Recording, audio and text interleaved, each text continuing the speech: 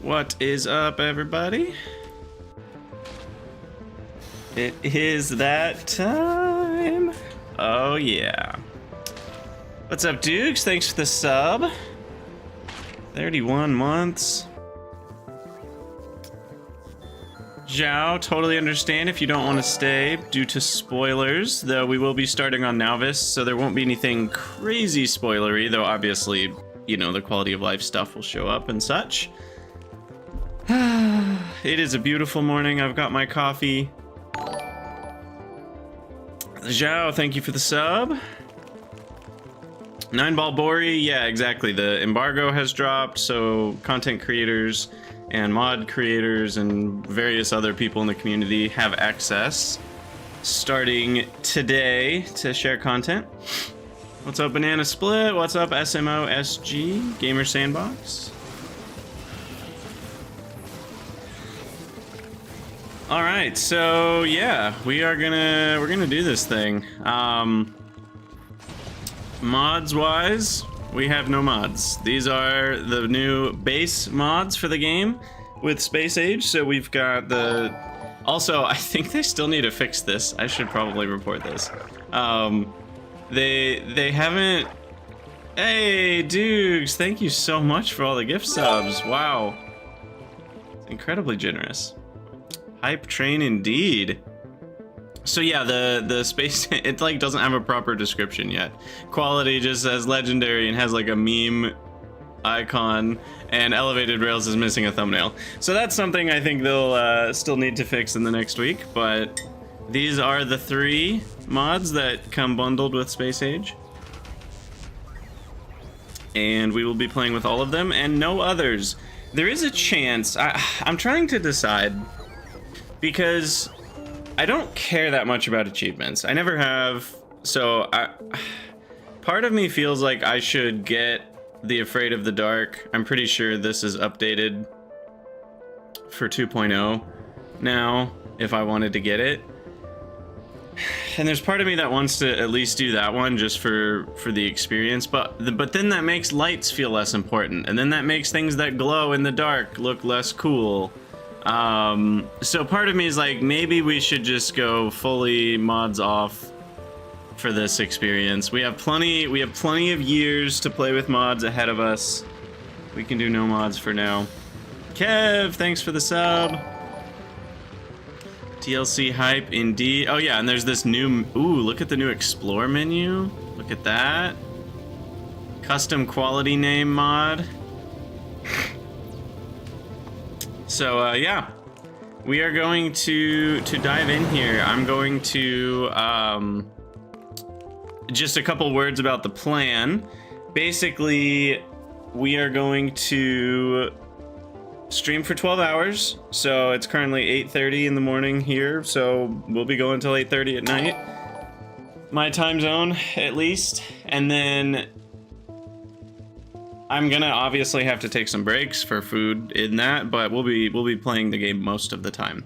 And throughout that time, we'll be recording segments for the YouTube series,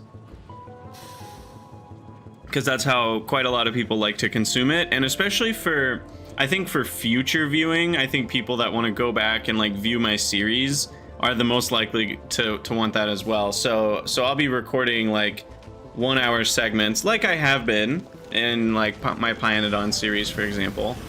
And so we'll be doing that as we go.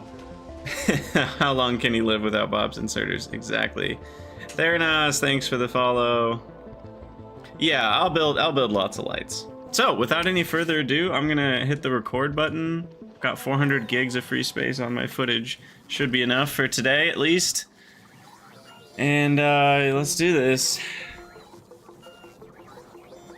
Hello everyone, Krydax here, and welcome to a very exciting video. We've been waiting for this video for years now. I am super excited to be playing Space Age today. The media embargo has dropped. It is October 14th, and we are going to be doing a completely fresh. I've played 0 of the game, and the only mods we have are the Space Age mods. So they're kind of not technically mods, even though they are quite literally technically mods. I'd say in effect they're not mods. So we are going to be playing Space Age, you know, unmodded experience, and we're going to be starting in with a single player game.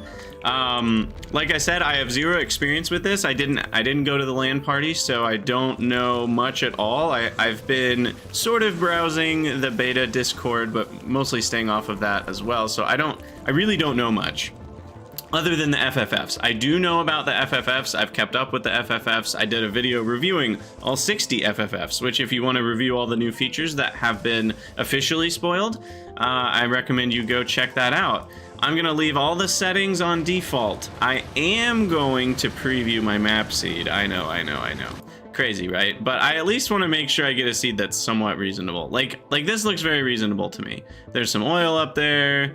There's some enemy. The enemies look very light, but that's me coming off of a death world. And we've got maybe too many trees. Nah, let's keep going. Oh, that's not the right. This button. This one's actually not bad. It's deserty, but there's not too many enemies.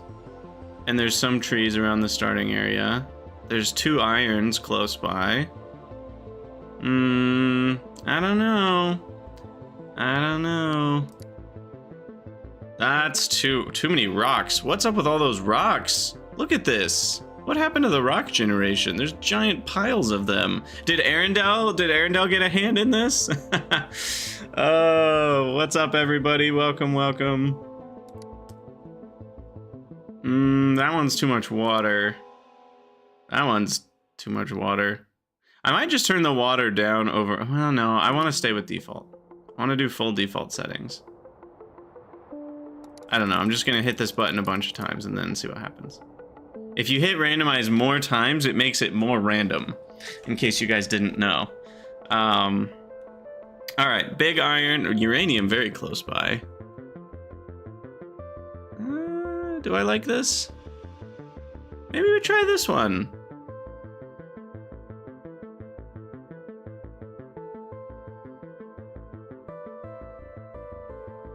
Why not? Why not? We're doing it.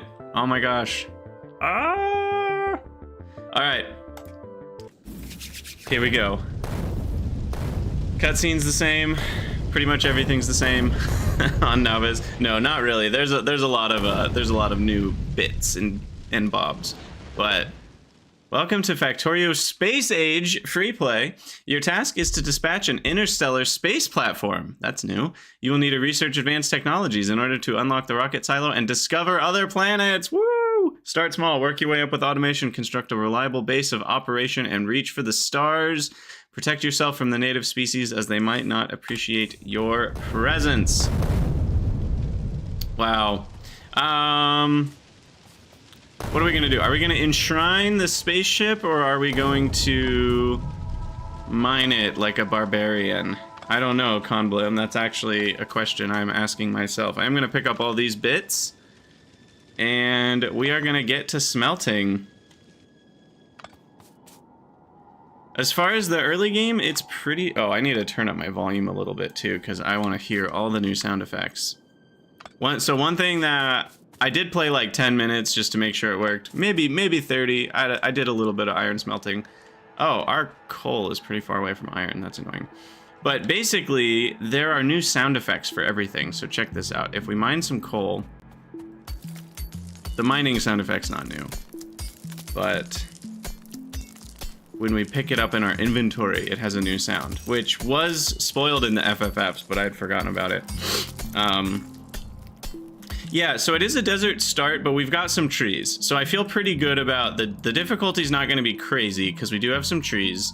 So there's not 0 pollution protection. But yeah, listen to this.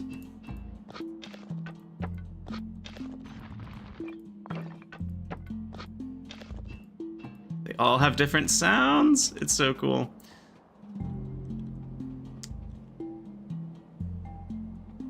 Yeah, snoopish, basically. No, I didn't play that long. I played long enough to like get to where I could start building steam power, and then I stopped.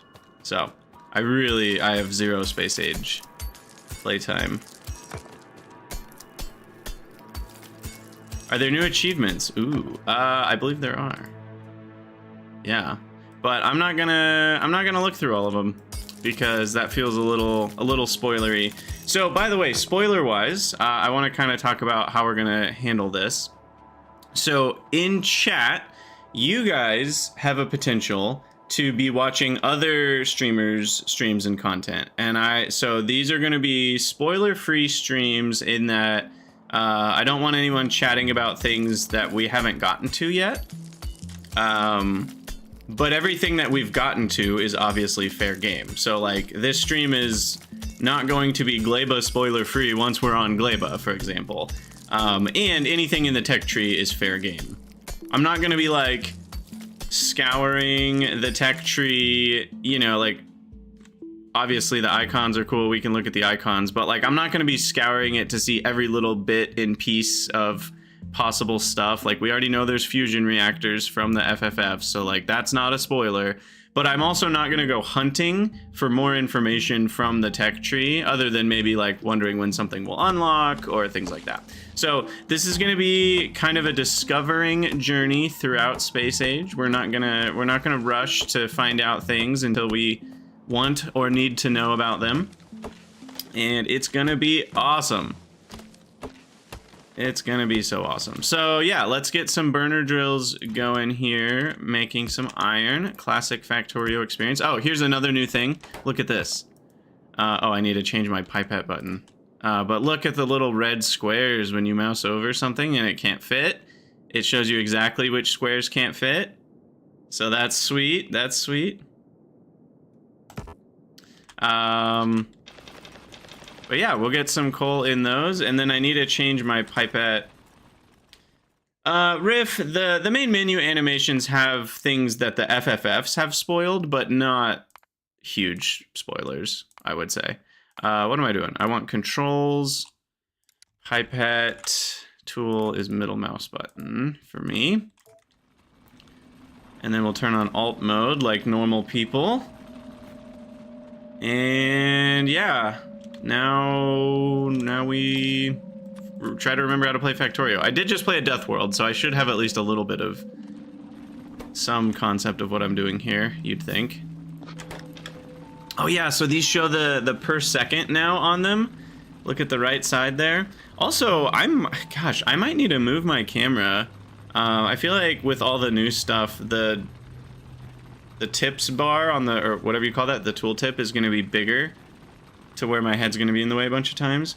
So like now which way do I lean to go out of the way? Is it this way?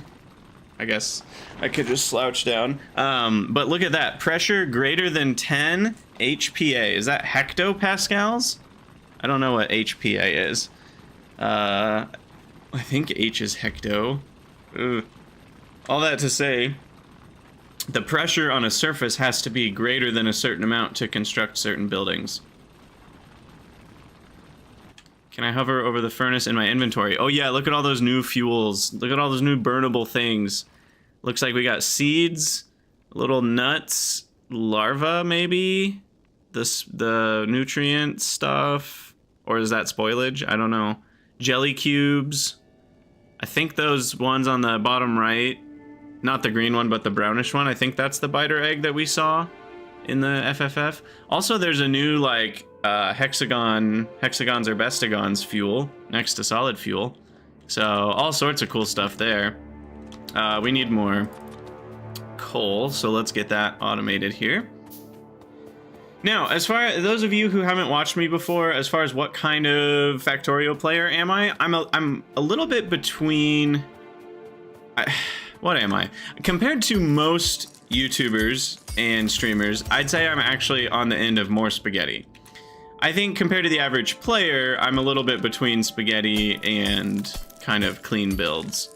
I'm not just pure chaos, but I definitely am willing to embrace the spaghetti. And for my Space Age playthrough, I will be willing to embrace the spaghetti. We're not going for city block mega base here.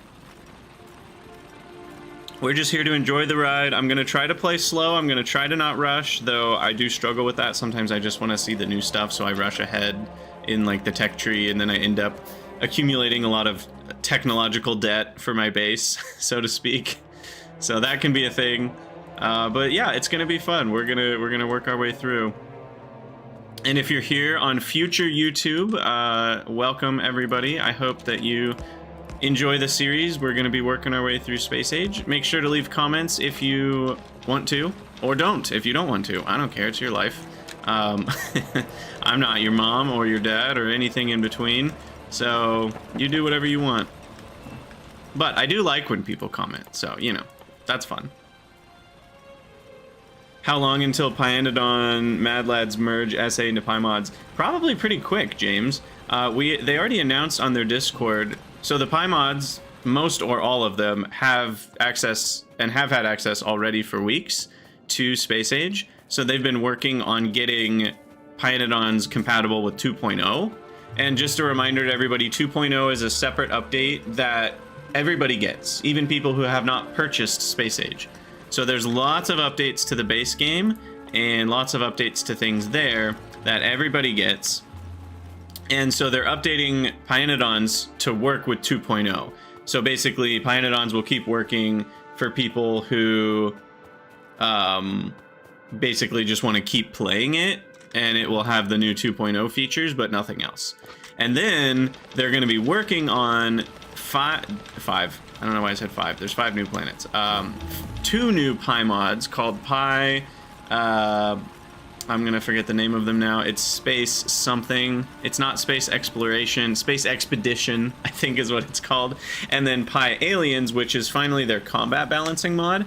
And those are both, I think, those are gonna come at the same time or very near to each other. And those are gonna bring Space Age to Pyanodons. Basically, that's going to finally merge the two. Now, they have said they're going to steamroll Space Age, as in, like, it's not like everything in Space Age will get wrapped into Pyanodons, but it'll be more like Stellar Expedition. Thank you. Yeah, it's shortened as PySax. Yes.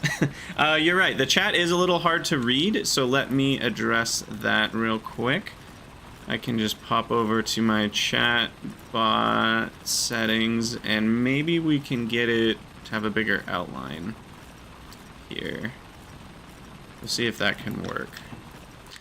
And then we're just collecting iron to make more burner drills, to make more coal and iron. You guys know the drill. The drill.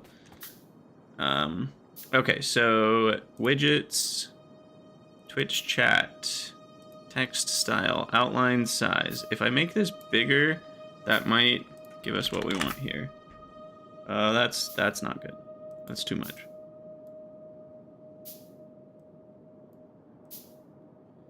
Actually, might need the font size to go up 1 notch. Ooh, that's a big difference. Those notches. Wait, maybe I make the font a little bolder. That seems a bit more visible. And I have to do the same for YouTube chat. Okay. Hopefully that helps. Thanks, Jace. Helps a lot. Oh gosh, guys. I'm so excited. So what is the first new thing that we're gonna get, I wonder? Because we're gonna be playing what will feel like vanilla Factorio for a bit here. But look at this. No, we're not. We're already getting new stuff. Trigger technologies. What's this? Ooh. Show only essential technologies? Look at that. It kind of like gives you the overall schema for getting through the game. That's cool. Like the science pack progression and everything. That's really neat. But yeah, so we also have the trigger technology. Oh, and that's new too, the science production tab. We read about that FFF on Saturday. But yeah, the trigger tech, I haven't done anything, right? I didn't research anything, but we got Steam researched because we had to craft 50 iron plates. So there are these new trigger techs that will research by doing something. So crafting a lab will unlock red packs, crafting copper gets us those things. So we probably should get copper started then. So let's do that over here. Can you reorder the researches in the research queue? I'm not sure. That's something we'll have to try out. I'm just gonna put a bunch in here and call it a day. Gosh, these new coal sounds are wigging me out. It's super weird. Can you queue trigger text? No. Well, it won't let me hit the start research on anything yet. Okay, no. This is researched by performing an action that the technology defines. So it basically says, don't even try it, you idiot. What are you doing? Okay. One thing I'm trying to get better at is not zooming in and out constantly, because I realize that can be less fun for people viewing. I've noticed that when I'm watching Factorio once in a while, so I'm trying to not like just... Because when I play, I just am always zooming in and out. As I travel, I zoom out, and then when I'm doing things, I zoom in, and it can be a little much. Oh, Factoriopedia, yes! Yes, Alt left click on anything. So if we want to look at iron plates, here's the iron plate Factoriopedia. You can see all the things it's used in, alternative recipes for making it, the recipe, rocket capacity, stack size. Wow, wow, wow, wow. Casting iron unlocked in the foundry. We need to craft tungsten carbide before we get foundries.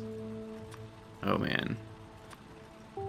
I think it will be a good replacement for I don't know about FNEI. It certainly will be a good replacement for recipe book, though depending on what functionalities are or aren't missing, Ryguard may or may not want to redo recipe book still. So we'll see. What's up, Lodro? Happy Space Day to you as well. I need to go mine some more rocks. Which, of course, it's nighttime. I can't see anything. Oh, yeah, there's a lot of rocks over here by the coal. Alright, so is it researched by the trigger, or is the tech enabled for research by the trigger? Conblem, it is researched by the trigger. You do not have to research the trigger techs.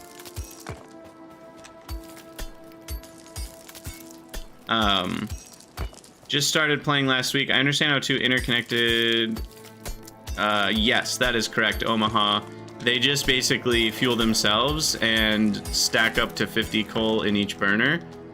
The real benefit to doing it is it just is a no muss, no fuss. You don't have to worry about them fueling. But the downside to doing it that way is that you only get up to 50 coal in each burner. So once they all have 50, they'll stop running. So that's why you need more. Well, you need more for faster coal per second too, but... Okay, so we'll craft a few more burners, and yeah, let's start working towards some steam power here. Let me just make sure these are all coaled up. I'll go to 8 coal burners. I'll put some coal on the hotbar here. Craft a few more stone furnaces. By the way, the reason I was mining those rocks down here and around here is they give you way more stone than, like, look, we get 22 stone from that, and that's way faster than mining stone, and it's even pretty competitive with using drills to mine stone in the beginning. Pinko, what's going on? This is actual Space Age. The embargo has dropped. We are able to play it, and we are playing it. Alright, let me make some chests. Actually, those go on 5 on my hotbar. And then we're gonna make an offshore pump, a boiler, and a steam engine. Get that done.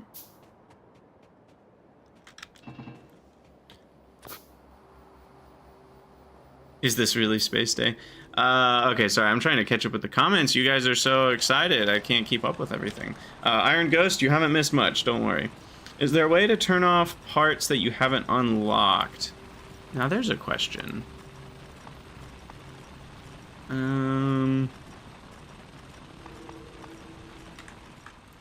Let's see.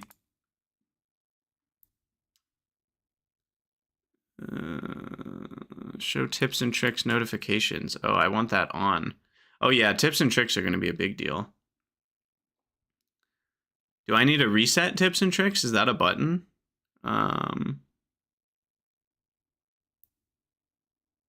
Show all items in selection lists is off. Show parameters in selection lists. Parameterized. Is it parameterized or parametrized? Is that a typo or is that correct? I'm actually not sure. But yeah, there's nothing in here that seems to be able to affect Factoriopedia. Other. Controls, not going to be in there. Graphics, probably not. Arachnophobia mode will not fully render their legs. The Mad Lads did it. They have an arachnophobia mode. I'm curious what that looks like.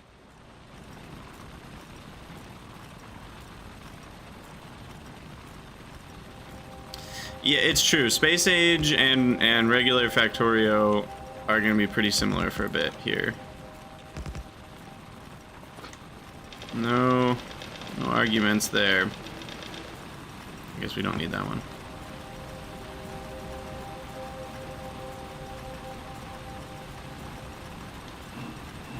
Alright, so we got plenty of iron. I can't get over those new sound effects for like the iron plates and stuff. It's so weird. I'm gonna craft a bunch of power poles, and we're gonna get power going here. I need some coal for that, though. And a chest, and a couple inserters. Look, I know lots of people like to use burner inserters to make sure they don't power spiral or whatever. You know, where's the fun in that? I ain't no coward. Electric inserters everywhere!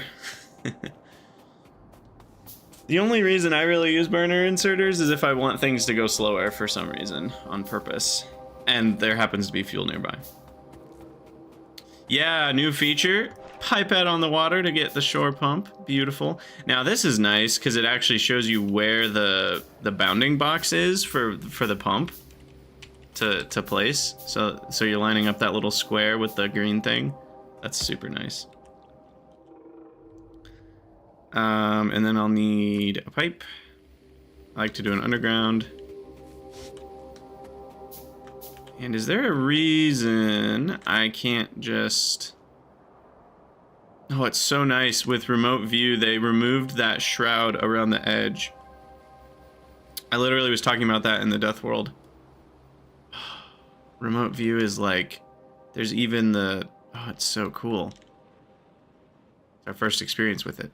Anyway, I was just thinking, is there a reason I shouldn't go straight down with my boilers? And I think, yeah, let's go west instead of down.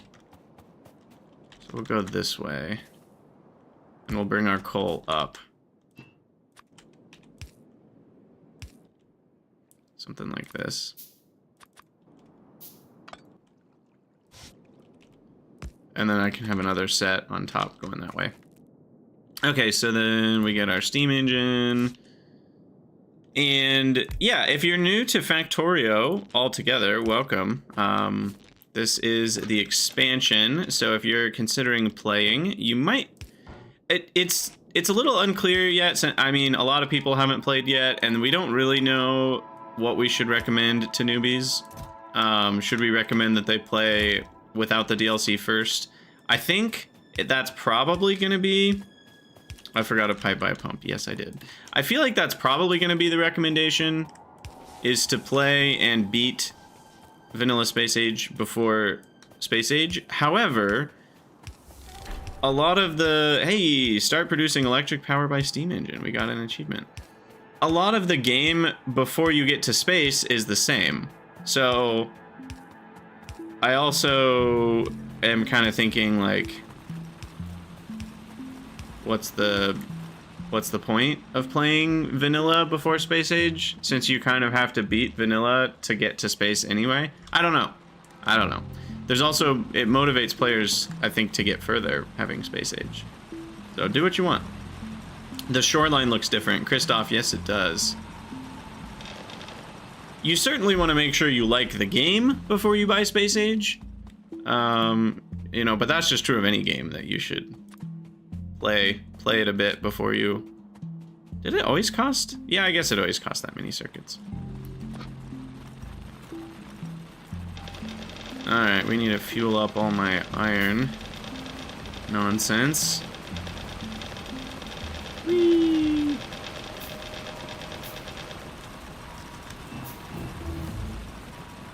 Alright. So, it's weird to hear the science research finishing when you didn't actually research something.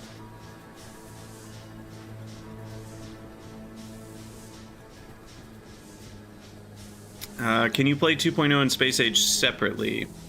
Two icons on your desktop starting the different games. No, they are the same game. Like on Steam, it's a DLC for the same game. So now, if you do install via a folder, like you downloaded from the Wooba website, you can purchase Factorio on the website, and I actually recommend you do that because then Steam doesn't get a cut. But then at that point, you end up with the Steam key anyway. So anyway, you could download two different versions. But as far as the Steam version, you'd have to disable the Space Age mod and re-enable it. Now you can do bat files that will switch out which mods are enabled, and you can launch the game via using those. That's kind of a little tricky. People on my Discord could help you out with that if you're interested in doing that. All right, Rayclaw, see you next time. Thanks for hanging out. Is Pipe Visualizer dead? Potentially, Zhao. I'm not exactly sure if it's fully replaced or not. We'll have to see. All right, let's get automating. That is episode 1, right? Episode 1's all about going from handcrafting to automation. So we'll get automation research. So I need 10 packs. We'll get the labs. I'm thinking we'll just kind of base out here in the middle. We'll give ourselves lots of room to start. You can also install through the website after buying it from Steam. Yeah.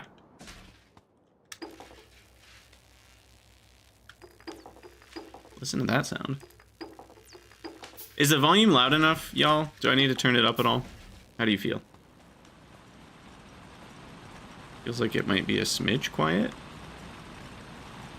I don't know. Yeah, I also bought Factorio before it was on Steam. Hipsters unite.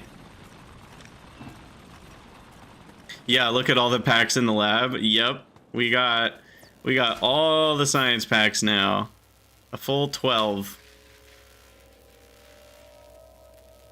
Oops, well, we just saw the name of the last one. There you go. Minor spoiler. Wow. Rocket capacity is 1,000. So it looks like they only... Interesting. All kinds of stuff.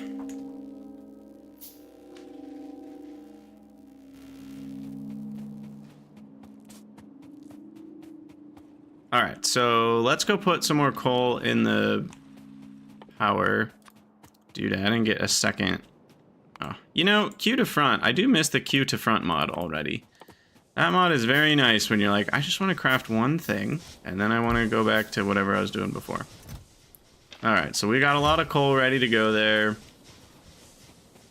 I shouldn't have to think about power for a bit. Ultimate Research Queue is the best. Yeah, I think there's some new features. Ooh, in queue research. Look at that fancy button. And look at this. You can rearrange researches. So that is nice. That is a thing now. That is a thing. So handy. Hey. So why is it showing? I'm so confused. If I already have some, how am I getting new ones?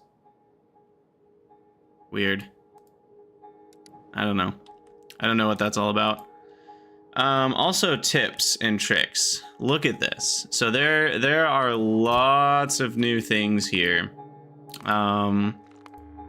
Rotating circuit network, belt lanes, splitters, inserters, burner inserter, transfer between labs, insertion limits. Let's kind of go through this and make sure there's nothing new. I don't think there should be anything new, other than maybe a quality of life feature here or there.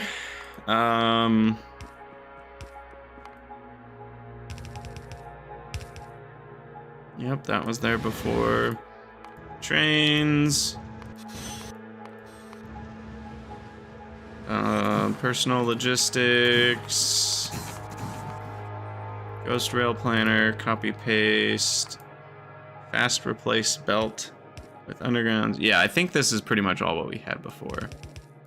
Okay, so now we'll have to keep an eye out for when that number increases on tips and tricks.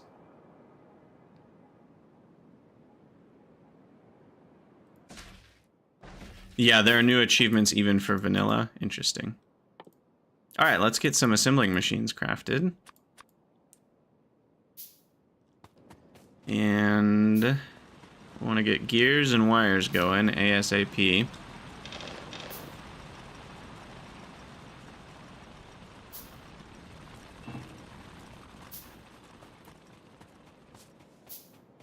Yeah, it does look pretty cool, SMO. The good news is you'll have it in just a week. A week has never felt so long, though, has it?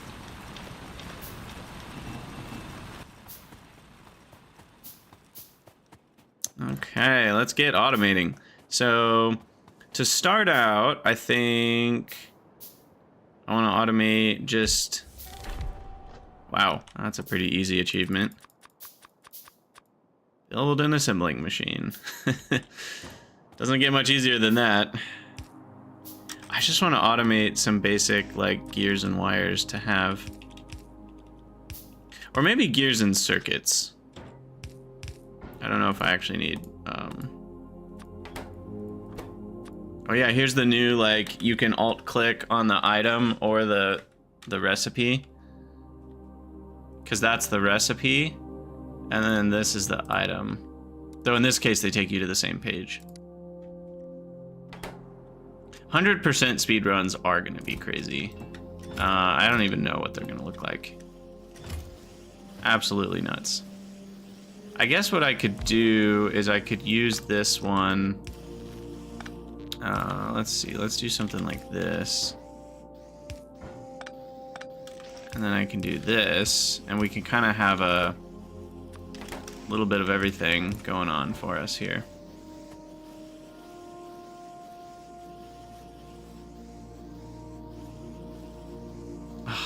Just look at it showing me the per second over there. That is so nice. That is so handy. I was saying on the FFF review that I just did, there is one downside to that. And I think the downside is that it causes newer players to put a too high of an emphasis on correct ratios and caring about per second numbers. And I think it will actually subtly, in ways that I don't even think players will notice, I think it will subtly disincentivize spaghetti. And it'll cause players to be like, oh, I'm making, or I need 15 copper wire a second. Well, that means I need more of these things. Whereas before, if those numbers hadn't been shown to them, they wouldn't have done that. Oh, green. You know, I knew I was doing something wrong, Aylor. So yeah, I think players are going to kind of, I don't know, care more than they previously would have about the rates of things because of that being shown, and I think that actually can be a downside for newer players. I think for the most part it's upside, and I'm glad that they added the feature, but I do think there's some downside to it.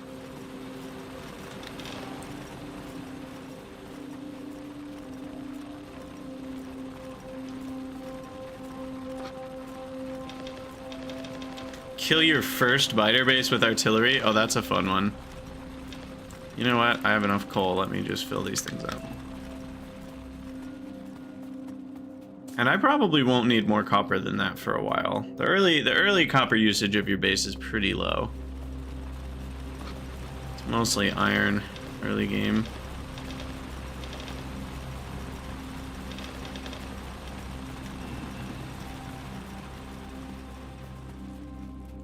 Yeah, and Conblem, that's why I think it's nice, is just being able to get rough estimates of numbers very quickly. Before was not possible, and now it is. So. Hey, thanks for the follow, No Fane. Alright, let's get our first... I'm just gonna preemptively build it on belts, just so that way we don't have to worry about that later. I'm kind of future-proofing this a little bit. Hey everybody, thanks for the follow. Welcome. Everybody new to Crydania. Grab gears, grab some cables, and some more labs going. Alright, now I am gonna want this to handle eventually more stuff, so I'll just build the one side for now, because otherwise... Yeah, the pack icon living all the way on the left of the building looks really funny. Which obviously is there because there's going to be 14 more packs next to it. Not literally 14, just 11, but that's still a lot. So, get this going, and then I think I'll build a separate... little science build here. And these both need gears and plates. Okay, so I have an idea here. Let's do something like that. Ooh, there's the new ghost blueprints. Or the ghost entities. They're like wiggly and wavy. Hey, thanks for the sub, Enoch. Alright, so you're gonna be gears. That'll be copper, and I guess iron will have to go down here. And I need some more inserters.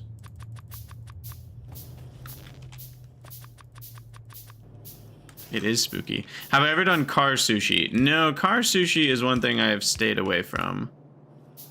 I guess I can just put the copper in there as well.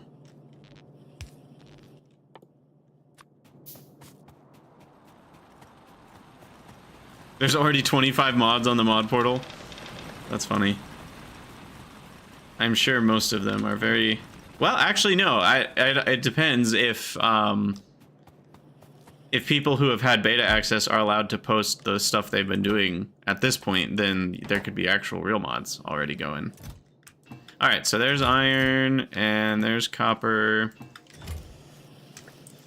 And then there is that science ready to go.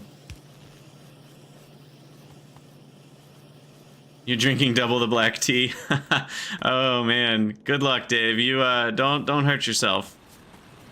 There's always the VOD. Although, with me streaming 12 hours today and 12 hours tomorrow, there's no time to catch up on the VOD. It's okay. You won't miss much. Alright, just making sure we got enough coal power. Ooh, this is it's a bigger window for sure. I guess it's not new. It looks slightly updated, but I don't think anything's new about it, right?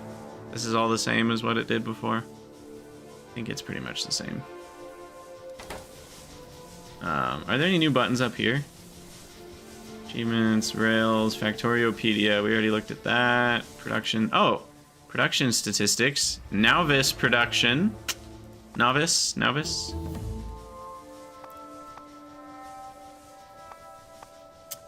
Pollution. By the way, how are we doing on pollution? There are biters here. Thankfully, there are some trees before that little base there. But I probably should craft a few magazines here. Oh, and you don't have to research turrets anymore. I never researched turrets, and I have them. Ooh, good point, Alar, good point. Does the blueprint menu look any different? Do you mean blueprint books? Like this menu?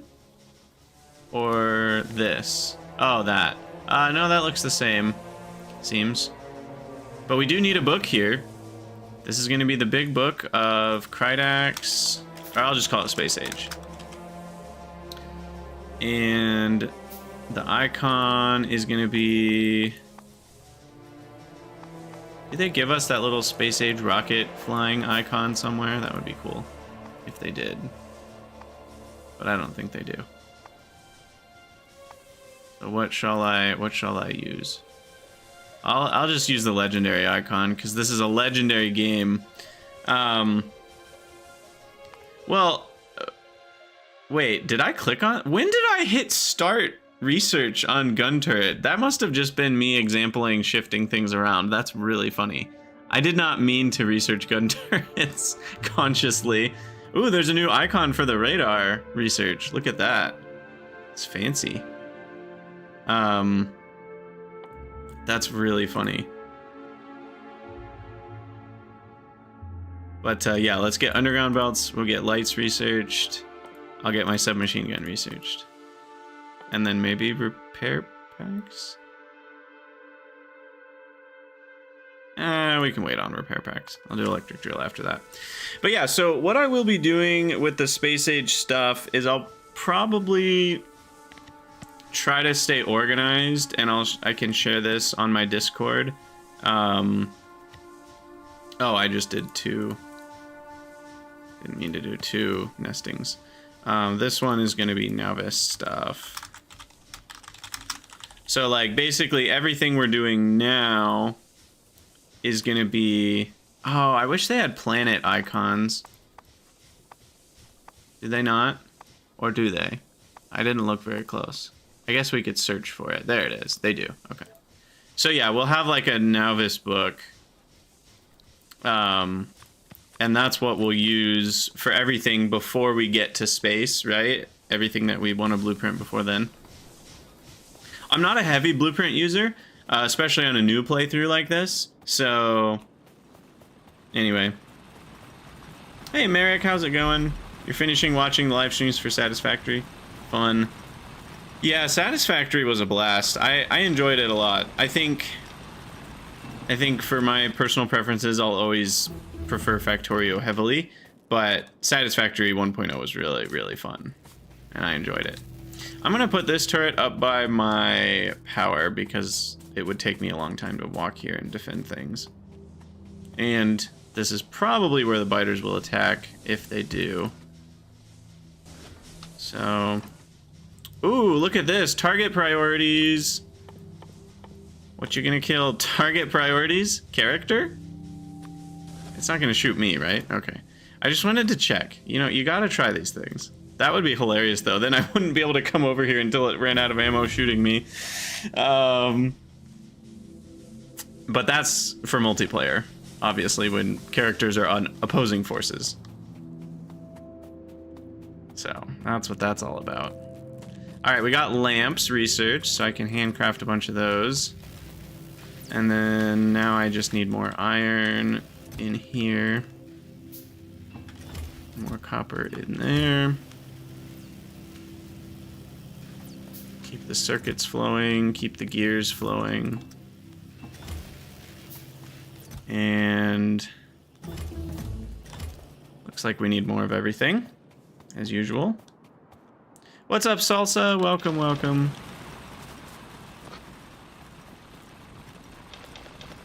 You have arrived.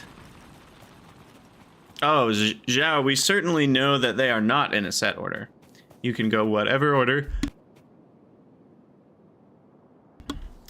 you want. Whatever order you want, to your heart's content. Well, no, I take that back. You do have to do the 3 before you can do Aquilo. So there's sort of whatever order you want. 2, 3, and 4 are whatever order. And then past that, you have to follow. You have to do all 3, and then you can go to the final one. Which I think makes a lot of sense for them to do it that way. Because otherwise it would be a little weird if there were just 4 other planets that you could go to in any order. Then I think not only would that increase the permutations by even more that they'd have to balance against each other, but then none of the planets would feel more special than any of the other ones, and they'd all feel equally kind of not special. So yeah, exactly, Aloy, it's not the first time a game has done something like that. So, you know, you give the player a lot of choice in the mid game, but then you funnel them back together for the end game. That's a pretty standard thing.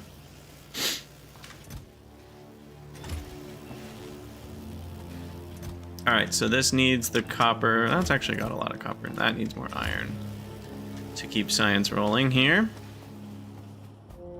And we'll make it some semblance of a mall sometime soon, but what I think we will see a lot of is additional planet mods pretty early, because that's an easy way to add content to Space Age without having to rebalance or overhaul anything, right? You can add a new planet that's somewhere else that does something new, and you don't have to do anything else.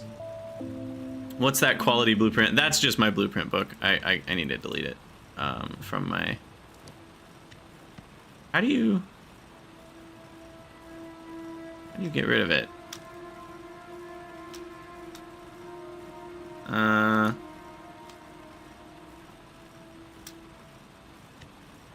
Pick it up and hit delete. Actually don't know how to do this. And that doesn't delete it, right? No, that does delete it.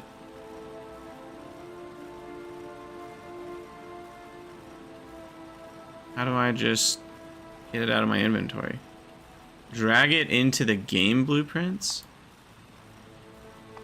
No, I want to drag it into my blueprints. Okay, there we go. Thank you.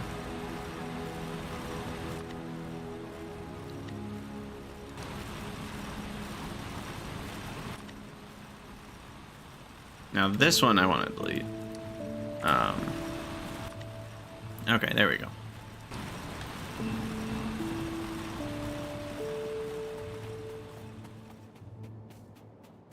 Pyanodons is... You know, I hope they don't add 1 million planets. I don't know if that's good game design. I don't technically know it's bad game design either, but I certainly question if it's good game design to just add 1 million planets. Because there are good exhaustions and there are bad exhaustions, and Pyanodons definitely toes the line on all of them, but I do think Pyanodons could go... oh, that's a cool symbol. Look at that. The, like, I'm out of ore now symbol. That's cool.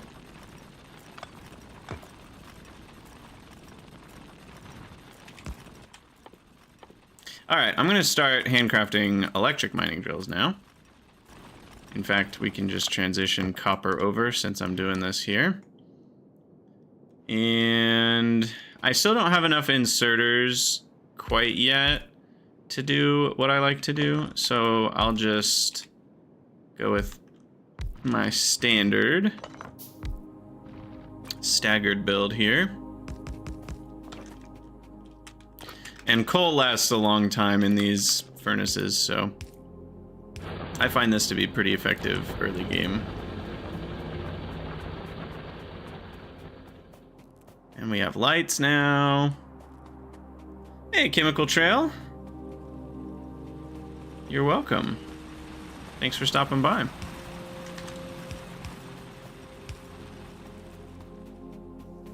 A bunch of planets worked great for Starfield. Sad face. Oh, let's not talk about Starfield. What a sad game. What a sad flippin' game. I was so hyped for it because it had so much promise. And honestly, it was fun. Like it was fun, but then it just was empty.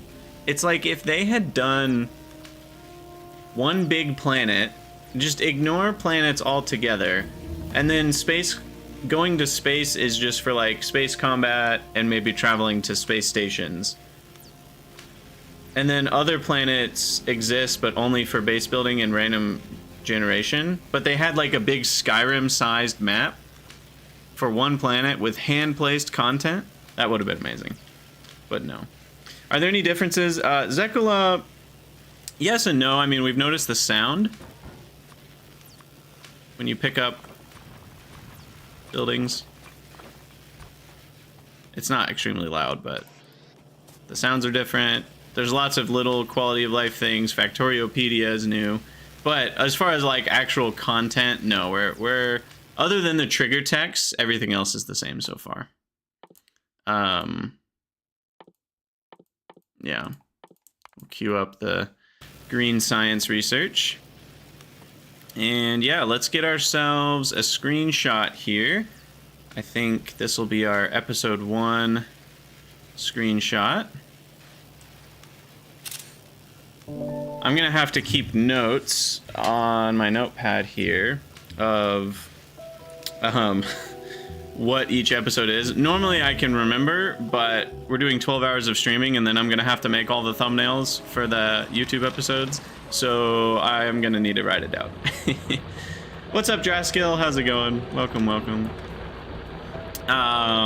When does quality come into play? I believe somewhere after we get modules here.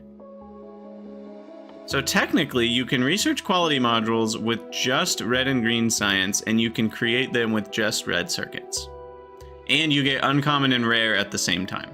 So pretty early.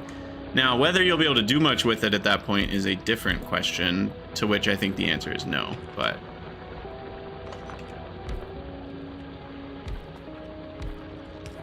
Alright, I'm going to get some stone smelting going because B. Jonas cheated a little bit and did in-game redemption on the last stream. So I gotta get some stone brick, start making names. Yeah, Alor, you do start with less unlocked, but some of it is trigger tech. So I'm not actually sure. Someone would have to do a one-to-one comparison on whether you actually... It also looks like they rebalanced the costs. Was Green Science 75 packs before? I'm not sure if all of these costs are the same or not as they were before. Like the ones that I've done.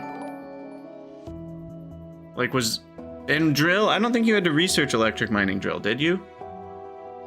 Wasn't that just part of the electronics research before? Interesting. I didn't play vanilla, you know, enough to memorize the early game text, that's for sure.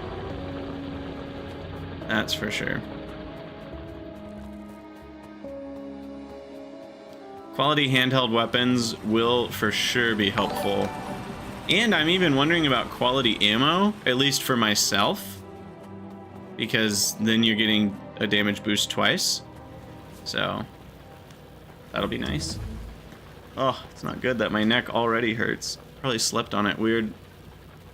Gonna have to do lots of stretching this stream.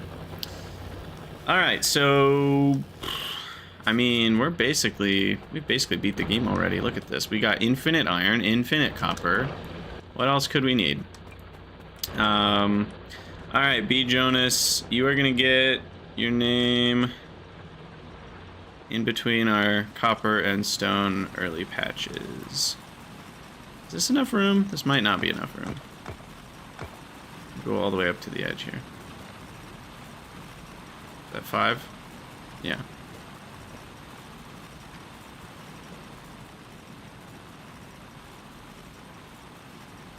Beep, beep, beep. Uh-oh. I feel like we're gonna run out of space.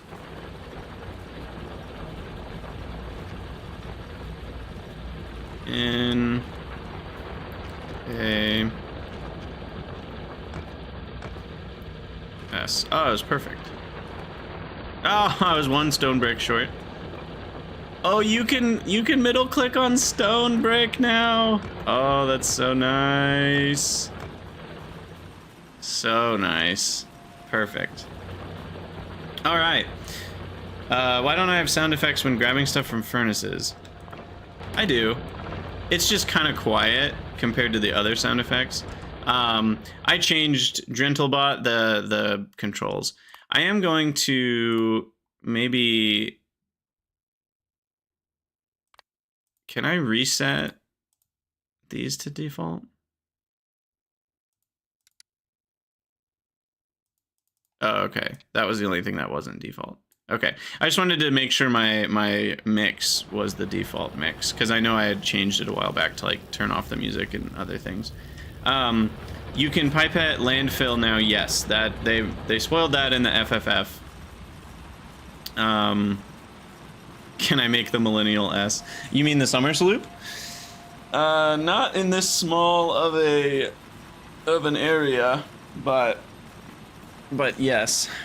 Okay, so I think we'll call that the end of the first episode for YouTube. For those of you new to the Krydax process, I'm not done streaming. We're doing a 12-hour stream today, but I do my intro and outro so to make like the recording for the YouTube series. So stick around. I'm only going to be, the outro only lasts about 20 seconds, so don't you worry. But for those of you on YouTube, leave a comment below. Let me know what you guys think about Space Age. It's pretty exciting stuff, and I'll see you all in the next one. Oh, and I guess I should probably announce my socials, because you might be new to the channel, so I'll at least do that in the first episode before we're done. So you can join the Discord, the Crydania Discord. A lot of people hang out there. It's really great. I highly recommend it if you're interested in hanging out with some of these fun people that are here. And if you'd like to support me on Patreon, helping me make these videos and others like blueprint and tips and tricks videos and such, then head over to patreon.com/Krydax. And other than that, you can obviously follow on Twitch or subscribe on YouTube and all that stuff, but you already know that. And leave a comment if you want to. Other than that, I hope to see you guys soon in the next episode.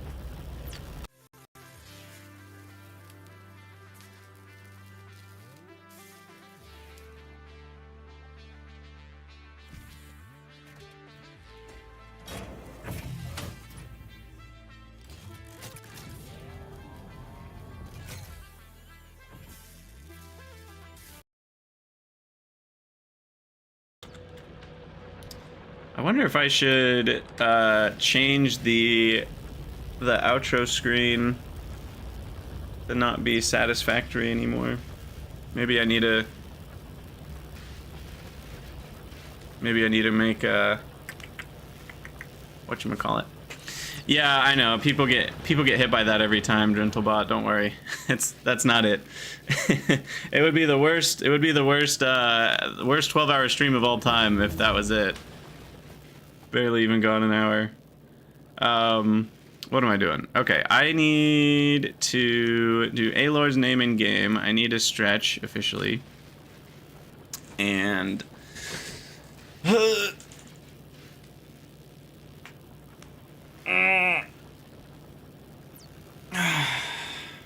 yeah, my neck is killing me. I don't know why.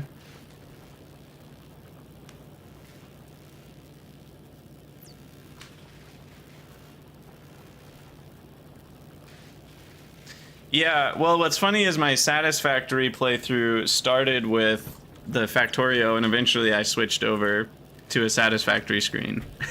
And now I need to switch back over to a Factorio screen. I need a cool Space Age screen, though, I feel like, for my outro. Alright, Alor, where are we putting you? Where are we putting you? Maybe up here, kind of towards the new base? New beginnings? Is that 5?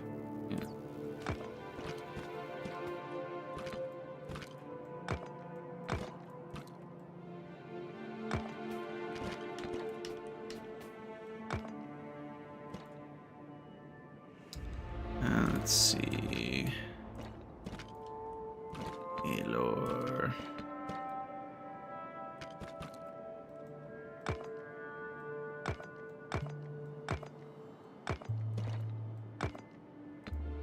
There we go. You can't, Dave, because there's a cooldown on it, because I thought ahead, but yeah. Thought ahead on that one.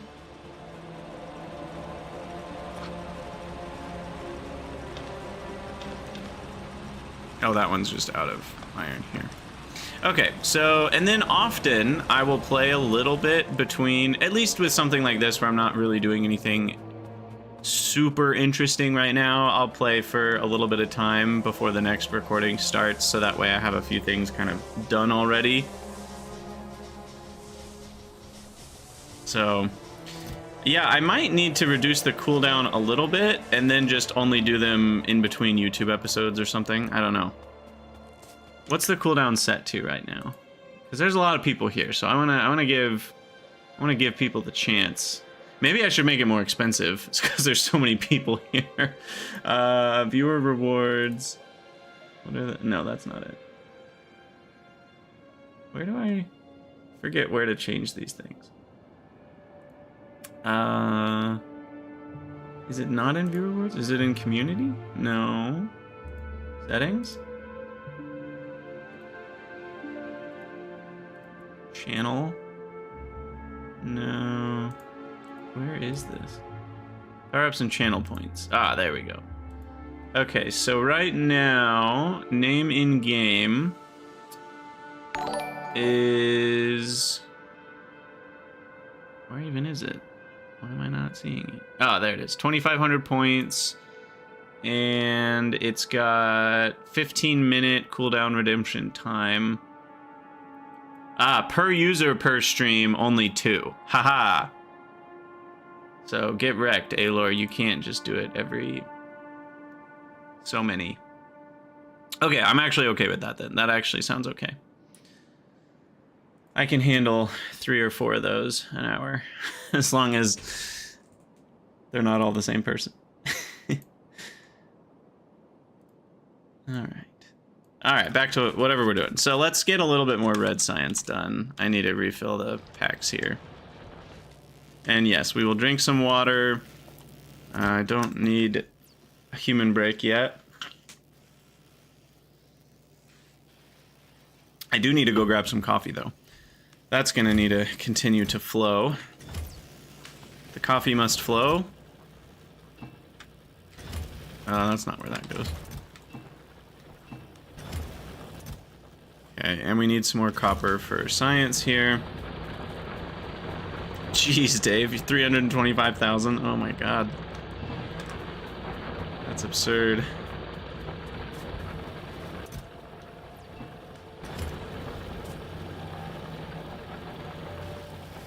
It's a good question, Banana Split. I haven't decided yet. I think I'm gonna wait until basically we're ready to go somewhere.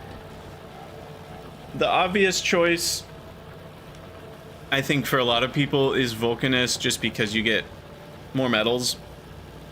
And I mean, everybody knows you need iron and gears and copper plates and steel, so going to Vulcanus where you improve that process and you get a big mining drill, so mining is better. I feel like a lot of people will go to Vulcanus first. I think that will be the most popular. I'd be surprised if it's not the most popular. However, that actually makes me want to go there less, because I'm a dirty hipster and I don't want to follow the crowd. And then on top of that, I think Fulgora has some pretty sweet stuff going on. And there's a weird off chance I go to Gleba first. But even with all this stuff they spoiled about biter captivity in the biolab, I'm still not sure. Like, yeah, it doubles all your research output, but at least with the way vanilla was before, you didn't need that many packs anyway, and even just doing 1 science per second was always more than enough for the whole game. So I feel like doubling your productivity on research isn't actually that big of a boost to get first. It is a very good reward, especially later game, but is it actually a reward that you want to rush, like in Space Age? Maybe not. So I don't know, we'll see. Hey, Sumerian Hydra, how's it going? Welcome, welcome. Are you streaming today as well? The Space Age goodness? But yeah, one reason Fulgora is cool is because you get the recycler, and then you can make your quality loops, and then that's very fun. Yeah, I mean, Dave's got a point. Dave's got a point there. Alright, let's make some more inserters here. Let's make some belts. I should probably automate belts. So let me make some more assembling machines here. You might be streaming in a few hours. Currently you're on the bus home. Nice. Nice, nice, nice. Alright, I have Enough coal. Let me go check on my power. And while we're there, we'll add another little steam engine setup.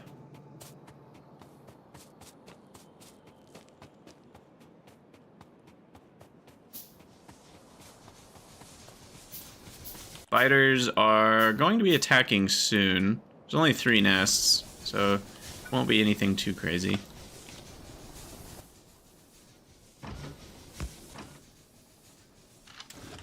But while I'm thinking about it, I'll craft a few more magazines and get my submachine gun there.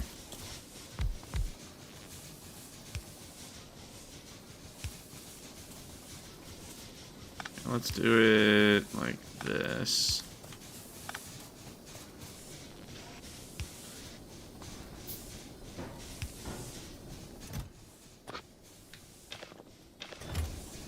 $348, $439.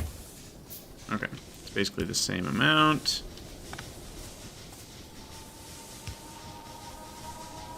Cool.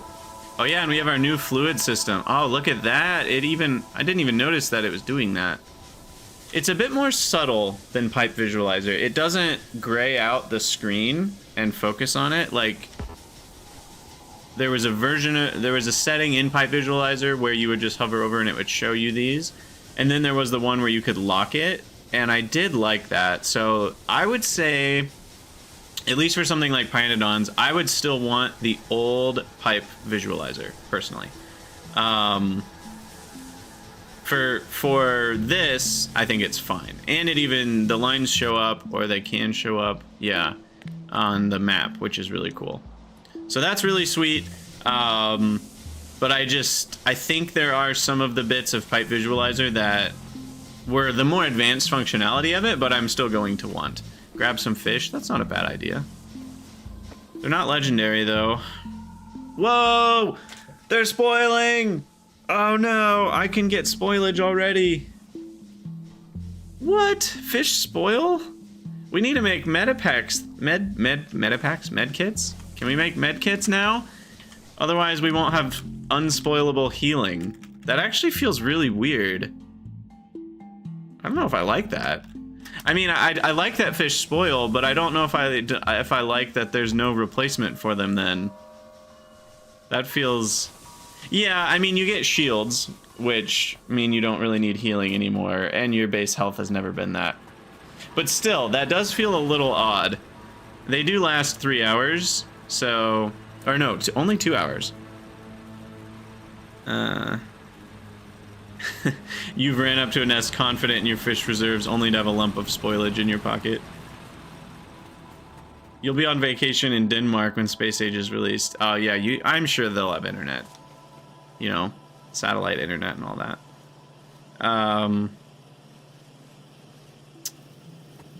Anyway.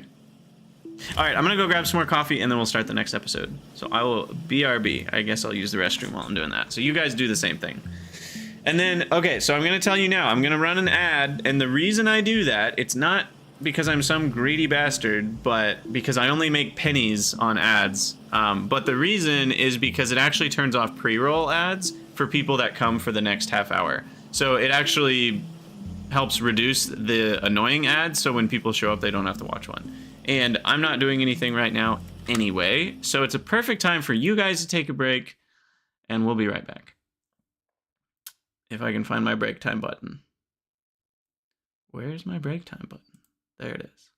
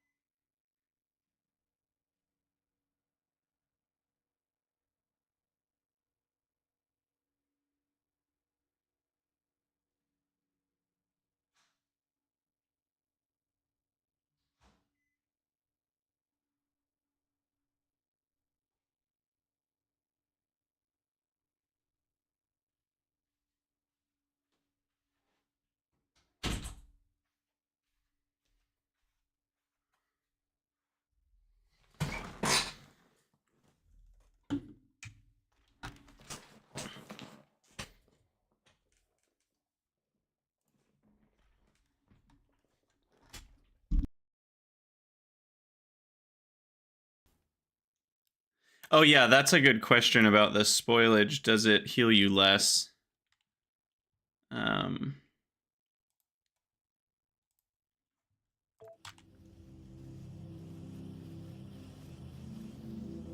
It doesn't seem like it, because it just says it heals 80 physical.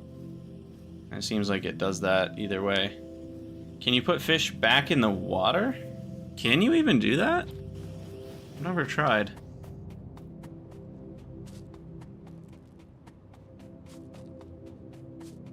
Asking the real questions. No. Oh yeah, no, you can. Wait, no. That one just spawned right there. Never mind. No, you can't. You cannot.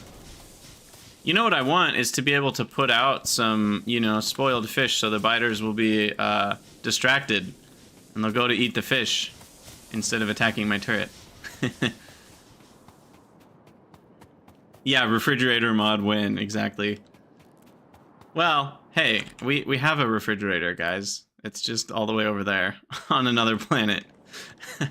I'm sorry, Mario, your refrigerator is on another planet.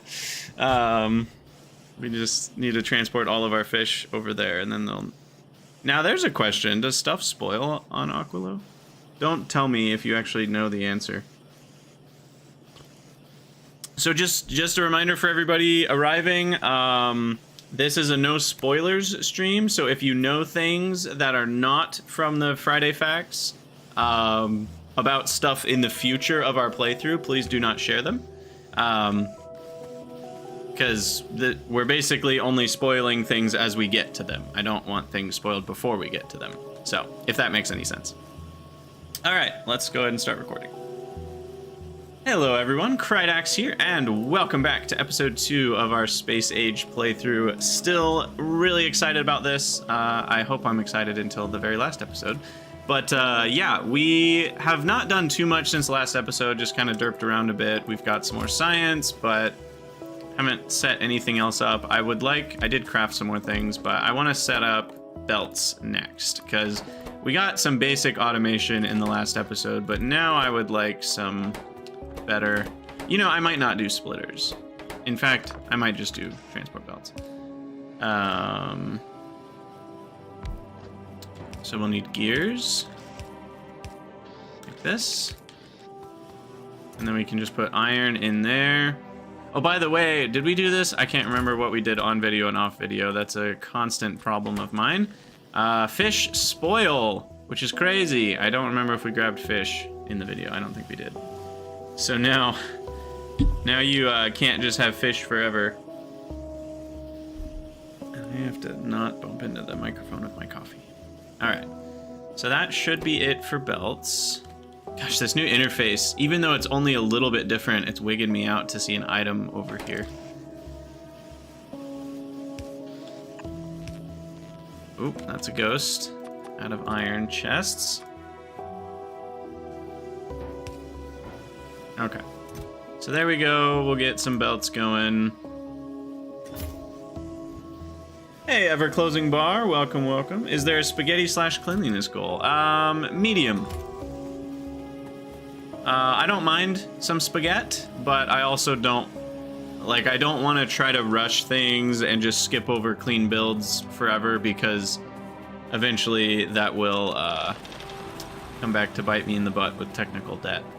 Especially because Space Age is a much longer... Do I need that? I don't need that much brick. What am I doing? Space Age is a much longer ordeal than...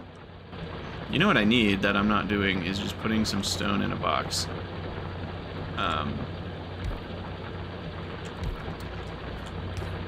Yeah, so because the Space Age playthrough is going to be a lot longer, I want to make sure to not go full spaghetti, because I think once you go full spaghetti, it can be hard to undo it. So we will not do that. Okay, so that will accumulate plenty of stone for me, so we can make more stone furnaces. I'm thinking we'll make smelting stacks in this episode. I will go for a full yellow belt, because then that's easy to transition to a full red belt with steel furnaces. Also notice the crafting speed of 1 has that little diamond pip, and that means that we're going to be able to improve the crafting speed of these with quality, which is awesome. So, yeah, very excited about quality. There's still parts of me that are apprehensive about it. For, you know, there were many valid questions and concerns about quality when they announced it, and I think a lot of the questions people had are valid, and I'm curious how things will play out and feel. Overall, I think it's going to be good given the response from other people that we've heard who have played with it, but I still am eager to play with it myself. Okay, so as far as red pack only, this is pretty much it. I might as well do damage and attack speed because we have enough packs for that. But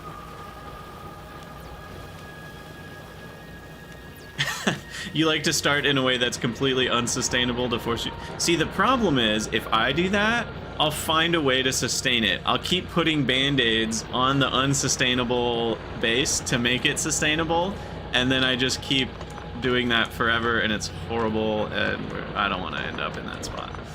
So I need to be careful with that. I need to be very careful. Alright, so let's actually do this mining thing the right way here. And we're going to craft a lot more of these drills. I actually ran out of plates. Yeah, legendary wooden poles. That's certainly a vibe. Soon we will replace this iron smelting, but don't quite need to. Oh, I also realized we should cap the gears that this makes. And then some more iron for belts. That is iron for gears and for circuits. And this is iron for science. But we already have a crap ton, actually. So I think we're good on all of that.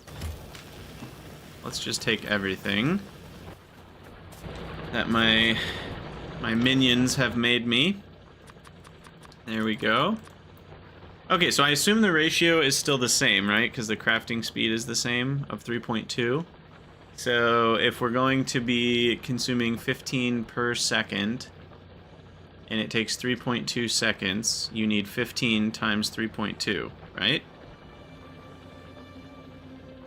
So that turns out to be exactly 48. So yeah, that's the same. I still need a crap ton of these.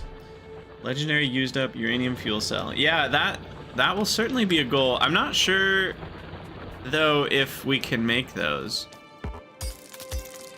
I don't know if those will have quality. Like, if you make a legendary fuel cell, will it just spoil into a regular fuel cell? Or a regular used up fuel cell?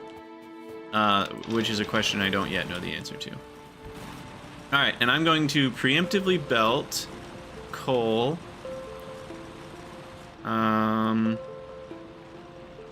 Let's see. How do I want to do this? So Nauvis is going to have sciences. There will be more there.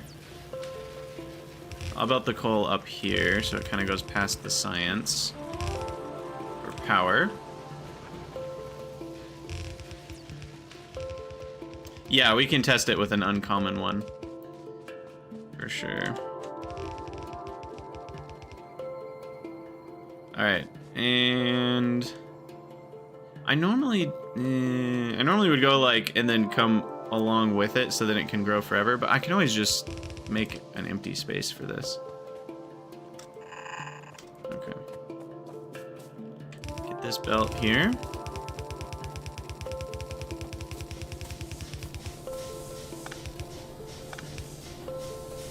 And then fill those with 50 coal. Hopefully that lasts long enough. Yeah, the new blueprints look really cool, and they're much more visible.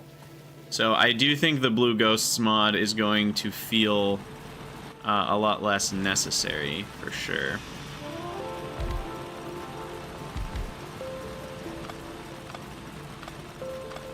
Alright, let's get some real coal mining going.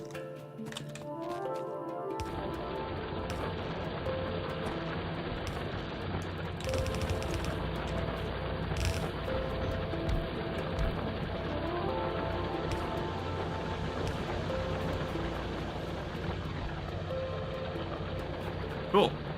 Okay, so we got stone, we got coal. That should be plenty of coal, right? These mine 2 per second. A coal is 4 megajoules still, so that's 8.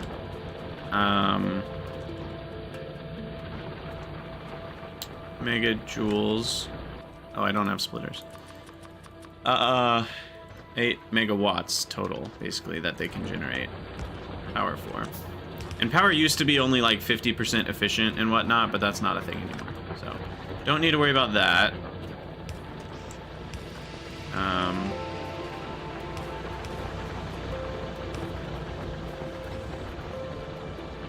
Let's see here. Got red science, 102 backed up, so we should probably craft some more labs.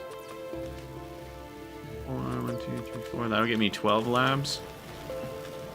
And then some more belts, so we can get coal over to...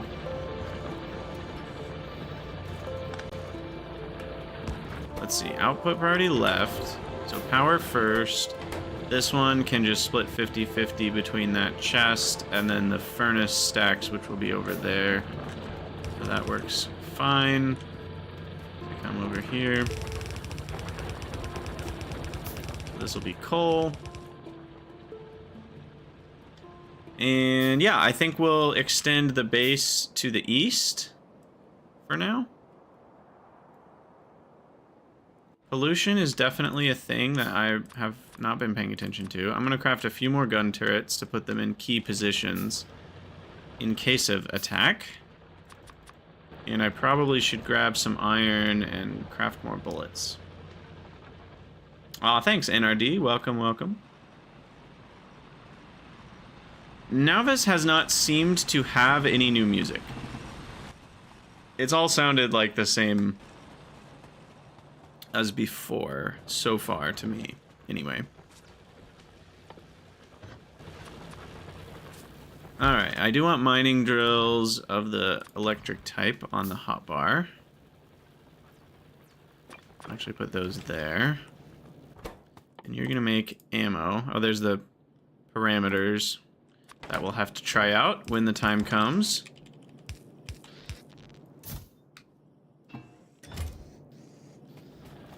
Alright, so we'll make some bullets with that. And then, yeah, gun turrets are most likely to be needed on the mining hatches.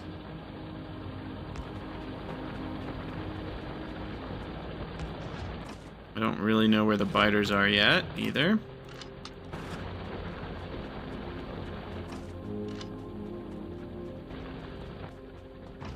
But as of now, that is still not receiving any pollution, but it will be soon. We're going over the trees now. And I could build a radar, so why don't we do that? To start scanning the world. We'll build one in this corner of the base, down here. And then I'll build another one in the northeast. Oh yeah, thank you. I need to switch weapons there. And then we will get rid of the pistol in a ceremony.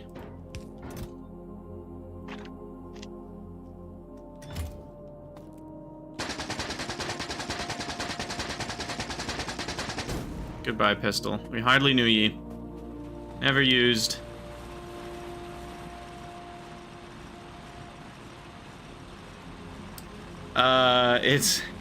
It's out, but it's not out. It's kind of sad for the public, but yeah, the media access keys are live. So, how bitey is the map? Not very bitey. I'm on normal settings, and at least in our starting revealed area, we've only got 3 nests, but there might be some more lurking nearby. We'll see. We'll get another radar up here.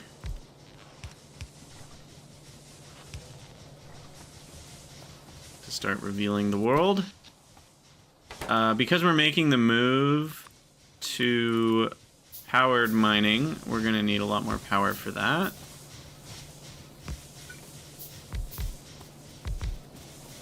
Get these set up.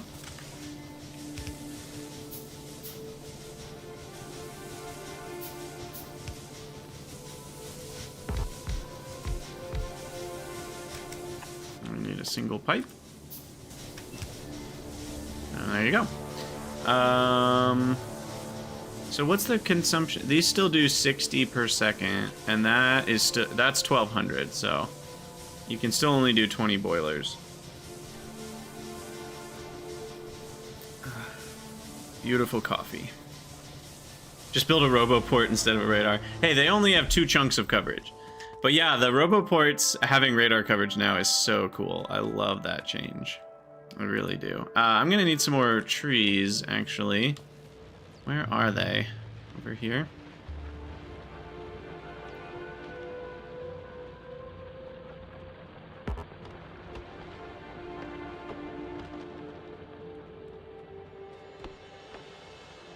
$200 water is nerfed? Water is nerfed. What?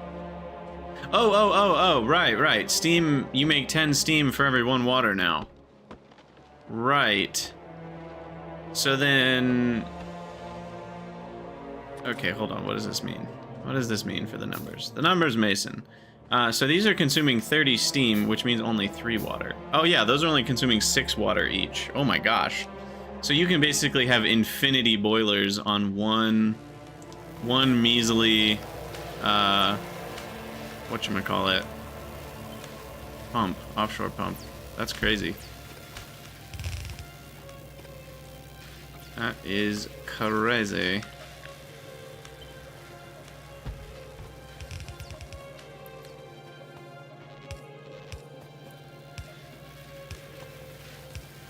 Okay, so I do still have a complaint. That Ghost... I think they're technically different now, but the Ghost power network that isn't built yet is still very much visually feeling the same as the non-Ghost network, and that just makes it really hard to see where power actually is, and where power is planned to be but isn't yet, when you're working with a lot of Ghosts. Hey, no. That's the wrong spot. Okay, so there's 12 science places. 200 equals infinity. It sure does. You know, it's a convenient thing.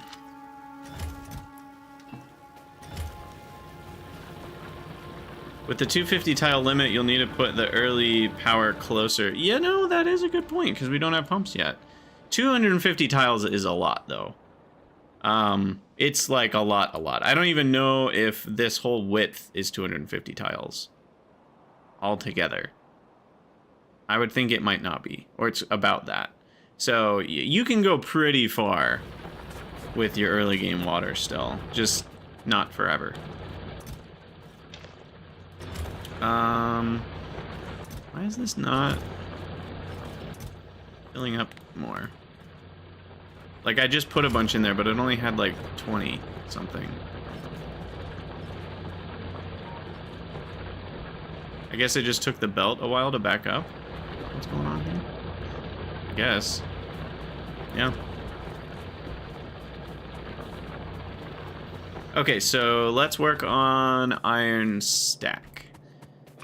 So, we have 2 options here with our iron smelting stack. There's far more than 2 ways to do this, but we could bring the iron and coal from the outside and then make a belt of iron on the inside, or we bring the iron and coal on the inside and we make a belt on the outside of iron plates. Now, productivity, there are productivity researches now, but that's for steel. Low density structure, blue chips, plastic. It doesn't look like there's one for iron. So what that means is we're not just gonna randomly have like 10% iron productivity. And that means I'm not gonna so what I'm trying to say here is, at least with stone and steel furnaces, we're always going to have 1-to-1 iron ore to iron plates. So it doesn't really matter if we go in to out or out to in. Because either way, we're going to have a full belt. So I think I will go with... Also, I'm trying to remember. Thanks for the follow, everybody. Welcome, welcome. Can we do... I don't need medium poles, do I? We can do this version just fine, right? I need long inserters, which I have not started making.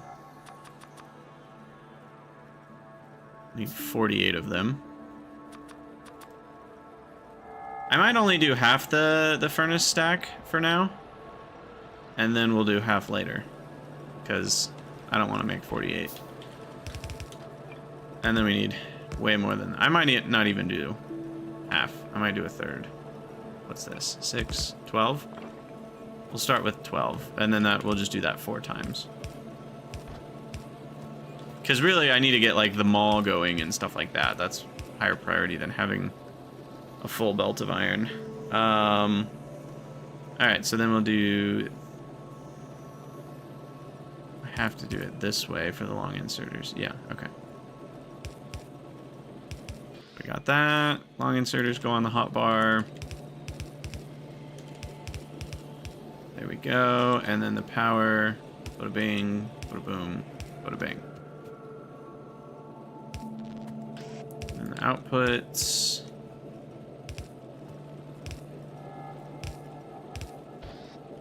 Perfect. Okay. So then I will just make sure to not build anything in this region. We'll bring the coal up.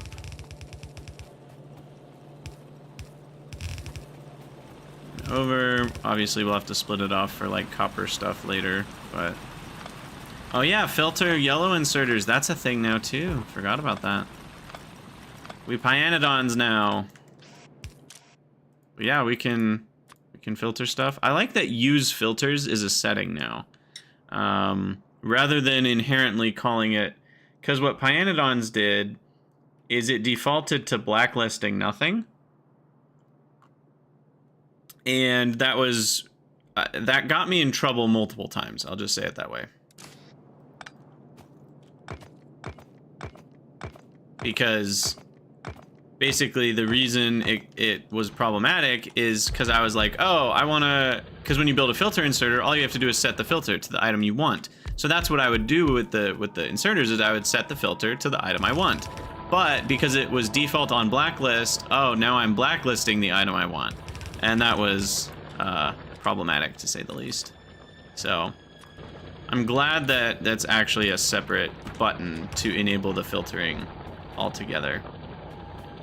It is more clicking, but most of the time with inserter filtering, you're doing a lot of copy settings and whatnot, so I think it'll be okay.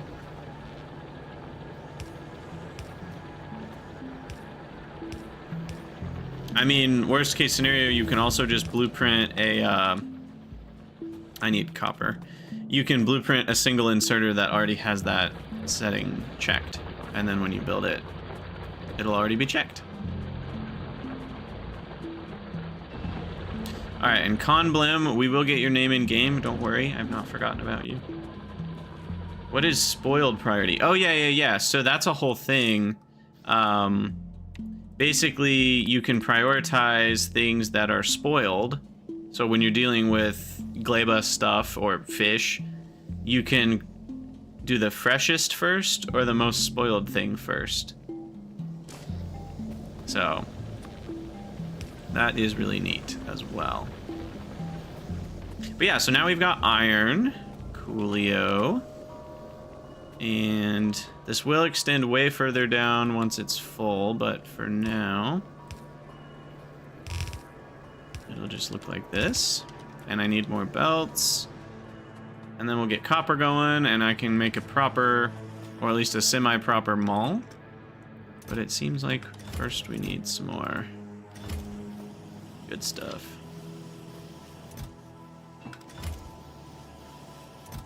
And I seem to have run out of iron for belts. And I've run out of copper. That's not where that goes. Copper for science. Okay. Yeah, exactly, Aloy. Like, Pionodons had to do it that way because there wasn't another way to do it. But the new version is certainly, I think, better. Alright, now let's put some iron in a chest. I should probably have a slightly less greedy solution. I'm completely out of inserters because we're completely out of all sorts of stuff.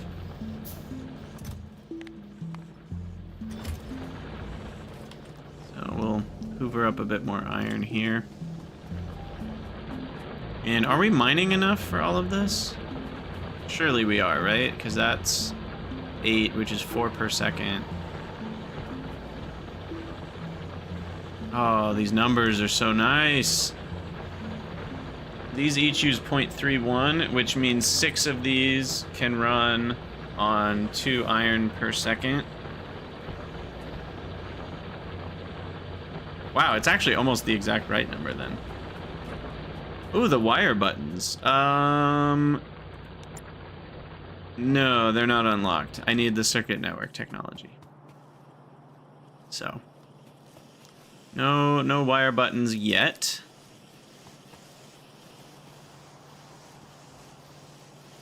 Hey, Sauron. Yeah, thanks.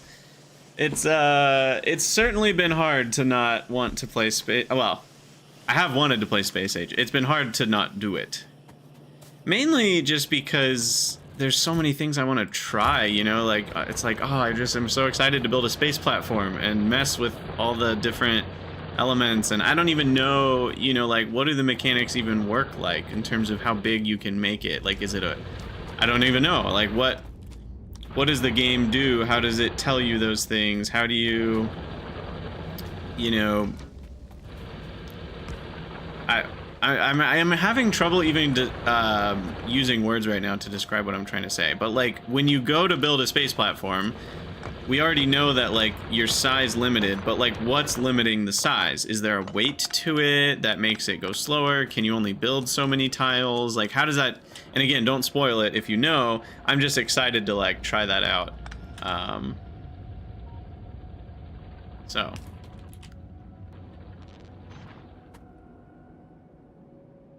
Wait, why is that unfortunate, Dave? I'm confused why that's unfortunate. Were you imagining you could just circuit connect things from the beginning of the game? I'm confused what your concern is. And I also... What am I doing here? I need belts. That's what the problem is. Hopefully that's enough. Might not be. Because I want to put my smelting stacks next to each other. So we'll probably put the copper one over here.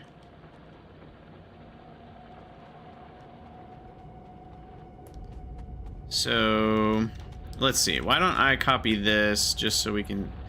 The nice thing is I don't have to worry about bots building it. Without me wanting them to. So that would go there. And then the next one would go about here. And then here. So that's kind of the full size of it. So yeah, the copper one, the problem is I started a little too high to put the copper one next to it without covering up that iron. So I'll put the copper one like here. Okay, and now the copper, because we have enough space here that this can just come straight over. Copper will actually come up from below. You could already circuit connect from the beginning before? What? What do you couldn't make circuits though. Dave, I'm confused on what you're talking about here. Red and green wire have always been locked behind this technology. That's always been a thing. So I'm a little confused what you're saying.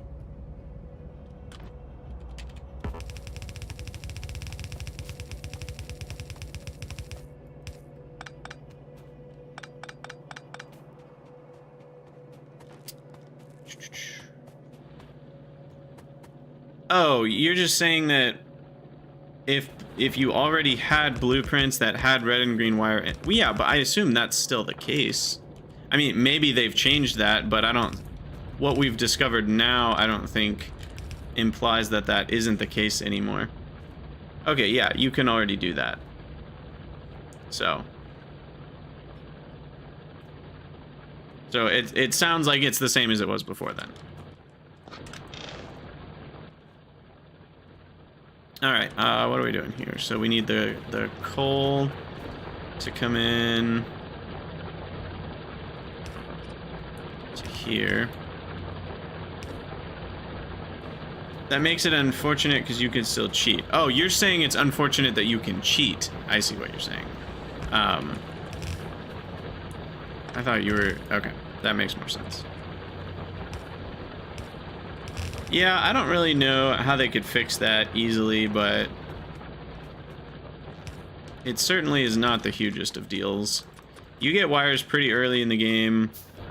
I think the bigger problem would be for mod packs where you have to spend a really long time without wires, because there's not even much you would want to do with wires other than just weird finagly stuff that's for fun. It's not like you can get some serious advantages in the early game with wires.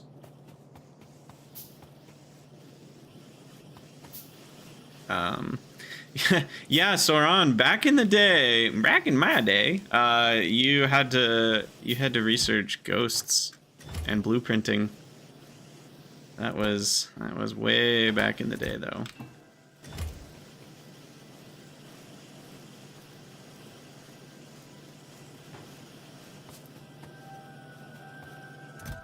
All right, so have I done all that I can do? Yeah, so until we have green science, we are done with research.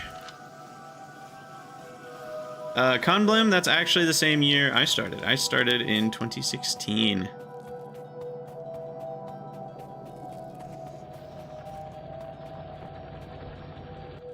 Okay, so what? Oh, I need a lot more iron. What am I doing here? All right. And then inserters and gears I already have, so I should be able to handcraft a decent amount of all this.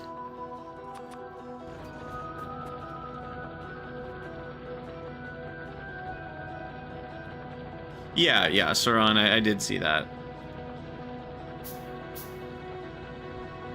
So wires work once it's unlocked once, it's available for any game forever going forward? So you're saying once I do the circuit research here, like, which will probably be in the next couple hours, then if I were to make a new free play game of Space Age, where I start with nothing and no tech researched, I'll still have the red and green wire buttons? Oh, okay, that is not something I knew. That's different. That's different than what I thought it was doing. I understand now.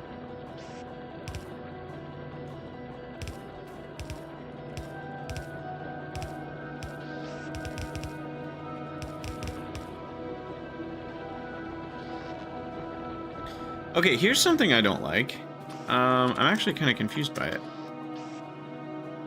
When you have the correct item over a ghost, it shows a red little selection box, almost like it's the wrong thing.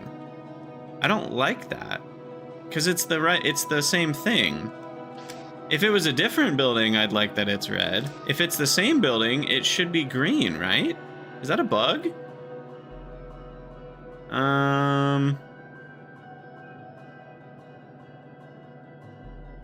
F10. F10 it.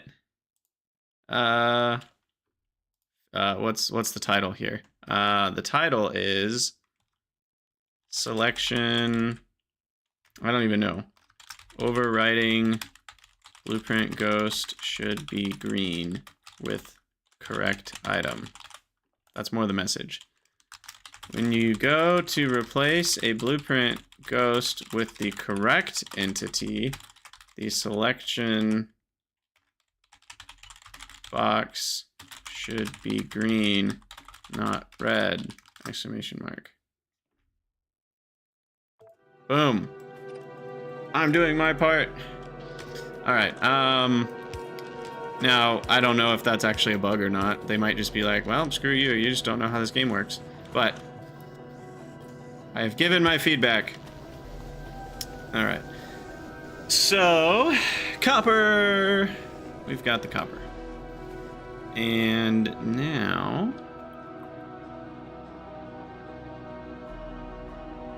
maybe I should have the plates come up. And then stuff can kind of be over here rather than way down there. Yeah, I think I like that better. So when I build the rest of it, I'll rearrange these things. But for now, we'll just bring the iron over. I'm gonna build that there just so I don't make it so I can't get that iron ore later. And now we are really running out of things. We need them all ASAP. Nothing worse than other people watching you type, right? Everybody's looking over my shoulder. Alright, let's grab more iron here. Let's grab all that we've collected. So that should be a good stockpile. Yeah, there we go. Now we can get some belts going. Alright, so there's a lot of belts. I'll do a few hundred more for ammo. And then some more here for circuits. Are circuits more, ooh, Factoriopedia. They are more copper than iron. I couldn't remember. Again, such little vanilla gameplay I've done. Oh, it's time to stretch. You at home, you should stretch too. Ugh. Make sure you take care of your bodies. It's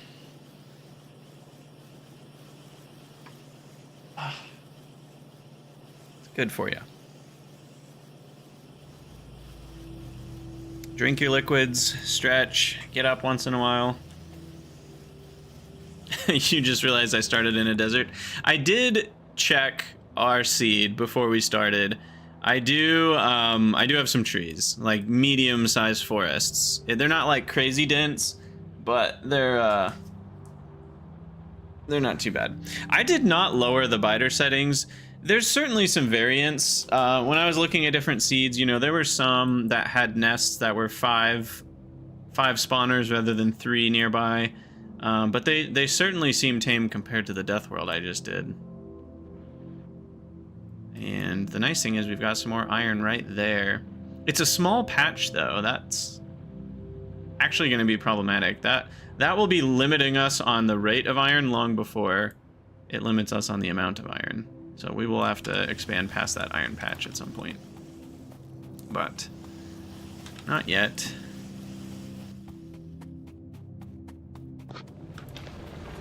Okay, so we've got iron, we've got copper. I guess the problem here,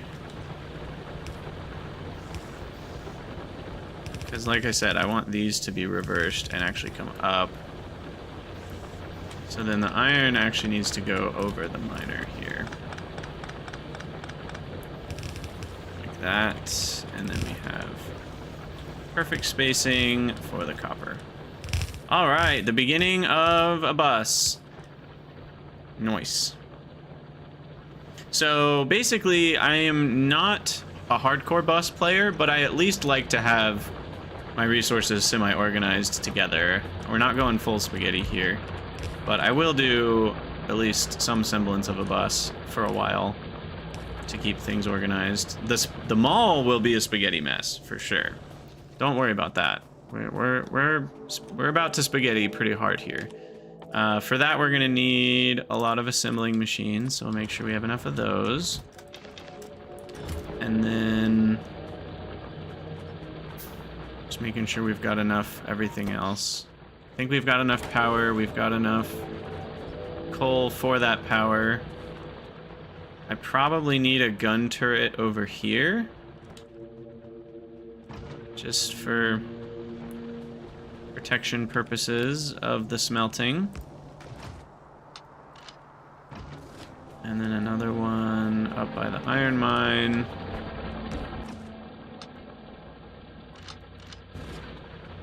Okay.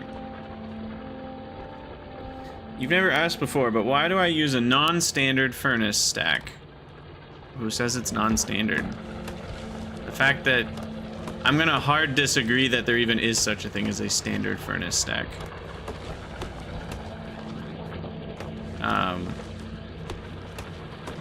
And I mean, I'm on the Reddit a fair amount. Is there like one particular design that almost everybody seems to use?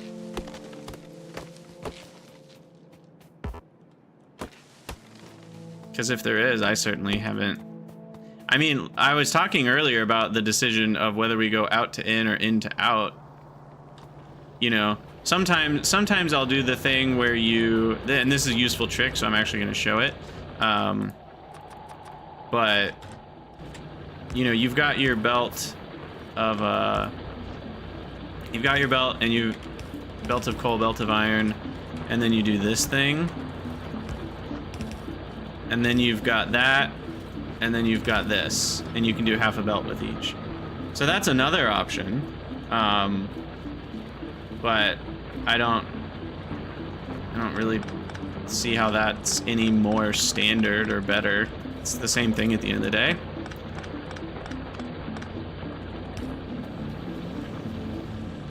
Yeah, so I talked about it earlier. The reason I'm going inside to out rather than outside to in is no reason. It makes zero difference. The difference, I guess the reason you wouldn't do it the way I did it here is because you need undergrounds and you need, you actually end up using one more belt and you don't need long inserters. So there is a very good reason to not do what I did here. The reason I did it this way would be if you have more iron coming out. So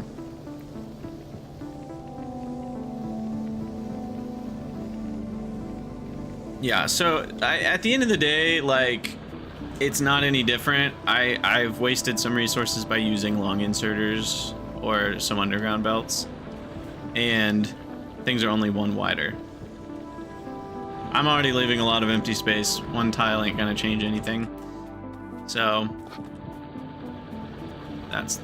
I think the reason is because I didn't even know there was a standard furnace stack, which I like about myself. Now, you know, speedrunners have their own strategies, but I think the idea of people considering a speedrun strategy to be a standard strategy is a very wrong, I'm going to use the word wrong way to think. That is, speedrunning is not standard.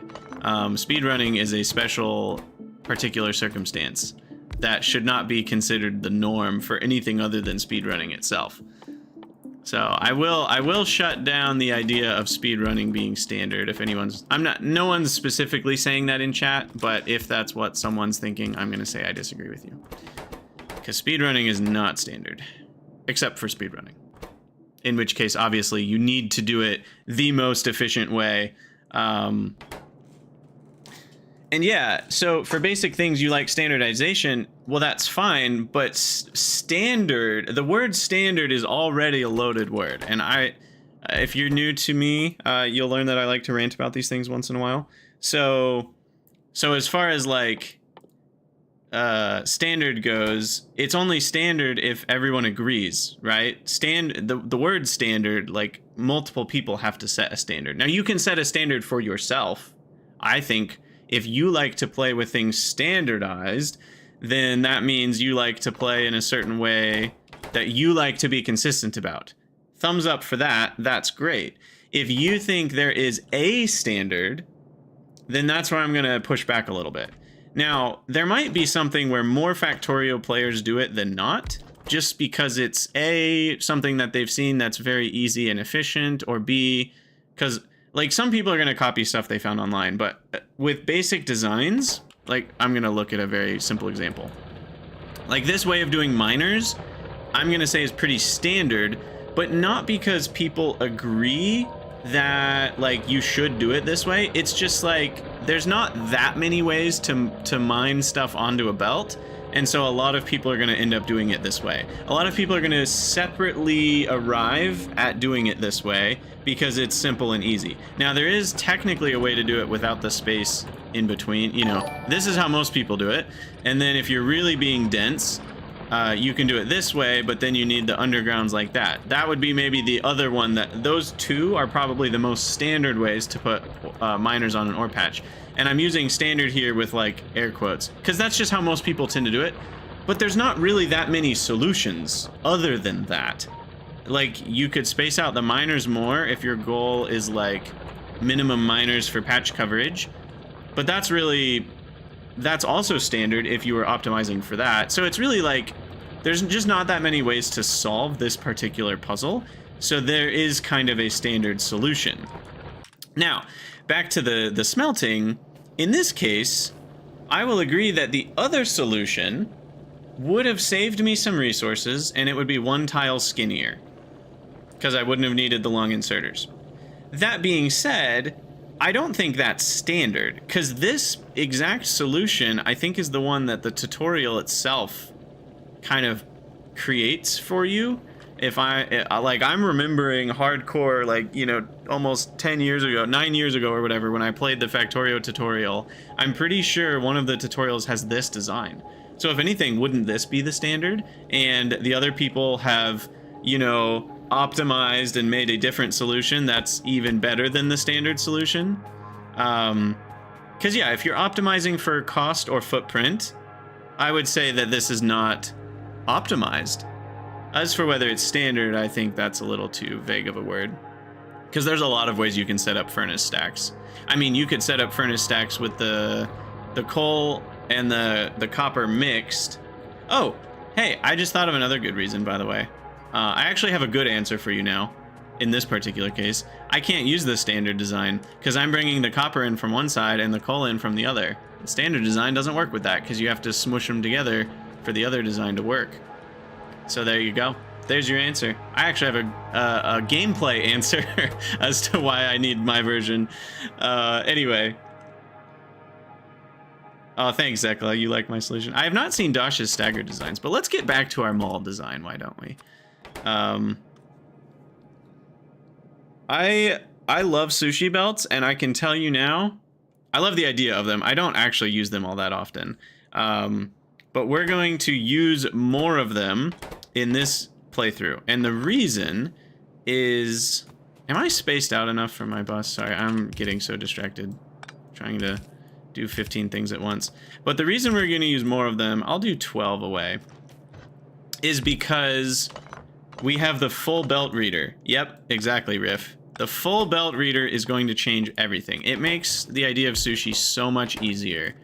And so because we have the full belt reader, we're going to be able to do some basic sushi stuff way better.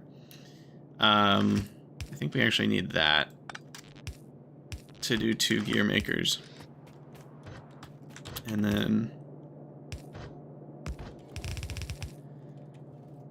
bring the iron down. Okay, so then we're going to have gears. And now we're going to have... I'm going to space them out by 2. Let's... we're not in a shortage of space here. So let's start with belts. And then we'll do inserters.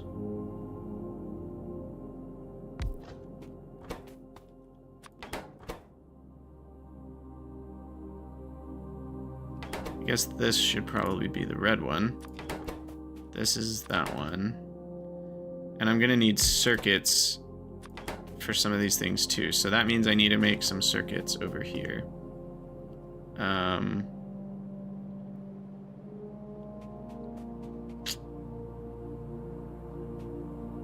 Maybe I'll make them down here. So I haven't decided exactly how I want to do this yet.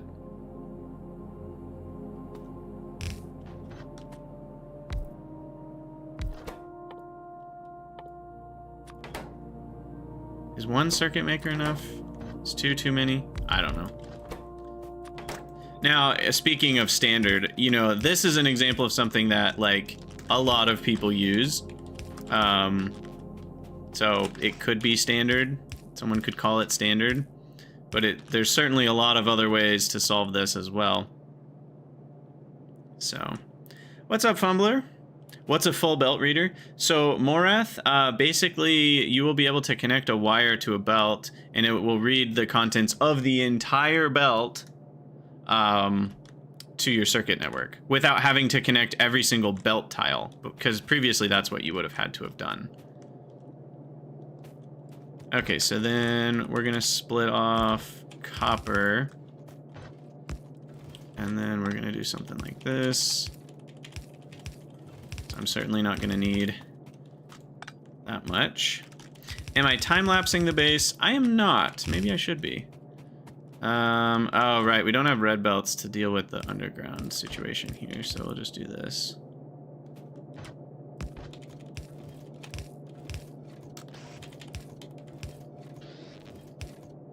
For the iron plates. Okay. Get some lamps up in here.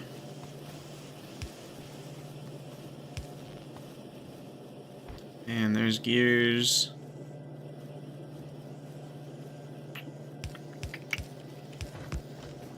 Just do that.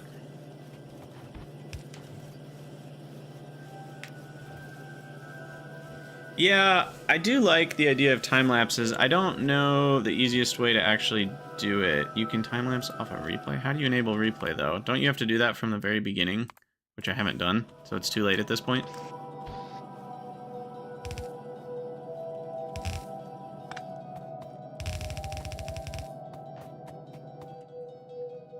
Welcome to Space Age. For some reason I read that in my Welcome to Jurassic Park voice. And you have to not change versions throughout the entire save? Well, that certainly wasn't going to happen ever. Because they're going to be releasing a lot of patches in the next few days before the game publicly releases, on top of probably quite a few after the game launches publicly too. So I will want to be updating throughout that time.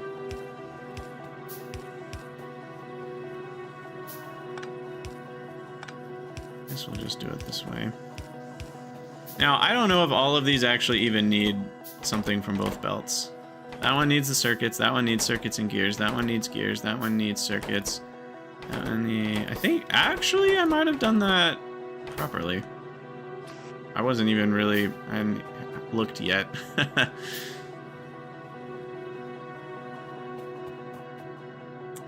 Alright, so... yeah, as far as fast enough, I'm aware that we will need fast inserters for some of this stuff. I just haven't gotten there yet in my planning. Alright, so what we're gonna do is we're gonna put half of these in a box. Half of them will go on to provide belts for you guys. Who then go in a box. I don't like that the boxes aren't all in the same spot though. I do kind of like having them all equally spaced. So I might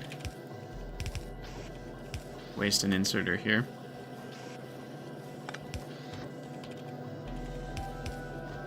Do something like this.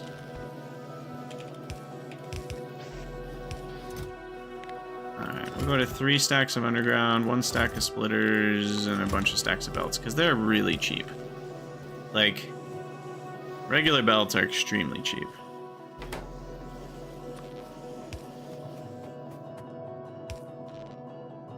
Okay. So there we go. That's good. Yay! We've got all that done, and now you guys need inserters. And now I can have those. 2 stacks of longies, 4 stacks of you. And from now on, fast inserters only. Yeah, baby. What's up, Tantric? Thanks for the sub. Yeah, Zekla, we'll get your name on the right side of the iron patch. That's perfect. We got some name in game redemptions we gotta get going with. I did do the hydrate. Oh my gosh, we're already 52 minutes into episode 2. Y'all, this game is flying by. Before we know it, we'll be at the victory screen. Before we know it, we'll be at the victory screen. Okay, how's the rate on all of this? So it looks like you need to be a fast inserter. I'm guessing... Actually, the output here that needs to be a fast inserter. Which I can do. We can do this. Those going a bit better. The cable out needs to be fast inserters. And I think with the 2 inserters, it's technically not enough. But it's close, so that should be enough. And then is the output too slow? I think regular inserters are actually slightly underneath 1 per second, which is obnoxious. It would be nice if they did 1 per second. Okay, sweet. So then what else do we need on the mall? Do I care about iron chests? Like, I usually just handcraft iron chests. I feel like the number of chests you actually need is low enough that that really works fine, but maybe I should? Pipes I definitely want on the mall. So what I'm gonna do... I'm gonna set up a new set of buildings down here that then output up to chests here.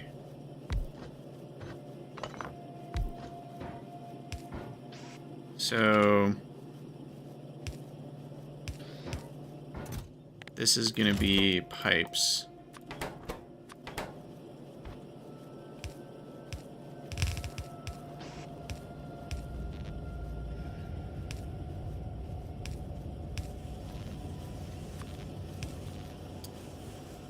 And then, I don't know, again, pipes are cheap, so that's, I don't know, 800's fine. We're out of fast inserters. Oh no, but wait, we have 37 more just waiting for me. Wonderful. I am very ready for medium power poles. I'll let that go to 4 stacks because when you're building a big fluid network, these can surprise you with how many you need. Alright, anything else from here? Lamps could be kind of nice to not have to deal with. So I might do those on this side. Wait, I need... Super annoying, actually. Here's what I'm gonna do. I'm gonna do this.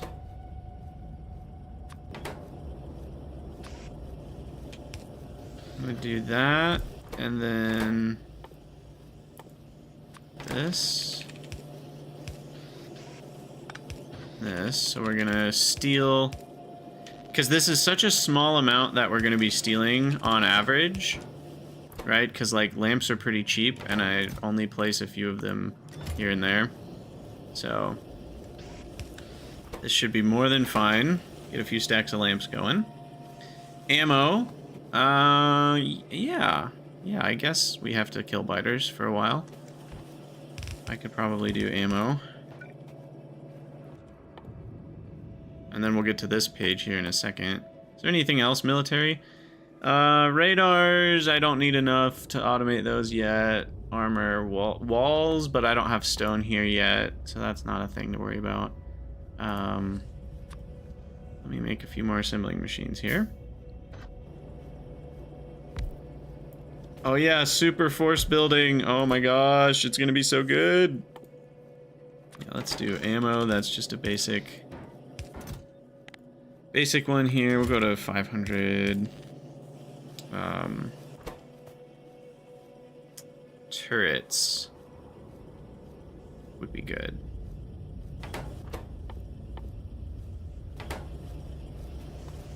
I might make its own gear maker I'll give turrets its own gear maker.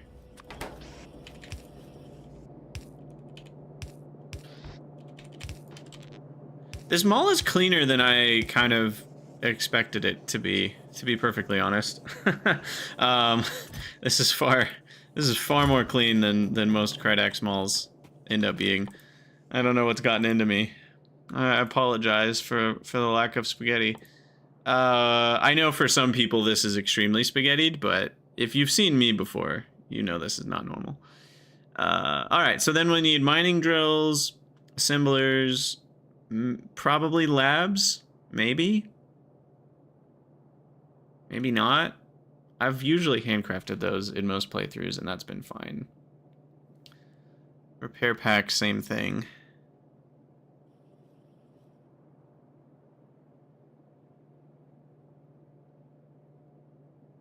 I do need stone for those guys. All right, well, let's get the drills and assemblers. So, particularly with assemblers, I might actually put them on this side of things because we're gonna want to expand to include blue at some point and yellow. So I'll give that some space so we can fit other stuff in later. And then we'll bring the circuit gear belt down here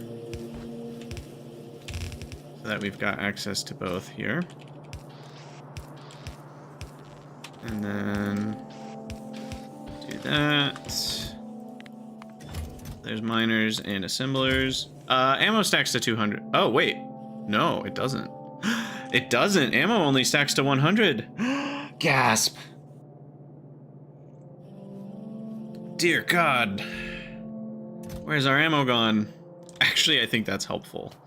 It does mean it's a little... Oh, it's because of space stations and rockets. I get it. It was balancing around killing asteroids. I actually think it's nice because then you're... I don't know. I guess for personal turret creeping, it's a little bit of a negative, but overall, I think it's fine. Alright, we are actually out of iron, so now that I have more inserters...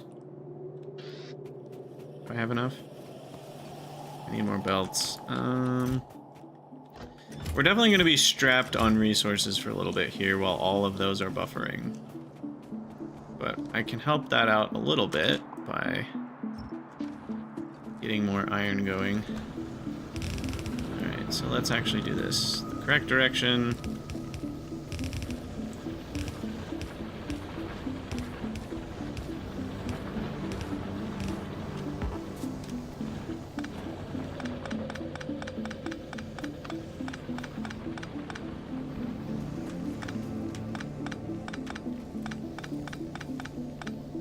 Alright, and then we copy this down here. So that will eventually be the full belt. For now, I'll just take it to here. I am being a little wasteful here, not using yellow inserters. One thing, I can't remember, which ones are more energy efficient? In terms of how much power the inserter's using for each item swing. I think fast inserters might actually be more efficient. That might be the saving grace. If not, then yeah, we're just being wasteful, and that's fine.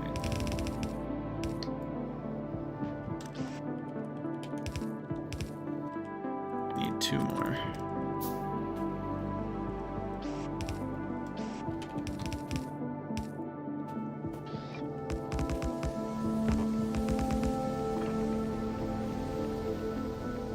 For turret creeping, it's a good thing. Yeah, that way you can... Well, the problem is it also reduces how much ammo you can take with you in your inventory by the same amount. So, at least in terms of inventory to turret creep ratio, it's the same, but that means you won't... If you're taking 1,000 bullets, you can accidentally get up to 10 stacks rather than just 5 into turrets. but it also means you still can't carry that much. So overall, I'd say it mostly cancels out in that sense.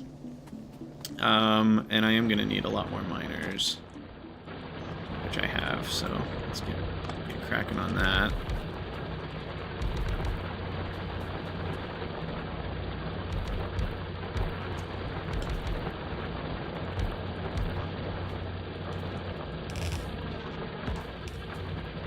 Alright. Oof. I do like when these are spaced the same as the ones across. Mostly just for visual. Doesn't matter.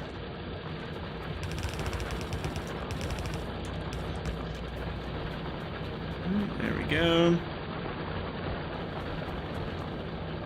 Oh yeah, Harmony, the trains and the train interrupt schedules are gonna be so cool. Hey, thank you so much for the 500 bits, TNT. Yeah, I'm definitely, when I knew Space Age was coming out, I was like, I gotta start fresh. I can't take a bunch of blueprints and a whole base going in. That's not my style. Do need to put some iron in a chest. Maybe I'll do that actually where the two. Yeah, we'll do this right here.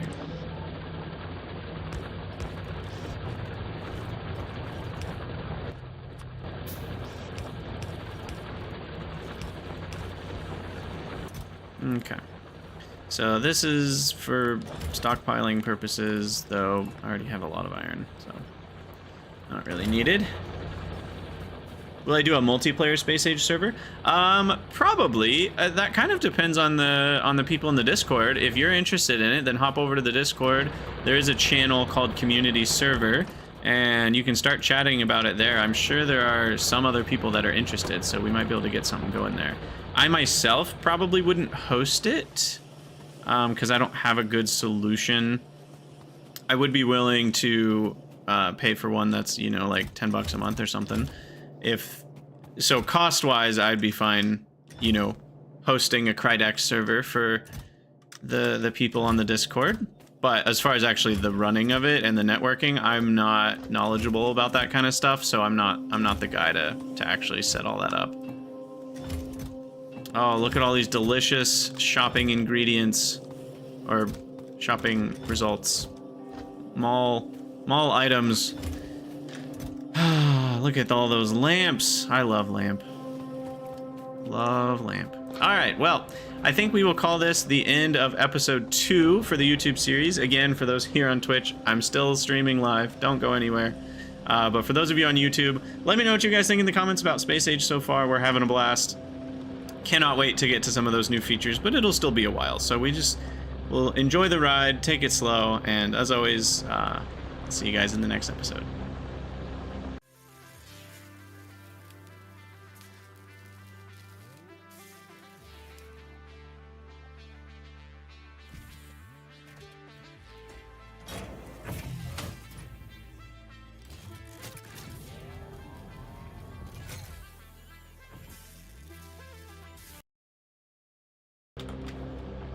Okay, so I need to write stuff down here. So episode 1 was handcrafting and what else did I do in episode 1? Mostly handcrafting and basic science. Episode 2 was furnace stacks and mall.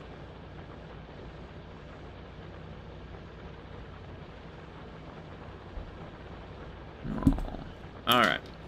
And then we need a screenshot for episode 2, which will probably be this.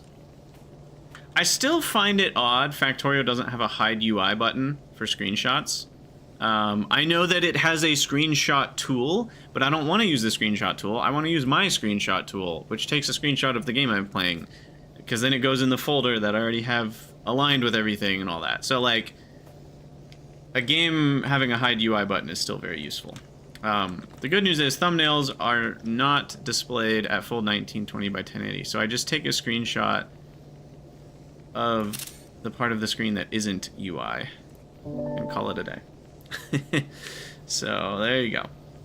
All right, so we got some name in-game redemption. So Conblim, let's get you over by the iron mine here.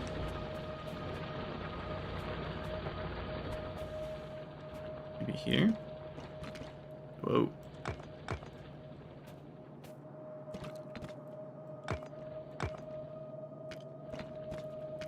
I'm getting fast at this.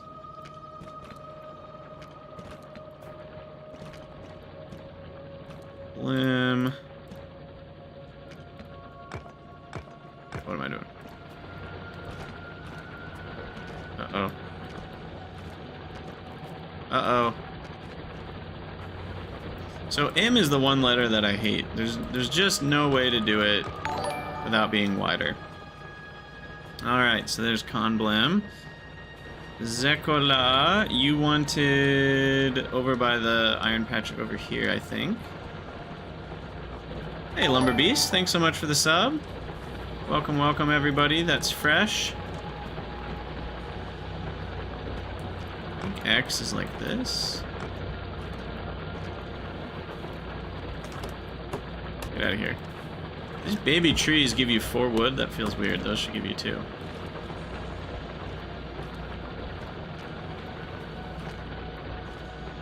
Okay, how did I do a K again? Like that. There were 2 spaces between the E and the... okay, I'll go fix it. I just said I was getting better at this. Apparently I lied.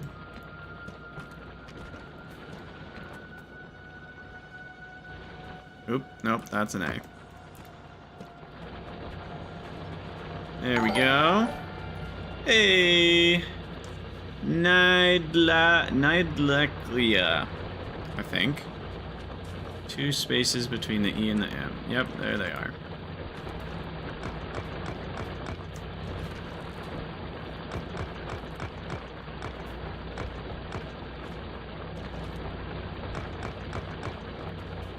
Alright, that's a little better. That's a little better. Alright. And then Alor's got another one. Alor will be scattered around the base. Alright, Alor can go underneath them all here. I might need a little more space.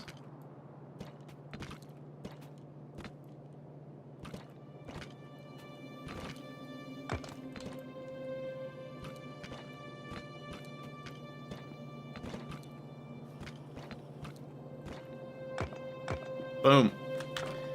Boom. Cool, cool, cool. How's pollution? Not bad, actually. Not bad. Yeah, first blueprint is honestly, you know, not a bad idea. Flipping Alor all the time. Alright, there we go. Save. So, I need to use the restroom, so I'm going to do that real quick. And again, I will run an ad, so it's a good time for you to take a break. I run the ad because it turns off pre-roll ads for half an hour. So it's a good timing for it. And as far as YouTube ads, I don't know exactly how that goes. Like, I think if I run one, it reduces people seeing them soon. YouTube is different than Twitch. YouTube runs its own schedule, and I don't have control over that. Twitch is a little better in that mid-rolls are turned off, so thankfully Twitch doesn't get ads in the middle of an episode, so that is another reason to use Twitch over YouTube in this case. But you guys can use whatever platform you want, of course. But anyway, I'll be back in a minute. Alor will be on every planet, certainly. I can guarantee that. All right, we gotta start saving this game. Space Age, first playthrough, 1. Sweet, sweet, sweet. Okay. Yeah, and premium, YouTube Premium is great. Reduces or removes ads on YouTube, so that's great. All right, BRB.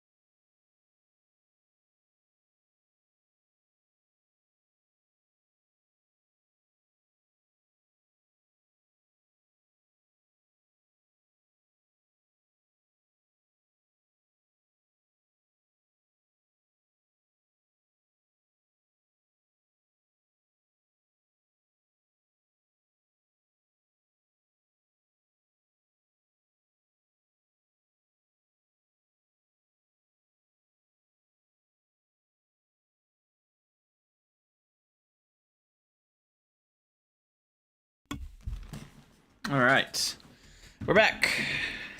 Cat's away, time for the mice to play. Oh, that's a cute little ASCII mouse.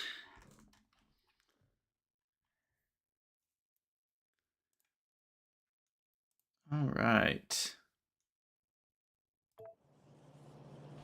So, what are we doing here? I don't even, how do you play this game? Look at that glowy uranium. We haven't gone full Factorio, right? It still doesn't damage you walking on it. Okay, that's good. All right, so I think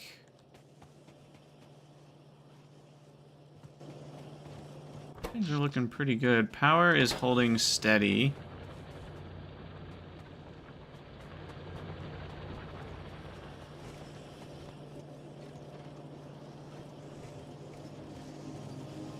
Ooh, space age key giveaways. That could be fun.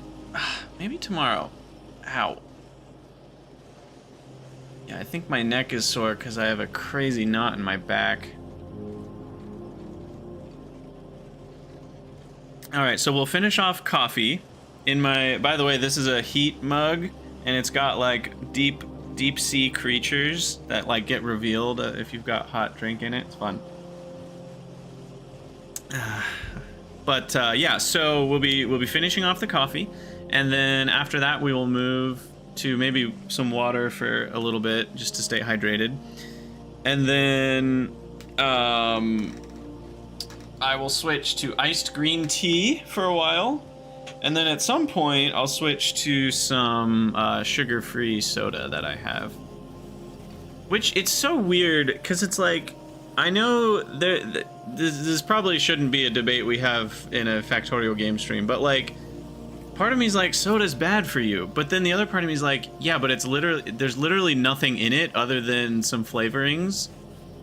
It's basically carbonated, it's like LaCroix, you know, it's like flavored carbonated water when it's sugar-free, but it has like the sugar substitutes, and some people are like, that'll kill you, and then other people are like, it literally won't ever matter forever. So, you know, who knows? Maybe I'll die early because of sugar substitutes, but it certainly is calorie-free, which is nice.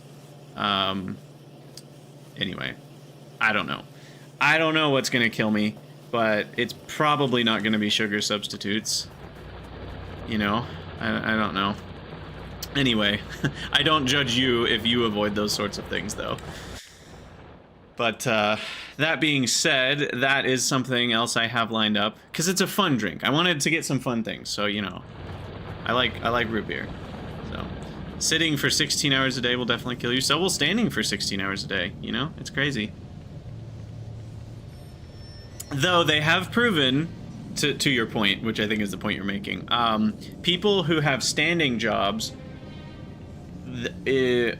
like, people who stand for a decent part of the day, every day, on average, that is correlated with not just, like, a year longer of life, or 2 years longer of life, but, like, 5 years longer of life. It's crazy. It's crazy how much standing does for you. And on that note, at some point I would like to get a standing desk. At my last job, I had a standing desk, and I really liked it. I didn't use it for all hours of my job, but even just for, you know, 3 or 4 hours, like, you know, being at that standing desk, like, it makes you feel better too. The problem is, like, gaming might be a little harder with a standing desk, but I'm certainly willing to give it a try at some point. Yeah, walking and moving is obviously better than just standing, but the study I read about that was about life longevity was literally just standing. It didn't have to be walking and moving. Because, like, in most cases, you're not literally standing in one spot for hours and hours and hours, apart from literally a standing desk situation. But, like, I was a teacher, right? So I was standing and walking back and forth in the classroom and all that, so... that sort of thing was great. I should probably make an armor just because I can. Yeah. Eventually, Dave. Eventually all things will kill you, unfortunately. Nothing will help you escape the marching on of time. is inexplicable, or inescapable. There's the word. Oh boy, we're already forgetting words. It's gonna be a long stream. Alright, I'll just build more power because I'm here thinking about it. Alright. So, I think I'm about ready to start the next episode here.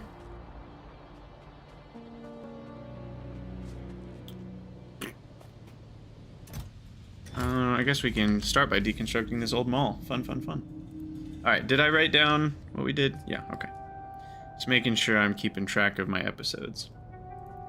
Hello everyone, Krydax here, and welcome back to Space Age, the Factorio DLC. You know, the engineer needs a revamp. What is this game? I'm disappointed with my purchase. I want a refund. Nope, just kidding. This game's great. And what we're going to start with in this episode is probably tearing down our old mall because we don't need it anymore.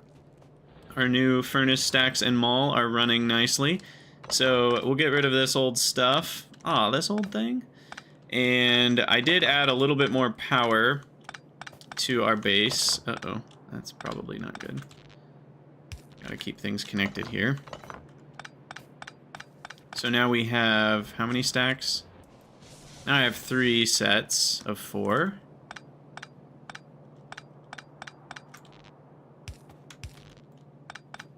But yeah, what I want to do here is we'll get red science automated and green science automated next in this episode, so we can get a little further in the tech tree. And then I will probably from there, I don't even know what we'll do at that point. Hey, Mint L. Seen anything new and exciting yet? Nothing crazy, but we've been enjoying some of the new quality of life features, as well as, I guess the Factoriopedia is pretty sweet. We just don't really need it yet, because the stuff that we're dealing with is pretty simple. But for new players, this will be very helpful. And then there's the tips and tricks, which are also very helpful for new players. And they will be very helpful for all the new stuff once we get to it. Okay, so what was I just talking about? I literally just lost my train of thought. Speaking of trains, I wanted to get more something. I don't need 78 assemblers.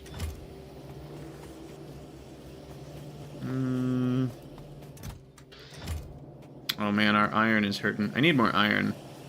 I know I was just talking about science, but I was going to do something before that, and I already forgot what it was. This is problematic. Yeah, I know I was just talking about automating red and green. Maybe it was this. Maybe this is what I was going to do, was get the rest of my iron patch going. And that should be good for coverage here. No, don't do that.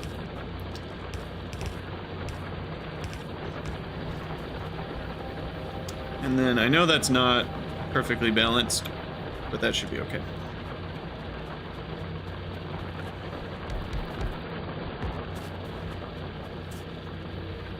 Alright. I have a little bit of overlap with the Conblem bricks here. And how many do you need for a full belt? You need 30, I think, and we have 46. So this should be good for a while.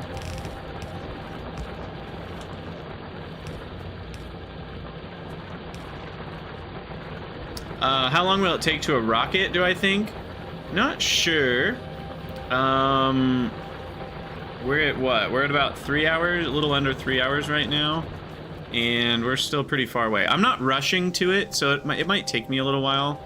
There's also a little bit of flexibility from what I've heard in terms of when you actually start going to space. So there might be a point at which I could go, but I still want to do other things first. Wow, that one already finished.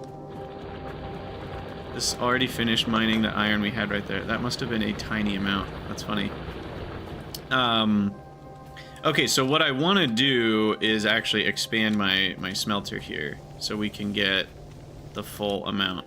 Before we do that, though, I'm going to get a little bit more coal mining going just to make sure we have enough.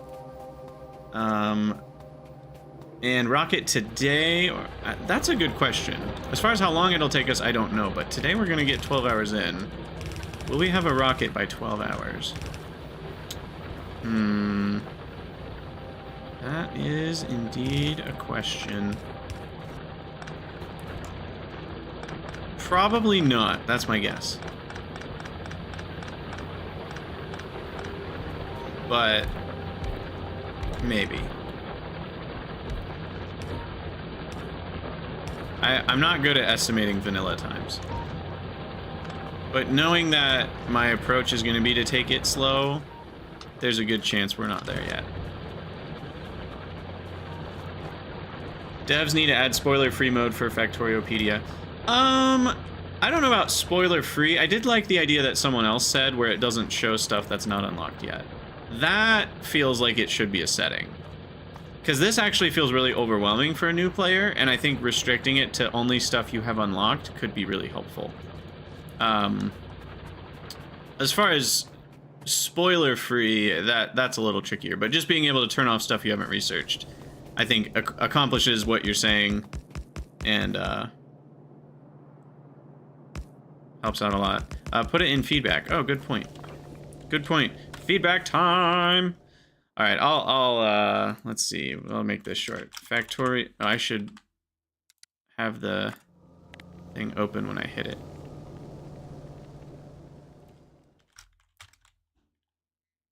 Add setting to hide, not high, unresearched in Factoriopedia. I think this is extremely overwhelming for new players to see all this. It would be nice if we had an option to hide unresearched in Factoriopedia. This will also be particularly useful for mods. All right. Boom. All right, so this is where I miss having the mod. What's it called? The one that places things for me. Picker Extended. That was very nice. Where you just mouse over the ghosts and it would place it automatically. It was nice.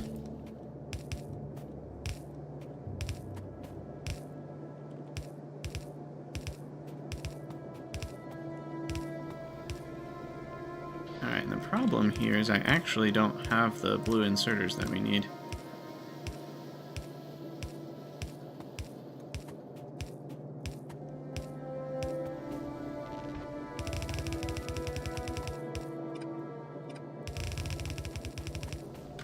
Beautiful. Are there new achievements? Yes.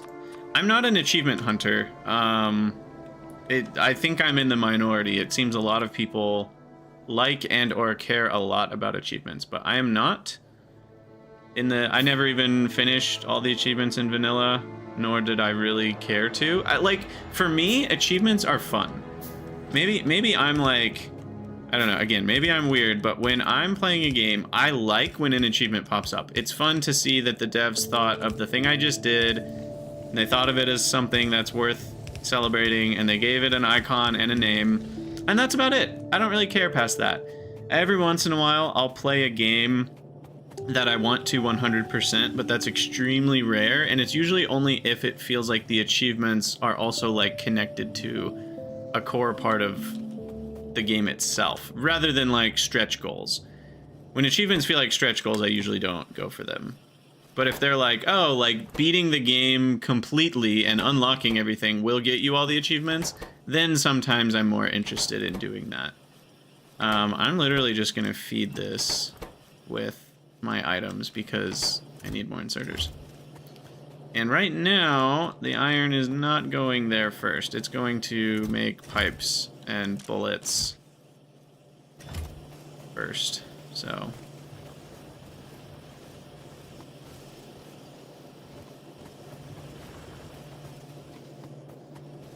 Yeah, exactly, Dave. I think for like a roguelike type of game, the achievements feel more like a core part of the experience, like they are the progression in some senses.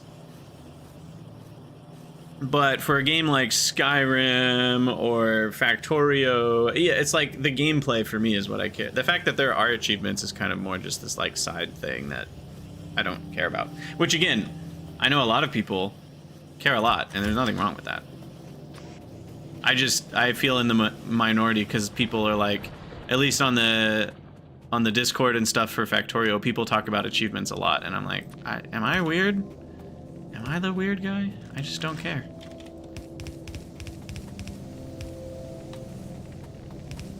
Okay, so there's all the inputs and the outputs. Oh, we're actually basically there. Is that it? Did we do it? I think we did it. What did it cost? Everything. But thankfully, I have a lot more on the way. 1 million more units on the way. So in a minute here, we should see a fully compressed belt. With any amount of luck. Now, it's very possible I missed something. So this is where I like to do a decon planner on ghosties. And then we see, did I miss anything? And I did not.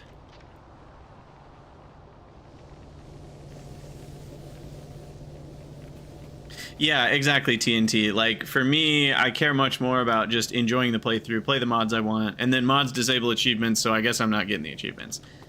At some point, I might... There was a little part of me that almost wanted to do a vanilla run to get 100% of the achievements, but I went with Death World instead, because I figured I didn't actually have enough time to do, like, the crazy big circuit ones. And... yeah, as far as achievements giving a new experience, I like that. I just am not the one that's going to go hunt and do the crazy thing that the achievement's asking me to do. So I end up usually not getting all the achievements. But can we just appreciate this fully saturated iron belt? Just look at how beautiful it is. And then, can we also appreciate what it's going to look like when those iron plates are stacked 4 iron plates high? Now that's going to be a sight to behold. We're still a ways away from that, though. But we've got a full belt of iron, and boy, does that feel good. So this mall should fill up in no time.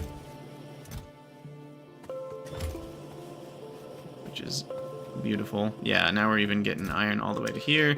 So that's great. And now we can work on science. So I think for my science build... how's pollution, by the way? We are gonna get attacked, actually. Now I could... Here's me being, you know... I do it for the content, right? Here's me being a content creator. I could go and just take out the nests. If I was playing by myself, I probably would. But I think it's more fun to get attacked by biters, so I'm gonna leave the nest there. And we'll handle it. We'll handle it like... adults with guns and violence. How's that? How did I place the blue inserters without replacing long inserters? Yeah, they actually don't build over each other, as Aloy said. So that can be a good thing, that can be a bad thing. In this case, it was a good thing because it made it easier to build. Hey, Howler. Yeah, we can make with a wall. That does mean we'll have to position it somewhere that I am not planning on building anything anytime soon. So it will probably be more out of the way. But we can certainly do that. Alright. I think a second turret to defend that area. And then one more for the coal patch. We already have one for the coal patch. Yeah, we have one on the south side, but then the north side might be under threat too. I'll put one up there, throw 20 bullets in it. The biter attacks will be very small when they attack.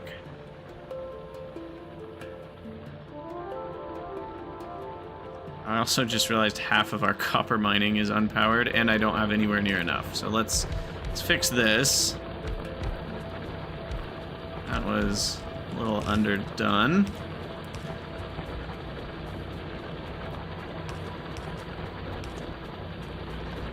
And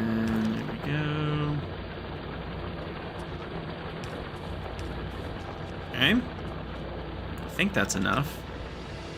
14, 7 per second. Yeah, I certainly am not using that much copper yet. And now let's go work on our red and green together science. Oh, I was gonna automate labs. That's what I was gonna do. And maybe these guys, but I don't have stone yet. I don't think I need to automate steam power. Labs feel worth it, though. Labs feel worth it. Okay, so... Oh, they need transport belts. I kind of forgot about that. You know, that's okay. We can just put the transport belts next to it. Like so.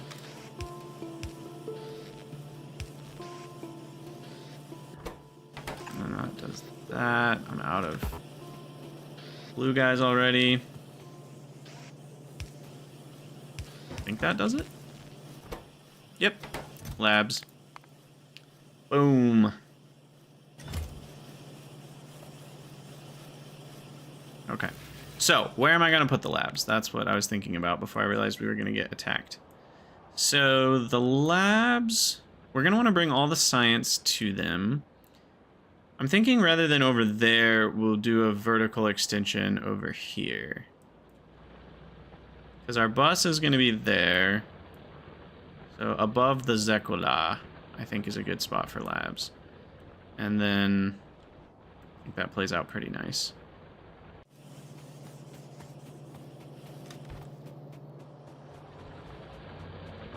Because yeah, this will be busing it. And I'll probably switch to multiple belts of each plate at some point. Though with stacking, I'm guessing we won't need quite as much as we used to. And then we'll bring science over here. And we'll have eventually more than 2 belts, but... I'll start with a lab build that's only prepared for 4 types of science. What do I think of the cliffs? I haven't even seen a cliff. I don't know how most of the map seeds are, but do they reject cliffs in your starting area now? Or did I just get weirdly lucky to not get any cliffs in my starting area? It seems they might... I'm actually curious. Let's find out real quick. So if I were to exit and start a new game... and we were to preview... It looks like there are no cliffs in your starting area now. Yeah. Because, like, this map has a decent amount of cliffs, but there's none in that starting area.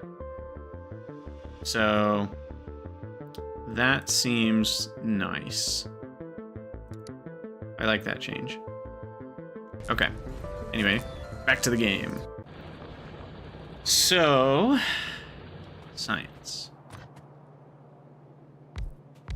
I did tear down the old mall. We did get that done. So red science is super easy. And I like to do 5 because that's the number. This isn't technically... Oh, someone was asking also about rate calculator. If you look on the right side of the screen, you can see in the tooltip now, it does tell us the rates, which is really cool. I wouldn't say rate calculator is built in because you can't select multiple buildings and there's other things that this might not tell you, but it does at least give you the per second in and out of a building, which is a pretty huge deal, especially with productivity factored in there and everything. I think it's really helpful. So yeah, we're only going to need 1 gear maker for this. Time for real life, have fun. All right, see you later. Enjoy real life. As much as one can. So, I mean, is this really... 2, 3... Still want a space of 12 before the first buildings. That just gives me room to do spaghetti later. Call it spaghetti room. And then, I think... one of these fast enough? Yes, yes it is. So then...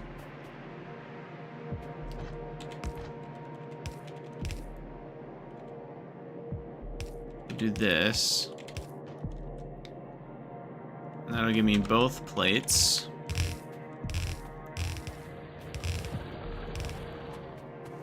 And then the iron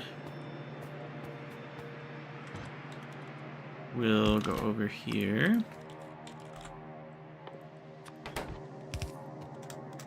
Please tell me it's on the right side. No, it's on the wrong side. So I need to switch sides here. Actually, this is cleaner anyway.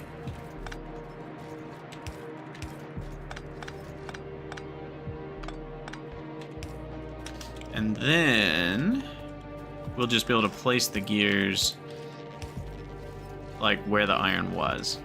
So that works out really nice.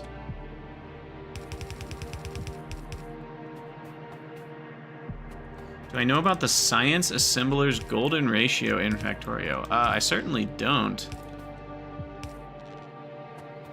Is it just like the how many you need for 1 per second ends up being the golden ratio or something? But it goes from 5 to 6. 5 to 6 is not the golden ratio. For at least red to green.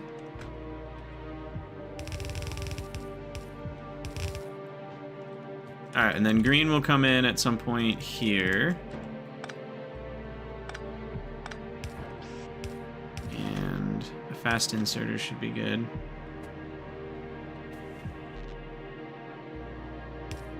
Oh, it's a new ratio. I see.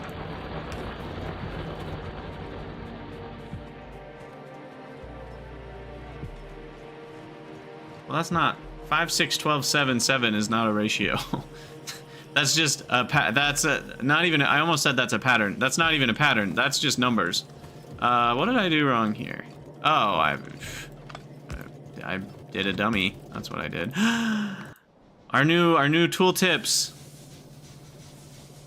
Is there more blood? This feels far more bloody than I remember the game being.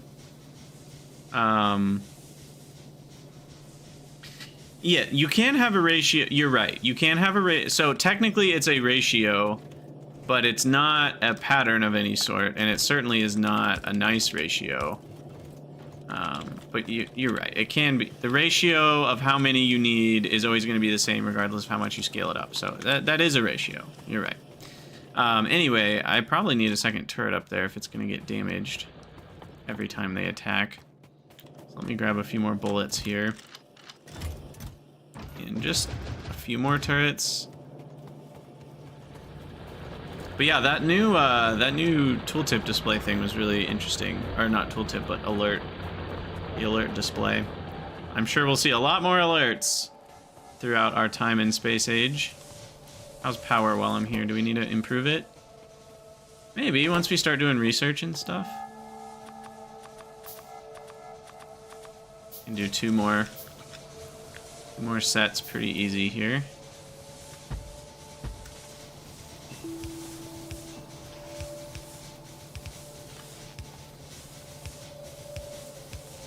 I also need more power poles. Almost out of those. Oh, look at that. Speak o' the devil. Speak o' the devil biters. Alright, 3 should be plenty. We'll make a few repair packs just to have on hand. Haven't researched walls yet, have I? Oh, I did. Okay. We'll at least give the turrets walls. That should fix things up pretty nicely for a long time.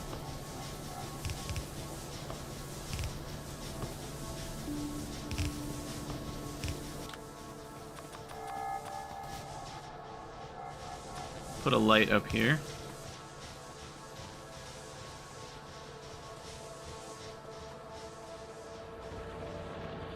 How's our pollution cloud doing? It's growing.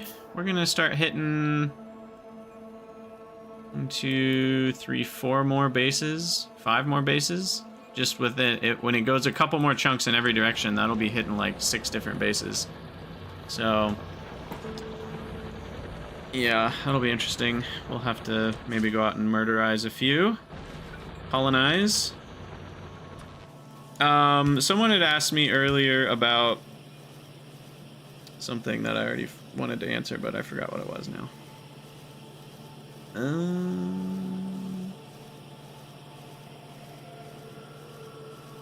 What was someone asking?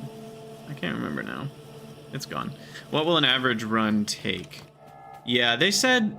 I think 60 is going to be pretty short. I feel like you'd have to rush pretty hard to get 60. But maybe not. I don't know. We'll see. Oh, labs only stacked to 10. I thought they stacked to 50. Oops. Oh, I need more poles. That's one thing I was thinking. Still don't remember what I was going to say, though.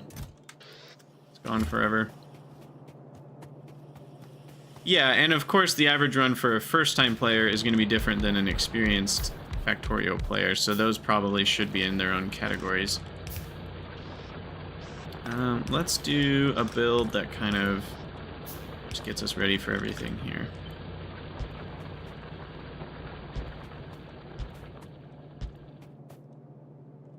How many is that? That's 10, so I want one more to get the nice 12.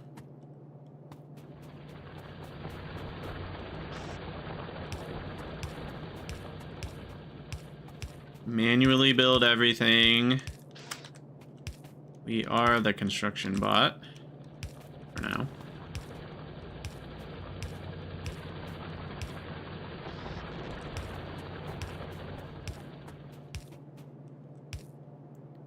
All right.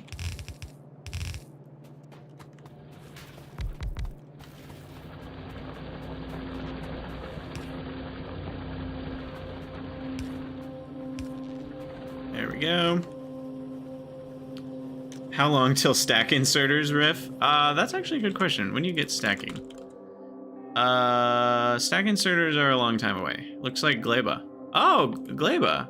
There you go. There's a reason to go to Gleba. I didn't realize stacking was from Gleba. If you drag power poles on a blueprint, it'll do the right thing. That's good to know. Like, it'll just do the blueprinted thing, not what it would need to do to power up those things. Because if it does its own thing, separate from what you've told the blueprint to do, then that would be the wrong thing in my mind. Destroyed? Oh, damn.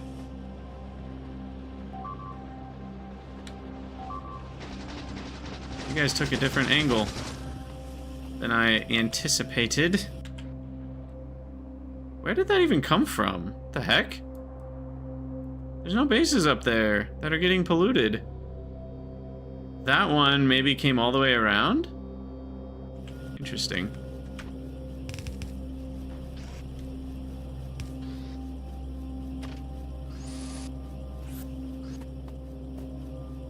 Spoil is the word you're looking for.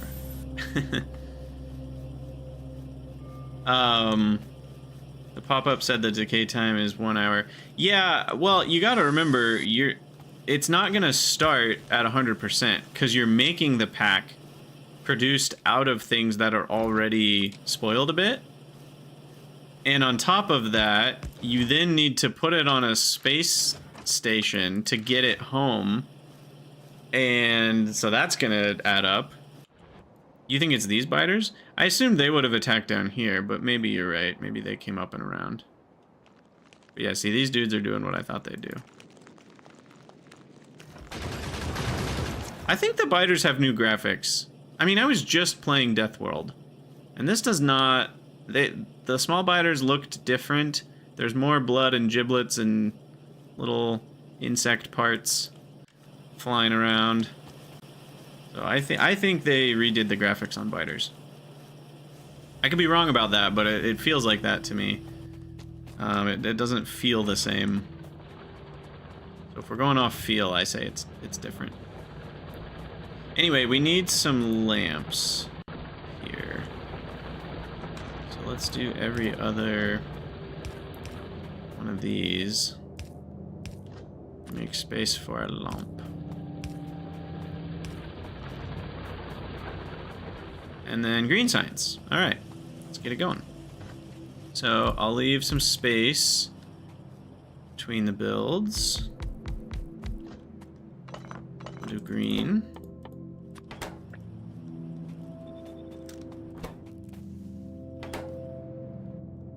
And then, don't worry, Howler, we will get your name in walls. I'm thinking I might do it next to the science, because that won't be a space that I use for a long time.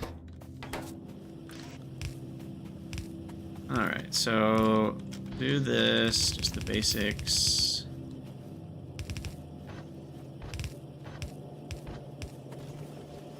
And then build up a buffer here. Do I want to limit the buffer? Still stacks to 200. 2,000 is a lot of science. I'll let red and green buffer to 4,000. The other ones I might stop at 2,000. I think it depends on how many resources I feel like I can afford.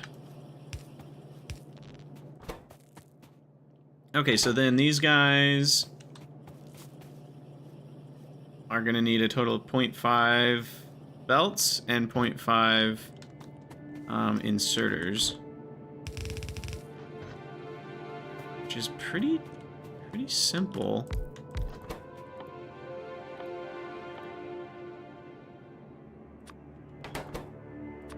So we're just going to need some gears and some circuits for you.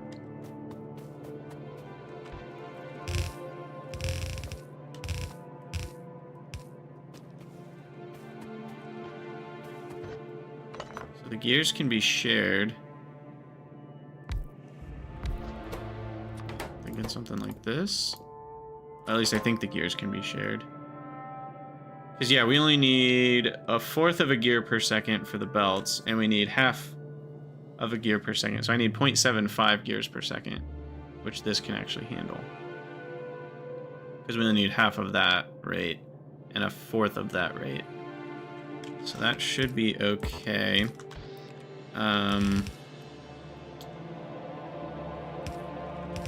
Do something like this.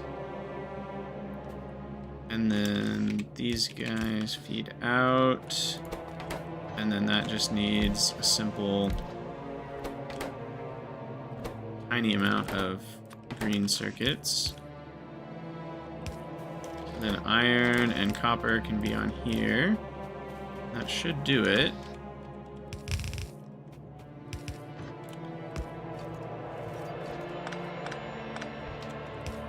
But I want it to look like that. And then copper goes up and around. Okay.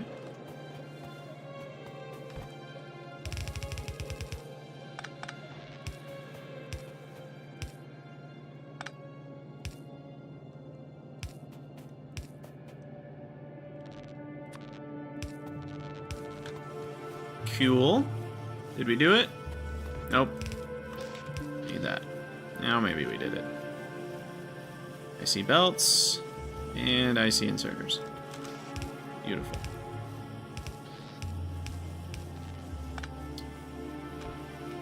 Bring that up. I believe we did it. Wham bam. That is now 0.5 science per second.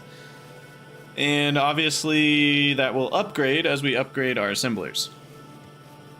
So even though it's only 1/2 of a science per second right now, it will soon be 0.75 science per second once we get blue assemblers, which is very soon. And then after that, we can do modules and beacons and all sorts of other stuff. I did conveniently, not on purpose, leave room for beacons here, so that's nice. I should maybe try to remember that and do the same thing in other spots.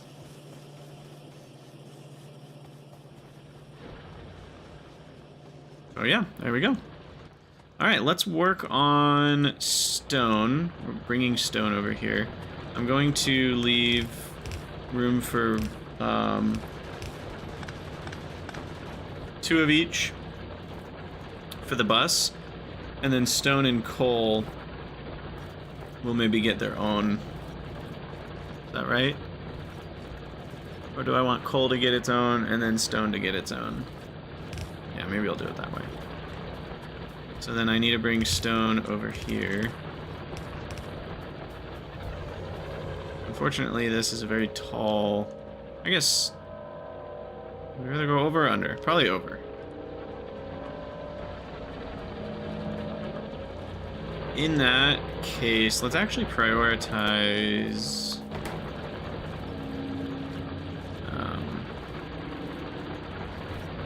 It's coming from this side. So that we get rid of this part of the iron patch sooner. Yeah, I'll bring stone from over here.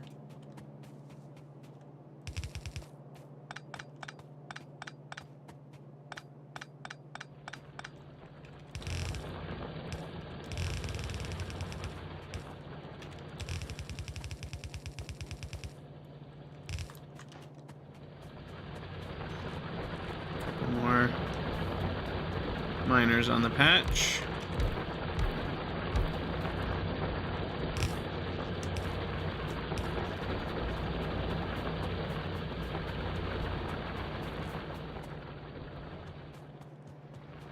And then just go over that. Now, right here.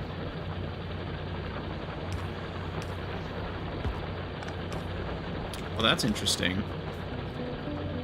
You can't replace an underground with a wrongly directioned belt? That's new, right? I think that's different. I could be wrong, but that feels different. Maybe it's just because the square looks different, but... Yes, there is super force now, but without using that.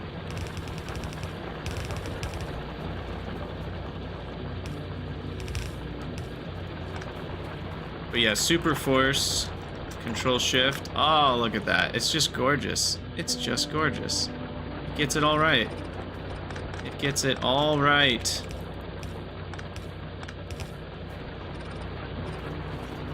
That was our first super force build. We did it. All right, so stone is over here now. Oh, I'm out of belts. Why don't we go shopping here for everything we want, because now it's all built up. I think 100 on the inserters is enough. 150 for those guys. 13 gun turrets is plenty. A few hundred more ammo. Apophenia, how's it going? Thank you so much for the 28 months. Welcome back. We are doing well. We got them all nice and pretty looking for once. Let's see. Yeah, why don't I add the other half of the labs? That's one thing I didn't do yet.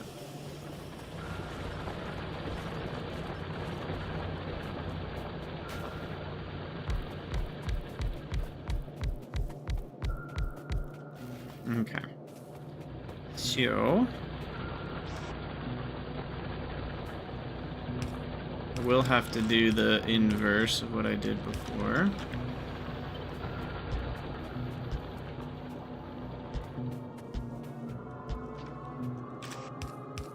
I'm so excited for medium power poles. Oh my goodness.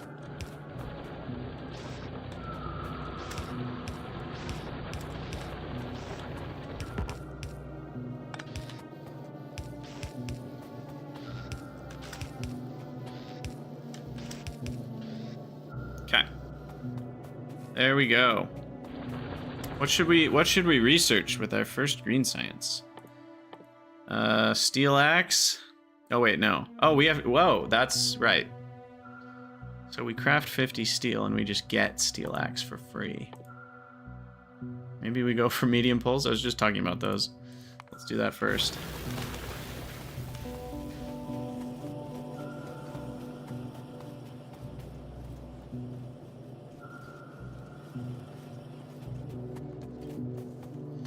Now here's an interesting note. It looks like it's using the last 10 minutes as an average, which is unfortunate because basically that estimate then is only going to be helpful for really long researches. In most cases, researches won't even take 10 minutes for like a long portion of the game. Hey, yeah, Wascally, no problem. Thanks for stopping by. Brony, yeah, we're still a ways away from a space platform for sure. And obviously, like, you want it to average a decent amount of time, so I don't mind it averaging 10 minutes. I think, though, if science is at 0 for a long time, it shouldn't count that into the average, if that makes sense. Well, no, maybe it's only... maybe it is doing it right. No. Yeah, no, it actually does seem like it did that right. So maybe it's only the first minute. Maybe it only needs 1 minute to average properly. Because I think that is now a correct time estimate. Interesting. And 48 science per minute is correct because each lab is consuming a pack every 30 seconds. And we have 24 labs, so they're each consuming 2 packs per minute. So 48 per minute is what we're getting. Okay. So that's fine then. That's cool. I like that. Anyway, what was I going to do? Stone to get furnaces to make walls and things. Oh, I was also considering automating boilers at some point. Do I still want to do that? Maybe. I didn't leave room for red belts over here. I completely forgot about red belts.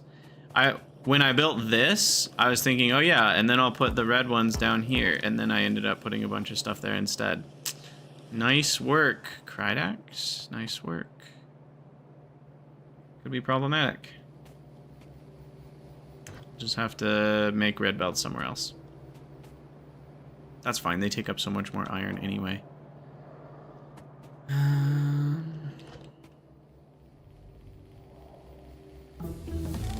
Ooh. Research with logistics. There we go. I don't like that you have to click twice when there's only one alert. Again? Came from a different angle.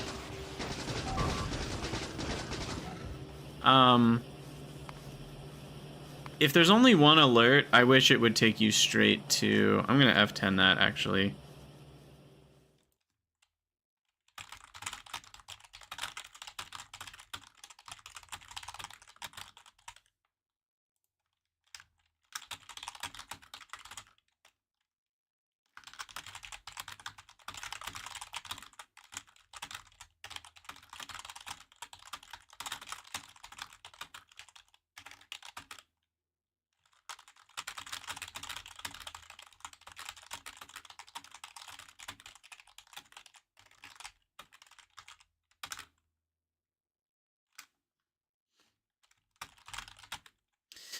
Though, should I really feedback this? Because then the problem... Well, I'll just feedback it. They can do whatever they want with my feedback. I'm here to give feedback, not to design the game perfectly for them. Because the problem with that might be because then you can't pin it. But most of the time in the early game, the alerts you're getting are them damaging or killing your factory. So you couldn't really pin it anyway. Or you wouldn't want to. Because if you pin that... Well, that's interesting. It shows up here, too. Huh. Because, like, it is nice to be able to pin it, but it's also annoying to have to click multiple times just to go to that one spot. So... a little bit of a not sure what's the best solution there.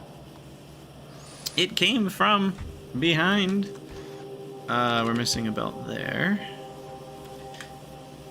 Yeah, the Warcraft 3 gyrocopters is what we're referencing there. Good reference, solid. Where do I put the turrets, though? Maybe I'll just put them in the build.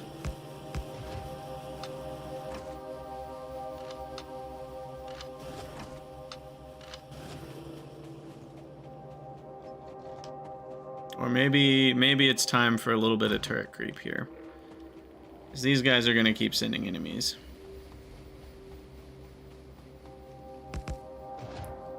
Definitely need ammo on the hotbar here.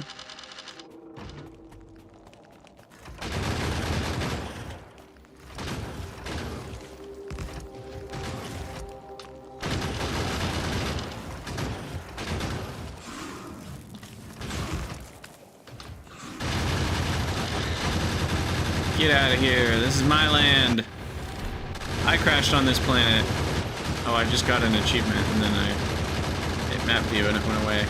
Ooh, there's a new death. Oh, I literally ran out of bullets right there when I needed 5 more. There's a new corpse view, too. Look at that. Oh, that's cool. It's like a popped balloon. It's disgusting and amazing. I love it.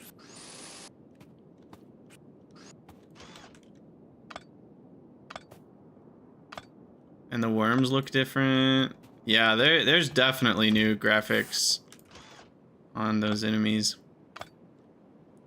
Yes, hotkeys and fish. I figured that was an easy enough one. I didn't have to try hard. So I didn't. Speaking of fish, they're about to spoil.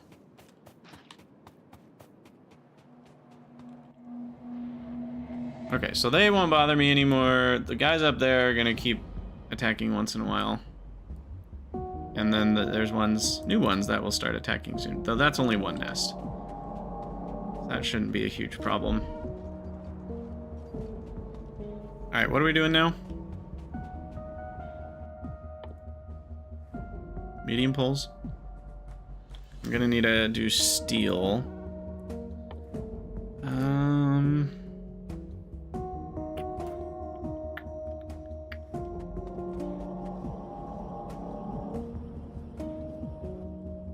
Mod to use the spawner corpse as a hot tub. Oh my gosh. Oh, that's awful. I'm trying to decide right now if I want to automate these. Here's a good thing to figure out. Are they ever... No, they're not. They're not used... Oh! Aha! The heating tower. So we do use the boilers eventually, but that's so far from now. I will have logistic spots by then, so... I don't think I'll automate those. Steam power is small enough that just handcrafting 5 or 10 is pretty fast. But at the same time, is it gonna hurt me? Is it gonna hurt me to automate these things? No, so let's do it. Let's do it.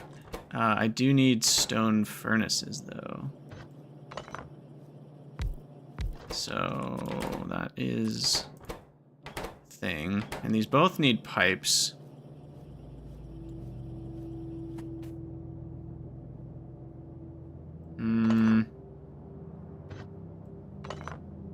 It's just got more complicated. Okay. Stone furnace, that thing, pipe, the other one.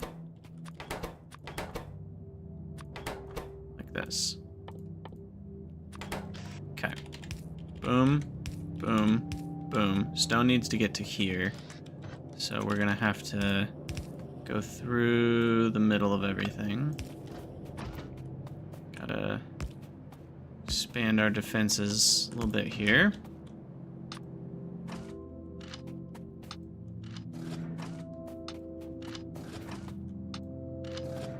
And then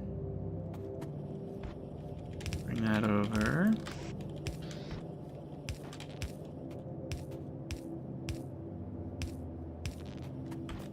And then from here, we need gears for you. You need pipes and that thing. We need a splitter for our stone.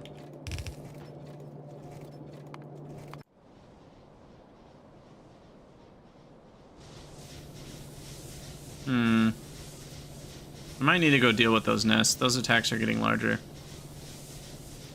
Even 3 turrets didn't wipe them out quick enough.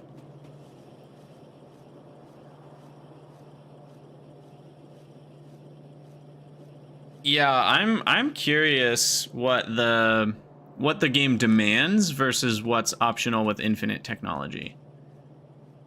But yeah, I think we'll wait a little bit to look at the late game tech tree. For now, at least. But at least, like, let's look at, like, going to a planet. Because you have to so the planet discovery is 1,000... See, yeah, it doesn't even require yellow or purple. It's only up to blue science. But then it also requires space science. So space science only requires blue. It's so different now.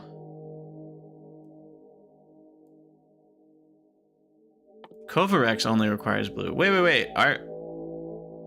Hold on. No, purple science still exists. Okay. Purple science is not dead. Neither is yellow. Do we still need yellow for logistic spots? Or not so much? Or I should say requester chests. Requester chests. Oh my god, no. Now you need space science for requester chests. Oh, that's so different. Oh, that's so different. Interesting. Huh. Okay. So we will be going to space sooner rather than later then. It's not like... It's kind of more in the mid to late rather than the late game in terms of old vanilla. Interesting. What is this? This is a basically dead belt here. Okay, so are these automated now? Did we do it? No. I got that one. This one needs plates. And do these stack to 5 or 10? Those stack to 10, these stack to 50. Okay. We need that many. Do you need anything from other planets for yellow and purple? I don't believe so. I'm pretty sure there's not. Alright, what are we going to research now? Yeah, fire rate and damage are kind of some obvious ones. I'm just not getting attacked very much. Oh, look at that! They show you the total bonuses, too. That's so cool. So it's saying you're going from plus 10 to plus 20% with this research. That's really neat. I'll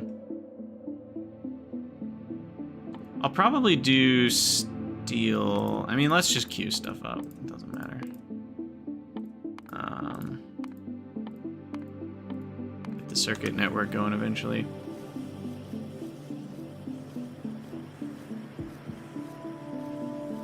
Maybe another planet before I think at that point you're gonna want those other techs to go to another planet.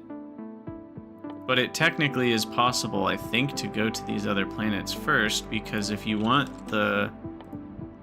I mean, you can go to Gleba on just those packs, according to the tech tree at least. But we'll see. Hey, Game Detective, thanks for that. Podcasts have certainly been fun to make. And yeah, don't you worry. We're doing a 12-hour stream, and then I'm gonna get some sleep, and then we're doing another 12-hour stream tomorrow. That's the plan.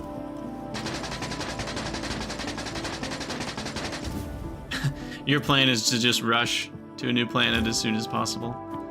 I'm sure a lot of people are going to be doing that. Okay, so why did I break green science? Am I missing a... What's going on? Oh, that guy got destroyed and I never replaced it. There we go. There we go. Yeah, I don't think it's very clear, Apophenia, to new players that this is going to result in gun turrets dealing extra damage, because it shows the gun turret damage as a single bonus and the bullet damage as a single bonus, but I don't think new players are going to necessarily realize that those are multiplying by each other. But they will if you hover over a gun turret, though. That is nice. It does show you the total right there. All right, coffee's all gone. I need to drink some water. Knock things off my desk.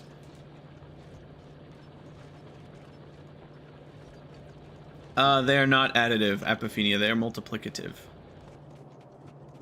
So, if they were additive, this would be 5 plus 1. But they're multiplicative, so it's 5 plus 1.05.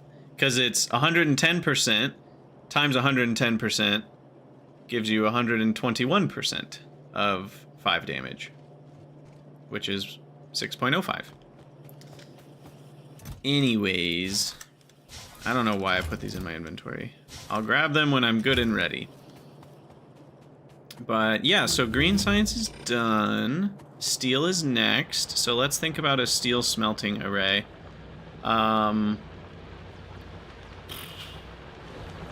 How much?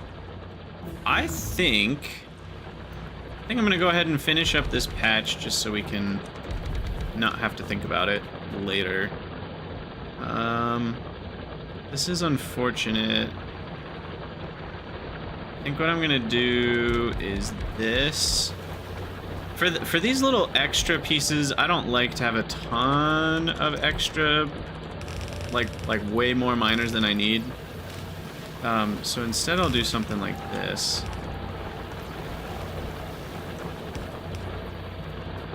And the nice way about wrapping it around like this is that way it actually prioritizes these ones as a higher priority even, so that it'll mine these out before it mines this part out. So that's nice.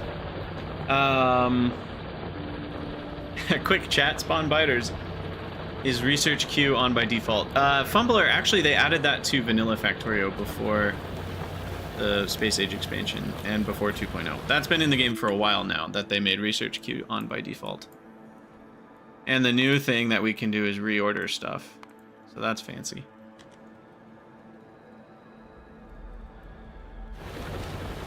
But yeah, let me get that. Okay, so this is going to be for iron only. So what I want to do for steel is I want to actually go get this patch.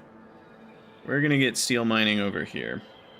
And that's going to be a long belt for right now.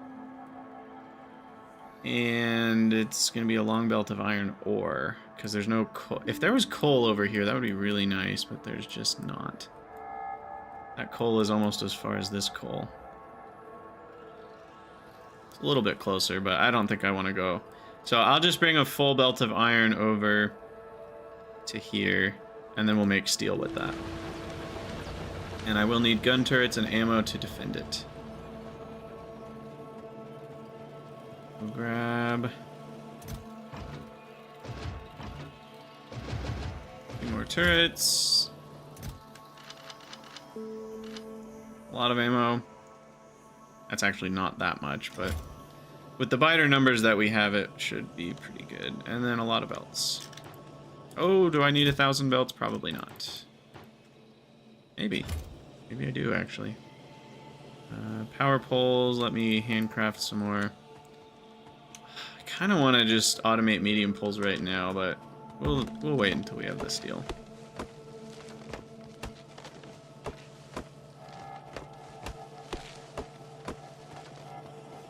And you know what's going to happen the minute I walk away from the base. I'm going to get attacked somewhere that I didn't put a turret. It's just how these things go, but what can I do?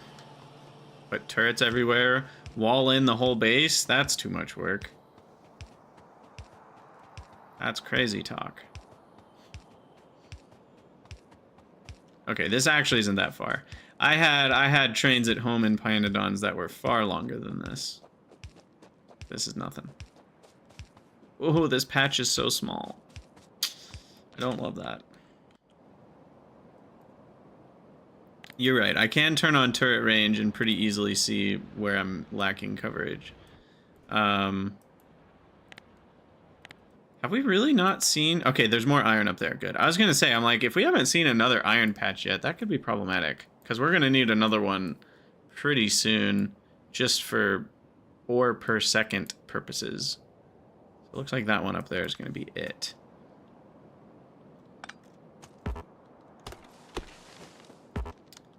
Ooh, how does the map search work? Good question. We'll go check that out here in a minute. Okay, so because this is a dense patch, I'm actually going to start like halfway off the patch to try to maximize. And I am going to do the trick because undergrounds are cheap comparatively.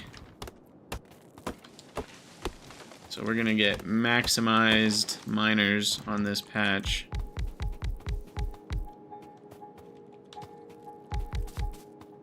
Oh, I forgot to grab miners. Whoops. That's fine.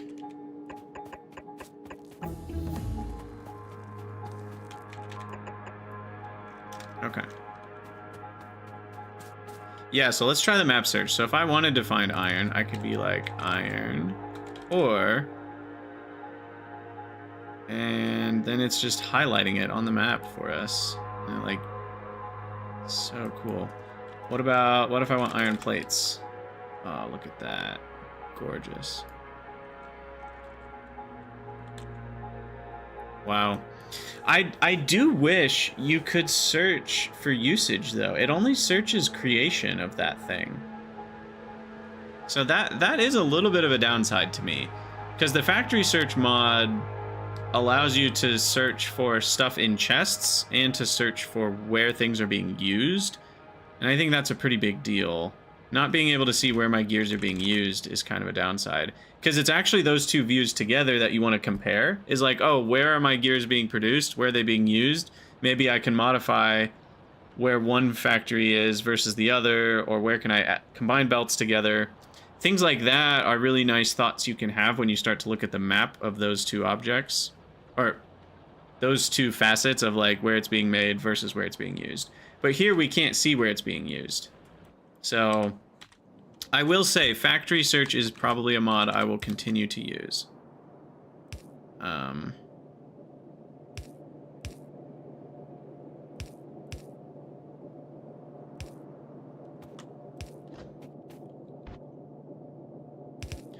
I would imagine that's not the kind of thing they're gonna add or change at this point in the process. What? Why not? Feedback's feedback, eh?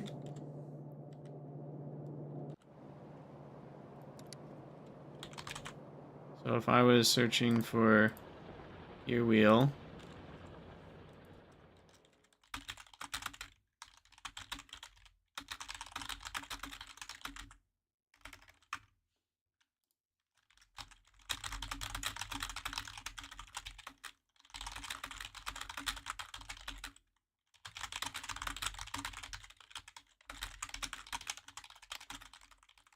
would be extremely helpful.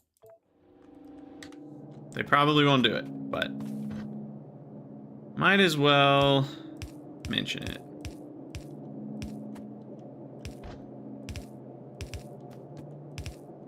I should blueprint this, shouldn't I? Rather than just kind of wing it every time. That would be a good idea. Good idea, Krydex. Why don't you do that? Alright, so this is kind of what we're copying.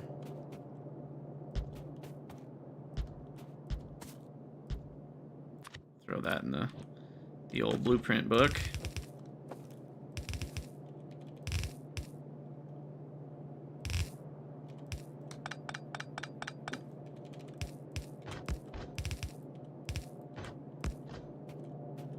Okay. Ugh, I missed squeak through. Can't walk anywhere in this game.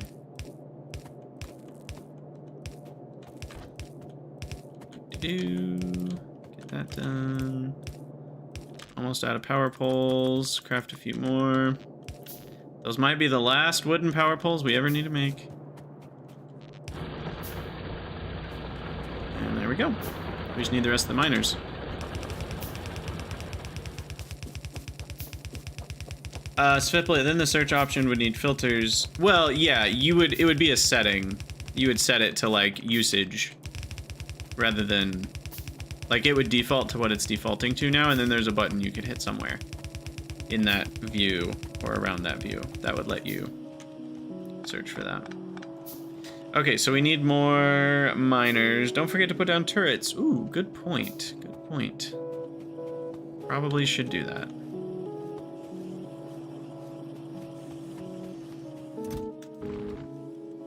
I'll just take them all. Take them all. Stored you can get when you get to logistics networks. Only if it's stored in the logistics network, which is a relevant difference in some cases.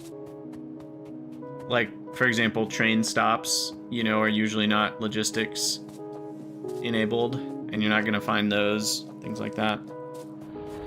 How did the Death World run go? It was fun. We didn't finish it, but we kind of got to the I am become death, destroyer of biters position with we had the full blue science upgrades, we had laser turrets, we had, you know, flamethrowers. So It was kind of that stage where at that point you're kind of just mega basing with more steps. But I didn't actually finish, no. We did have logistics and construction bots, and so we were slowly starting to push out a wall plus turret blueprint that was pretty effective. Okay, so that, nope, not done. Turrets.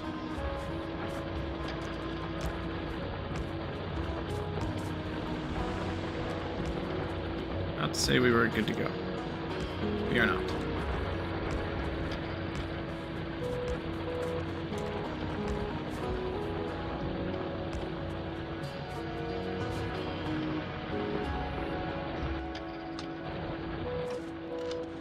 Easy way to drop.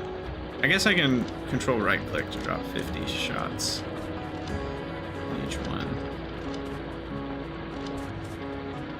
There we go.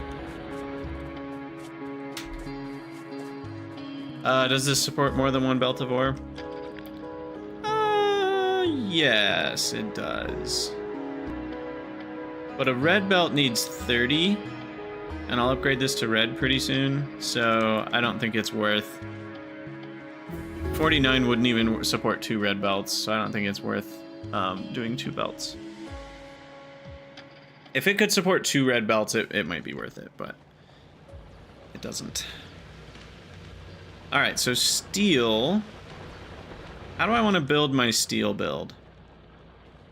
Yeah, exactly. It's 49 now, but it'll go down to 40 in what will feel like minutes, though it might actually be a couple hours. So how do I want to do steel? Steel is one thing where I've never quite figured out exactly how I like to do it. Sometimes I like to separately do the iron, like normal, and then basically just do steel like iron as 2 fully separate steps, but it feels weird to not do direct insertion. But the problem with direct insertion is then you don't get coal. I really wish you could do coal pass through with steel. That would be nice. Or can you? Does that exist and I just don't know about it? No, surely someone would have mentioned it in my death world. So the problem with this is then you still need to feed coal somewhere. Filter. Wait, are you serious? No. No, don't tell me. Has this always been a thing? You're making it up. Can't be real.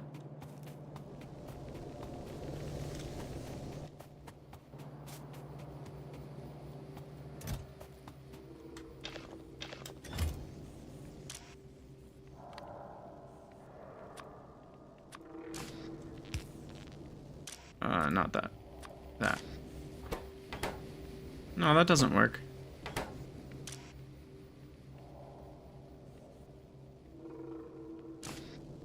Okay, good. I'm not crazy. Or more like good. I haven't been doing it wrong this whole time.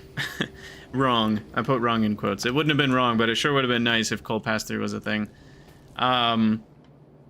Okay, so how do I want to do steel then? So one option is to have the coal come down here. And then we do something like this, and the coal gets fed in through these guys. And then the long inserters feed the plates over to these guys.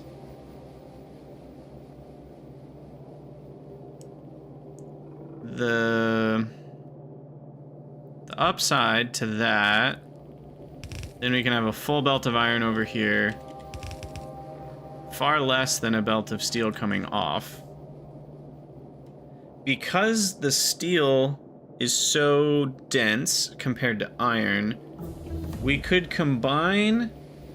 Oh god, I'm at 1 hour and 8 minutes in my YouTube recording. Well, we gotta end episode 3 soon.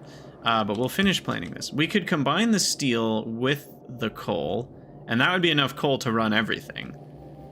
So another way to do it would be to have the coal and steel on the same belt. Is there a way to make that work? Coal and steel like this, while also having that.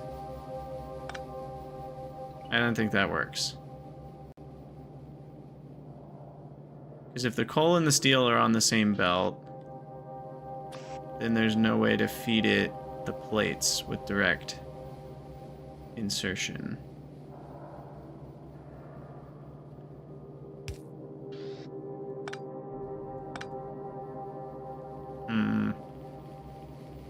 So then maybe...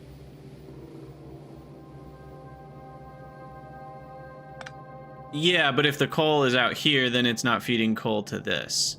I was hoping to feed coal to both types of furnaces from the coal and steel belt. But then iron... Well, maybe, hold on. So maybe I do it this way. Coal is here. Steel's here. Coal's only on one side of this belt. And then the iron just wraps around. And the iron's a full belt anyway, so that's not wasting any belt space. Yeah, I like that. That works, and we even have enough room for a power pole here. So that I don't have to do any undergrounds. Okay, so that can be our steel build.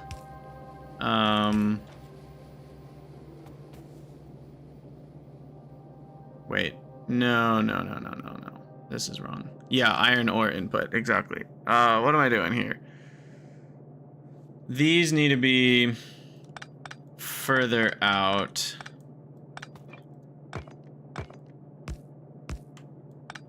To here. So iron ore can be coming in here. Iron ore. Or maybe iron ore comes in there. We've got coal fed through there. The iron goes on a belt out here. We'll have to do half and half to make a full belt of iron. And then that full belt of iron gets fed into these guys, which then goes back onto that one. Okay. Coal and iron mix. If I did a coal and iron mix, then I have to do 2 separate belts to get a full belt of iron. I think this is actually the most efficient possible. Maybe. Well, I guess I have an extra belt though because I'm not doing direct insertion now. And extra inserters. So that doesn't end up saving me anything.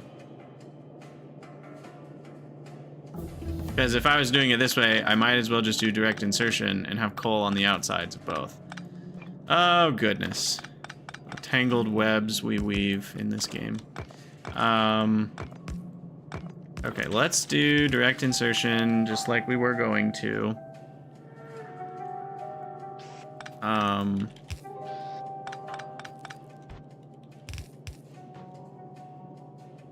Is this better, though?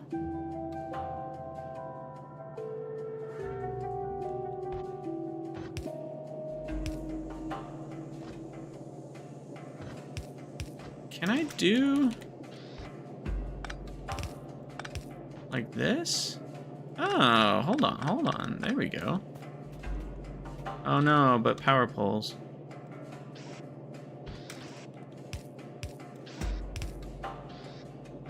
Now that works.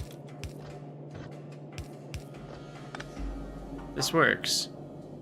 So we can have coal on one, iron on the other, and we just need our 90-degree inserters, and then we can put the coal into these.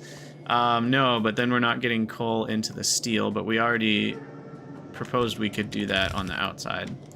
That does force the coal and steel to go in the same direction, which might not be ideal, but otherwise this works.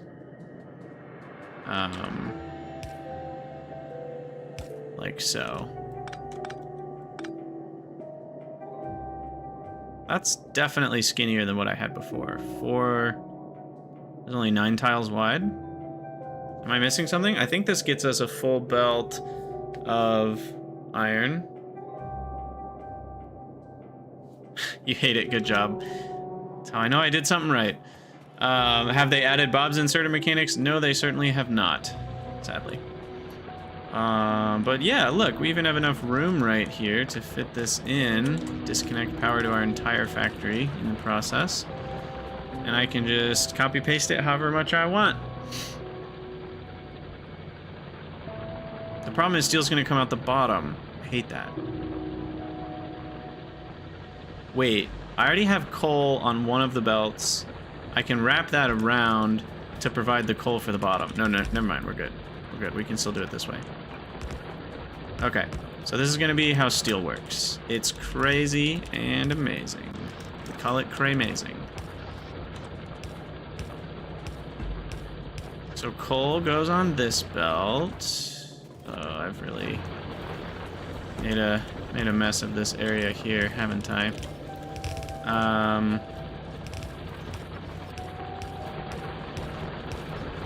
So coal is on...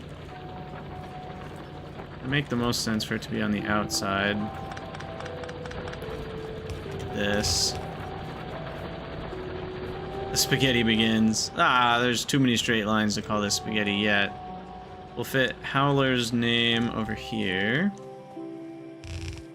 In walls, here in a sec. This is our supplemental iron ore coming from afar.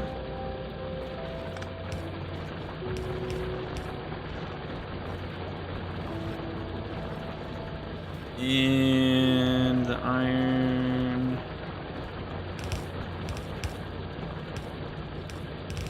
Over here.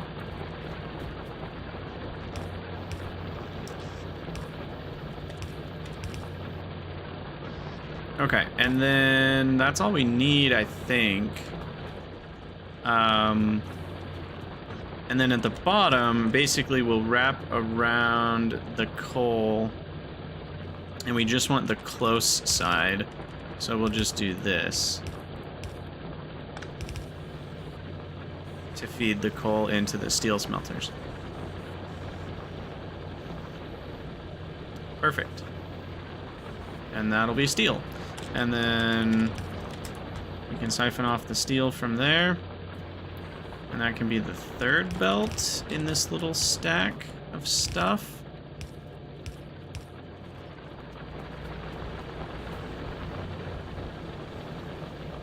Cool. Alright. Well, we'll call that... Obviously, I'll make it bigger, of course. But we'll call that the end of episode 3. For those of you on YouTube from the future, thank you for watching, as always. If you're here live, stick around. We're going to be streaming all day, so we're not going anywhere. But for those of you in the future, just a reminder, you can join the Crydania Discord to hang out with us there. You can join live, and if you'd like to support me on Patreon, you can head over to patreon.com/Krydax, get your name in the credits, get a special name in Discord, all sorts of fun stuff. And with that, I will leave you to it. I'll see you in the next one. Thanks for watching.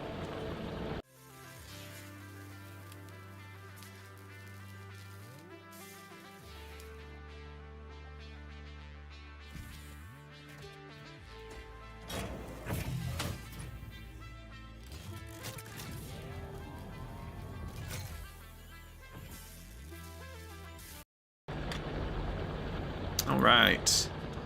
What do we take a photo of in this episode? Science automation, probably. All the labs, potentially. What's our screenshot angle? Yeah, the labs. Yeah. Why does the lab build only support 4 science packs? And yeah, that's mainly just because it's a lot easier to build it to support only 4. And I think that's just. Like, that'll last us a long time, and by the time we want to do more packs, we can come up with a new build, and probably a lot more labs. Alright, so what did we do in that episode? We did automate red and green science, start steel, sort of. Has map generation changed? Yes, it has, Naven R. So I did generate a new map. The new Navis map generation is actually pretty sweet. So it's something you won't want to miss, for sure. 2, 3, 4, 5. Uh-oh, Alor. You're getting forcibly moved here.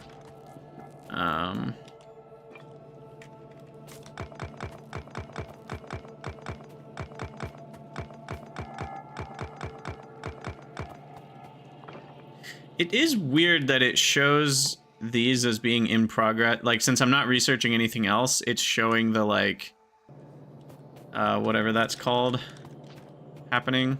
That feels a little weird to me, but I guess it makes sense. But it's kind of like, wait, what's researching? I didn't tell anything to research. But then it's just the trigger technology happening. Alright, what are the odds? Yep, I screwed this up. Already happened. Goodness, this is... Oh, and they quick replace each other? Oh, that's even worse. So if you screw up on any of them... How does this work? This... Uh-oh. A belt? What? Get out of here.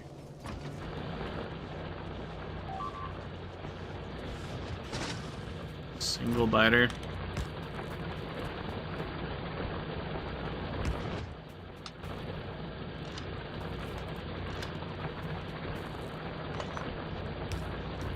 Alright, I certainly need more ammo.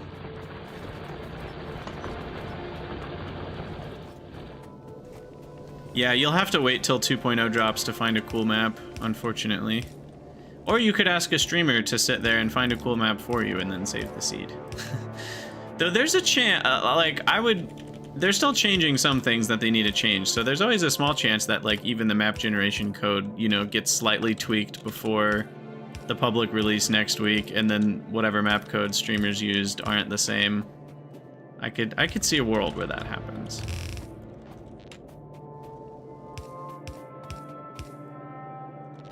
Okay, so then again, we just need to bring that over. Then we do all this.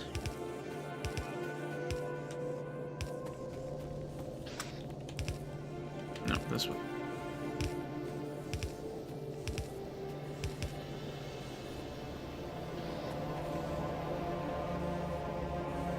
Yeah, you don't have to start a new map.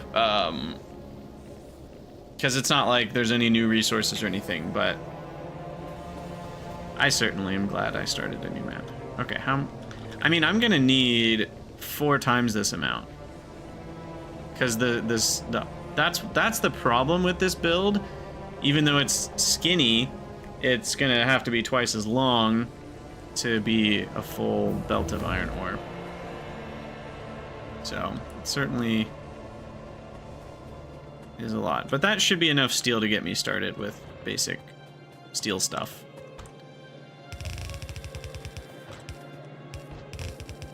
So we'll bring that over. I know I won't need coal till we start making plastic, but we might as well bring that over to...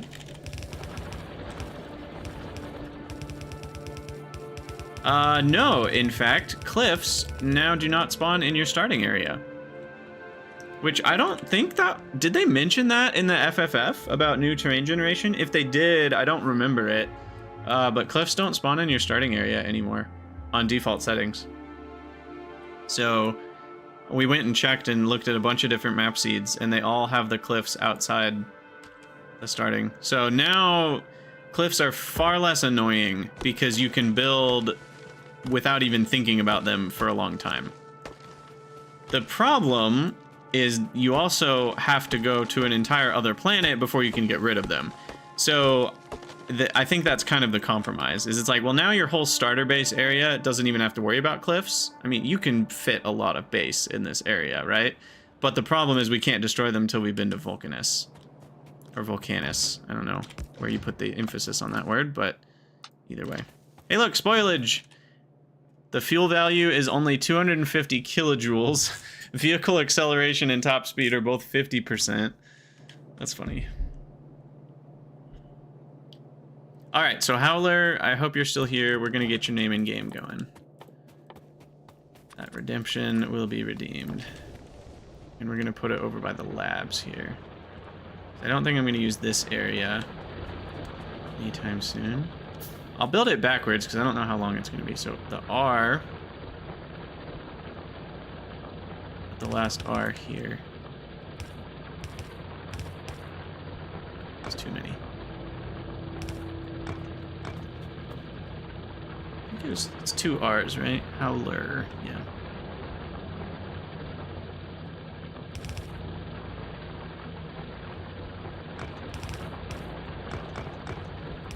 Boop, boop, boop, boop. E. Spelling backwards is hard. L. W-O-H. Alright. Oh, a W. That's just as bad as an M.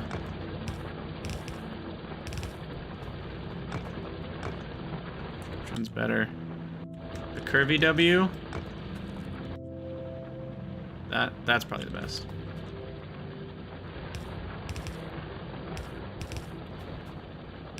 Hey, and this has the benefit of being some little dragon's teeth for this area.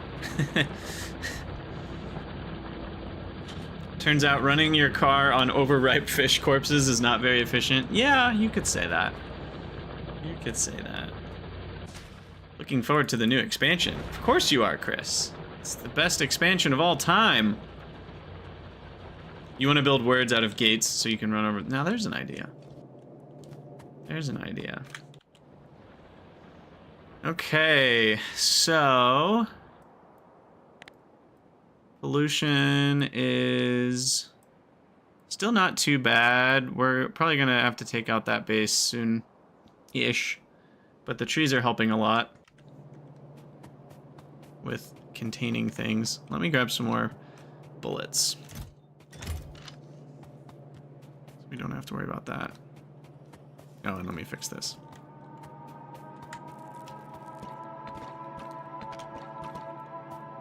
I will say the concrete blueprints look funky now with like the little squigglies.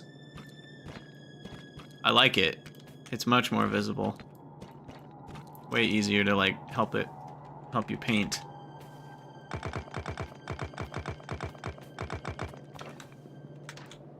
Whoa, what did I just do? Oh, I opened Factoriopedia on accident. Okay. Just trying to deconstruct this, and then I remembered I don't have bots, so deconstruction planer does nothing. Alright, well why don't I save this as smelting stack. And I save this. Steel smelting, though this is only a fourth of it. Alright, so here's steel. Steel smelt. Regular smelt. Okay. Is renewable stone in Space Age? Yeah, Vulcanus has renewable stone, copper, and iron, which is very interesting. And, well, and Gleba. Gleba has renewable copper and iron as well. So,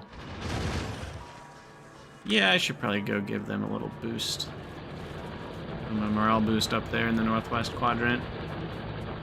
Let's just go take out those bases.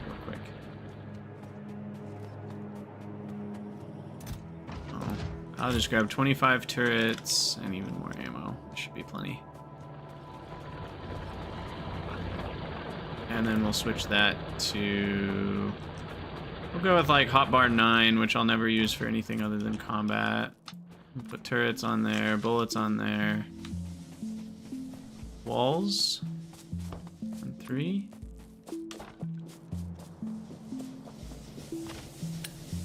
Oh, and repair packs. There we go.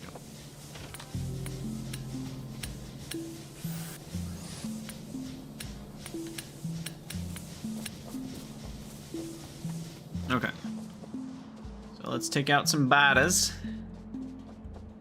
And space. Oh yeah, I kind of forgot about space. Anything that shows up in space is also infinite because of asteroids.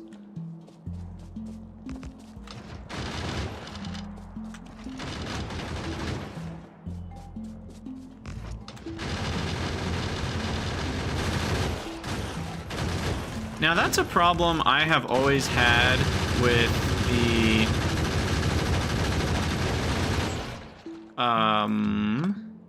what's the word? Targeting algorithm of turrets. I don't like that once they've started shooting at a nest, they won't target biters anymore. I feel like that's not desired behavior. Your desired behavior would be always target the biters, and if there's no biters running at you, then happen to target a nest. Now this has enough that it's infinite. Yes, it does. But that more than the infiniteness of it, it's more about having to set up new mining outposts. Renewable is more like I can set up a build and it will run forever with zero input from me. I think that's more what people are interested in with renewable resources than like, oh, I'm worried that my 500 million patch is going to run out. I think that's more the issue. When do I unlock targeting priority? Yesterday. Already got it. Don't need it, but I already got it. It would be nice if you could set default priority. The problem is I don't think target priority actually fixes the problem of what we're talking about. Because it's like, I think right now it will keep shooting whatever it's shooting until it's dead, even if a higher priority thing comes along. I don't think they'll retarget mid shooting. And the nests are more tanky, to your note. I was just looking at it. They have 450 health now instead of 350. So they're already 33% tougher because of evolution. I'll take out this nest too since I'm already here. Uh-oh. So like, I could set the targeting priority. I don't think you can set default priority, so it'd be really hard to do it on a turret creep. But even if I did, I think they would not retarget to a biter. I guess I'm not for sure about that. That's my assumption, is that they won't retarget mid-combat with whatever they're shooting. So if they start shooting a nest, even if a higher priority target came along, I don't think they're going to stop shooting the nest. I could be wrong. I do not know that. You could blueprint default priorities, yes. But that doesn't really work for turret creep before you have combat, or construction robots. So, can't really do that yet.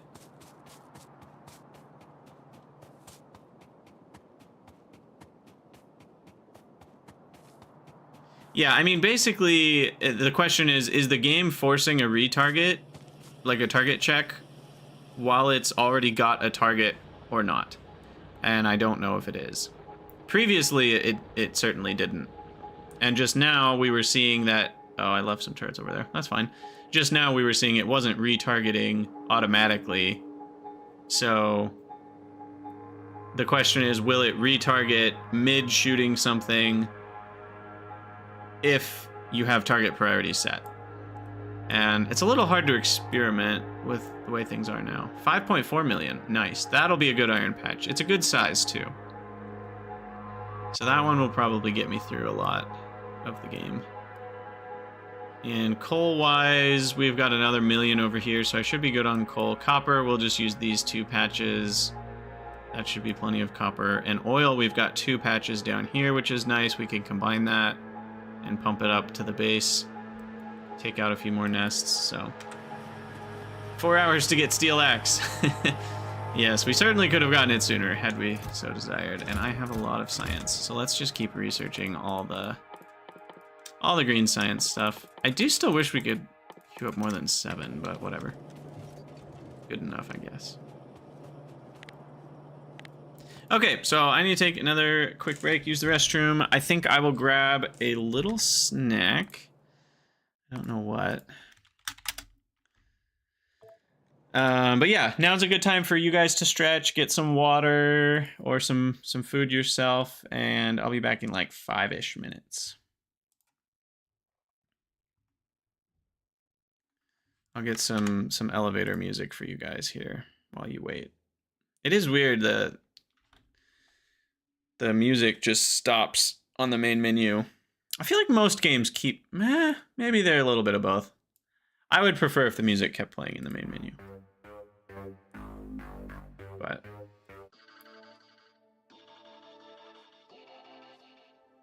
Alright, BRB.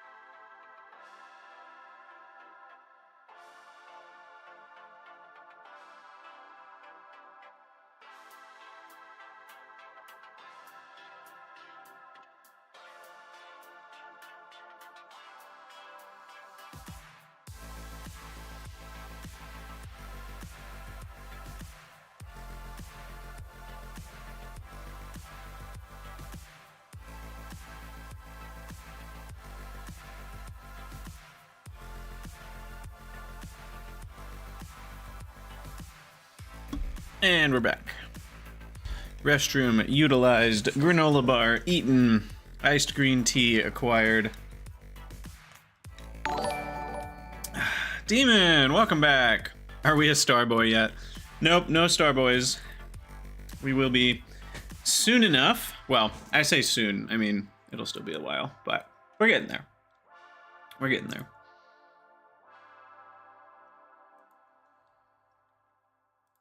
All right. So, where did we leave off? I just killed a few nests, so things are a little bit safer. Working on some technologies.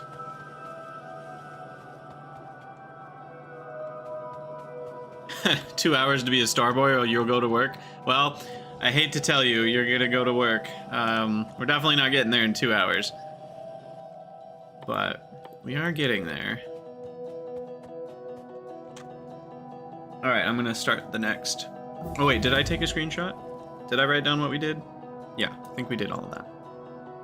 Do I automate green tea production at home? Kind of. I do make a big picture of it. So I'll do like, I do like 5 tablespoons of this gunpowder green tea that I have that's really good stuff in a pitcher, and I'll do like 3 quarts of water.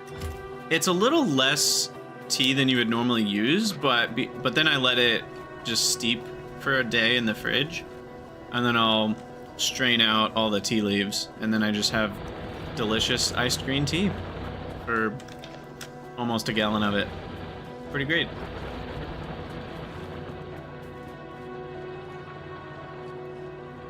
Hello everyone, Krydax here, and welcome back to episode 4 of Factorio Space Age. Oh, this is so great. I'm so hyped for what we're going to be doing soon. And heck, I'm having fun just playing vanilla, though there are so many things that feel just different enough that it still feels fresh to me. I did clear a few nests since the last episode, and I set up a little bit more of the steel production that we had already showed you. So what we're going to be doing now is automating some of the things that need steel. So I'm going to leave some space here, and then we're going to work on steel furnaces, and we're going to work on... Is that it? Oh, and then assembling machine 2s. And maybe pumps? I don't think I need to automate storage tanks. Ooh, combinators. We have circuits now. And landfills available. I don't really need landfill, but in case I want it. Okay. So I need to bring steel all the way down here. And... we need gears and circuits again. So I need this to do that, and then I need to bring steel down. Somehow. Okay, that works perfectly. So we'll bring steel down over here.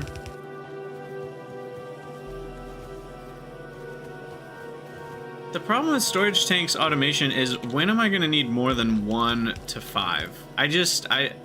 It's going to be an extremely long time before I would need... I screwed that up.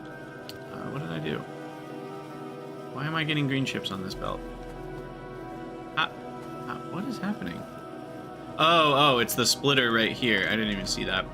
I can fix that by doing this.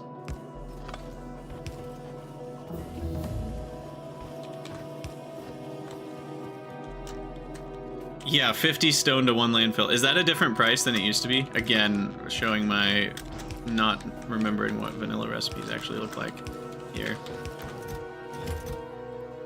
Alright, so there we go. Automated of whatever these are called. Assembling machine 2s. And then I'd like to automate mediums and large. Oh, they're the same now. Okay, they changed that. Medium poles have a new recipe. Copper cables, sticks, and plates. Alright. So for that, we need some sort of... It used to be 20. Oh, wow. So landfill's way more expensive. Interesting. I wonder why the change. Probably related to other planets, but I don't know if landfill works the same on other planets or not. I'm uncertain about these things. Okay, so I want to get steel over here. So I can work steel across like that.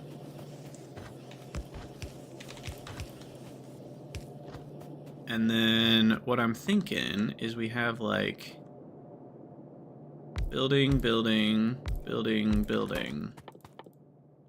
For the sticks and the wire, and then this is the 2 types of pole. And then chest, chest.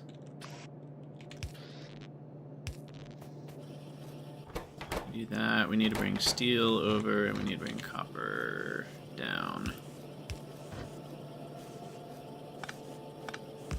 Like that.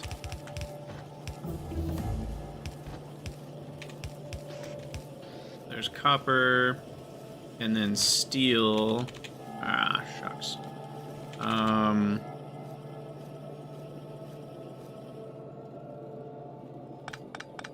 I don't want steel to be here,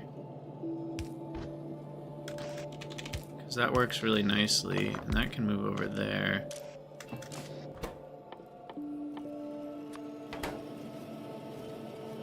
It was 50 in space exploration. I thought this wasn't space exploration. They told us it would be different. Less punishing. Missing that one. And then... yeah, I mean, this is fine.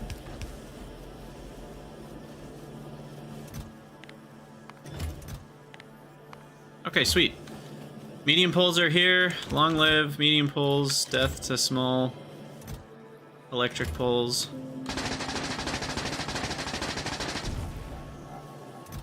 I really need to change that hotkey because it keeps showing up K. I have as 2 things because it defaults to disconnect train. How about Shift K? Because how often do you actually need that? I don't know if I've ever used that once in my Factorio career. But, yeah. Oh... hey, Chris H, how's it going? Hope you're having a blast with Space Age. Can't stick around, but looking forward to the VOD later. Awesome. Well, I hope you enjoy your day. You also started your beta save on a desert. Old man desert engineers unite.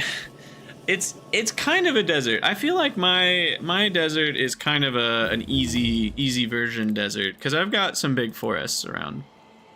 And this land over here is low moisture, but it's not zero moisture.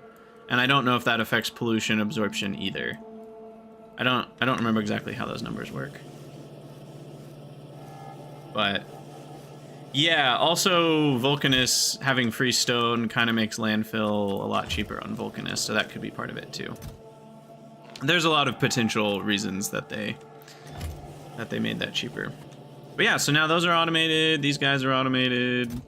What am I trying to do? I'd like to get rid of these and now only use these. These are the future. The future, you say? And then what I'd like to research now that I have... well, there's a lot of researches you have to go through to get the non-bulk... Hey, there's a new word. Non-bulk inserter capacity +1. We have to go all the way through the oil and stack inserter. I just said stack inserter. It's going to take a long time to unlearn what these are called. But yeah. Oh, trigger tech. Oh, you have to mine crude oil now. Even though you don't have to make it, you have to mine it. Interesting. Okay. Did you just see infinite tool belt? Did you? No, there's just one more. Tool belt equipment. Oh, it's an actual equipment, so you can get legendary tool belt. You can be Tim the legendary tool belt man. That's gonna be great. All right, let's get our stuff upgraded here. What do we need to upgrade? Science first. I mean, science is doing fine. If anything, I need to make more... maybe it's not doing fine. We'll upgrade it. It's easy. That's literally all I have to do. Alright, so now that's 50% faster. I forget, are they more efficient? They're more pollution efficient, but they use more energy. But I think they're still overall more efficient for pollution as well. Even accounting for the pollution you make to create that energy. So we'll just switch everything over. There's no real reason not to. Oh! Look at that! It was perfect! I had exactly enough. Are you kidding me? Is that literally every single assembler in my base? I had exactly 50? Oh my gosh. I'm not counting those because they weren't doing anything yet. Wow. That's fun. What does a legendary tool belt do? Well, I don't know, but there are stories told about it because it's legendary. The legends... What do the legends say about the tool belt? It gives you more inventory space. That's what it actually does, but past that, I know not. All right, let's get steel furnaces automated, and then is there anything else? Maybe engines? You need a lot of engines, though. I'll probably wait on engines, and I'll just do one big engine automation area. So for now, let's just focus on the steel furnaces, which is going to require something like this. Oh, I need more belts. Let me grab my belts, and then I'll do red belts. That can be next. Oh my gosh. That's new. You can sweep. You can mouse sweep like in Minecraft. Whoa. I just did that on accident. Holy cow. That's awesome. That's awesome. Though it can cause some accidents, but I still think overall awesome. Wow. That's neat. I don't think they spoiled that. I don't think they told us that. Did they? I don't know. I read all 60 FFFs 2 days ago, and I still don't remember what they told us. Still don't remember anything. All right, let's do this. So basically, I just need... Is one enough? Wait, I need 6 plates and 10 bricks. And these are gonna make bricks at some horrible rate.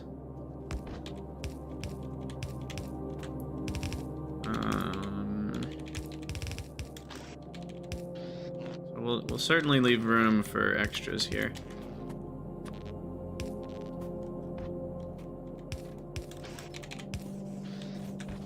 Okay, underground, go through.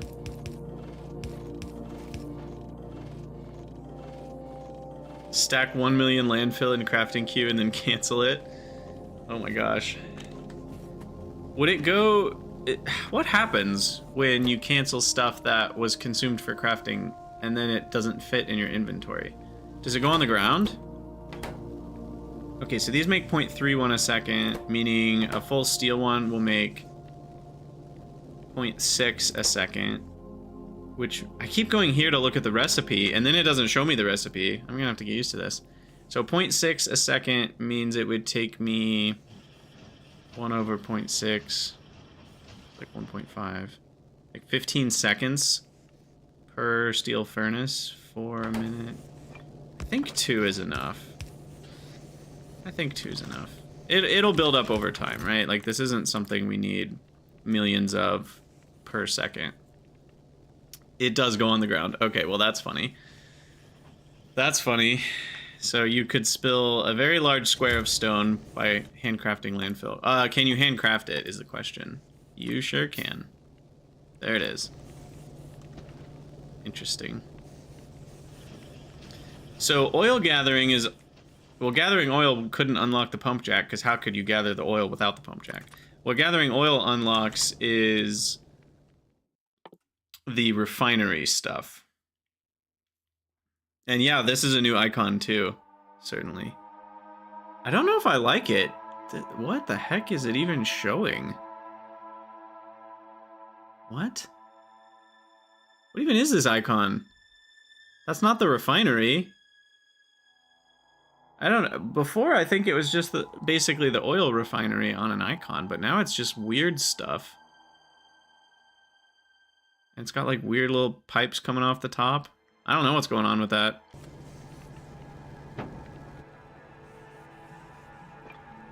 Alright, so now we've got steel furnaces, abstract art.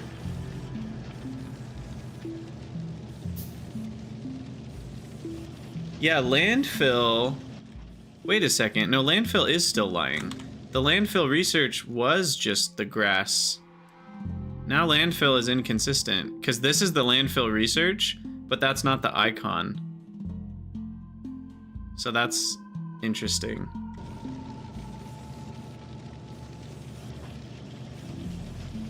Yeah, I wonder why they've changed. I mean, some of the changes, like the radar looks the same but just like higher quality. But like that oil one, I wonder what the purpose of that is. I'm not entirely certain. I don't know. I guess I don't need to be certain. Let's automate red belts. Let's automate red belts. So, red belts are expensive in terms of iron.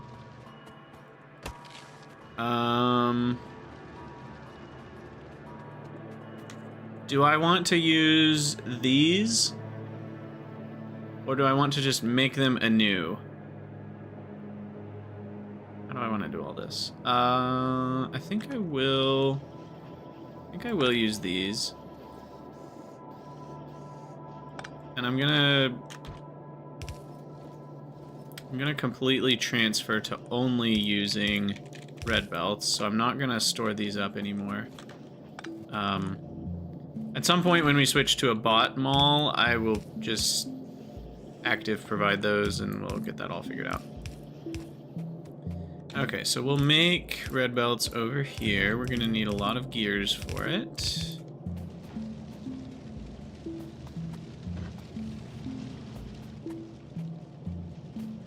Maybe here?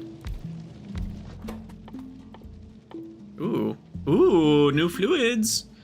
Fluoroketone hot, fluoroketone cold. What's the cost for the 4th tier belts? I don't know. I don't quite want to look it up yet. Okay, those are the only 2 new things we can barrel, at least from now. Did I not research red belts yet, or can I just not find them? I didn't research them yet. It's important to research a thing before you try to actually build a thing. Okay, so we are going to need a lot of gears, though. That much is not up for debate. I think 4 gear makers is enough. Yeah, I mean, that can use 12 iron alone. It's crazy. 3 iron in. Probably needs 2 inserters.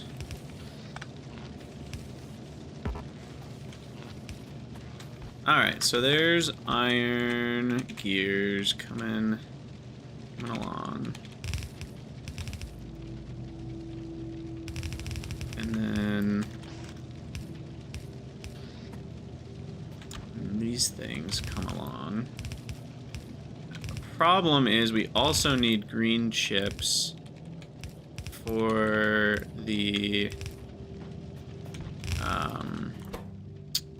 splitters. So we're gonna have to bring these forwards and grab them like so. I think just visually I want to kind of hide this a little better.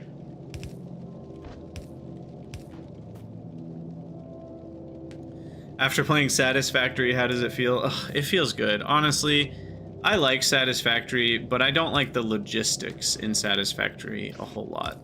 I think Satisfactory is beautiful. It feels really good to play in a way that Factorio doesn't. Not that Factorio feels bad, it's just there are good feels you get from Satisfactory that don't exist in the same way in Factorio. So like there are some really cool things, but at the end of the day, the logistics are just a pain in the butt to set up. And I was realizing one thing I don't like is going and getting a new resource. Getting an ore patch in Factorio is fun because you can blueprint things in a way that make it like, the more you blueprint, the more it can literally be like click, click, click, and you're done. Whereas in Satisfactory, it's like, oh, I want to go get this iron ore hours away. Like I have to, even if I blueprint my rails, I have to hand build all of those blueprints, and I have to hand connect them all. And then I have to build a new train stop, which can't be blueprinted fully. And so it's like, even just with trains, so drones would be the easiest, but drones are too slow for like a full ore thing. So yeah, I think with Satisfactory, I did start to get frustrated with how difficult it was to fetch resources. And that's on me, you know, like I could have tried to be a little more patient with that, I think, but it just wasn't fun. So that's part of the issue. I didn't enjoy going and getting new resources. And so because of how difficult it was to set up mining outposts, I found that to be a tedious part of the game. The good news is, I didn't need that many resource outposts to beat the game. So really, that is kind of more of a mega basers thing. But I don't think I could ever enjoy mega basing in Satisfactory. It's just too much.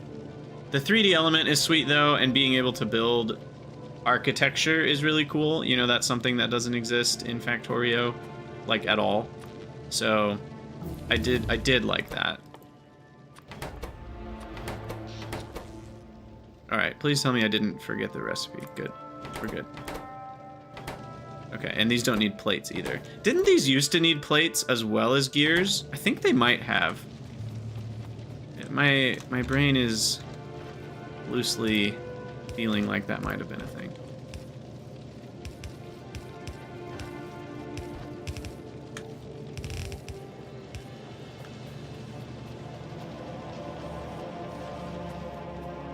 Modded Minecraft. Well, I don't know if you can really compare modded Minecraft to Satisfactory that closely, simply because one is voxel based and one isn't, and that alone just completely changes the vibe. Now this is gonna take forever to get going, especially because we're short on iron, apparently. Short on everything, as usual. But once we can upgrade the iron belt to red, then we'll get rolling. I don't know if I like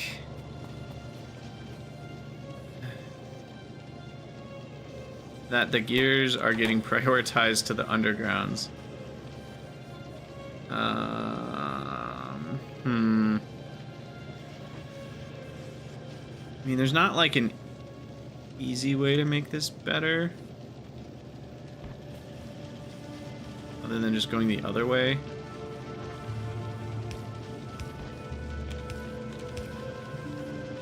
You know, I could split it, which is not crazy. At least for now, this isn't crazy. There's certainly a world where we undo this, but for now, I think... Because I also don't want to only get belts and not get any of the splitters and undergrounds. Splitters, I don't mind being high priority because they're just going to back up pretty quick. They only take... I keep going here to look at the recipe, and there's no recipe here. They only take 10 apiece, so they don't take that many gears, so I wasn't worried about them. But the undergrounds take 40 per pair, which means per stack of undergrounds you need 25 times 40 is 1,000 gears, I believe. So that's a lot.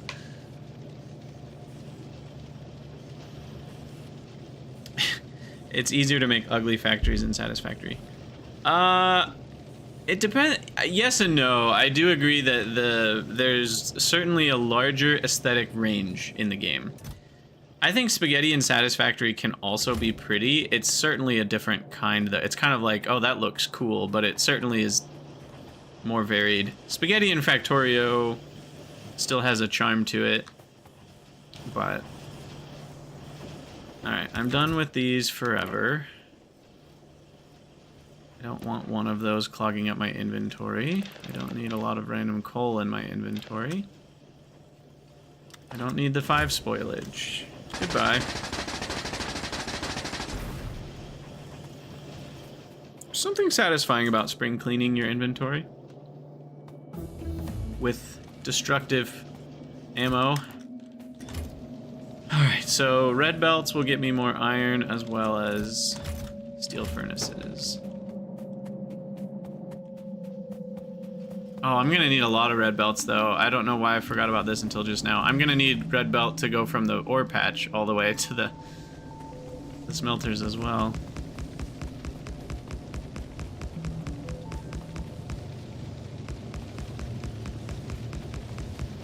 In Satisfactory, you can lattice belts. Like, the first Let's Game It Out video where he, like, literally weaves the belts like a basket weaving. Oh my gosh. It's amazing.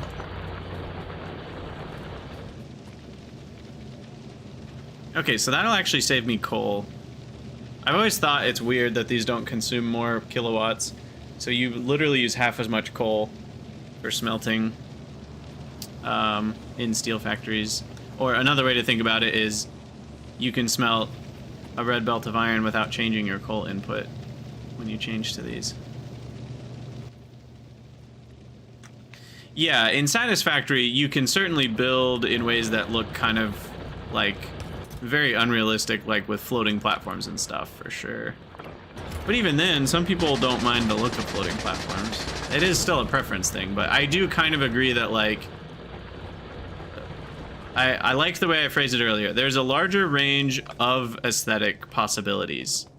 Whether or not they look bad or good is more a preference thing, but for each given person, they like a certain range of looks in Satisfactory, and that's certainly going to have a lot of things outside of that range. In Factorio, I think most people find more percentage of other players' builds to look palatable. If that makes sense. But yeah, so at this point, I really maybe need a second belt of iron. Problem is, where am I gonna get that iron? Because this is not much more than one red belt. So maybe I just need to focus on turning this to red instead of worrying about other things. So we'll look at that then.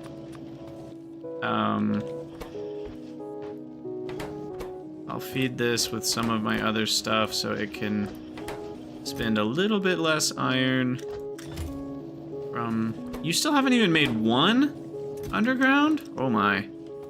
This is gonna take some time. These will take some time.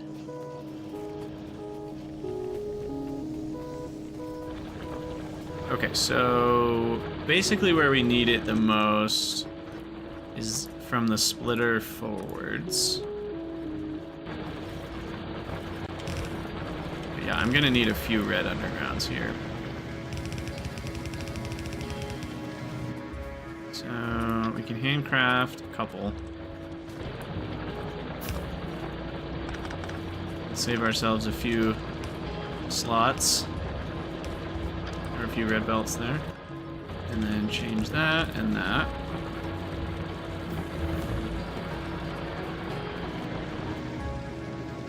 Okay. Then we're gonna need to upgrade these last ones. We need to upgrade this underground. And then from there we have quite a few upgrades to make.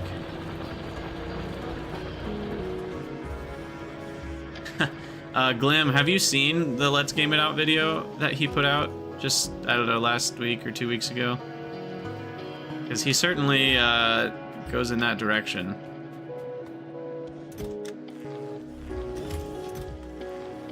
I probably shouldn't do that right now, actually. That's just going to cost me more steel and more iron, which I can't afford right now. I'm working on belts.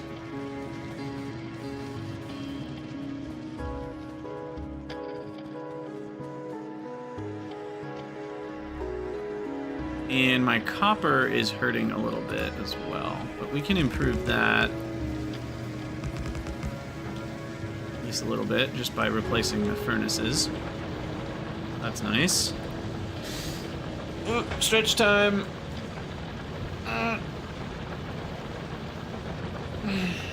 You at home, stop sitting like you are a ferret and you don't have a spine. You do have a spine. You're not a ferret. Sit up straight.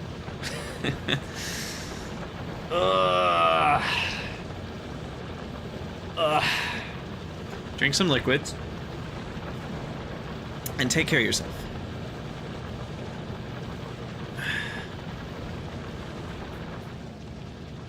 Alright, do we have more red belts yet?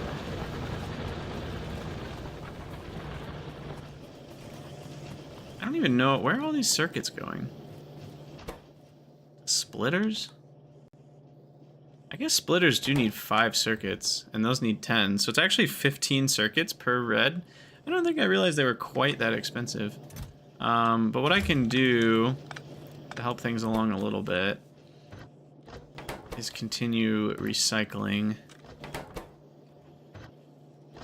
these things. And that will help.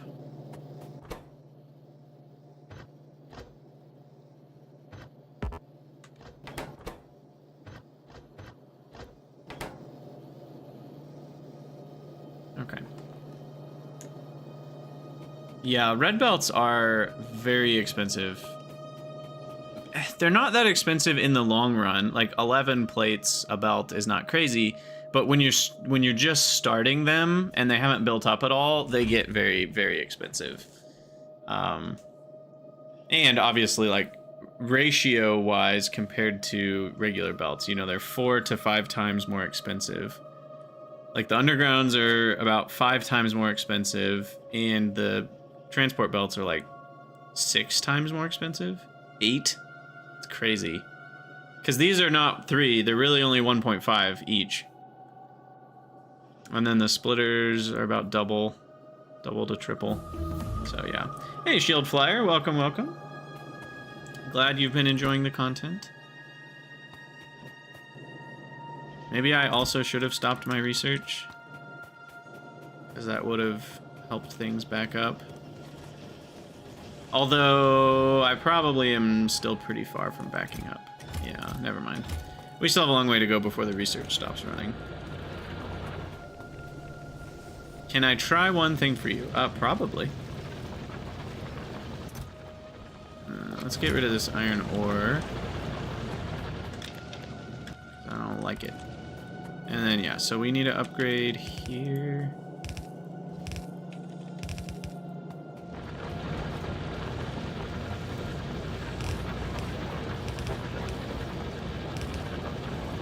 Okay.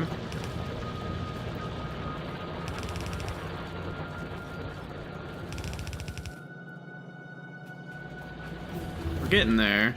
Need a few undergrounds. Oh, we have a lot of those tier 1 assembling machines too. So we probably won't need to make those for a while.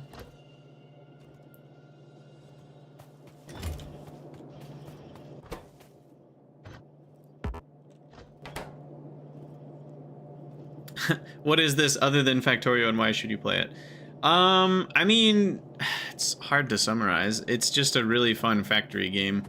Automating things is very rewarding, and the game has a lot of tools to make things easier for you the further you go, so it doesn't ever feel too overwhelming. Although that, I mean, many players get overwhelmed, but like, the game gives you all the tools you need to do things easily, which is cool. Like blueprints and trains and just a lot of quality of life features to make gameplay more smooth.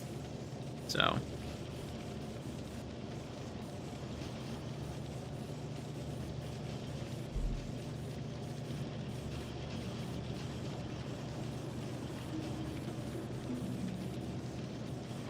you had Pi red belts unlocked for at least 100 hours before you started using them.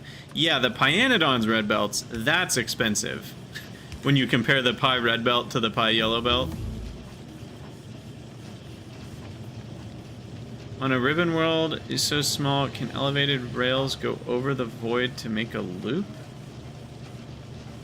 I don't know exactly what you mean, but I doubt it.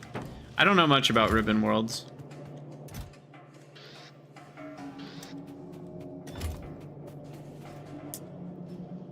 Do we have enough now?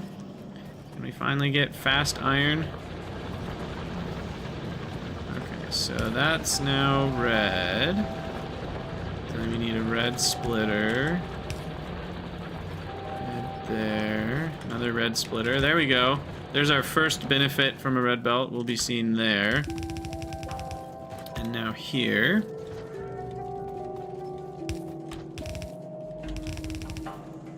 And then a few more, and we will be golden.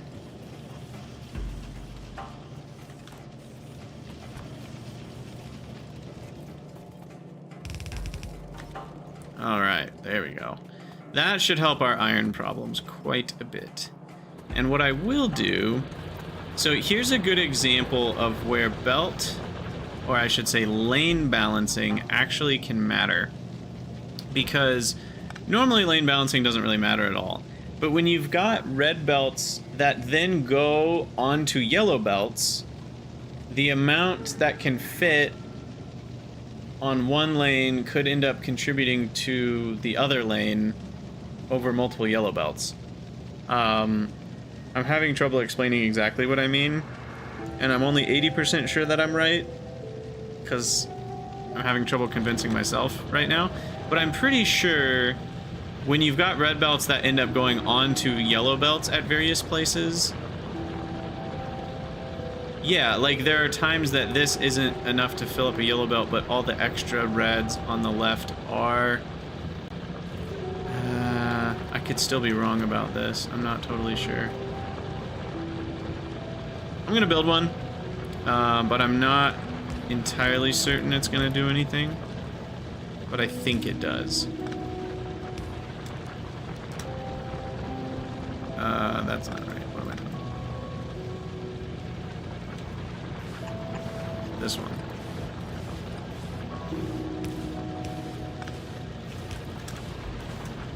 Alright, so then we do that, that, and that, and that, and that.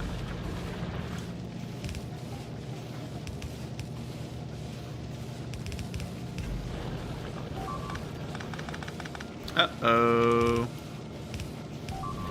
I should probably go check on that noise. Yep. Oh lord, they munching.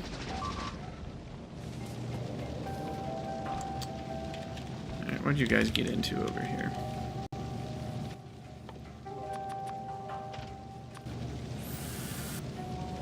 So what did they destroy? 3 belts and a pole. 3 seasons in a movie. Okay, so destroy that, and they destroyed that one. Okay, there we go. I probably should just get a smattering down here.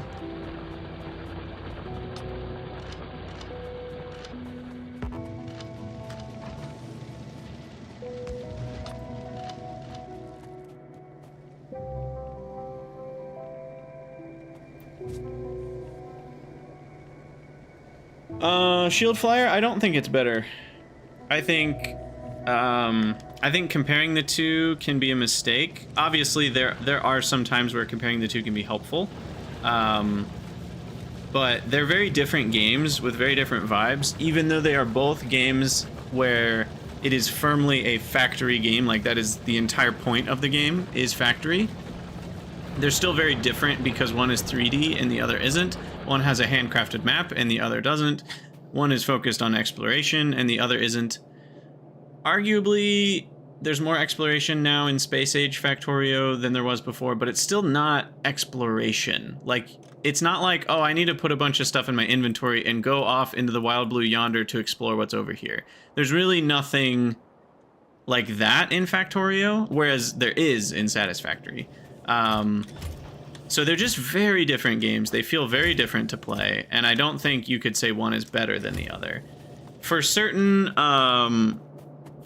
elements within the genre, each game has places where it's better than the other. If you're directly comparing like sub-elements within the game.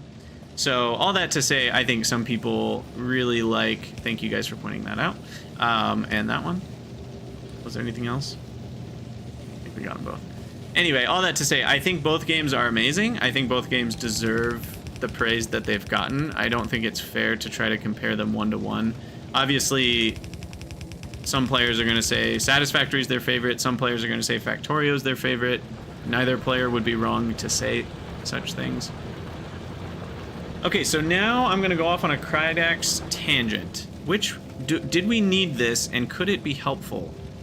If we end up having yellow belts that are consuming ore. Yes. Okay. So basically, imagine a world where you know this has been fed onto various belts, and all of those belts are consuming the left side. So then we end up with a red belt that has 15 on one lane and 0 on the other. And then we're merging that or splitting it off of the bus that it's on to then go onto this belt, which now has a maximum of 7.5 coming from that one lane, even though we have 15 available. And so the reason it's not getting that 15 is because we're not on both sides. So setting up something like this actually is necessary when you have uneven consumption on lanes. Setting something like this up will make sure that you're getting maximum utilization. If you're generating a full red belt, it doesn't do anything to help. Is that true?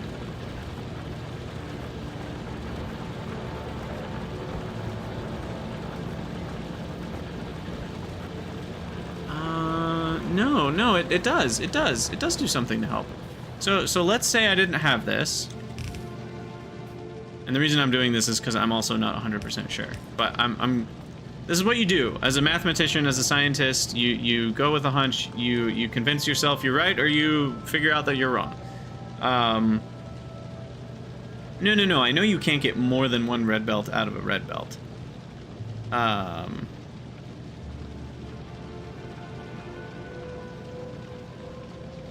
That assumes the red belt is being consumed evenly. No, kind of my point is the red belt isn't being consumed evenly. So let's say we start out, all right, let's figure this out. So we start out with a red belt full of whatever it's full of, right? And we're not doing the lane balancer. That's the assumption right now. So then we split off at multiple points that belt, and they go over here to get consumed by things. And maybe I have one thing that's consuming, let's say, exactly 7.5 of this, I'll just call it iron. And then I have this one, also consuming 7.5, grabbing from the same lane. So now, after both of these, and I know that we're splitting off, so it's technically only getting half, and this is only getting half of a half, so it's really a fourth. So technically a fourth would carry on. But for the most part, what that's going to do is it's going to empty out this lane. So it's going to look like this in terms of density. So then, at that point, if we then went to go split off once more, and now we have one that needs 15 a second.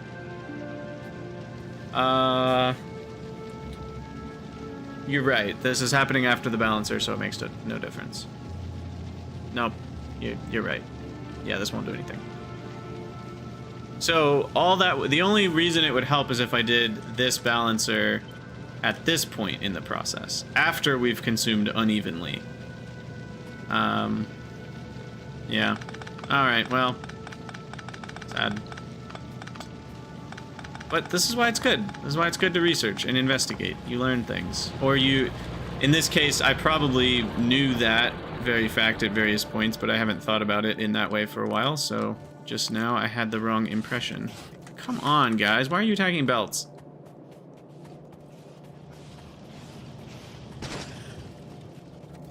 Get out of here.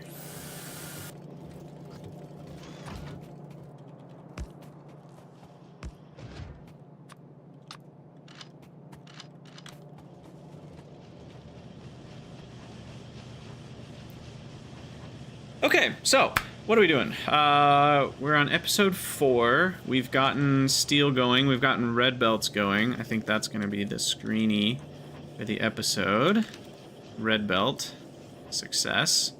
And then at this point, we're mostly protected. House pollution cloud. It's starting to spread pretty big. Almost to the shores. And yeah, this is the base. That's probably the offending base. Or is it the offended base? A little bit of both. That one too. So I probably need to take out those bases. Why don't we go do that? Let's grab some bullets.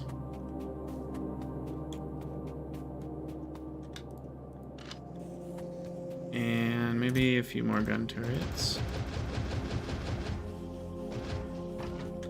A 2x2 balancer isn't symmetric. It's not.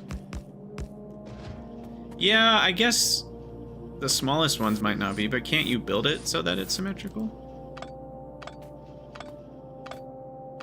What do you mean a 2x2 balancer looks like that? Right, do you mean a 2x2 balancer plus lane balancer? People use balancers to mean various things. Sometimes they mean lane balanced, sometimes they just mean belt balanced. Those are different. And most often when people are talking about balancers, they just mean belt balancers that are input and output unlimited, which means any combination of full belts on the input will fully make it through the balancer to be evenly distributed amongst all the various output belts that exist. However, what it won't do is balance left and right lanes. Most balancers don't do that. Those generally people call them lane balancers to differentiate. What am I doing? I need to change this to my combat one.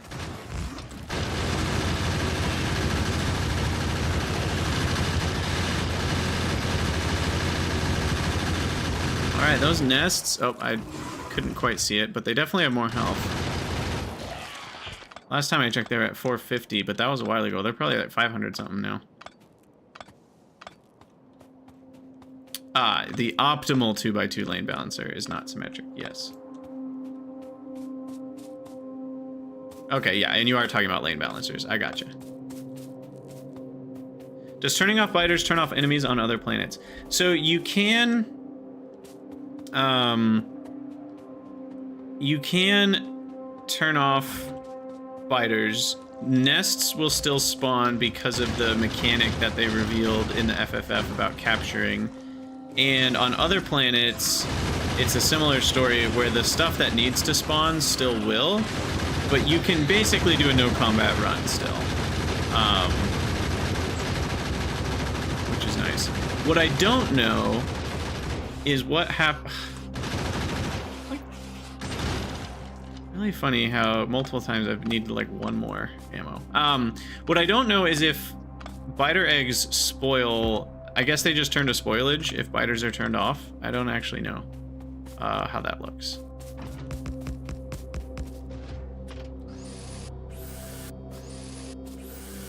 Get our turrets all repaired here. But yeah, balancers in general is something I don't use very much of. The main reason I like lane balancers once in a while is just because it helps you more easily see the production versus consumption as like basically a progress bar. You know, I know people like to build little, what are these called? Lamp things to show like your production and rates. But by using a lane balancer, regardless of what your usage looks like, now we can walk over here and we can see how much are we using by just looking at the furnaces that are on, right? The furnaces are on up to about here, which means I'm using about 60% of this belt of iron. And that's just a really nice visual aid. And if you don't have a lane balancer, you know, the full left one might be on, and then the right one's like this full, and your brain can't easily parse like what percentage of the iron you're using. So there is an actual purpose to this beyond just looking pretty. It helps your brain parse what's going on a little faster. And Zhao, yes, biter eggs spoil into biters once you can produce them. So I'm not sure what happens if you have biters off. I assume they just spoil into spoilage. Like, it wouldn't really make sense to add combat into a game that has enemies off specifically to avoid combat. So I assume that's what happens, but I don't know for sure. Imagine a tougher version of Pyanodons where weather is present. I assume that is exactly what we'll see. I don't know if it'll be weather in particular, but different planets kind of having different effects is already what vanilla Space Age has. I say vanilla Space Age, that's kind of an oxymoron, but... Aloy, I don't know for sure. I want to say it's big biters. At least I read or heard that somewhere, but I don't actually know more than that vague thought that popped into my mind when you asked that. So, uncertain. But yeah, look at all these red belts we already got going. So we got red belts. Beautiful. I need to upgrade. What else? Anything else? I don't think so. This iron patch has lost a lot of juice. Already, we're not getting a full red belt out. That is unfortunate. So what I really need to do is upgrade, and this will cost a lot of resources, but that would be upgrade the entire belt from here to red, so that then we can get whatever we're not using for steel added back into my normal iron belt. But that's going to cost a lot.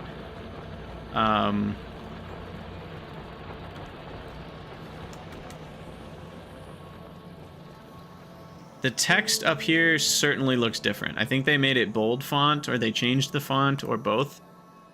You're not crazy. I noticed that too. Alright, looks like those are the last two researches I can do without mining oil. So oil's next. Feels weird to already be doing oil. Shield Flyer, I'm in the very early game. We're only 5 hours in. So... basically, zero progress. No, not zero, but very, very small amount of progress has been made at this point. But yeah, we'll go fetch oil, and then I think we'll call it the end of the episode. I'll still be streaming, don't worry. This is a 12-hour stream. We're only not even halfway done. And I'm actually still feeling pretty good, so that's good. At some point, I'll take like an actual meal break. I meal prepped like a boss. I made some delicious burritos that are in the fridge, as well as some pasta.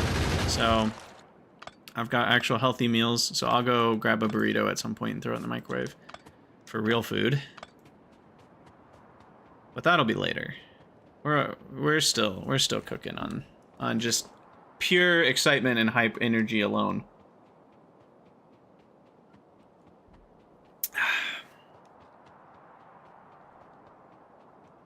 All right, so, ooh, the new oil. Ooh, bubbling tar pit.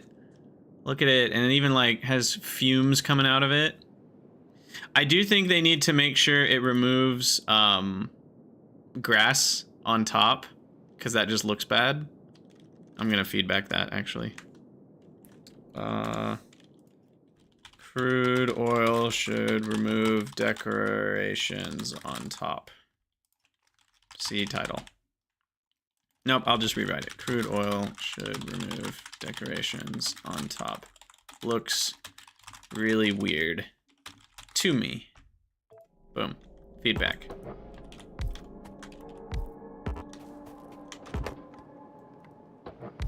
But yeah, the new graphics for the oil well's really cool.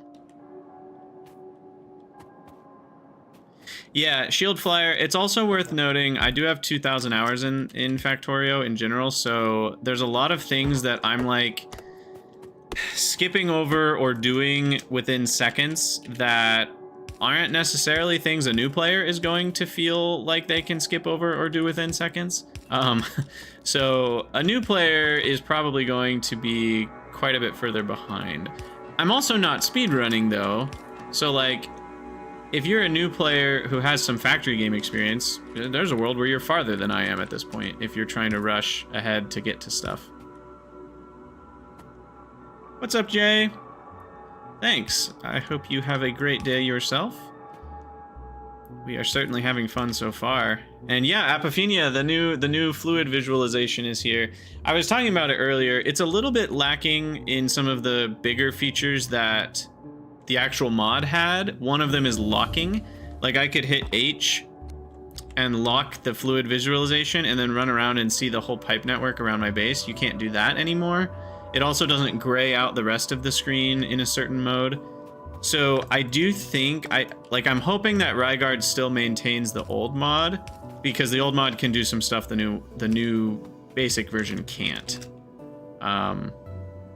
Essentially it has the basic functionality but not like the full functionality.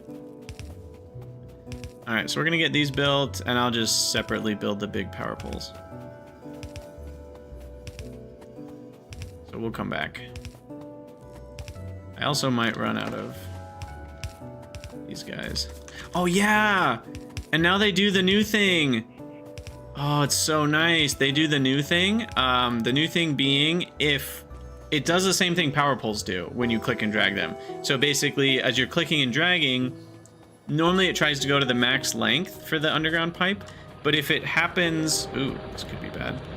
If it happens to be like over a tree or a building, it'll go back and build it where in the last place where it could have built that pair, which is so cool.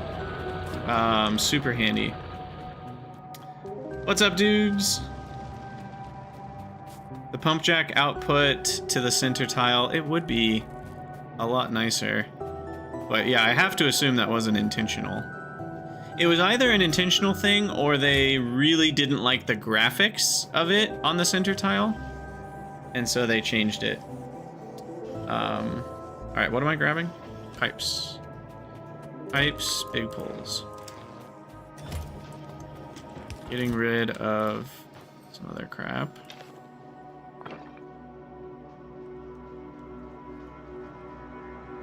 Yeah, that's good. Where are my pipes? Over here. Okay. Cool. Ooh. Where there are biters, there are more biters. So we'll add a second turret there. And where did... I can't find my stupid things. Where are they? Down here. Okay. I should grab power.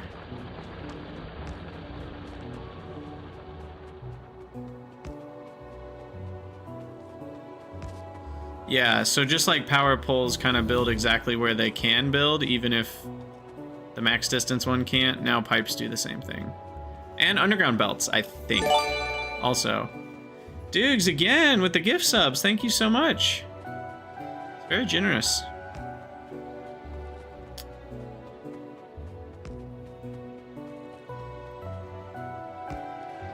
Alright, I had forgotten I had big poles when I built those two.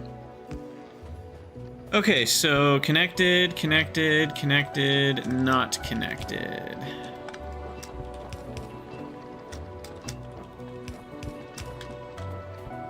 So there we go, there's oil. Let's get some basic defenses here.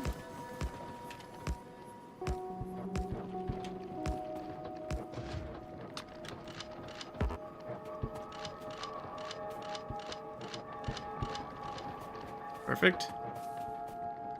See you later after work, dudes. Alright, radar. That's the last thing I wanted to do. I always forget radars at new outposts, but it's very useful. And there's a base... oh my god! Woohoo! We hit the mother load! Another 3,000% right there when we need it, plus all the coal if we want to do coal liquefaction. Yes, please. Also, I'm gonna steal all this ammo so that I can wipe out this nest real quick. Switch to number 9 here.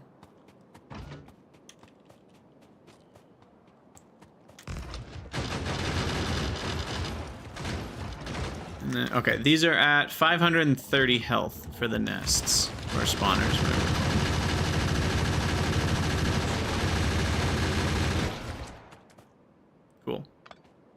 I do like the way the new cliffs look.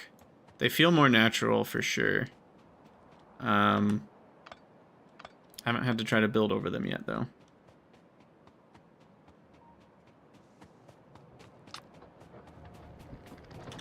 Alright. Fill you guys back up.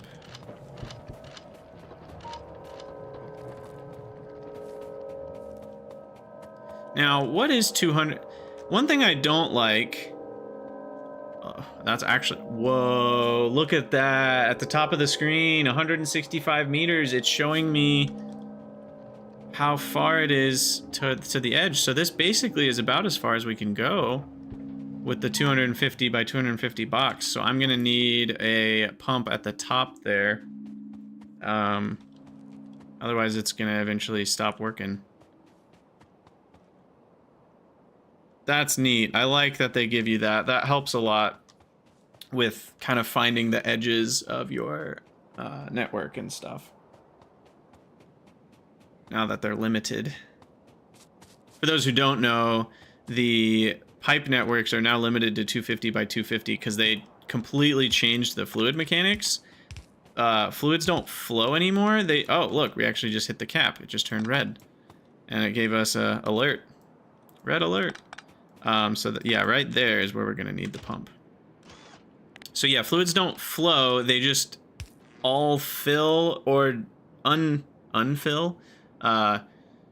You know, vacuum from the pipe network that things are connected to. So I will need to make some engines for that. Ooh, we've also got train stuff unlocked now. And now that I've mined some oil, I can do more researches. I do actually have a research, though, that we want to beeline towards, which is this one. Because then our inserters get way more effective. So that's a good thing to prioritize at this stage. Upgrades my base without having to do anything. So we'll do that. Let's get some engines crafted. Engines require steel and iron.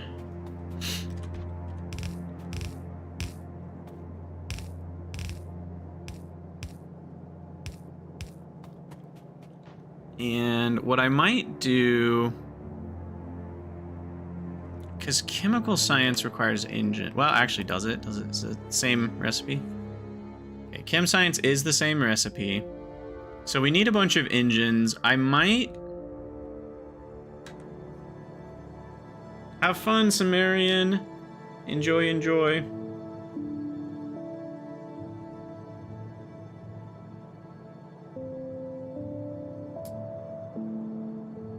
Yeah, 250 tiles is a huge space. I mean, basically, as long as your pipe network fits within a square this large, you're not going to have any problems. So it's really just for, like, base-wide pipelines that it's coming into effect. As far as, like, individual builds, you're not going to run into the limit, which is nice. But, yeah, okay, so hold on. What I'm thinking is if I want to use the engines I'm making for Blue Science essentially as some bus engines for like crafting other buildings and stuff. But that feels a little greedy because if science is running at full rate, we'll only get a few extra engines. So maybe that's not worth it. Grab some more ammo here. I will also increase that limit. So instead, we'll just make engines down here. Maybe I'll have 2 engine makers because they are slow. Slow as molasses. We need gears and pipes. So let's see if we can do this in a way that makes sense. So engine out, gear and pipe in, iron in, iron in. Seems pretty good to me. This build made possible by red belts. Talk to your doctor today to see if red belts is good for you. So we need steel.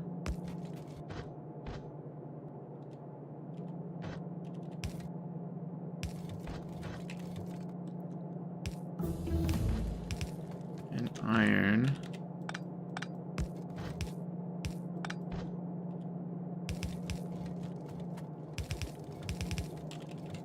On that belt. And then we need to do this. I forgot about the steel, but we made it in the end. It worked out. Okay. So there's engines for all the different things that need engines. One of which is pumps. Which needs more steel and more pipes. Okay, well this feels like a prime spot for that.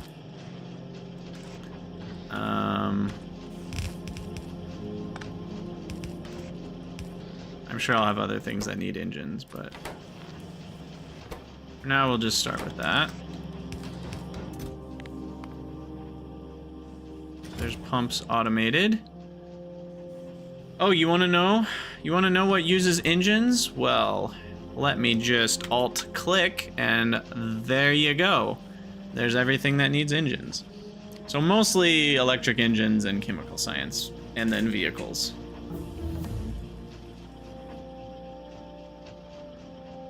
I don't see quality dots on your stuff. So Strad, quality dots show up on things that can be affected. So like right here, you can already see there are 2 quality dots. There's one on crafting speed, and there's one on health. So the dots show up before you've done the research.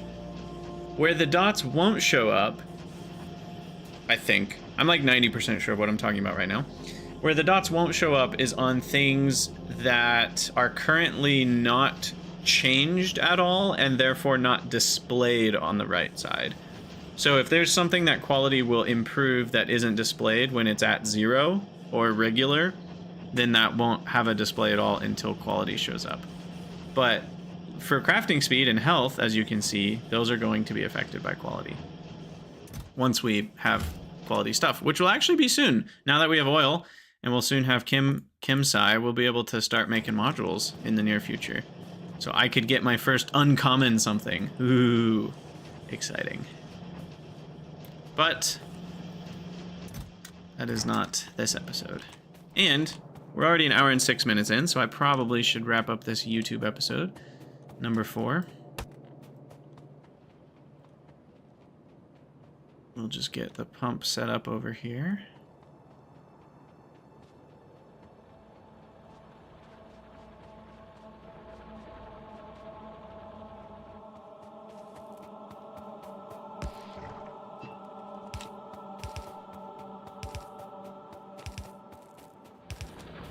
We should be able to go the rest of the way here.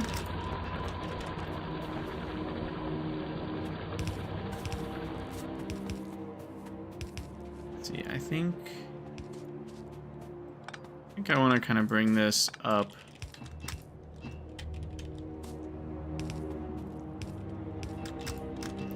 to there.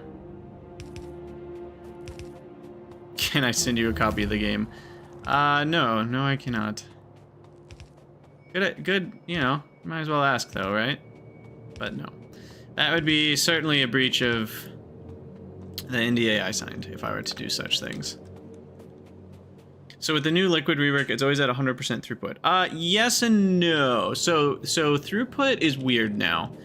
It's way easier to explain, but it's weird compared to the old system. But if you're new, the new system is much better. Basically, you aren't going to have to worry about throughput for a very long time. Throughput is not limited at all by distance. You could have a spiral pipe that fills up that 250 by 250 area, and it will still throughput from the beginning to the end as fast as anything else. So in that sense, the throughput is unlimited by distance. Distance is limited to 250 before you need a pump. And then finally, the actual throughput is capped at 6,000 per second if you are fully opposite from the operation you're doing in the network. And I'll explain what that means. So if you're emptying a pipe into a building, like let's say there's a building that's crafting something and it's crafting about 1 billion electric engines and it needs lube or whatever. So then it could pull into itself up to 6,000 per second, but that's only if the pipe network is 100% full.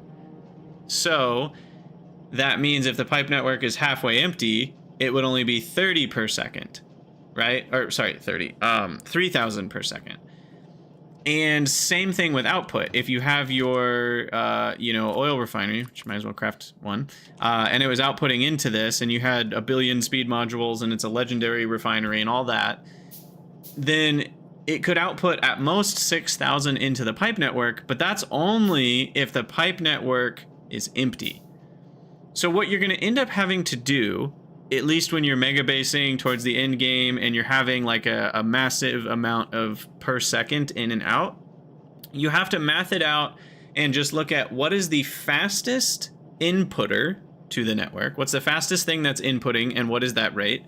What's the maximum thing that's drawing from the pipe network and what's that rate? And those two rates together have to be less than 6,000 when you add them. So basically A plus B has to be less than or equal to 6,000 per second, and then you'll be okay. Where A and B are the max input and max output of the pipe network. Because what that means is it will reach an equilibrium where both of them are happy as long as the total's less than 6,000. If the total's more than 6,000, it actually won't work. There is no such equilibrium where they'll both go at full speed. So there's your kind of primer plus exact numbers of the new network. The new system was better when it was simple and didn't have these limitations. Yeah, I actually like the limitations. Might be a hot take, but I think I like the new system better with the limitations personally. I think it felt too easy. The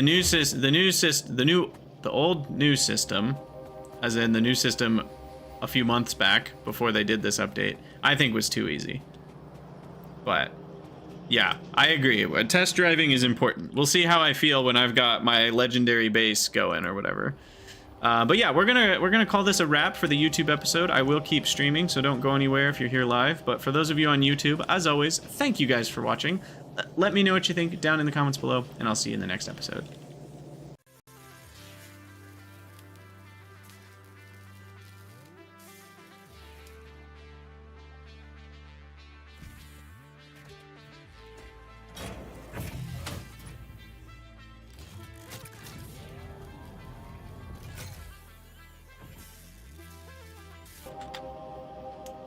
Alright. Vatamouse, interesting thought. A good candidate for mall assemblers for quality. For whatever reason, my brain's saying the opposite. Because getting random, uncommon ingredients is going to clog up your, limits and stuff. Because uncommons won't stack with regulars. So, I guess it depends on what the inserter logic will let you do. Like, can I say... I don't think you can say... Okay, what are we inserting here? Yeah. Medium pulls. So I don't think you can say medium pulls of any quality.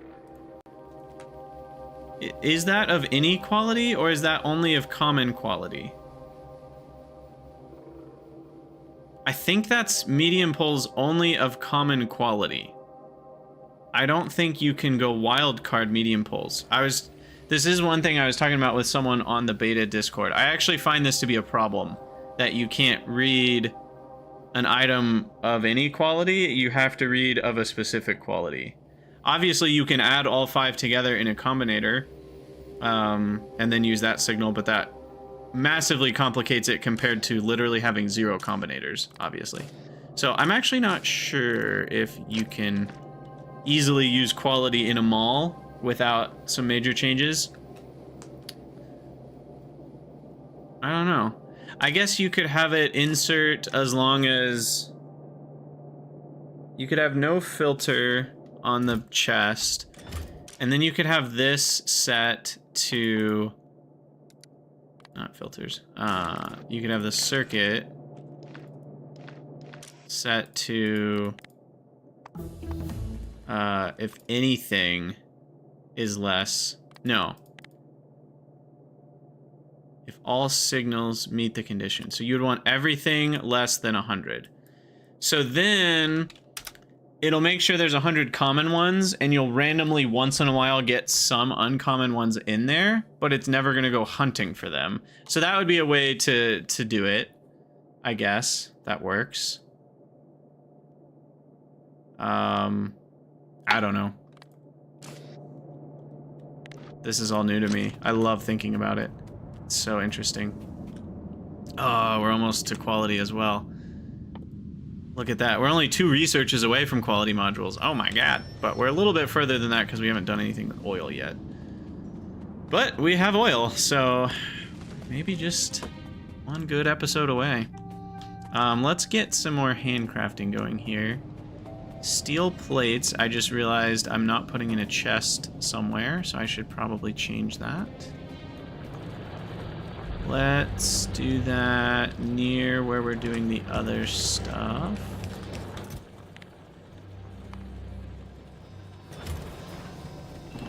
They should give quality pipes more network size. Now there's an interesting thought. If the entire pipe network was of quality in or greater, it would have a larger size restriction and larger pumping rates. I could get behind that. Right now, there's not much of a point to quality pipes other than health. So. Oh, ow. Oof. I need to do yoga or something more often. Alright. I don't know why I didn't do this a while ago. Just hadn't thought about it yet. What are we at, though, rate-wise here? 12. So I need twice as much as this to consume up to a full belt of iron. Is that right? Up to a full yellow belt of iron?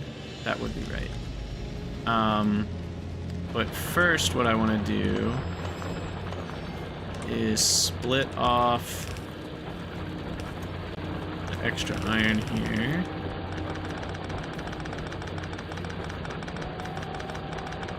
And then add it to the other one as a low priority.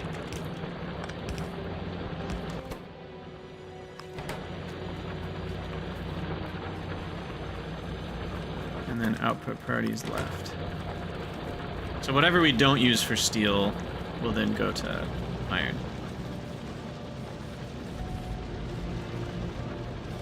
Yeah, the problem with that solution is that if it's something you're not building regularly, it doesn't end up giving you any extra rolls for uncommon, and then what's the point? So for something like gun turrets, it's like, yeah, once in a while I grab 20, and then I might get a shot at a single uncommon one, but it's going to be such a small amount that it kind of, for things like inserters, that feels a little more, I don't know, like, yeah, eventually I'll end up with a decent amount of uncommon inserters. But gun turrets, I feel like I just need to separately automate quality for that to get some quality gun turrets going. Because you're probably going to end up with a lot of regular gun turrets that you're just going to end up trashing. Need to replace the underground for the iron one. Thank you. I don't know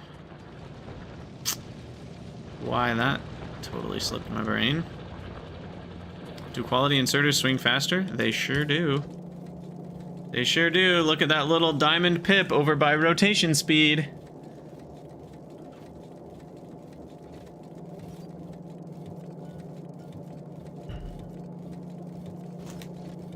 Quality on your miners. Yeah, yeah, you can start with quality ore all the way from the beginning.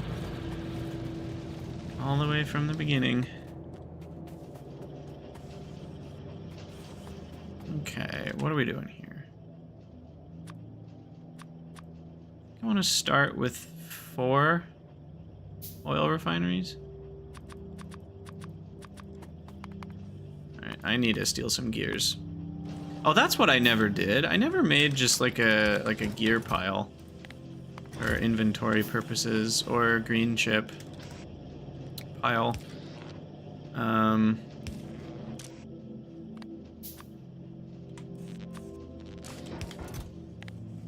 Let's do that.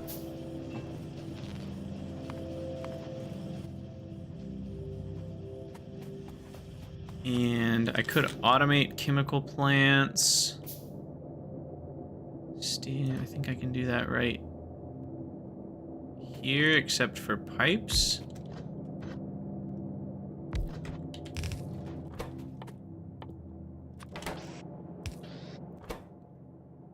Implant. Actually, don't need that one. That needs that. That needs that.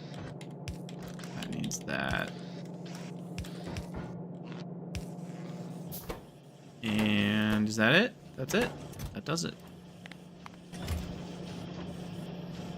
There's a yellow belt still in the iron smelter? Wait, what? Yellow belt in the iron smelter. Oh, you mean like the smelting. Okay, that makes more sense.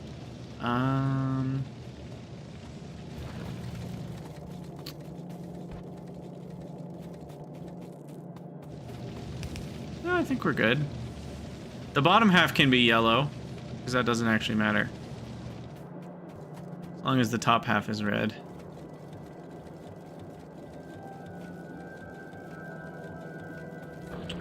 Now, if there's a yellow belt after this fact, then that's problematic. But I think we're good. Yeah.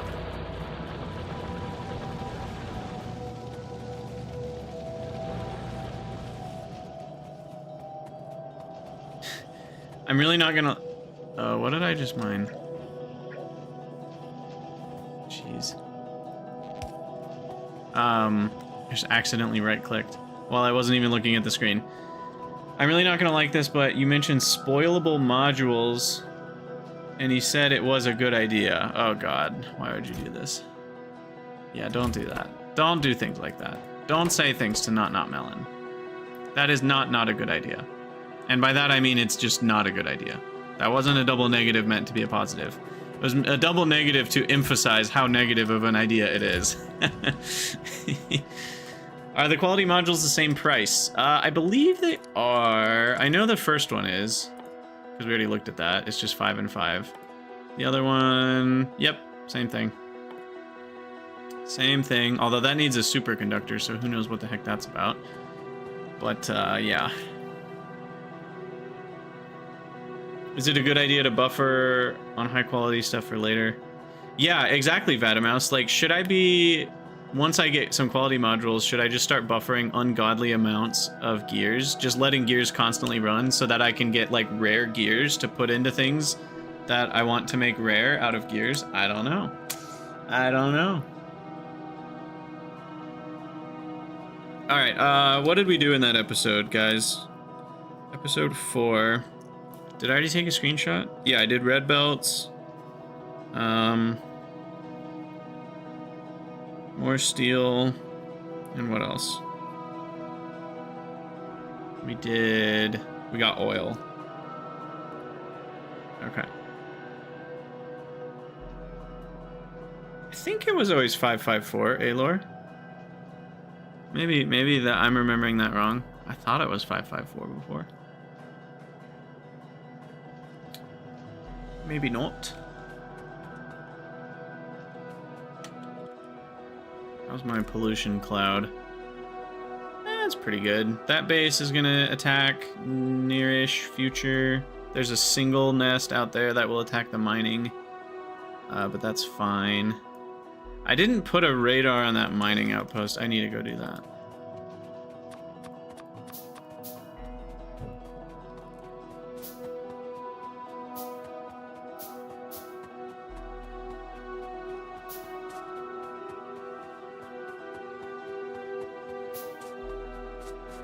Probably looking at Hellmod for an hour. Not in this run, for once. For once, we're not looking at Hellmod for half of an episode, every episode. Well, you know what I can do is start to redify all of this. This is an expensive upgrade.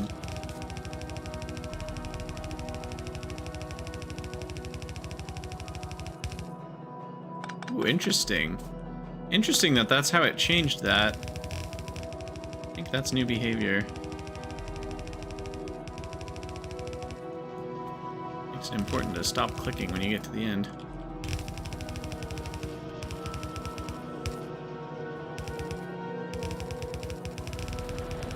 or properly switch to the other.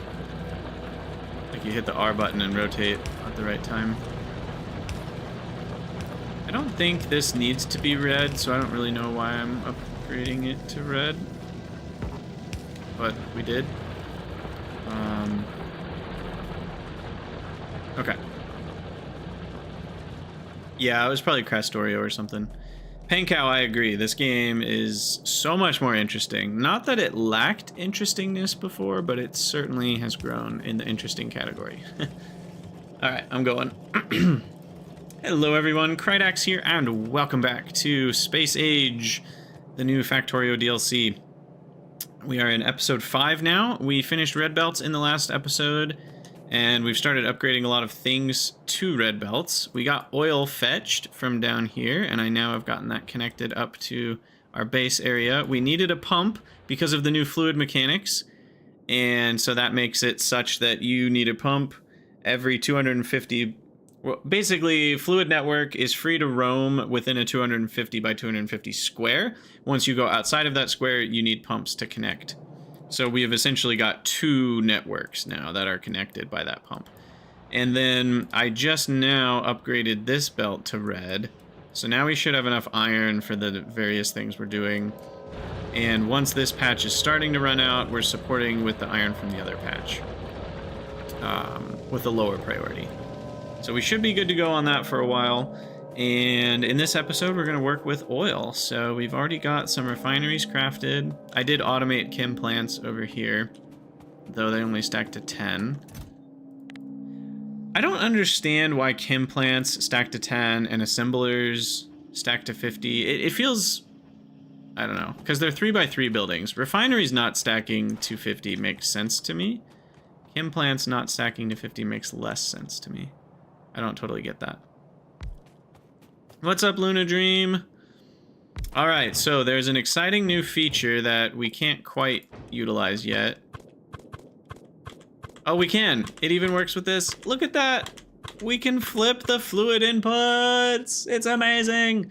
So now, even with more advanced fluid stuff, you aren't going to need as many new pipes and as many undergrounds. It's gonna be great. Very nice feature, that. So we'll get our power connected. It's gonna be a while before I need uranium. Yeah, there we go. There's basic oil processing. These each make 9 per second. So I can always add more as needed. But yeah, basically, I'm gonna preemptively just kind of build the whole... Is this enough space? I can always build one behind it for like cracking is what I'm thinking. So, you know, that can be heavy oil cracking. Give it 4, 5 spaces. That can be light oil cracking. And then this can be plastic up here. Maybe I should have gone sideways. I'm gonna redo this. We're gonna go sideways.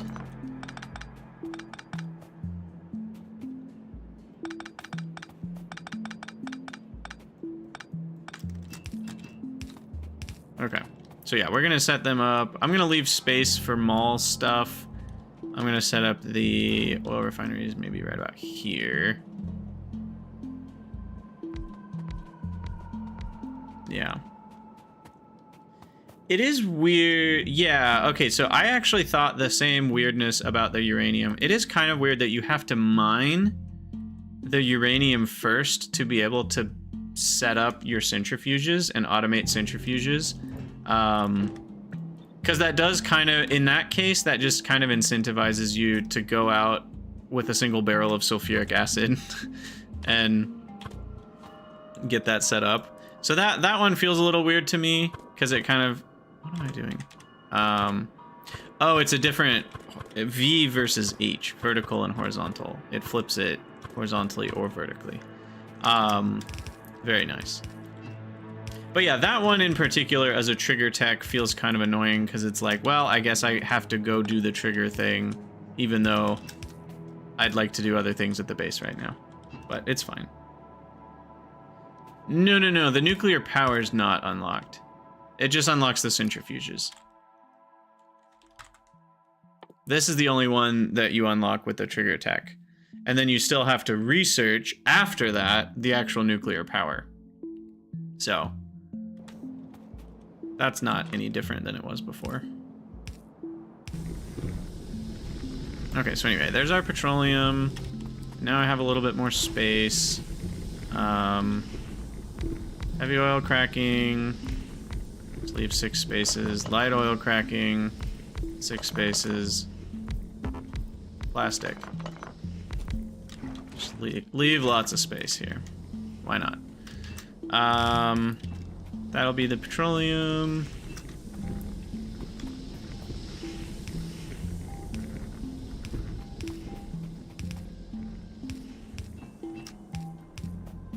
Connect up to fluids. And then we'll bring coal down. That one. I'm just going, just simple does it for now. Nothing fancy.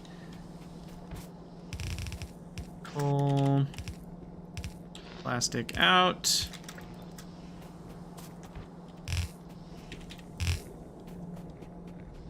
And that's gonna go all the way over there.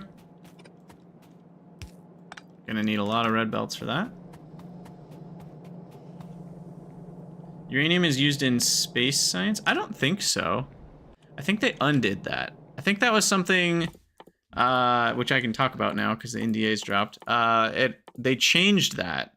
It was used for space science and now it's not. And some people in the Discord were not a fan of that because they liked that uranium had a use, and now it's back to not having a use other than just power. But I could be a little wrong about that. I think that's what I read anyway. Nice belt offset? What do you mean? Nice belt offset. That could mean a lot of things. Alright, so there's that. We have a forest that is in our way. Unfortunately. Time to automate grenades, eh? What makes grenades? Coal and iron plate. Alright. Why is my coal only on one side of the belt? That seems problematic. Let me go investigate. Probably ran out of miners.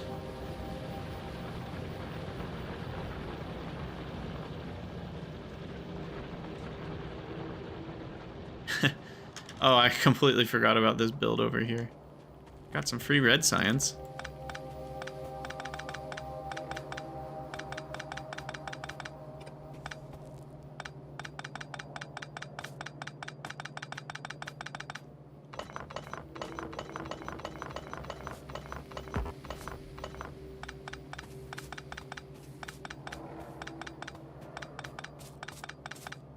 Alright, now.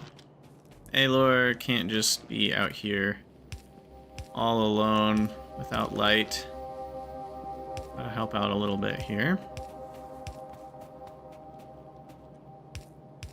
There we go. And I mean, if we're gonna do that, we gotta also do that for the ship, I guess.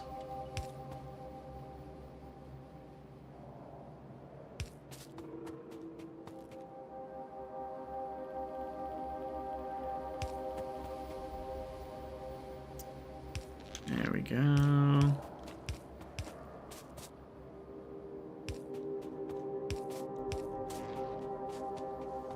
Perfect. I should go for the Get Planet Sciences before yellow and purple. Somehow I doubt that is an achievement we will be going for.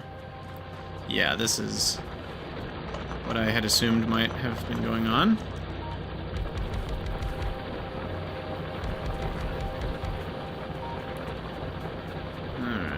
Now, do that. And then the problem here is that this is all on one side of the belt. So we can easily make it balanced like that. And this is all on one side of the belt, so we'll make that one balanced.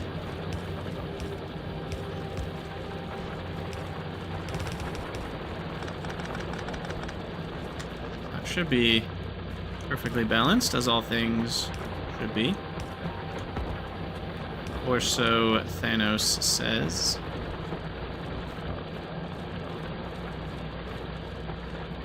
Do I feel like restarting the stream so you can redeem it again? Look, you'll have plenty of streams this week, A-Lord. Don't worry. Don't you worry. You'll get plenty. I think 2 per day is enough. And there might be some days where I will stream twice in a day because I have something in the middle of the day. Like Wednesday's a potential 2-stream day. Though I probably just won't stream in the morning on Wednesday and I just won't start till the afternoon. But we'll see what happens.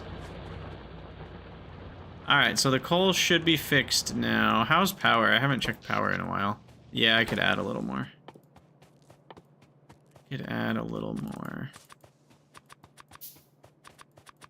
Oh, if I need gears and pipes. It's a little painful.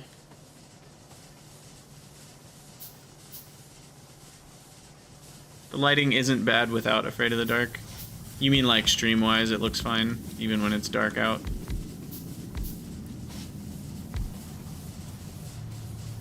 Didn't I automate boilers? I sure did. But I didn't want to walk all the way over there. See, this is why I don't automate boilers. In this case, it still would have been more work for me to walk over and get them than just to craft a few. The reason it's nice to have them automated is I can add 50 more now once I have construction bots in like 2 seconds. So that's kind of nice. If I want to take steam power a bit further, I can.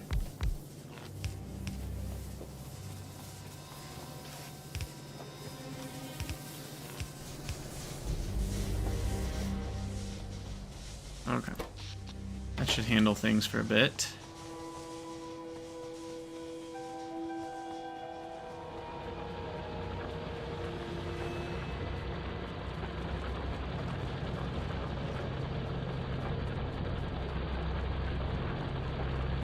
Yeah, I mean, going to the planets certainly has benefits, you know, past just what you unlock on those planets, but also the space science isn't the same as going to the planets.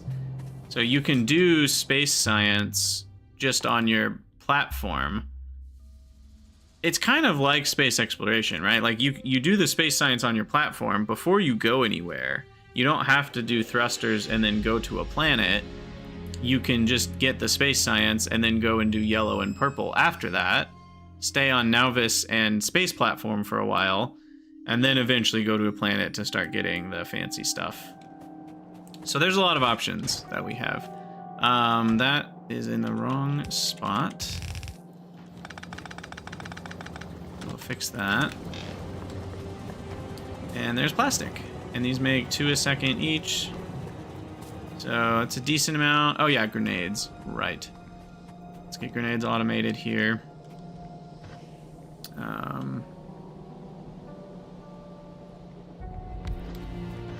Probably will do multiple military things over here. But grenades.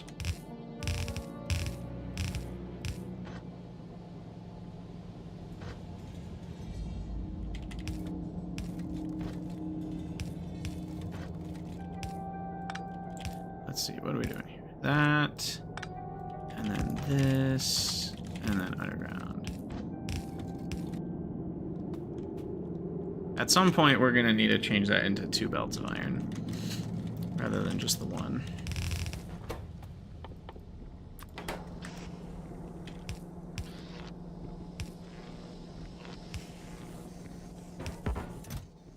Alright, there we go. Grenades.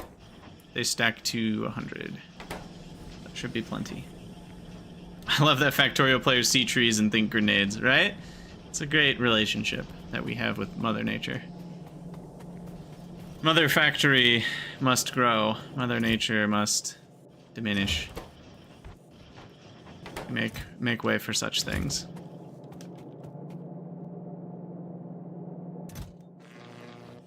grab one of these, get rid of some crap. Way too many yellow belts. I'm just gonna start throwing some away because I can't fit them all everywhere. Put some in there. Can go to my red belt maker. There's already some in here from last time.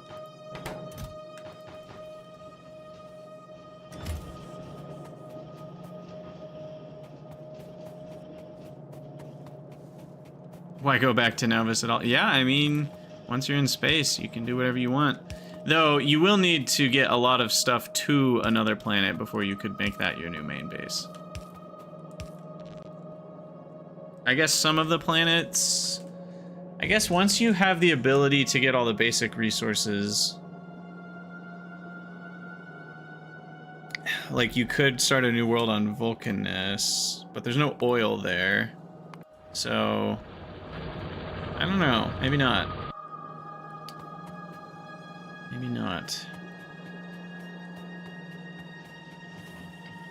Alright, so the grenades are going to take a minute to buffer, but we've got some. Wait, what? They're right-click now to throw? That's different. I don't know why.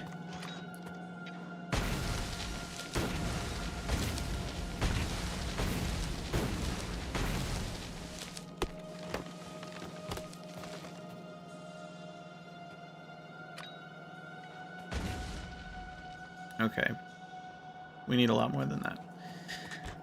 But plastic is here. Let's start on the planning for... Did I just never put bullets in these? Or did... Yeah, I think I just never put bullets in these. Nice work. They would not have done much. Or anything. It's really funny, actually. So, blue science. We need... Do we need twice as many of these to get the rate? I can't remember. Oh, I haven't even researched it yet. Where are you? Blue science. What are you locked behind? Sulfur. There we go. And we'll do modules, modular armor, flammables. Do it all. Oh, coal liquefaction on Vulcanus. Yeah. That'll work. That'll work. I think there is coal. So Control F, just from being in no windows, opens up your map view search, by the way. Factoriopedia, you can just alt-click the ground itself and you get a sand tile. That's hilarious. Oh, you can see the pollution absorption per chunk of the material you click on. That's nuts. Look at that. See, dirt gets you a lot more than sand. And what about this stuff? That's also dirt. It's just differently colored dirt. Do we have any grass that we can see? No, this is all dirt. Interesting. Tree.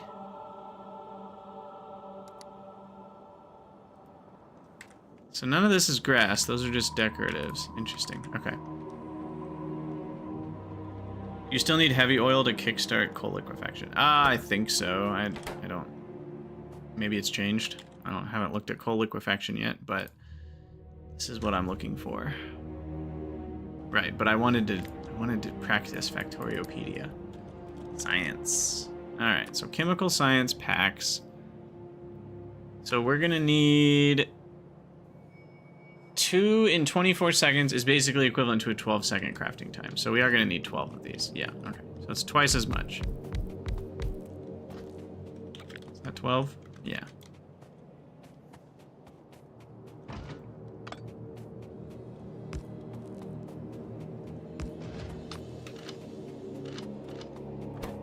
Okay, so that'll finish soon. Now, in my last run, I did do direct insertion of engines. Do I still want to do that? I might not, because I'm gonna need engines for electric engines as well, so it seems kind of nice to maybe just What am I trying to say? Just make engines nearby and then not worry about it. I don't know.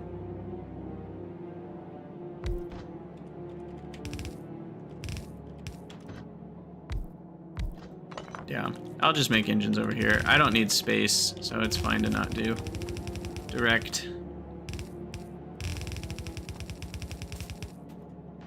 So this will be chem science, which we're still a couple researches away. And I'm out of assemblers. Woe is me.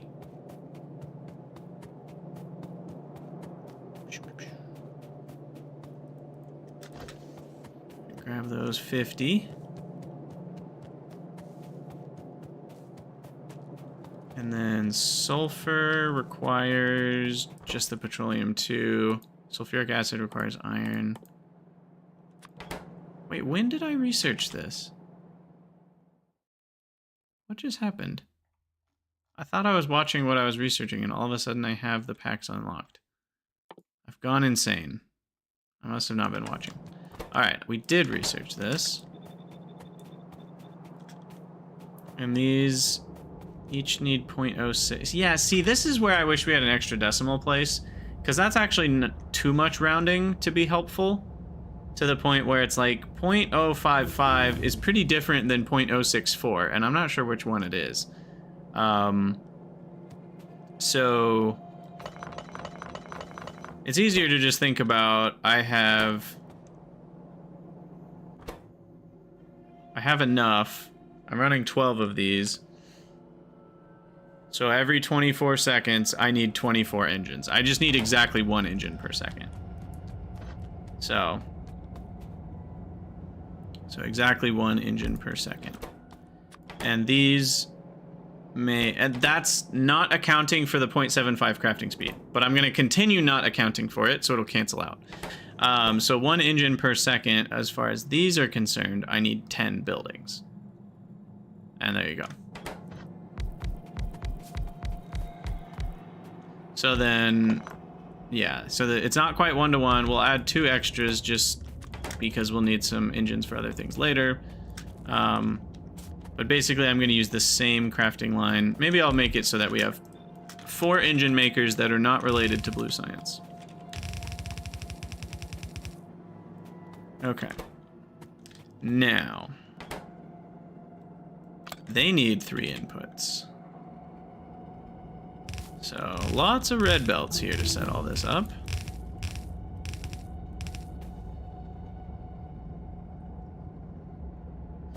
Cheesinator, yeah, I'm with Dave here. I don't think per minute would be helpful. I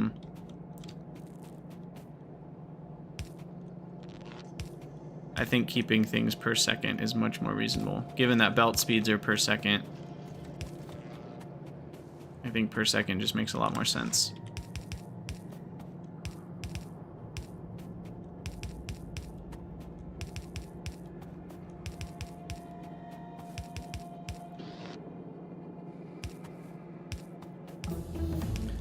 Doody-doody-doo.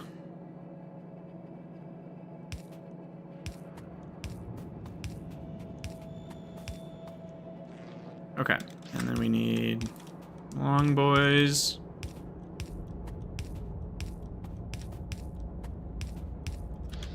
And then we need a belt down.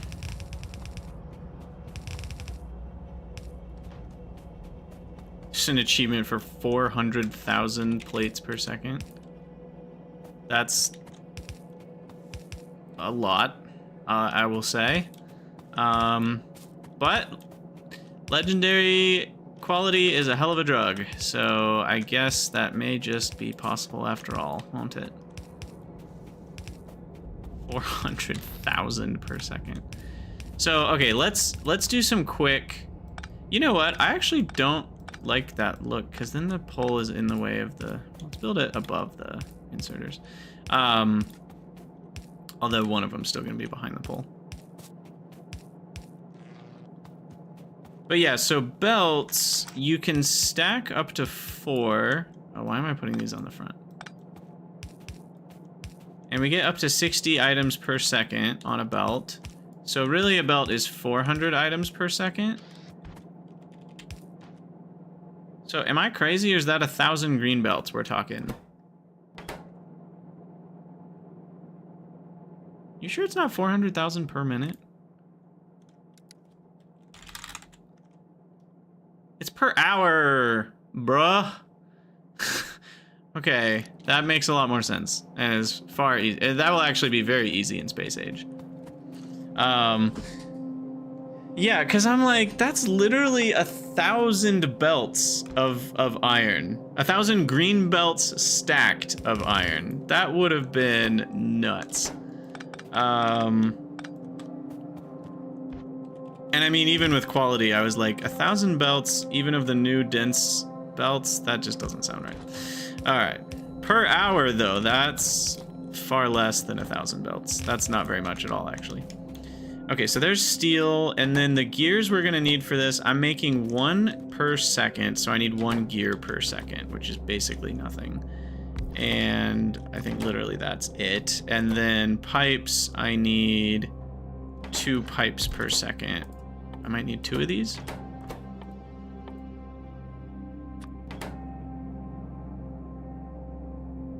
I do have 4 extras, remember. So 2 pipes per second. Yeah. So I need 2 pipe makers and 1, whatchamacallit, maker, gear maker.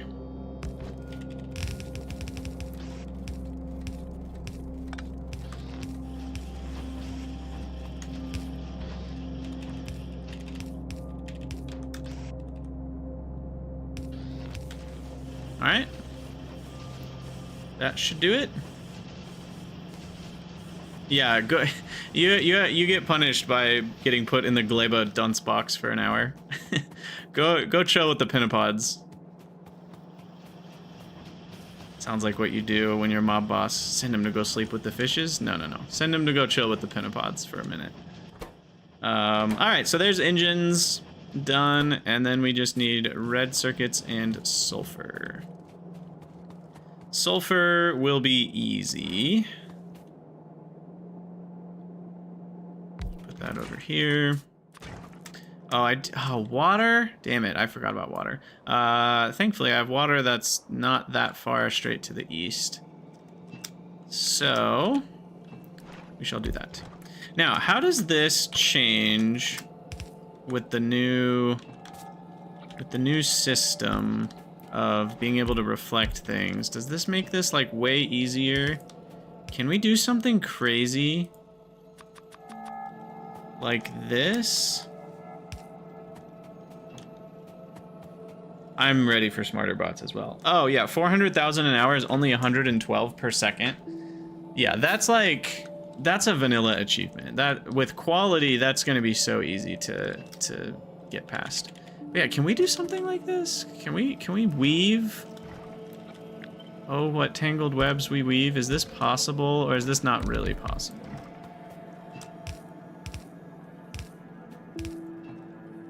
Because you could connect all the water ones like that, and then to connect these, you have to go out anyway.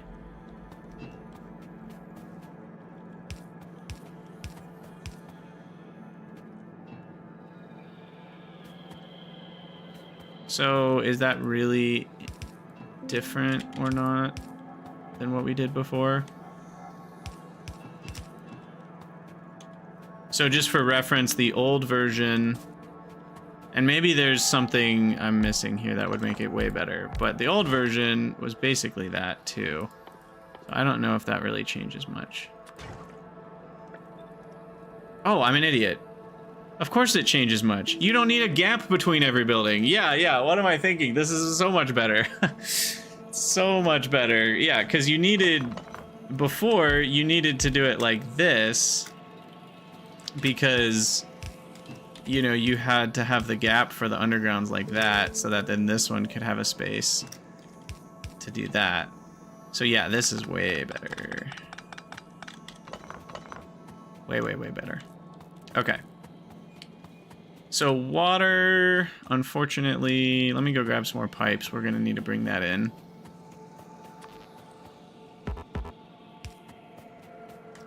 And then the circuits I'm a little concerned about. We still haven't upped our copper production, so that's gonna run out pretty quick. So I'll need to fix my copper production to be like the full steel smelter array and red belts and stuff. And then we should be able to handle red circuits just fine. Grab red belts.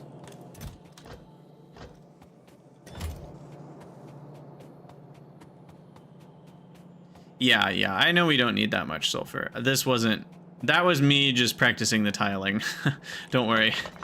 I'll probably just do 4 to start, which is still more than I need, but I'd rather overbuild. When overbuilding something only requires 4 buildings that are only 3 by 3 in size, why not overbuild it? You know, there are certain things where overbuilding costs you a lot. This is a case where overbuilding costs me nothing. So I might as well overbuild a little bit. Launch is... Actually, I don't know the answer to that. So I'm going to have to defer to whatever people are saying on the interwebs. I was about to say it's at noon UTC, but that's when the NDA stopped, not necessarily when the game launches next Monday. So I don't know the answer to that. Wrong kind of pump? What the heck? This is grabbing landfill now, not a pump. I thought it was supposed to grab an offshore pump when you selected water, but now it grabs landfill because I've unlocked landfill. Weird. In some cases, that's exactly what you want, but in this case, it's the opposite of what we want. Oh, no. Okay, for a second I was like, maybe it's just because I didn't have one, but no, it still doesn't select it. Interesting. While holding a pipe, no, that doesn't change anything. Also, that would be really weird if it did, but it was worth a try. Guys, we're playing Space Age. Can you believe it? Can you believe the wait is finally over-ish, depending on... The wait is over to watch content creators, and the wait is almost over to play yourself, if you are a member of the public. Alright, there's the water, and then we get the petroleum.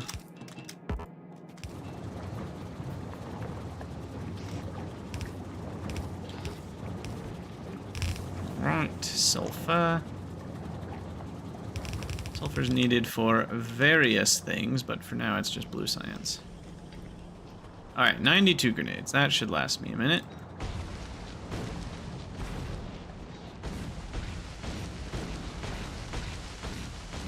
This is so satisfying to do. Oh, yes. Deforestation. Beautiful.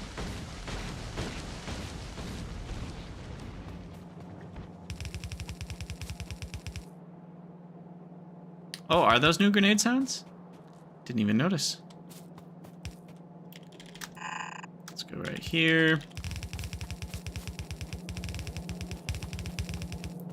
And then...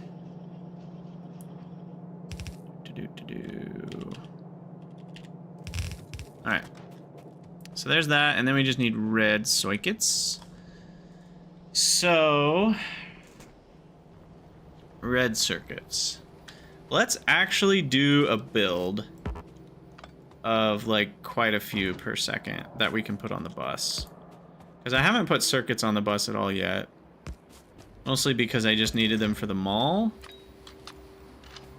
But red circuits are used in a lot of mall-related things, so I kind of want my mall red circuits to be the same build as my blue science red circuits.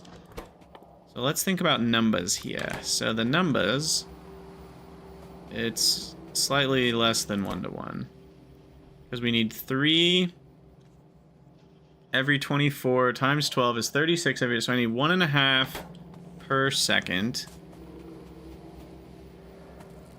And then this is gonna give me, well, 6 of these buildings gives me 1 per second. so that's 1 per second. 3 more. That's all I need for blue science. Let's do 6 more. Yikes.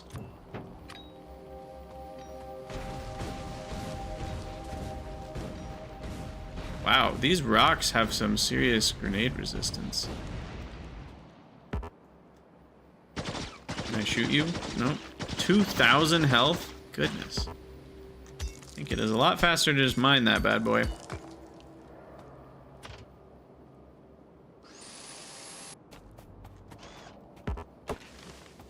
Okay, so is this insane for right now? Did I do that math wrong? 9 to 12, 12 to 9. No, that's right. That's right. No, you need more. Yes, I know. I always need more red circuits. But as far as the actual red circuit to blue science, I do only need 9. Unless I did that math wrong. But, yeah, the rocks evolve over time. Get tougher. Drop more rock poops when you destroy them. No, that's done away with. Okay, so what am I going to do here? These guys need... How many did I just make? 15? Okay, so I'm doing 15. Which means every 6 seconds, I need 30 plastic and 30 circuits. So I need 5 circuits per second, 5 plastic per second, and 10 cable per second. Got it. So 5 plastic per second is already done. 5 circuits per second is not that bad. Each one of these is already 1.5. So this should work. This is kind of problematic.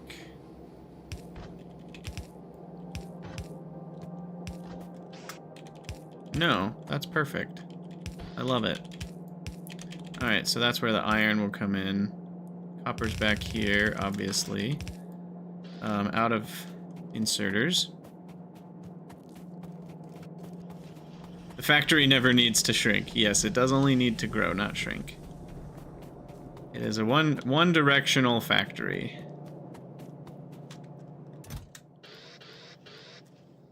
I need more red belts. I keep clicking 3 times instead of click dragging. I need to practice my click drags. Okay, blue science. We're almost there, buddy. Just one more thing. Although it's arguably the hardest thing of the things. But yeah, so this guy, then...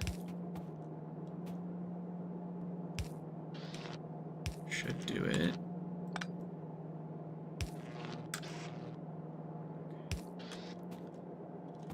Copper. Did I do this wrong? No, that's right. Yeah, the middle one feeds both. Okay. Those power in between. Some light, top and bottom. Chips out, chips out. That's 6 chips per second.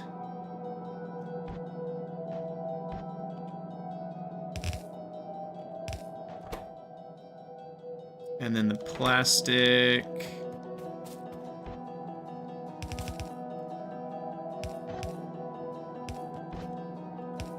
I've combined with the chips. And then we just need 10 straight up of this, which is going to need... Now, was that 10 accounting for speed? No, 15 times... I only need 7.5 accounting for speed. So I only need 2.5 of these bad boys. Let's put these back here.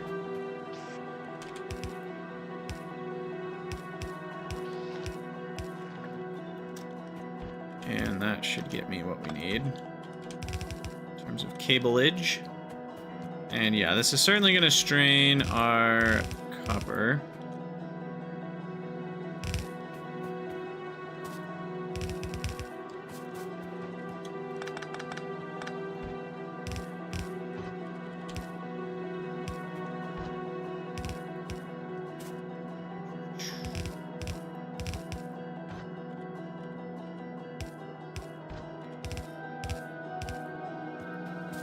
Copper.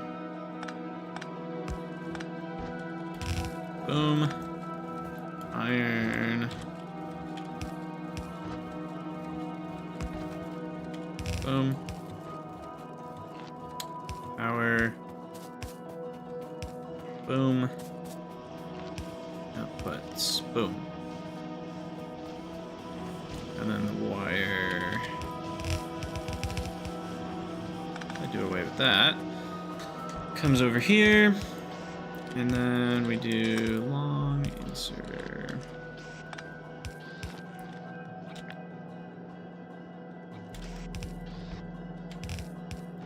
So much going on here.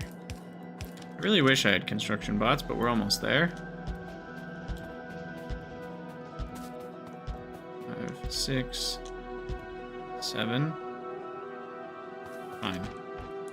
I didn't account for 16, I only accounted for 15, but I want to say we have some extras.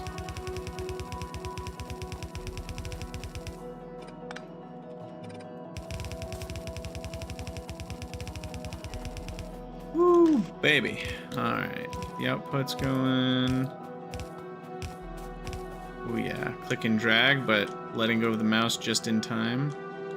Those gamer skills.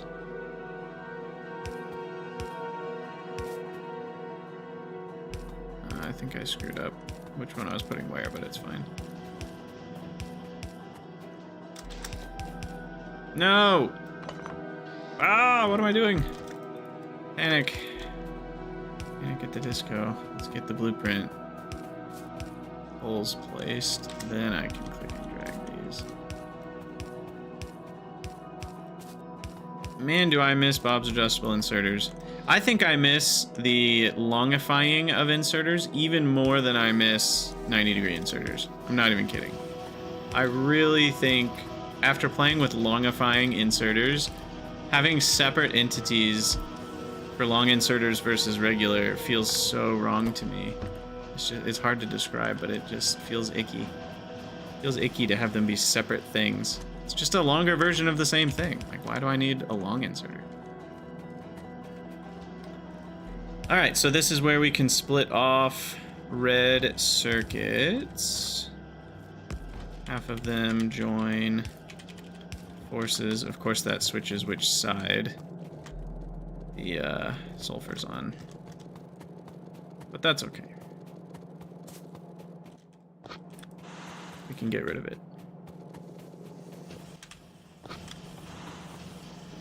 There it is. Boop, boop, boop, boop. Blue science, or chemical science, whatever you'd like to call it. We got it. And we certainly don't have enough copper for it, but we'll deal with that in a minute. Yeah, I can go to space now. I mean, technically, that is all we need to go to space. I think we're still a ways from space, but it's getting ever closer. It beckons. Beckons us. Bit by bit.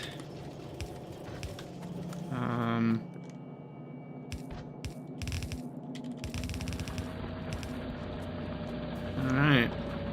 There it is, blue packs going into the labs. Yum, yum, yum, yum. Oh, the gap! That's painful. Oh no. Now I need military science just so there's not a gap there. That's horrible. Why would you do this to us? No. Oh, that little missing spot. It's just taunting you, saying, hey, look, there's something you didn't do. Wow, that's offensive. But, that being said, I'll live. Alright, let's go improve our copper. You stop watching once space happens, so you're in the no space camp. Totally fair. I'm guessing... I know quite a few people are not interested in watching past the Nauvis part, so I totally get it if that's where you're at.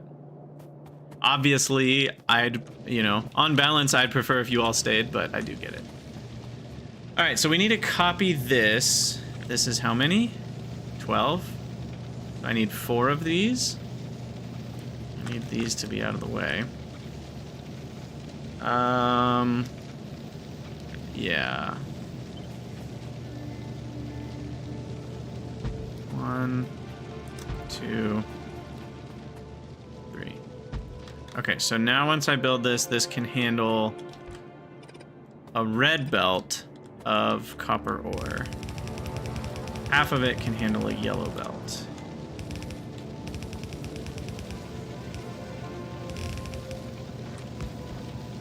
Let's get the outer belt redified.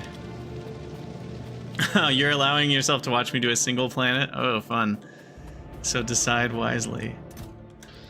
Oh, the pressure. So much pressure. All right, I take all the red belts, please. I'm gonna need a lot. Do I need more inserters? Maybe some more long inserters. Got plenty of regulars. 144. Power poles, I think I'm okay. I shouldn't need as many power poles because the medium... Oh, jeez. The mediums cover more space. Though with where the mediums are placed, no, they won't actually do anymore. Maybe I'll only need mediums every other. I don't know. Now this is interesting. Look at that. It's auto...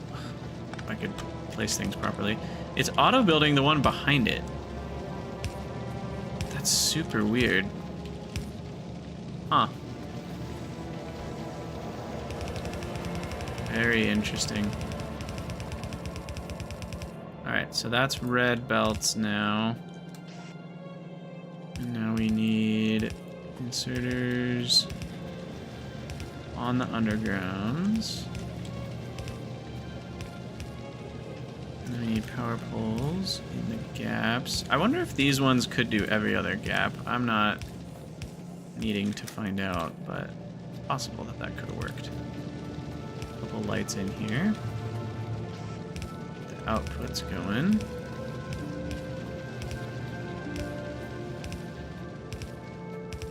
Maybe fix the missing one before people start screaming at me about it. You cannot resist. You just have to go to sleep at some point. Ah, sleep. Who needs sleep? Okay, these ones I can do every other. So that means that one, click, that one, click, that one, click, that one, click. One extra. I should definitely do a first planet poll even if I don't follow the result. Now, there's something to agree with. You're right. I will do that. We can do one now. We can do multiple first planet polls. Let's see. Now, I don't know if I can do a poll on YouTube chat. That was the problem. Participants' reaction. Engage with your audience. Start a poll. Oh, there we go. Ask a question. Yes, no. You need 3 options. Gleba, Fulgora, Vulcanus. Which planet should I go to? Question mark. Start poll. All right. It's on the YouTube one. Can I do a poll on Twitch chat? I don't know if I can, actually. I know I can do the prediction thing, but that's betting channel points. So that's not the same thing.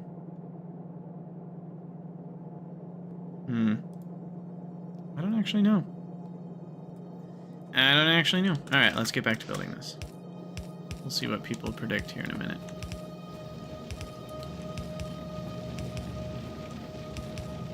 I'm so ready to not build these things by hand. I tell you what. I tell you what. Oh, mods can do it? Ah, well, I'll just let the mods do it then. Dave, you asked for it. You set it up on Twitch. make the mods earn their keep. Their keep, which is non-existent. Sorry, guys. I'll buy you dinner sometime. Wait, /poll. Okay, hold on. I can do it. Ah, there it is. Question. What planet to go to? Question mark. All right. Fulgora, Gleba, Vulcanus. Do not allow additional votes. Duration 5 minutes. Start poll. All right, sweet. Everybody get their votes in. Where are we going? And how did I break this? Oh, I didn't. We're just smelting the copper ore very quickly. Okay. All right, so first order of business is to upgrade the ore to be a full belt. Hey, Power Hamster, thanks for the follow. Very much appreciated. So let's finish up getting this patch saturated. Patcherated. With mining.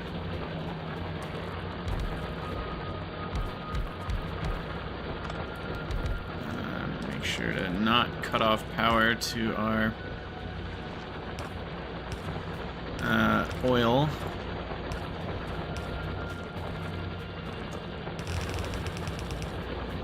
Fulgora because you dislike combat. Fair enough. That's a very reasonable vote. It looks like the poll right now... Oh my gosh. People really do hate Gleba. Right now on YouTube, we're at 11% Gleba, 48% Fulgora, and 41% Vulcanus. And on Twitch, people still have time to get their answers in, but it's basically the same percentages. Wow. Interesting. Gosh, that's crazy. Even with the Gleba changes, I guess some people don't know about the Gleba changes yet, if they haven't been reading every FFF or whatever, but...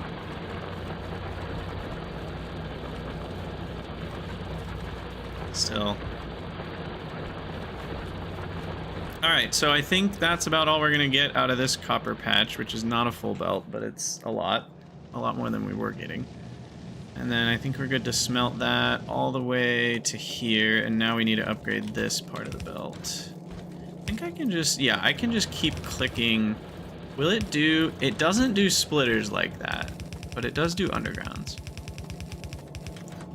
I wish it would do splitters. When you just kind of belt over a splitter with a new color, it would just upgrade it. Okay, and then from there we're good to go. Sweet. All right, and then we need to upgrade iron with the same treatment, which I think we have up to there. Is that a full belt of iron? No, no, it's not. Why not? What did I break? Apparently I have a deconstruction. Oh, I remember. Do you guys remember when I accidentally unbuilt something and I had to undo? I undid twice, and what it undid there was me upgrading a single yellow belt to a red belt, and then it X'd it out. Alor, that is a good question. As far as I know, there's no enemies on Fulgora, but it could just be that there's a hidden enemy that they didn't spoil in the FFF, and I happened to not see anything about it on the beta Discord. But that doesn't, I don't know, it's still completely possible. I could have tried the new redo. Redo's basically the same. It's more undo that's different now. I should add the undo button here though, because you need construction robots for redo? Interesting. Because now it'll show you the undo history. I guess redo would do the same thing, maybe? I'm not sure. There's a lot of Gleba content already. That's true. That's true. The Gleba content is already covered, for those who want. Redo did exist. Yes, it did. That's not new. Thankfully. Oh, we're 54 minutes into this episode already? Gosh. These episodes are flying by, y'all. We're gonna be done with our 12-hour stream before you know it. Okay, so that's good. A lot of plates coming in now. Blue science is looking pretty tasty. And all of our plates are leaving us. To make red belts, apparently.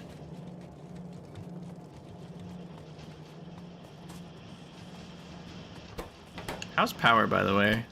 Yeah, I was about to say, we just started up a lot of assemblers. I bet our pollution's having a heyday as well. P is not for pollution. P is for production. Sounds like a children's book. P is for pollution. Okay. We will get attacked from the northeast a tiny bit. Redo is new? No, I'm pretty sure it's not. I know they changed undo and redo, but there was a redo function. You could undo and then you could control Y to redo it. I'm pretty sure that was around before, right? Like, I'm not 100, but I'm pretty sure redo was a thing. All right, so final votes after what is about 50 votes. We've got Gleba at about 13-ish%, Fulgora at about 45%, and Vulcanus at a... well, I'm trying to combine the two polls, which is not working out for me. Oh, it was only a mod before. Okay, wow. I guess I'm just thinking about the undo button having been both buttons. That's really weird. Okay, so on YouTube, Gleba is 23%, Fulgora is 43%, and Vulcanus is 34%. So Fulgora wins by a little bit. They're all about equally spaced, Fulgora, then Vulcanus, then Gleba. But on... where did the poll go? On Twitch. Can I get it back? It's literally gone. I did a poll, but now I can't see it in the chat. Fun. Love it, Twitch. Thanks for making this easy to find after the fact. It was showing it to me for a minute, and now it's gone, and I don't know how to get back to it. How do you view the results of a poll? It doesn't even show up in chat where like I can click on a link. Shall you abuse your mod powers? No. Can you not view the results of a poll? They're just like this temporary thing that just disappear forever on Twitch. I think that might be what happens. Well, that's terrible. Anyway, it was pretty similar on Twitch. I think Vulcanus won though.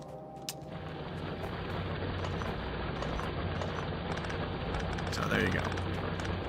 Nobody likes Gleba. Yeah, I do think they had to go up against a natural disdain for biological processes in factory games. There is something there to be said. All right, so we're gonna research quality. We're gonna queue up quality research. We're gonna queue up the other module. Whoa, 500 packs? Okay, hold on. I didn't notice that. Quality is 10 times more expensive to research. I mean, I have plenty. It'll just take a little bit longer. Maybe before all of that. Oh, I didn't need to unqueue that. Hold on. Let's make use of our new buttons. I can just shift it over. You can't drag it, but you can click it over.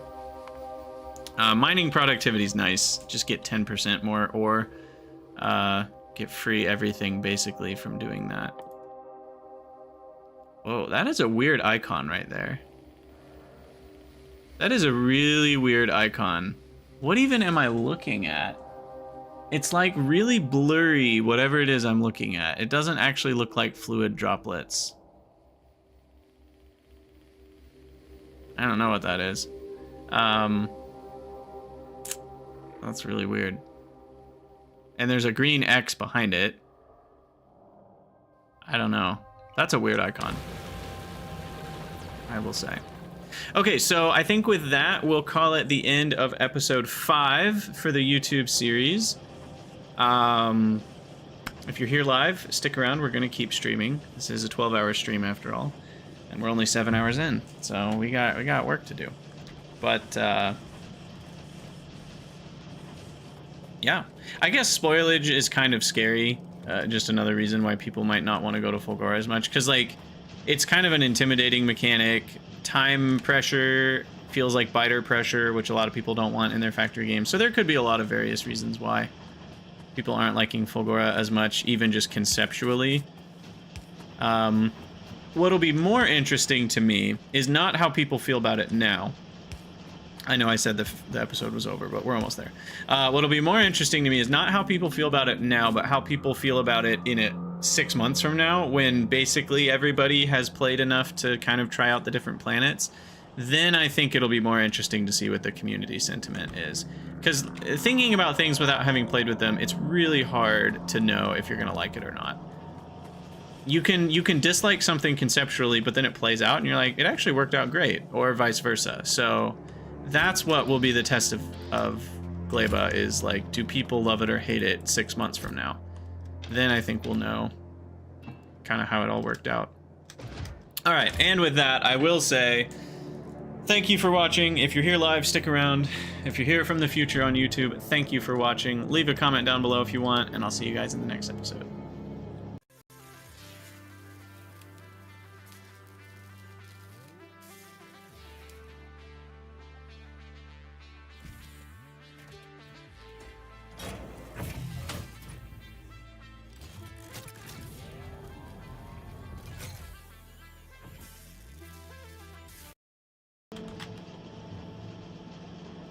You think the uranium icon represents the ore dissolving? Maybe. But like, that's not even an ore icon. Like, it's very hard to see whatever that is.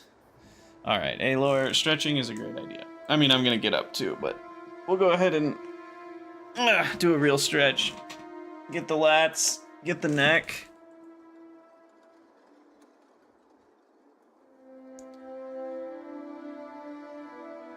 Feels good. Lower back a little bit. Oh, fluid mining locked behind chemical science. Pi mods in shambles. I mean, to be fair, it's kind of similar in vanilla. I don't think it's... Well... I guess I don't know which part of it is actually locked. Is it the actual allowing of fluid, or is it just specifically sulfuric acid? I'm sure mods will be able to fix whatever it is to do it properly for what they want. Oh, also, is this new?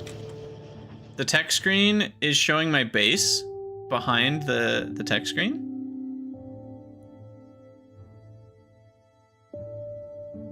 That's new. This was just gray before, right? I think it was gray. Multiplayer always did that. Interesting. But this ain't multiplayer. So that is a change for single player. For the better. But it still pauses the game. I think it's good that it pauses the game in single player on the tech tree. Though I think some players like it where it doesn't pause. I think there was a mod for that already, but yeah.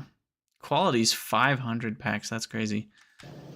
I wonder why it's 500 packs, you know, like development wise, or just game design and balance wise. I'm guessing it's because they want the player to be scared of it. Not literally scared, but like I think they want the player to realize how dang expensive quality is. It's like, hey, even just the technology to unlock this thing is 10 times more packs than the other things like it. So I think they're trying to send a clear message to the player, this is way more expensive. I think what's funny is some players are not going to notice that there's an extra 0. I think it should be 400 or 600 instead of 500, because I think the fact that there's a 5-0 almost is not even going to be noticed by some people.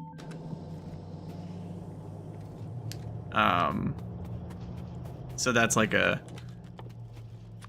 But then again, there's also the consistency angle where it's like, well, but 500 is nice because it's exactly 10 times as expensive. So I could see it going either way. But I think some percentage of people will go to research that and then be confused on why it's taking so long and or so many packs, and then they'll find out it actually costs 500. All right, I think my ore is looking good.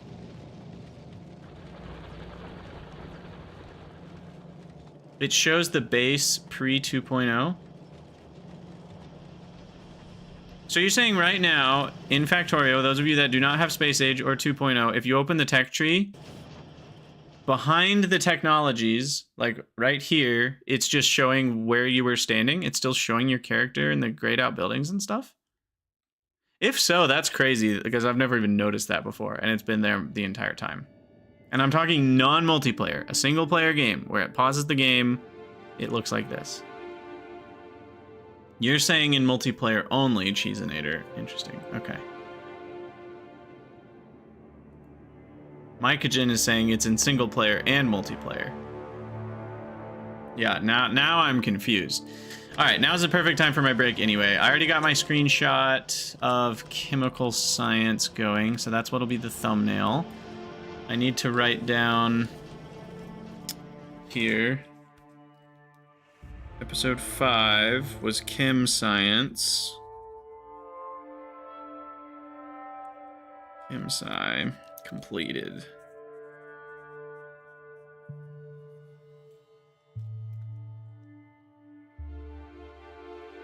Okay, well, there's multiple people confirming it. It has always been this way. So Krydax just learned something new about a game he's got 2,000 hours in. And literally just never even noticed that the base was still behind me. Probably because it's static and not moving, but still, that feels so crazy that I never noticed that. Like, my eyes were so focused on the stuff that's in focus, makes sense, being the technologies, that I never noticed that what's behind it is still the base. Maybe it's because the desert is light. I don't know. Something still feels different to me, but who knows? I'm obviously, since I'm playing a new game, I'm like more apt to notice things. So I'm noticing things I've never noticed before just because I'm looking for things, like new things and fun things. But, all right, I'm going to take a quick break, get some more water and fluids, use the restroom. You guys should do the same. Take care of your bodies. And we'll be back here in just a couple minutes. All right.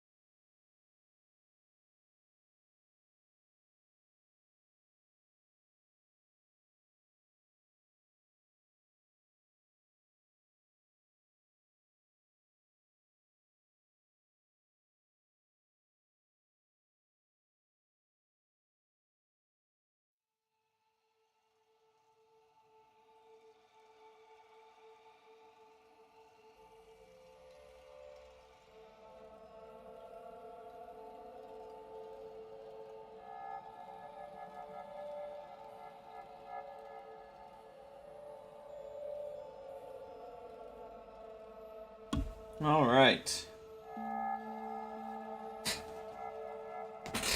So the snacking and eating will probably begin after one more episode.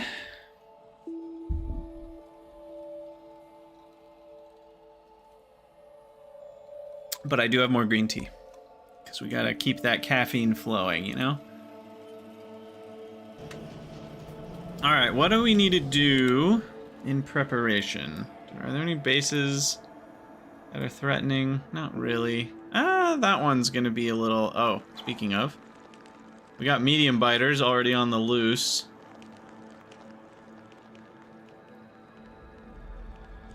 And they're struggling with pathfinding here. They're getting there.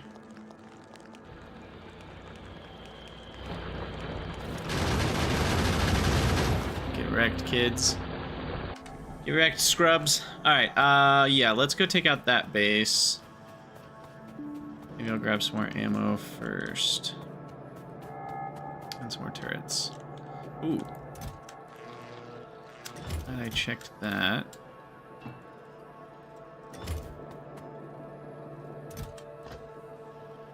Refill on some entities.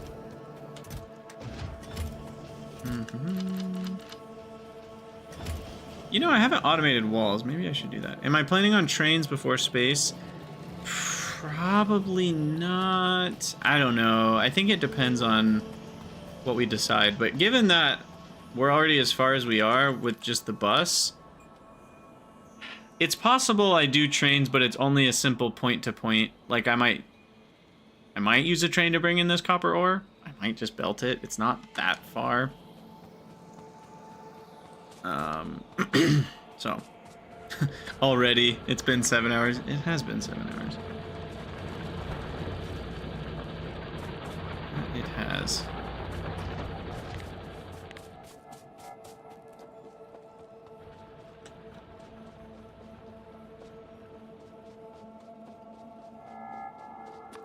Guess I can put grenades on here.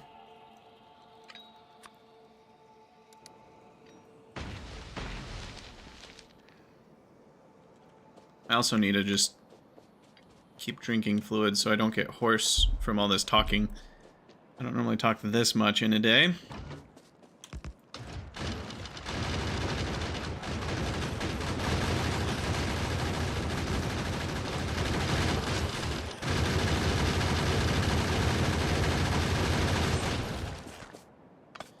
Nest completely killed.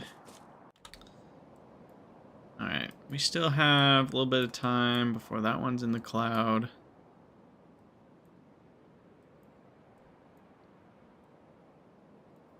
But it's only 2 spawners, so I think I'll go take it out anyway.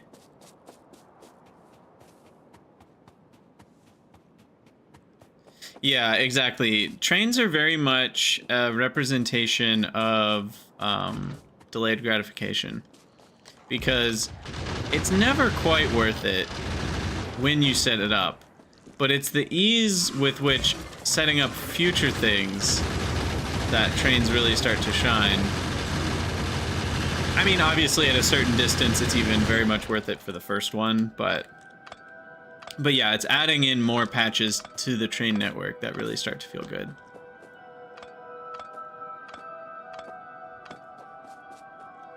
Okay, so that's going to be a while before that one's in the pollution cloud.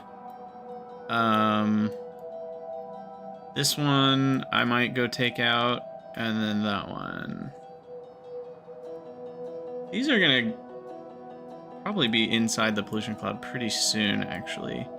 Because this is all desert, and we're already kind of coming over the top of that forest.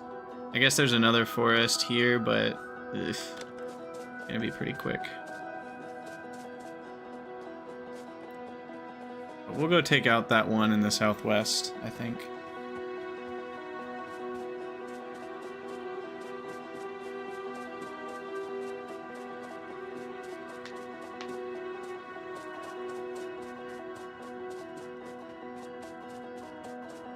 I wish I had the tape line mod so I could measure distances.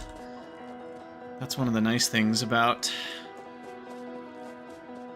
tape line. Because I want to know how many belts would it actually be to just connect this patch down to here. It feels like it's about the same as this one. If you were to unfold this belt right here, you just make it in a straight line. Yeah, I don't know. So let's turn off the pollution view. It's ugly. Oh, it always starts zoomed in. I don't like that. Is that normal? Remote view always starts all the way zoomed in. As much as it can get. So you have to zoom out every time. I don't think I like that.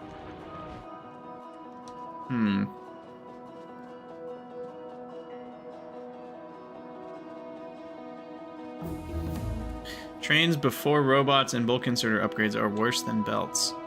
I mean, in ways, yes, they are worse than belts.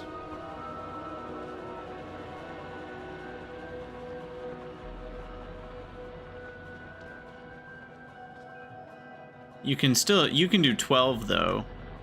12 crates if you do both sides of the wagons. So it's not that much different.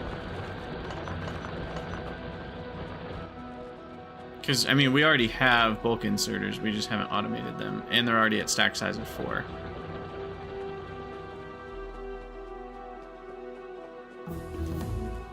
Speed module's done. Oh, here we go. Quality module. Estimate at 7 minutes of research. Though that is consuming 72 science per minute, which I cannot maintain.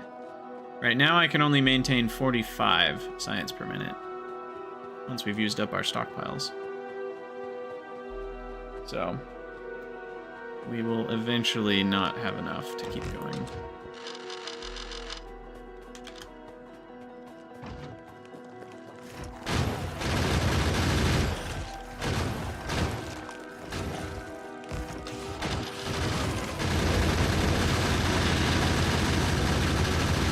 They at 644 health. So we're almost at double spawner health now. But even with double health, like, you saw how fast they went down to gun turrets. Like, that really wasn't bad. So, I don't know. We were talking a little bit on Saturday when we reviewed the FFFs about the buff to spawners and whether that'll be good or bad, but I think it's not going to feel like that big of a deal. I'm sure it'll be felt more on Death Worlds, where every little advantage that the biters have matters. But oh, steel armor. Now there's an idea. Totally forgot about that. In fact, we can just skip it and go straight to modular armor. There's no purpose in heavy armor now because I already have the next one unlocked and we have red circuits at home. So wait for quality. Yeah, I mean, we're gonna definitely. The problem is we're gonna have to craft a lot, so I might as well take a regular one before we work on the quality one. All right. Hello everyone, Krydax here, and welcome back to Space Age.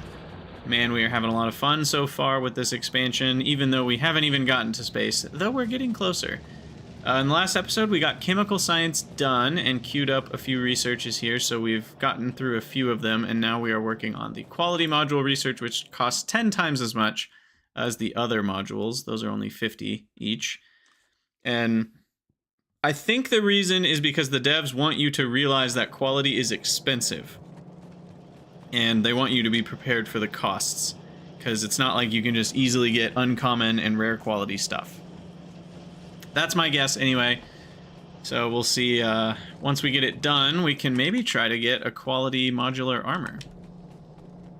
But why don't we split off... Oh, I'm not on the right hotbar here. We'll get the red circuits over here. And I'll put some in a chest for my own handcrafting. And then I think what I'm gonna do is, call me crazy, but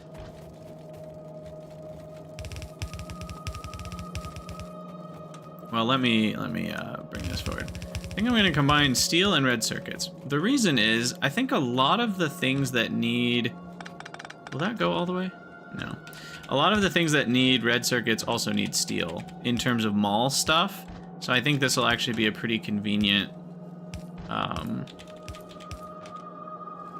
like, combined belt to have. And the rates of both are going to be less than a belt for a long time.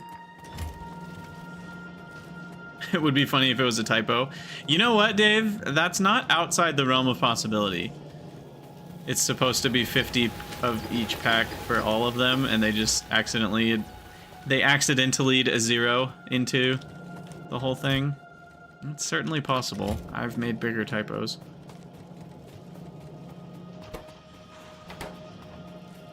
That would be funny, though.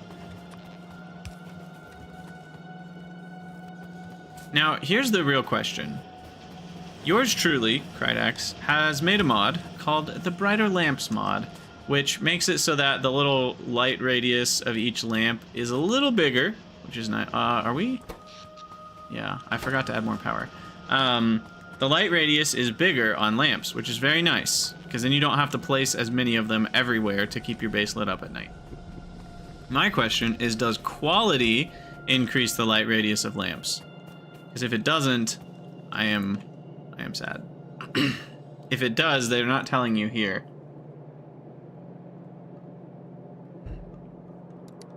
Which is a real bummer, if that's the case. Alright, let's grab more power. This time I will actually grab these things. Only don't need that many. Let's do 24 and 12. That should add enough power for a bit.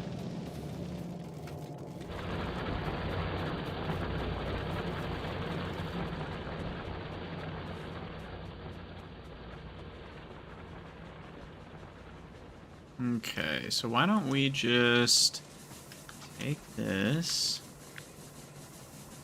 copy the whole dang thing, and flop it over here.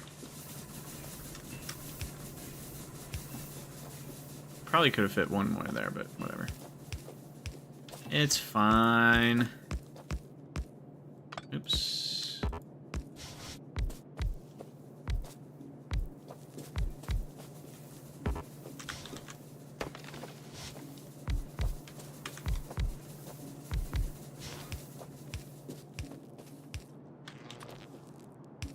Lamp there, lamp there. Our input's going.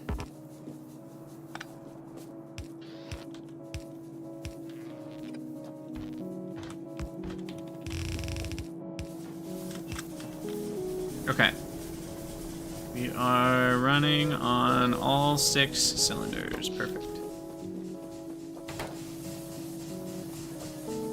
Oh, that's only half of what I wanted to do. Whoops. I thought something felt wrong. That didn't feel right.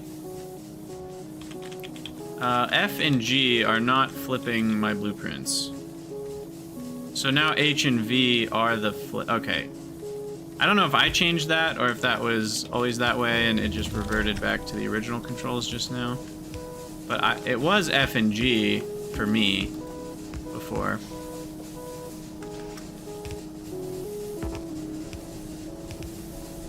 Ooh, we got a new tip.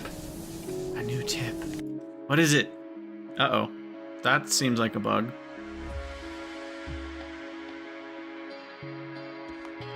Shouldn't it go to the new tip when you click on that? Feels like it should. Quality. Quality improves certain aspects of items. Oh my gosh. Look at that wooden power pole going 4 tiles.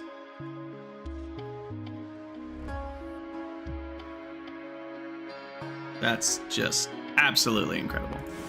Quality modules increase the chance of producing higher quality items in all of those production entities. That's not a very in-depth description,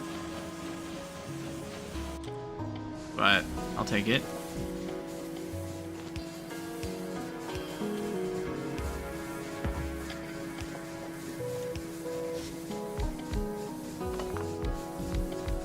Oh my goodness, can't go straight up apparently. Now skills are hard. Alright, there we go. Okay, that should be... Ooh, we got quality showing up here now. on our power grid. But 47 megawatts is pretty good. The exceptions text is hoverable.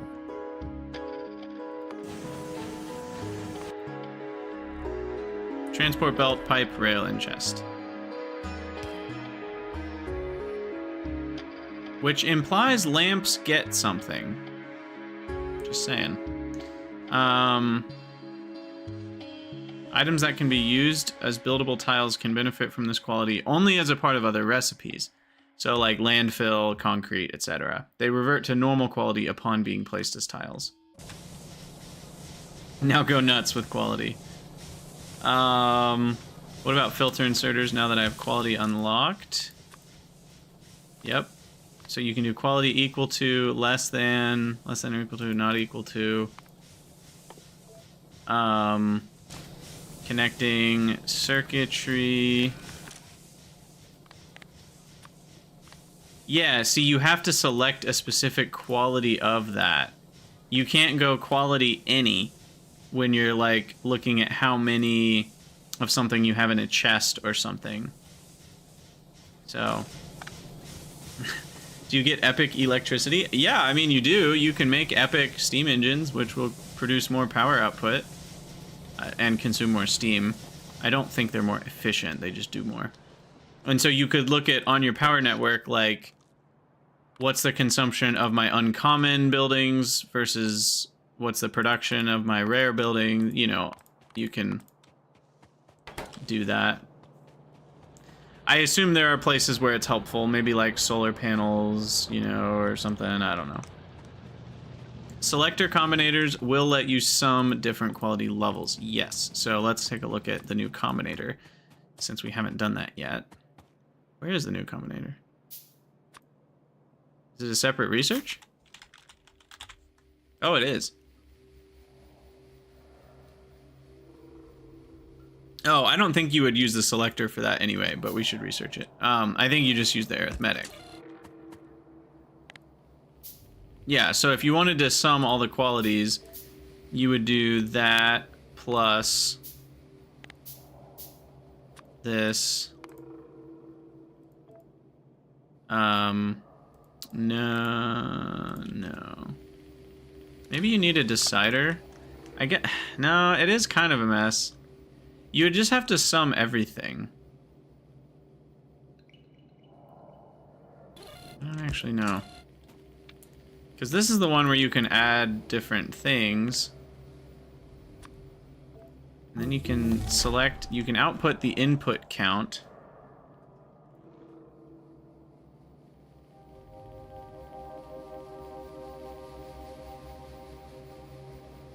But yeah, I don't know. There's all sorts of different options there. And then there's the new one, the selector combinator. Whoa, that needs 5 decider combinators, which apparently I need green chips in my inventory is what this is telling me. And then this one, select input, count inputs, random input. Yeah, so this is more for selecting a specific signal from your signals or counting how many inputs you have. This is the selector combinator, for lack of a better way to describe it, is like a meta. It's more for when you're doing things with multiple signals and you actually want to mess with the signals themselves. It's not used as much for like the actual reading of things, but more for like meta operations on the signals. Basically when you're making your own computers and crazy crap like that, you'll use the selector combinators. But yeah, we have quality modules, so let's get some of those. Quality is only plus 1%. Oh my gosh. So we're gonna be starting with a 2% chance with these buildings. Can I get, when do I get assembling machine 3? I need purple for that. Classic.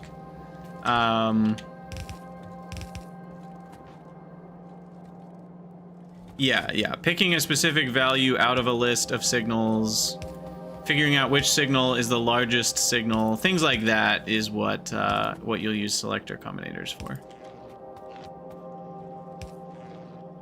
but it certainly won't be as common as the other two. It's extremely useful, though. It's just not going to be used as often. All right, we'll do that. We'll do this. We'll do this. Make sure we got everything pulled forward here. So this is my bus as it stands, or rolls. Let's get rid of some more trees here. You are in the way of progress. How dare thee.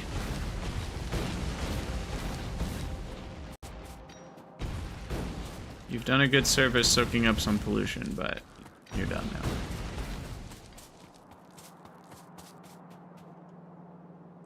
Yes, we need quality modules and then quality assemblers with the quality modules to make more quality modules so that we can quality even harder. So the first thing I'm going to do is make some extra green circuits here to combine with my extra red circuits. How many extra red circuits am I actually making? We said we needed 9, so 6 of these. So I'm not even making 1 per second extra. Yikes. Also, am I out of plastic? How am I out of plastic? How do I figure that? Oh, I just don't have enough. We need advanced oil processing. Here. That's what we need. Should do it. So we'll get that fixed.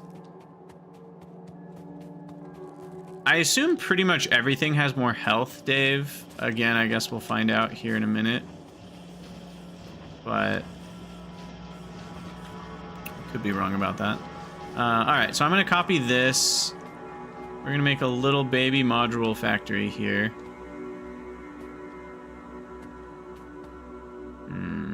There. Let's get this rebuilt. And then bada bing, bada boom.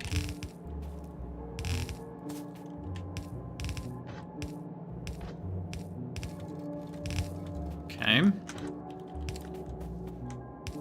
The reason is because I will have enough extra red chips, but I will not have enough extra green chips.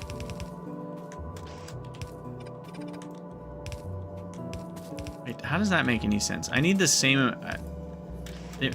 the relative cost of a module is mostly in the red chips, not the green chips. So why am I making so many extra green chips?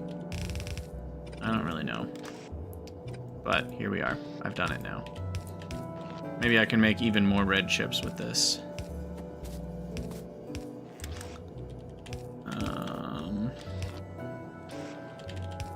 So many inserters.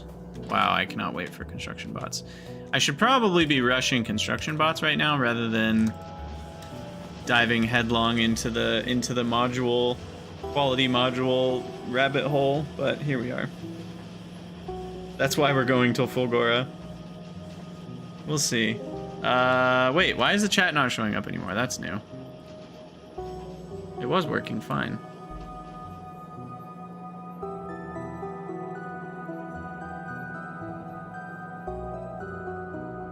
What's happened here? Neither of the... Wait, how long have the chat boxes been broken? What is this nonsense? Caster Labs. Go home, you're drunk.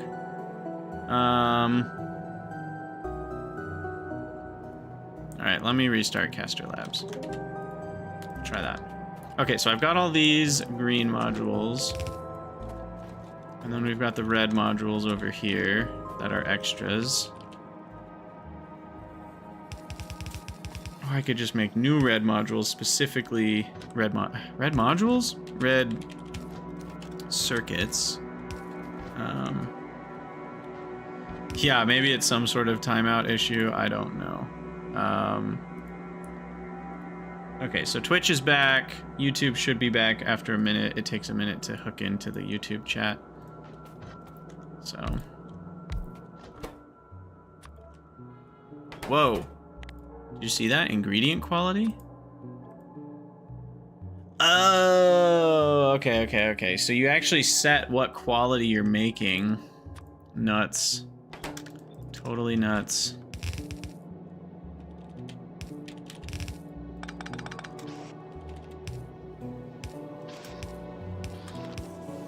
We're doing it. It's working.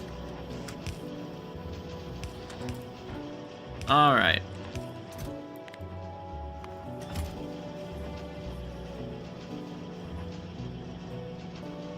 Yes, you cannot mix qualities of different items into... So, like, you have to tell it which one you're making because you can't feed it... Now, I thought you could use lower quality, but I guess you can't. Can't you have ingredients of different qualities? I thought you could. Like, if I was making an uncommon... Couldn't I use a rare circuit and an uncommon red circuit? Can I not? Also, is the YouTube bot working yet? Maybe. Maybe, kinda. Well, I should put these in here, right? Make it better! You could have different qualities, but they changed it. Oh, okay, interesting. Apparently the YouTube one is still not working. But you say connected to YouTube chat successfully. But here you are not showing up. Come on, Caster Labs, get your crap together. So right now we have a 2% chance to get higher quality.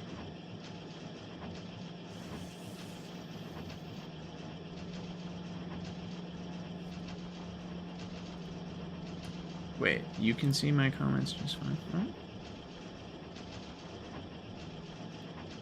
Oh no, I mean showing up on the screen itself. I don't know why that's not working right now. For the future people who are watching the recorded version, the YouTube chat is... Let me try here. Maybe that'll make it happy. Maybe it has problems with YouTube streams longer than 7 hours. Who knows? Yeah, and I have a 0.2% chance. That's the next thing I was going to say. So I have a 2% chance to get this and a 0.2% chance to get rare quality. And what that means is I actually have a 2.2% chance to upgrade quality. So that's a thing. And yeah, now I can't really restrict that, so we are going to need wires on everything. Alt-G? I don't think I like that. Can we still put it on our hotbar? Yeah. So, you know, if I want this to stop, then we do have to enable disable everything is less than 100.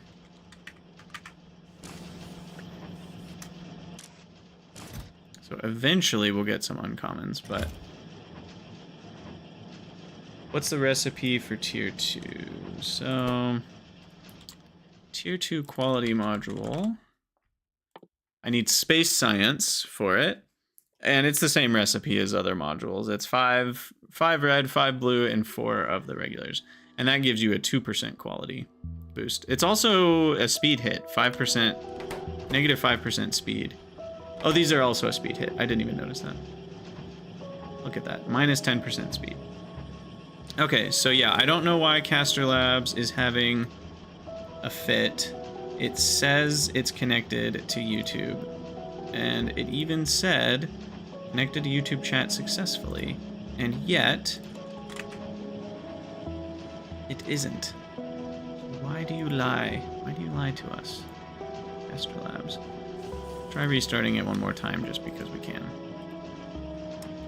But, yeah, so quality, I'm probably not gonna go nuts with it. I know you guys want me to go nuts with it, but it's just, it's a losing proposition this early to go nuts with quality. It's just not gonna do much for us. So probably what we'll want to do is get maybe some uncommon quality modules. So then we have a little bit of a shot at getting like an uncommon equipment or something. But that's probably it.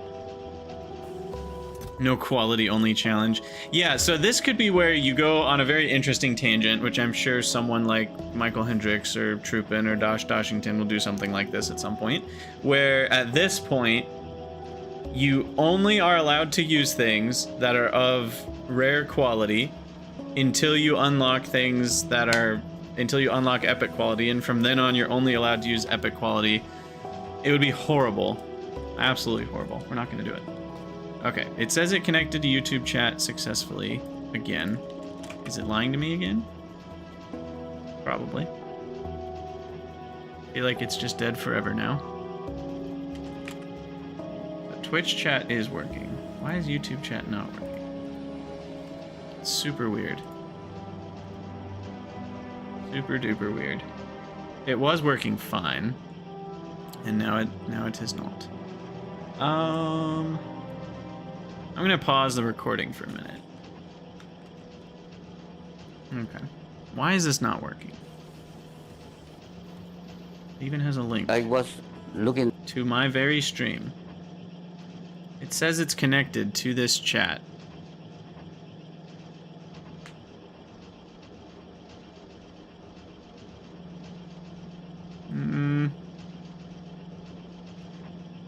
We sent YouTube to Gleba. Yeah, seriously, YouTube chat is now living on Gleba.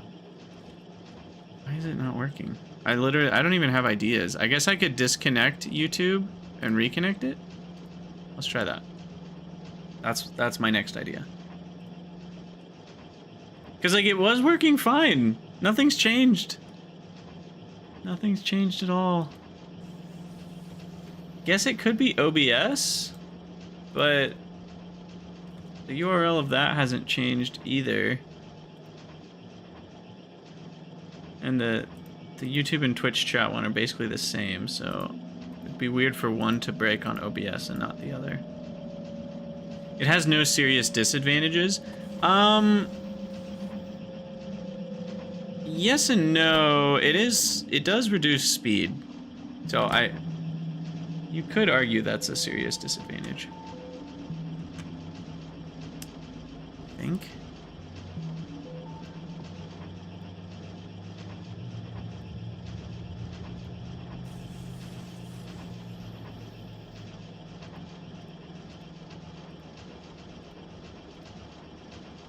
Okay.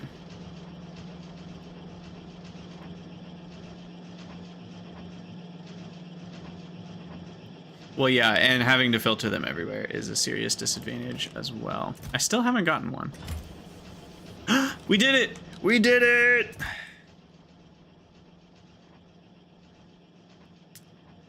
Alright. Still working on this chatbot issue, though.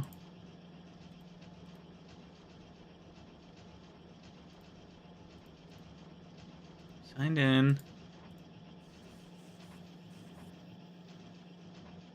Well, we'll just have to see if it reconnects. Otherwise, I may just have to read people's comments from YouTube chat.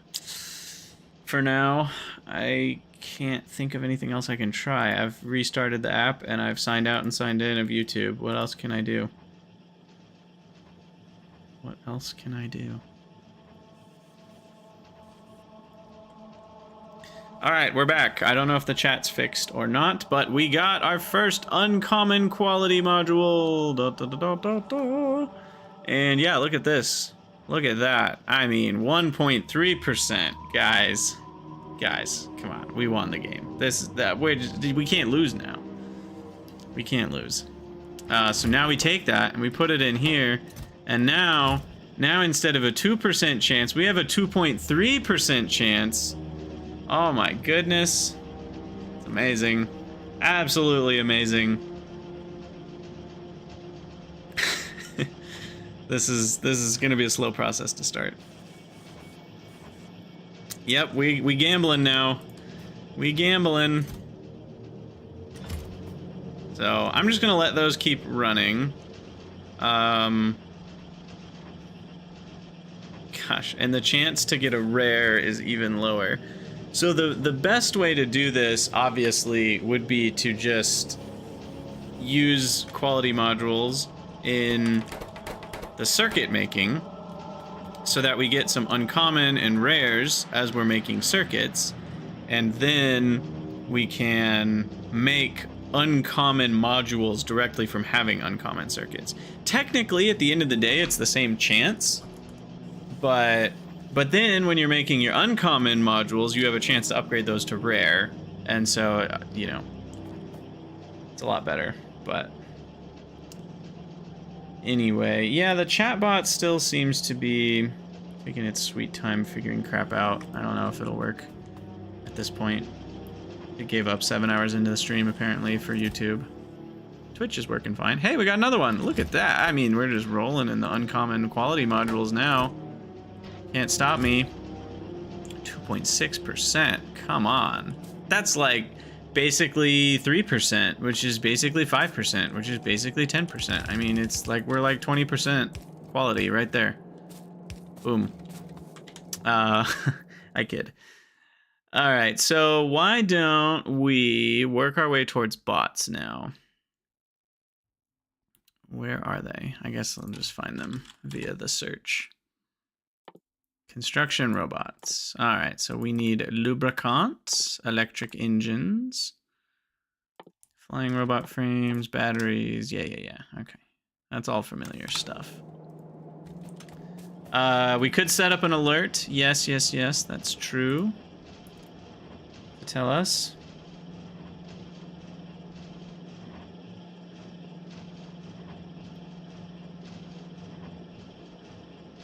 Yeah, I mean, I'm sorry, I'm just getting stuck thinking about quality here. There's so many different options we have for like how we could approach quality. I just think for now it's probably not worth it.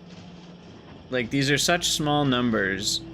We're talking 1 out of 40 items gets upgraded with these uncommons, right? 1 out of 40 items getting upgraded for being 10% slower at crafting is obviously not a great trade. And I just don't need higher quality stuff yet. The thing I care the most about higher quality would probably be power poles. It would be really nice to have higher quality power poles. But I would have to make 40 times more power poles to be consistently using uncommons right now. And that's just ridiculous. All right, I'm gonna restart Caster Labs one more time. Just on the vague hope that it'll work.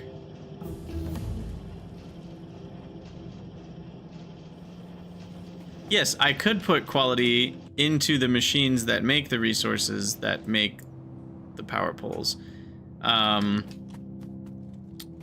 The problem with that is then we've slowed down that entire production line by 98%, or by 10%. So, they're like plates. I'm not going to easily get quality right now until we get electric, and even then we're sacrificing not putting other modules in there. So,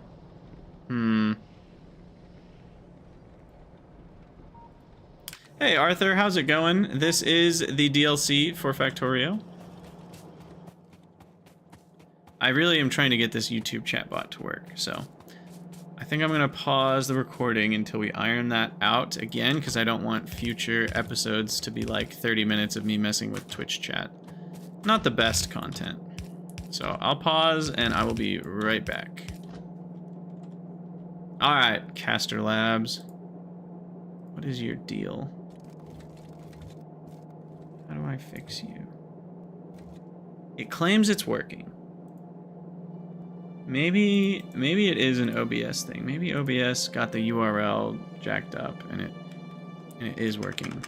The problem is Caster Labs claims it's connected to YouTube chat, but then when I try to send a message through Caster Labs to YouTube chat, it doesn't work. I think it's lying to me. Because like the preview for Twitch chat is correct, and the preview for YouTube chat is blank.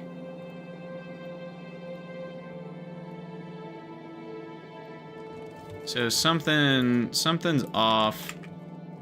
Castrolab says it's connected to YouTube, but it's not. Which I've never had this problem before. I've had problems, but I've never had this problem.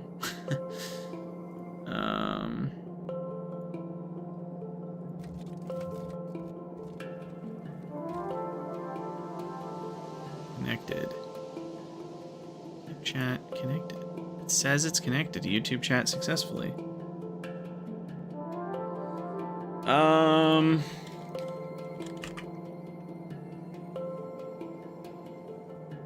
Oh wait, now it's sent through.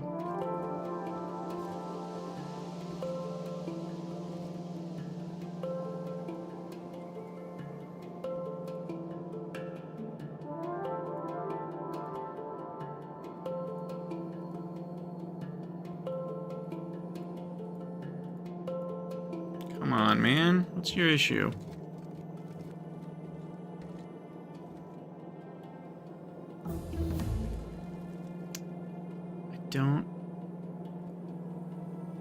Twitch troubleshoots technology is always a great game. Indeed it is.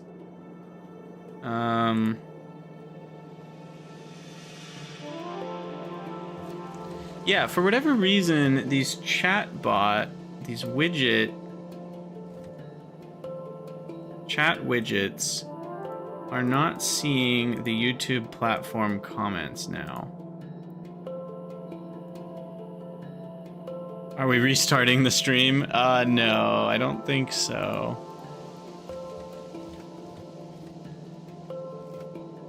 Maybe.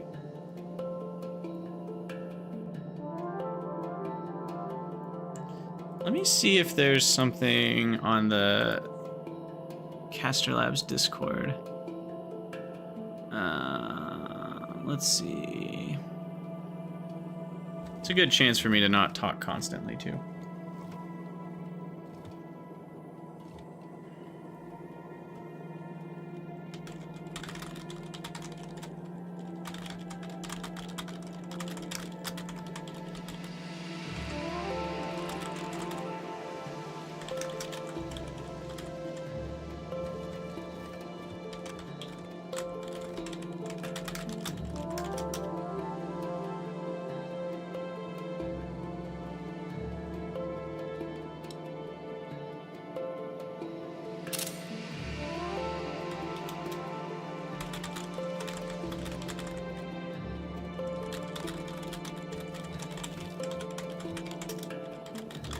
Doesn't show comments.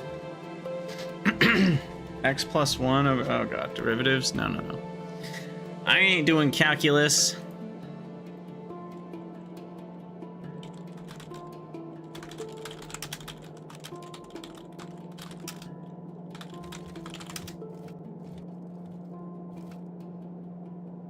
Banana Split, how goes the progress? The progress is going well, apart from the chat bot that puts the YouTube comments on the screen has died randomly. So the actual YouTube chat is fine, but the thing that puts the YouTube chat onto the screen stopped seeing YouTube chat for some reason, even though it claims it does see the YouTube chat. And that is currently what I'm trying to iron out. I will spend a few more minutes trying to iron this out, and then we will move on. Because I can't do this all day, but it is annoying.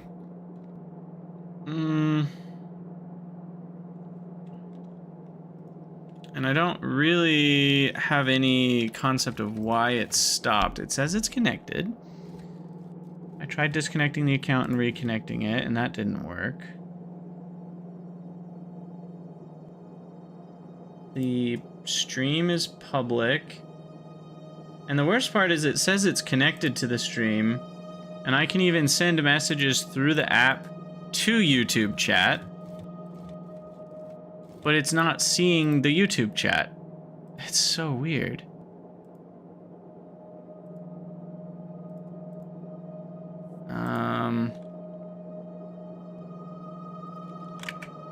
If I send a message in YouTube chat, it's not catching it. It's like it's stopped catching. Can I like... I wonder if YouTube chat like has gotten too long and it like had some sort of weird problem. Like, can I restart? Can I clear YouTube chat? Yeah, it very much could be a problem with the poll.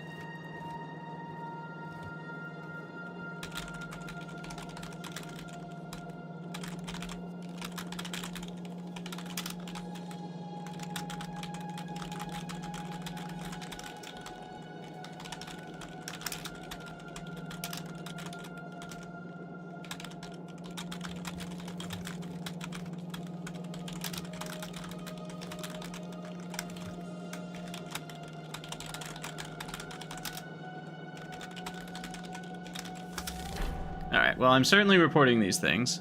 Wow, what did I unlock? I don't know. I'll have to go look at that. Maybe we got a rare one? Ooh, we might have gotten a rare. That would be fun. I'm gonna spend one more moment on this. Does that work? Okay, so I can send to, but if I send from YouTube chat, nothing shows up.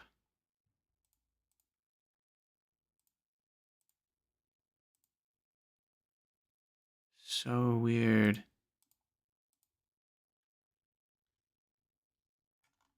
Why have you given up on YouTube? Even when you say you're connected. I've tried reconnecting. Let me do one more disconnect. Reconnect.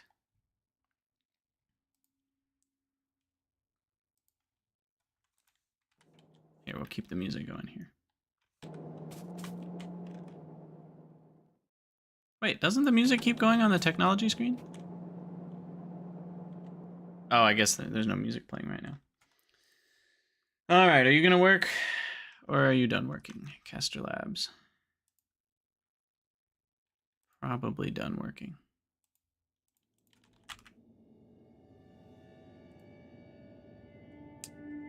I think, unfortunately, it might be dead for today. Yeah, it's probably the poll. Poll probably broke it.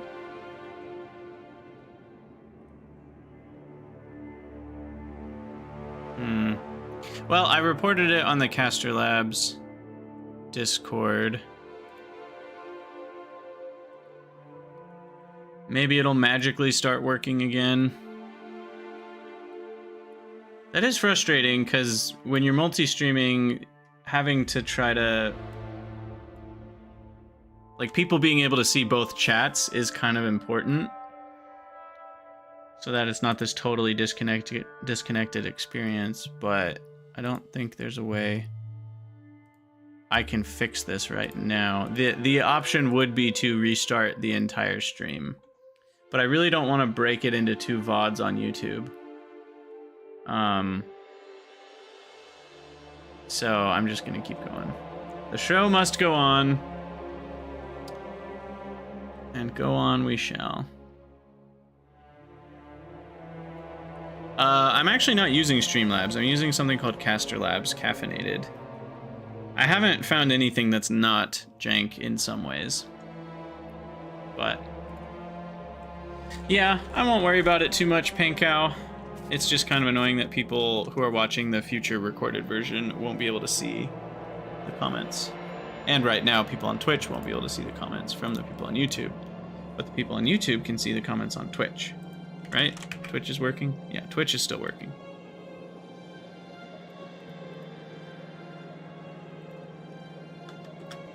Okay, we are back, and we have not been able to fix it. I don't know what's going on. Some sort of weird bug. So, YouTube comments are not going to be showing up probably for the next couple episodes here as we finish out our 12-hour stream. But what we can do is finish our uncommon quality module maker, which is beautiful. And it's currently done because it has 100. I don't know. Do we need to do anything else with it? Who knows? We did get some new entries here. Properties of entities, icons, and equipment are marked by the diamond icon. Why did that just now show up? Why didn't this show up earlier? Weird. It's 1% with 1 basic and 24.8% with 4 legendary quality module 3s. Cool. There's also a small chance of skipping steps and getting higher quality directly, which is 10% of whatever chance you currently have. So, yeah. Yeah, so basically you have the whatever chance is shown to you is the chance to upgrade 1 level, and you have 1/10 of that chance to upgrade 2 levels, and 1/100th of that chance to upgrade 2 levels, etc. So that's how that works. And then just make sure. Yeah. Okay. So yeah, we've got quality modules. What do I do next? Bots? Yeah, I think we need to do bots. They're already researched now. No, 1 more research. And then once we have bots, we'll start doing roboports. And then once we have bots flying around and building things, that will be very helpful. And then we can think about going to space. Oh, power armor though. Yeah, I did want to look at its modular armor, but yes. So so I need to basically automate modular armor, and we're gonna have to make 40 of them to get a chance at an uncommon one. Why not? What else are we doing with our lives?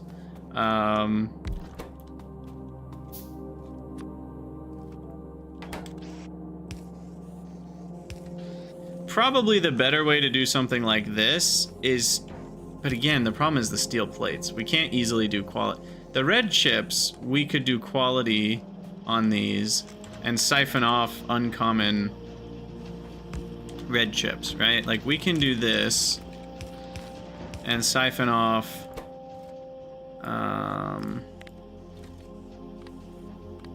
greater than normal.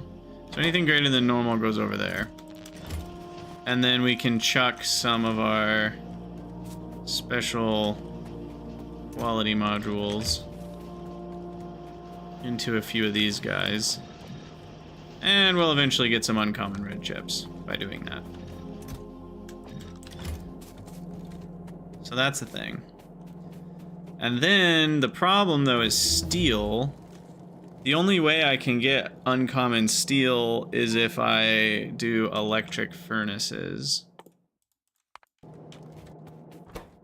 which is going to be a little trickier. So maybe I do just gamble. You're right, I could do uncommon ore to make guaranteed uncommon plates to make guaranteed uncommon steel. Maybe that's the way to do it.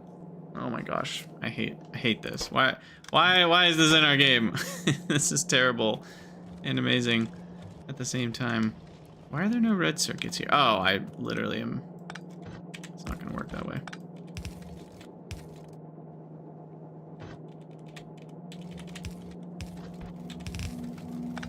There are no red circuits over there. Okay, so this we want to make sure stops. You're only enabled if modular armor quality uncommon is 0.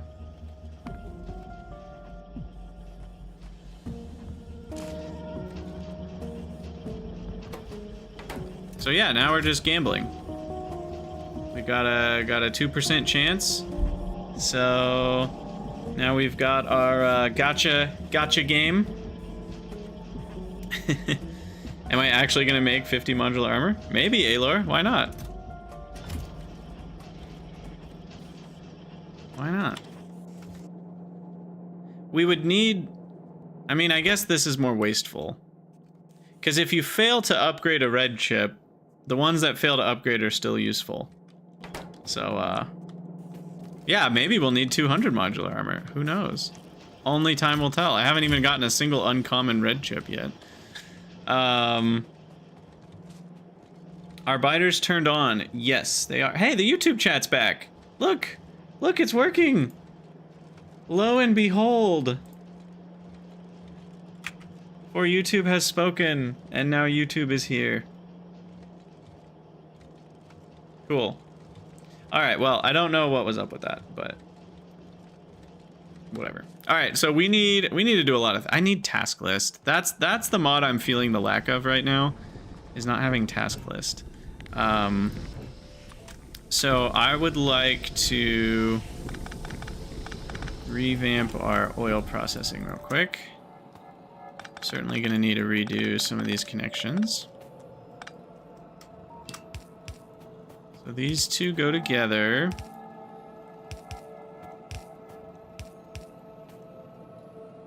And then these two go together, but extend out. Okay.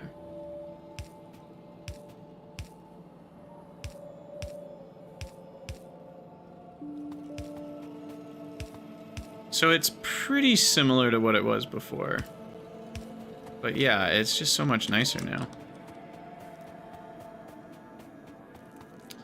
I could limit the chest to 1 uncommon armor. I did. I set the inserter to only outsert if it was at 0 regulars. So as soon as it sends anything in there that's not a regular, it won't work anymore.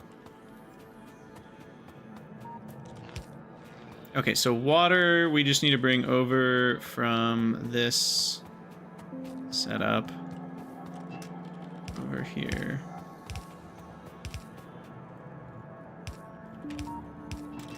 Let's get water hooked up. Just there. Water's going, those are running. Bottom light oil isn't connected. Yes, thank you. Oh, when you go to build a pipe, it shows you all of them. Okay, that's handy. I didn't know that. So now you can see all the connections. All right, and then we're gonna need hoil cracking. We're gonna need loyal cracking, as I call it. Flip those. Copy this. Connection scheme for both. Oh, I still have to build it. That is the downside to not having bots yet. Alright.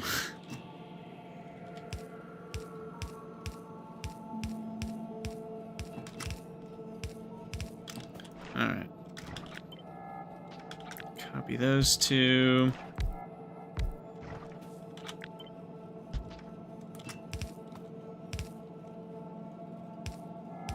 I did that wrong.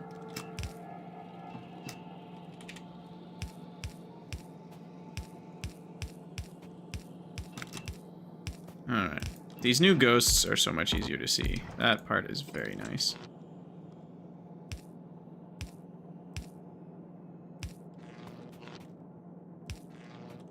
Okay. And then I'm supposed to be trying new sushi pipes. Yes, don't worry. We'll still try sushi pipes, but not for this. I was thinking more for like train unloading stations and such. Not for regular oil cracking. I am just gonna crack everything directly for a minute here until we need something else.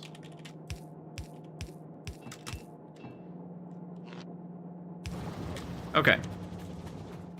So now we should... Uh-oh. Water.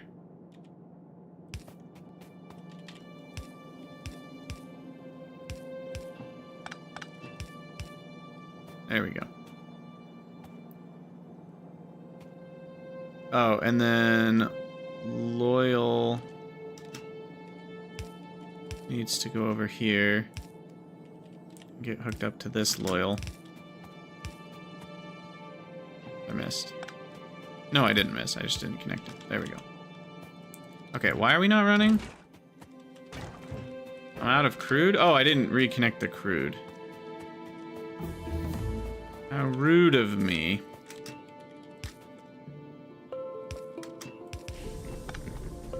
There we go. What's up, Igor? How goes it? There's probably a lot of things that aren't hooked up. Okay. So what'd you say? Bottom 2 loyal cracking are not hooked up.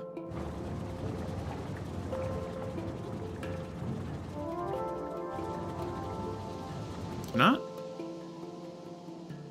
Oh, you mean to the petrol. There we go.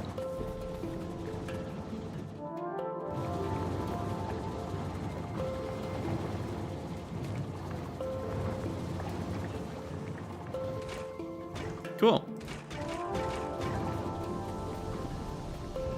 You guys all running? Nope. Oh, and of course, we need one more pipe. There we go. Now you're all working. Cool.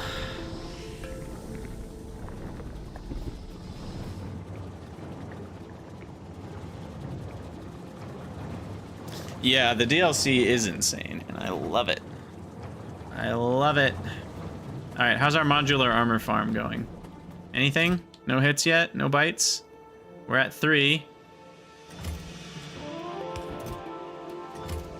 I also just need to trash my light armor now. Anything else we need to trash? 15 random wire. Some stone furnaces. Get out of here.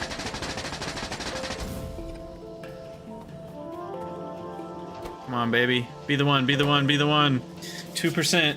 2% roulette. Let's go, let's go. Do it, do it, do it. And nope. That's really funny. Wait, this doesn't seem right. I haven't gotten a single one yet? I guess these are only making 0.4 per second, but I've been gone for like 5 minutes.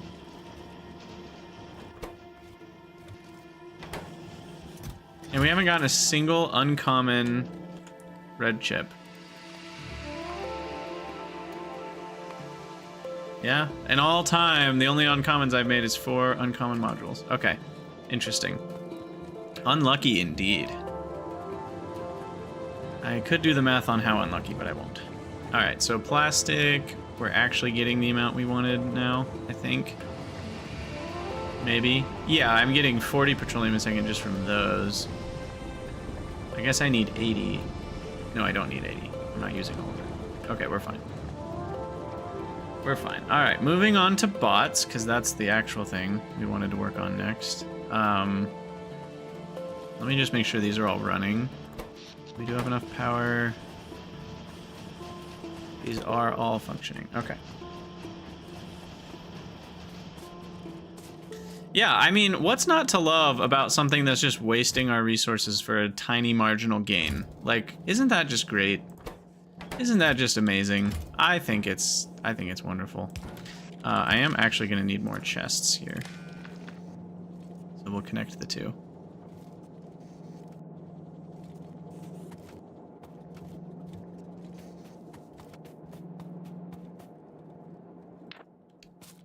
Okay, so personal equipment and bots. That's what we're going to next. So bots are going to require green and red chips and flying robot frames, which are electric engines, batteries, steel, and more green circuits. Okay, so more green circuits. I think I'm going to supply the more green circuits from over here. And then we've got red circuits and steel. So now we mainly need electric engines, which require lube, and batteries. Okay, so batteries and lube. So now what we're going to do is we're going to set up some storage tanks. And we're going to do lubricant behind the refineries, I think. Take some more chem plants. Also, what am I short on? Iron? Yeah, I have like no iron in my inventory. Steal some from here.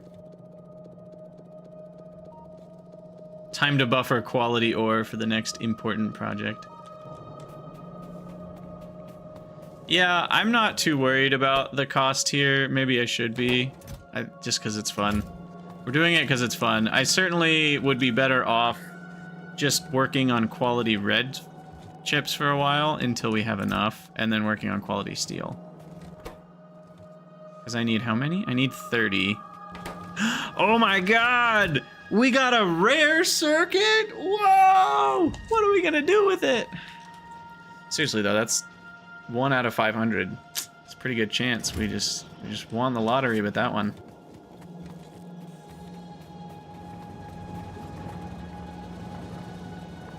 So Clifford, Unspoiled as in haven't played the DLC. Like, I didn't go to the LAN party. I haven't played it before this playthrough.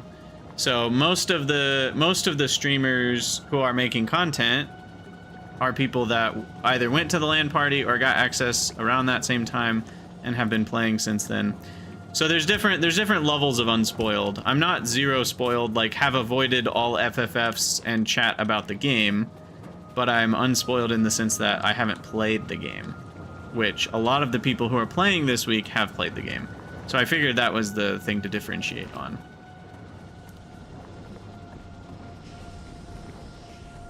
I gotta sleeve that red chip.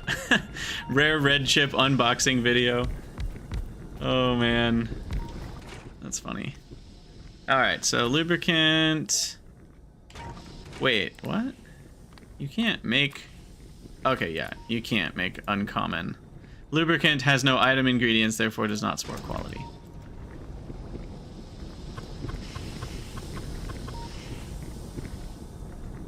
Alright, so what we're gonna do is put a break between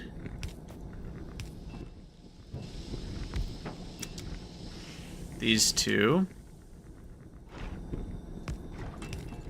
And we only crack the lubricant if we have enough of it. So lubricant, or no, sorry, heavy oil. Heavy oil greater than 20,000. Then we will pump it. Otherwise, it's gonna go towards making heavy, or making lubricant. I'm really out of pipes here. In fact, I'm probably out of a lot of things. Let's go shopping here. Make sure we got what we need. Slowly getting rid of my yellow belts. We've got those. Power poles we're pretty good on. I'm excited about the idea of having only uncommon power poles, but we're too far from being able to afford that yet. No quality oil. Yeah, apparently there are, and I'm guessing you guys can imagine, there's some ways to kind of exploit the fact that fluids don't have quality. Like if things have a mixture of fluids and items as inputs, you only need the items to be high quality, and that can create some things that sort of feel a little cheaty. So I don't know. Yeah, I don't know how I feel about that. It's interesting. I assume it'll maybe need to get rebalanced a little bit. I don't remember the exact context, but someone was doing something pretty broken. I think it involved coal liquefaction in some form or another. Alright, so there's lubricant. And we'll go ahead and put that in a tank. Bring that over.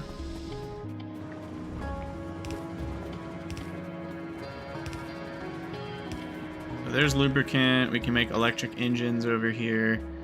We did say we were going to use the engines from over here, I think. So I'm going to have to expand this quite a bit.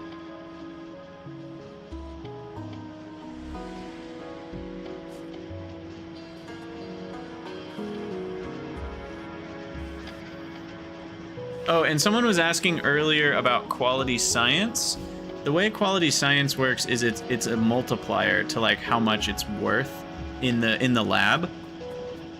As far as I know, it's not really worth it though. Like I can't understand exactly why you would use it, other than just you want to and it's cool.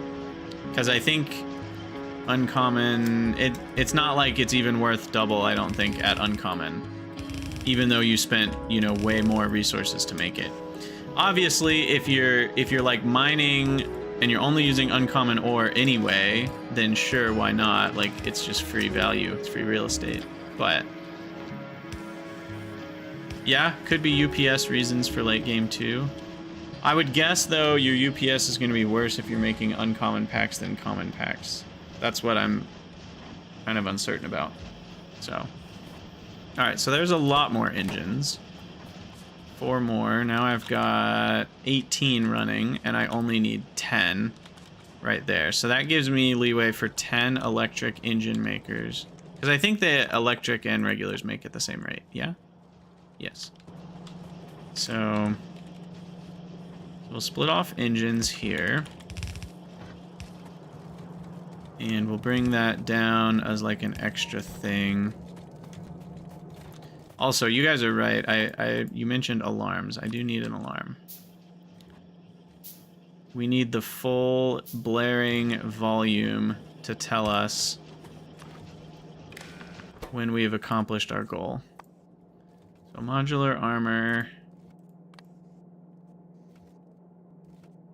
See, even this is kind of annoying. Like,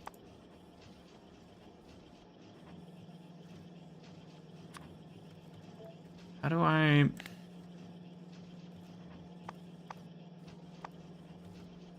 There's really no way to do this. I guess...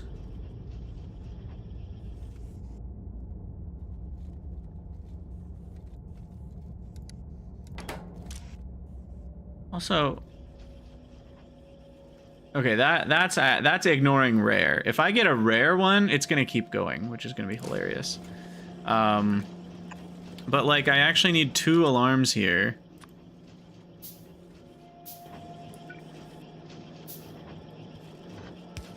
Just to make an alarm for power armor.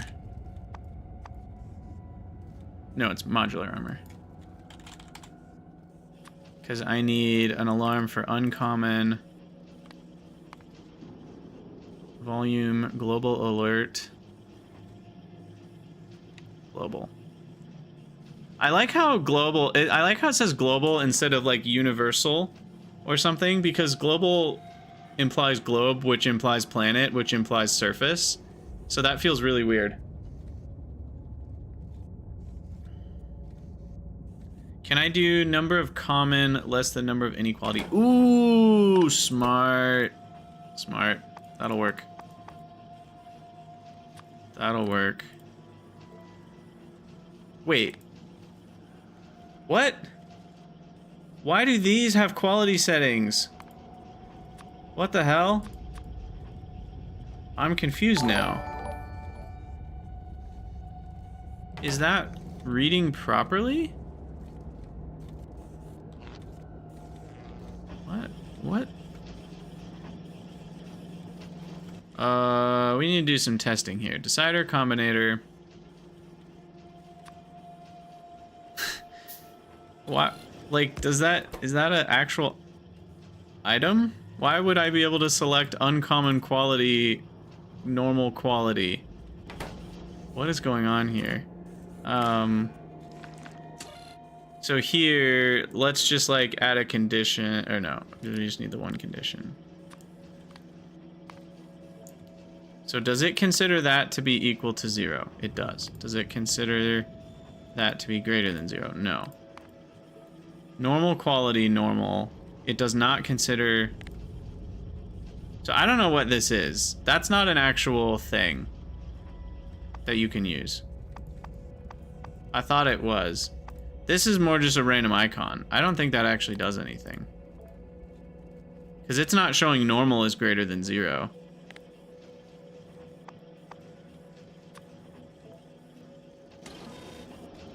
Or is it? Oh god. No, there's no signal coming out of it.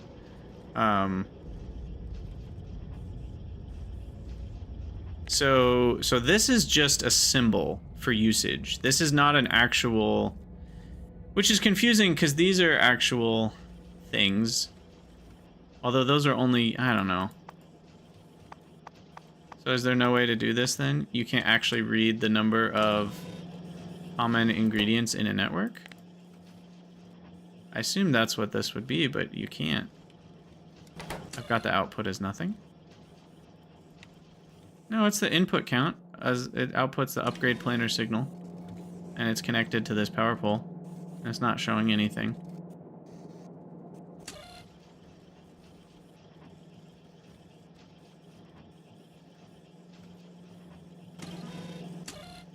And this shows as green, by the way. The reason I know it's not working is because this shows as green when it's true. See? So we know that this normal thing is actually doing nothing. An uncommon normal. A normal that just isn't anything, unfortunately. No, Vadamouse, you cannot read the number of common items. That's the problem. These are not actual signals. Like, this is not a signal that represents anything in the network. This is just a random... This could be a picture of a biter for all you know. It's not actually doing anything, is the problem. And there is no any or all quality.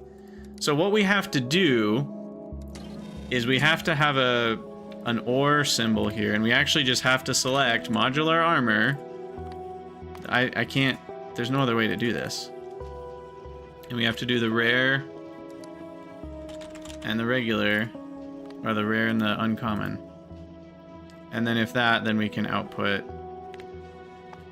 I don't know, our green check mark or green signal. Because there's no way to get the total number of things of a certain quality in your network.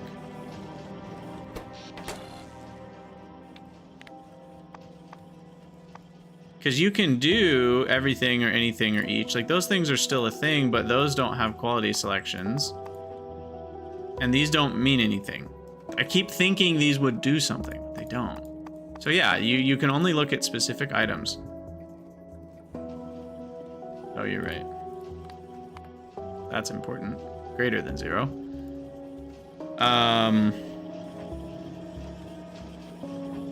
Maybe with the new combinator? Maybe. Quality filter. Outputs all input signals that pass the quality filter. Okay, so this one you could say quality greater than normal. So that would work as well. So yeah, I'm a little disappointed that you don't have a little bit of capability to just like read how many normal quality items, you know, from this menu. But maybe they thought that was too powerful. I don't know. But anyway, we're at 31 now.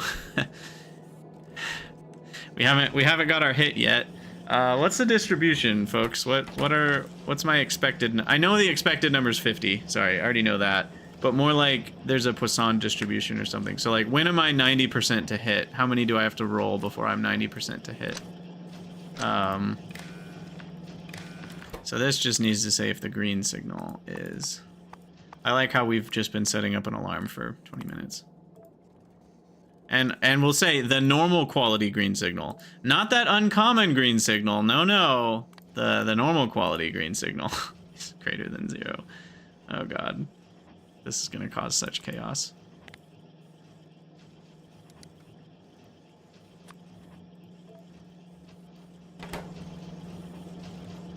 Alright. Well, anyway, we should have plenty of lubricant now to make electric engines with. Let's do that over here.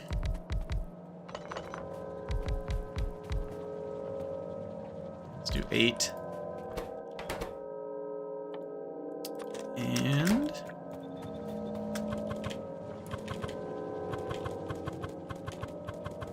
I could use Shift R. I'm so bad at using Shift R. I just hit R 3 times instead.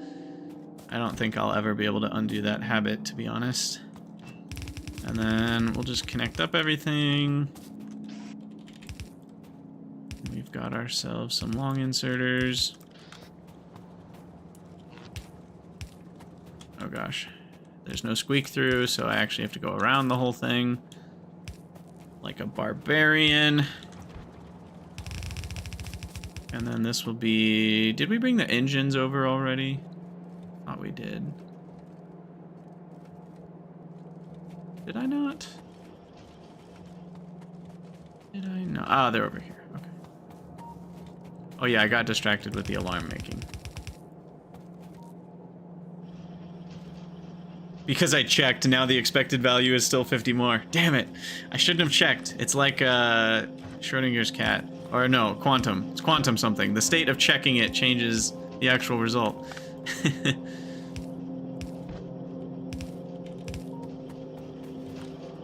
Well, we're certainly over one crate full now.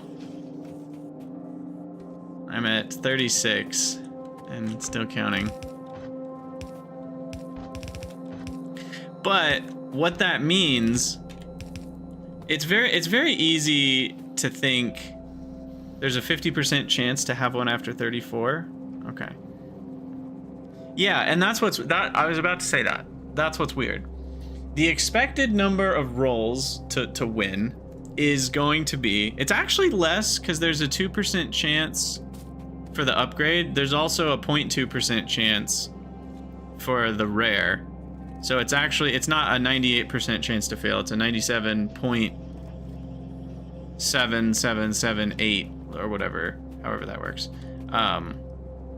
Anyway, I digress. The point that I'm making now is you'd think 50% of people would need more than 50 rolls and 50% of people would need less than 50 rolls, but that's actually not how it works. 50% of people get it after 34, apparently. But the reason the expected value gets so much higher than that is because there's some percentage of people that need more than 100, right? But there's 0% of people that need less than 1. And so it's like the way that the curve looks, it actually has a longer tail as the numbers go up. And so even though the expected number of rolls is 50, the average number of rolls is 50. If you are the average player, you'll actually have it by 34 rolls. So yeah, the median player gets it in 34 rolls. So we are already unlucky. We are behind the median. We are in the bottom half of players for how many rolls we've had to do. Anyway, after that fun math lesson, we now have electric engines. So look at that. And I probably need to be done with the YouTube episode after this.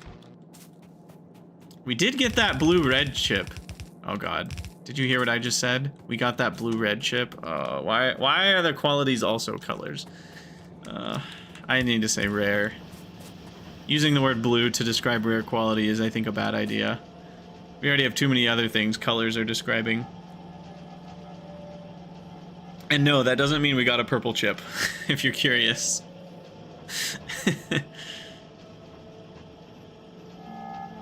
The expected number of rolls is probably 34. No, I don't think so. We did it! We did it! Wait, no, actually you might be right, Alor. I don't know. We did it! Yes! Look at that! Alright, we'll compare the stats in a minute, but you can be done now. I'll leave this here if I want to make something else with the same vibes, but yeah, we need the recycler to get all those red circuits back. Wait, is the expected number of rolls 34 then? My gut is saying no, but as an actual math teacher, I can tell you your gut is usually wrong as hell when it comes to combinatorics and statistics.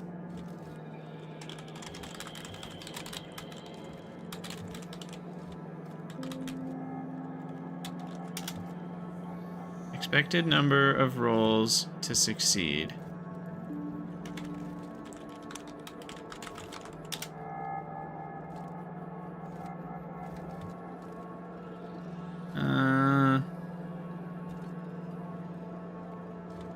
The expected number of successes when sampling in times, but that's different. Yeah, I think that's what I was thinking of. This is probably a... This isn't a binomial trial. Expected number of rolls to get the first success. What is this? I don't want hypergeometric. Expected number of trials. What do we call that again? Oh my god, it keeps giving me the expected number of successes. That's not what I want.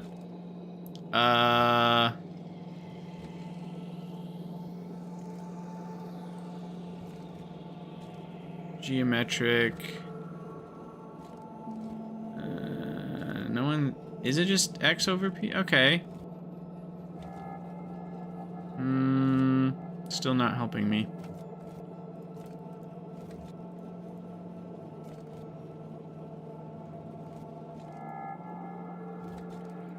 Anyway, I'm moving on from that, because this is not math lesson. Look at that, look at this! We should have 1/10 of the uncommons. Instead, we have 1/4. Here you see probability in action. Or more like in action. Do your thing, probability. You're not doing it. No, I'm kidding. Random is random. That's why those don't match. Okay, so I want to compare the stats. We got our uncommon. After all that work, we spent who knows how many hundreds of circuits on it, and it has the same resistance. I guess we don't need a wonder. We just look at the diamonds. It has 6x6 grid instead of 5x5, and it has 3 more inventory size. I'll take it. Look at those extra 3 slots. You know what I can store in those extra 3 slots? Quality modules. Anyway. Okay, so we're making electric engines. Look at all these extra slots that I have now. Just think of the solar power, which I need to research. It's right here. And then we want to research batteries, belt immunity, night vision, and personal roboport. I'll do shields eventually, but I need military for that.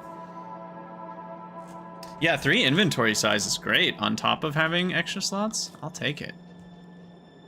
And then we need to make batteries. So batteries.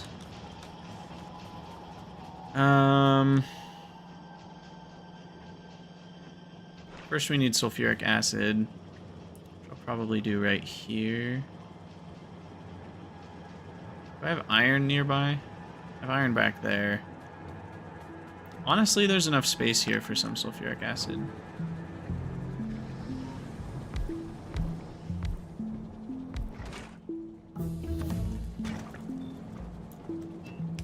The water. And then, oh, I put that too close. Dang it. It actually has to go here.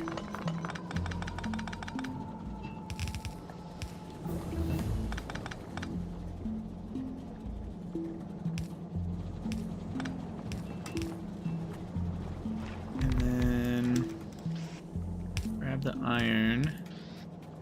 And then we split off sulfuric. Let's just go underneath and in line with this to use less space.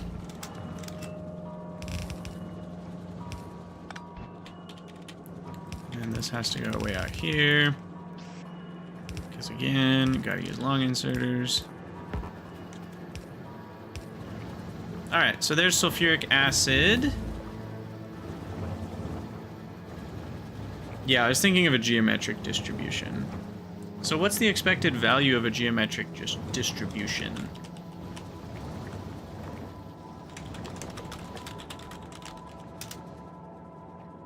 Expect E over X is 1 over P. So it is 50. I think I'm right.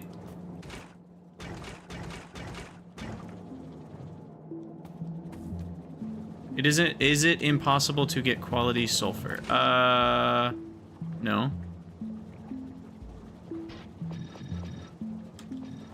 No, I guess it's just if the outputs are all fluids, you can't use quality because there are no quality fluids. If it has item outputs, it's about outputs, not inputs.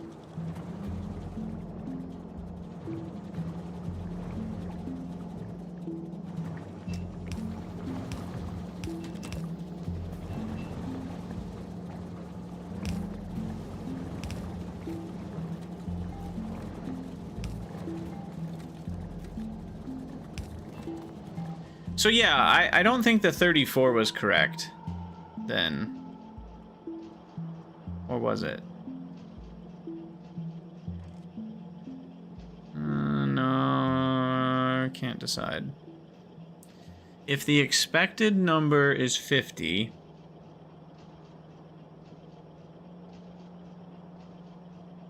right, you only get quality sulfur from quality modules here. You can't produce quality by having higher quality ingredients. Correct. Yeah, there's going to be so much confusion in the community. Like, how do we even, what words do we use to describe that? You know, like quality ingredients versus upgrading via using quality modules are two different ways to get quality things, but they don't really have easily definable words to call them. Why did I bring sulfuric acid over here? Batteries, that's why. That's why. All right. I didn't leave enough room between these two for batteries. It's kind of unfortunate. I was thinking I would put batteries right here.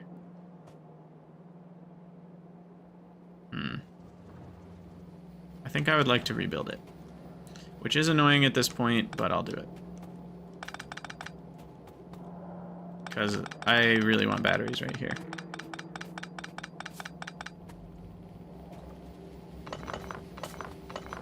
Yeah, I don't know why my brain is not remembering the right math things regarding, like, the percentile of the distribution. Because a geometric distribution, like, knowing that the expected number of trials is 50 doesn't mean... I think that does mean, though, that the 50th percentile of people is going to be at 50 trials. Half of people will need more than 50 trials, half will need less. I think that is still the median. But is it not? It might not be.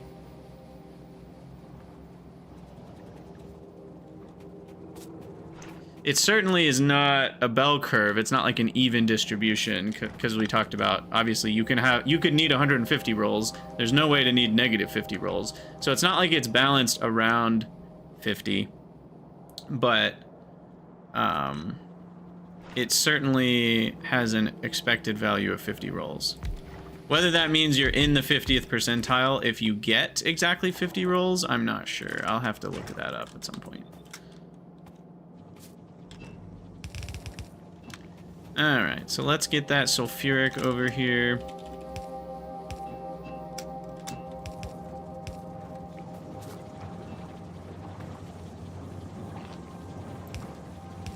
And then we need to bring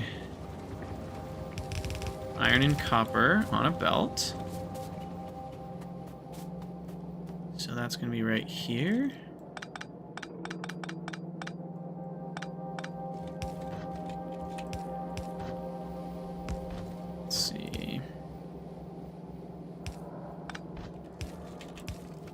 This.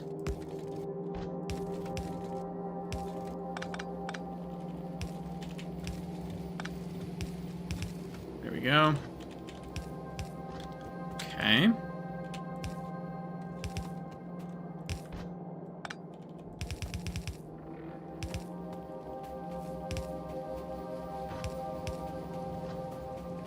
And then we, input, and this is nice and expandable, which is why I did it this way.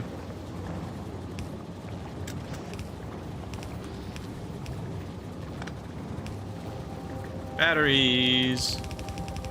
Boom, baby. Alright, so next episode we will be able to get bots. For sure, because we're basically there now. We've got the electric... Nope, we don't have the electric engines. Did I at least copy that? I didn't even copy that build. Well, okay, we'll make it again. It wasn't hard. Alright, so we'll call that an episode. As always, thank you guys for watching. Let me know what you think down in the comments below, and we'll see you all in the next one.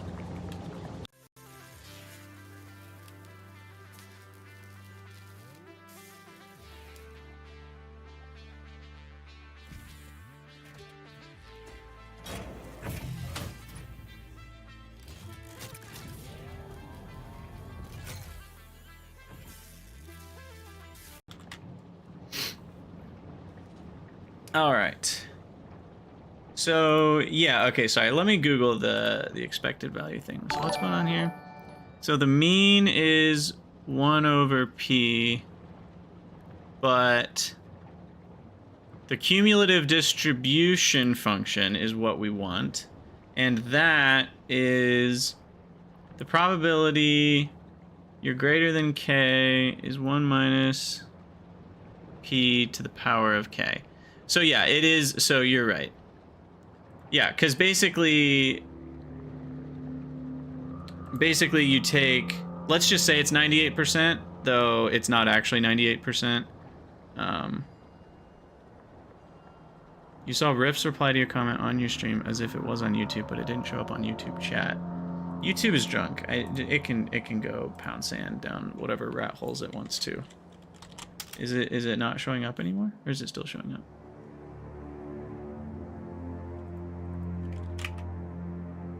Twitch is still showing up, but YouTube is dead again. YouTube is dead. Why are you doing this to me, YouTube? It's like you have a personal vendetta. I'm just gonna leave Caster Labs open and minimized, and we'll see if it works.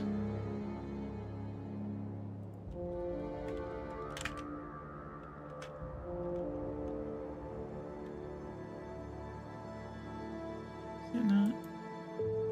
Wow, do I have to have this open right now? It's only popping up when I open it. Well, that's not good. Okay, well, I'll leave that there. Anyway, back to the math thing. So the math thing is like, if you had, I just want to get to a place where it'll let me type numbers.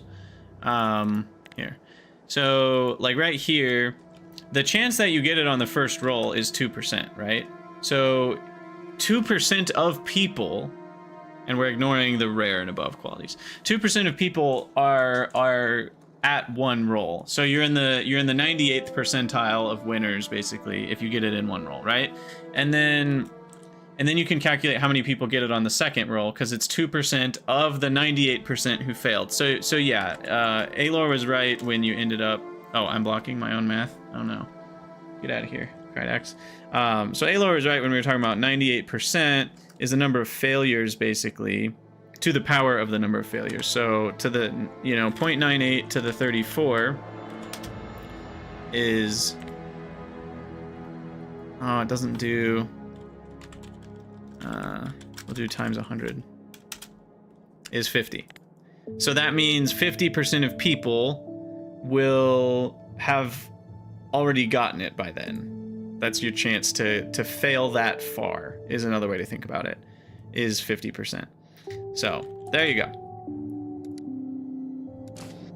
But exactly what you were saying, Alor, the reason the average is 50 rolls is because people who, and that's what I was already describing earlier, basically, is like when you fail, you can fail much further towards high numbers than low numbers, right? You can only succeed up to 49 rolls early, but you can fail to hit the average 10,000 rolls late if you want to. It's unlikely you would fail that late, so it only brings the average up to 50.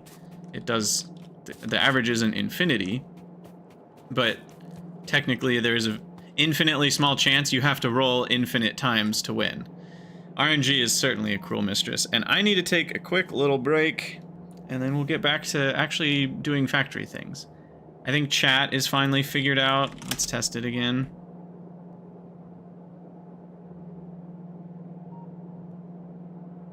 Maybe. Yeah, there it is. Anytime I think I understand probability, I know I'm wrong. Yeah, it's pretty rough. Like, so I took a class in college, and I took AP Stats when I was in high school because I really liked it, and I got like a 5 on the AP test. Like, I knew what I was doing, more or less. Like, not perfect, but I was decent, pretty good to get a 5 on the AP test. And then I go to college and take a probability course, and I got a freaking B in it, even though literally everything in that college course was stuff I already had learned in AP Stats, with like 1 or 2 small exceptions, like the Poisson distribution or whatever. And I was just like, what is going on here? There's just so many things in probability that even if you sort of get them, you're still going to get it sort of wrong. So that is one area where I'm happy to admit that I'm not a master. Even though I know quite a lot around it and about it, I still make mistakes all the time with probability. Okay, quick break. And then we're going to get bots, and then we're going to move towards rockets.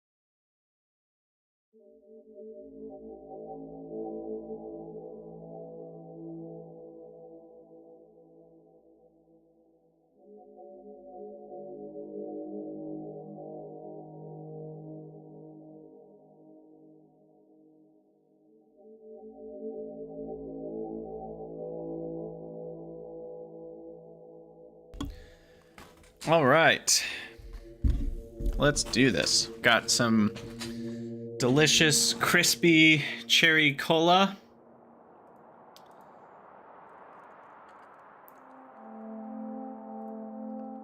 Sugar-free, off-brand cherry cola. Nothing like it. I mean, to say that, I actually do like it. It's just definitely different, though. All right. So what did we do in the last episode? I got so hung up on the math here. We got quality. That's probably the takeaway, right? That was what we did in the last episode. Quality modules. I'll take a screenshot here. And that was episode 6. God, we've almost been streaming for 9 hours. Are you serious? It's gone by so fast. Episode 6 was quality. And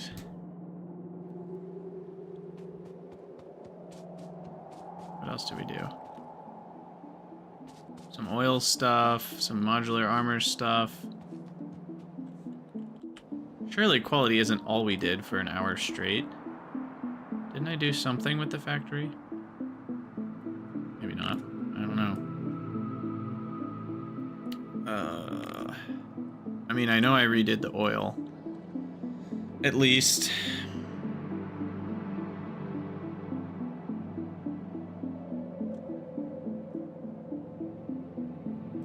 Maybe quality is all we did. We did do a lot with quality, and we spent a while trying to figure out the signals. We also argued about math. Yeah, quality and math. There you go. All right. Not so much argued as had to figure things out. I did a little bit of arguing, but not too much. Oil, lubricant, acid, batteries. Yeah. Oh yeah, sulfuric acid.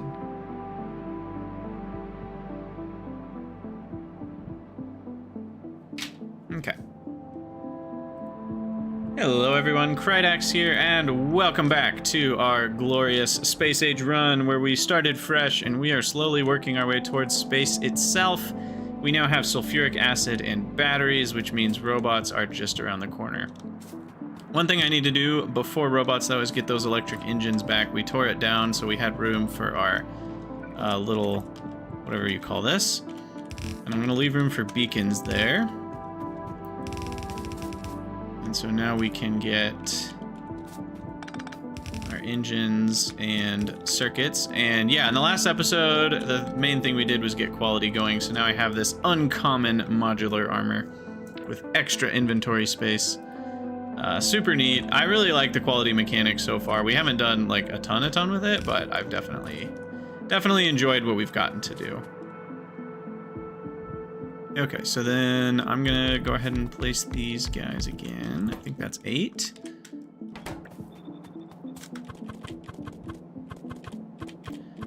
So there, I literally, even though I was hitting Shift R, I still did it 3 times because I'm so used to just rotating 3 times when you need to go counterclockwise,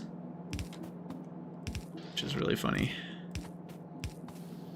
So yeah, this should be everything we need for our little flying construction monkeys. Flying monkeys. Space, not the final frontier. Indeed, space is the beginning frontier. The first frontier, even. Or maybe the second. Depends on how you count Nauvis as a frontier. But yeah, electric engines just needs this lubricant.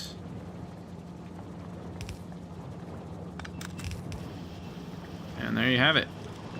Gosh, being able to hold a pipe and see all of your pipe visualizations is really nice.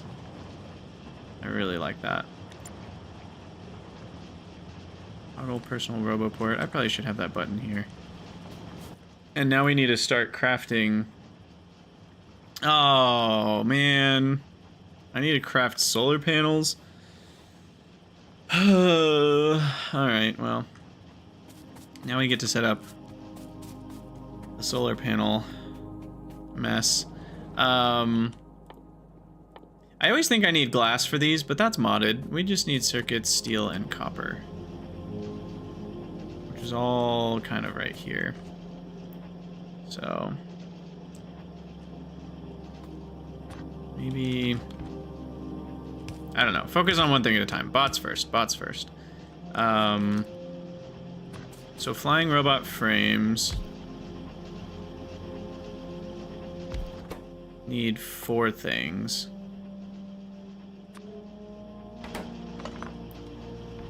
These are 2 of them. And the other 2 are here and here.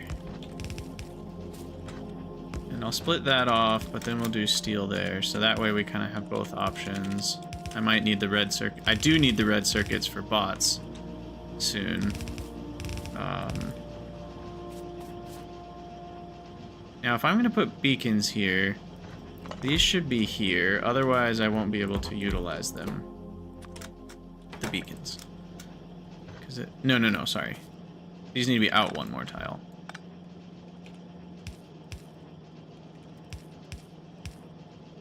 And then these need to be here.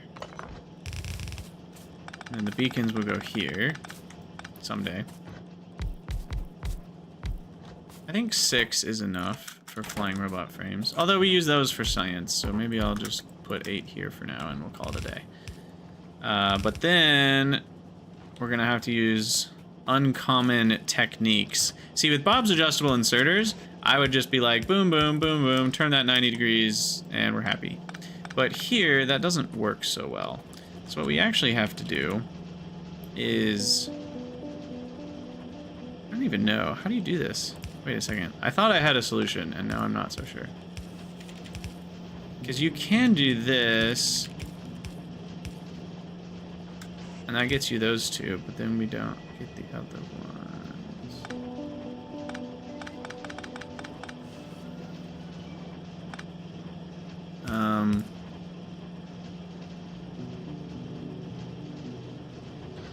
Wait just a minute.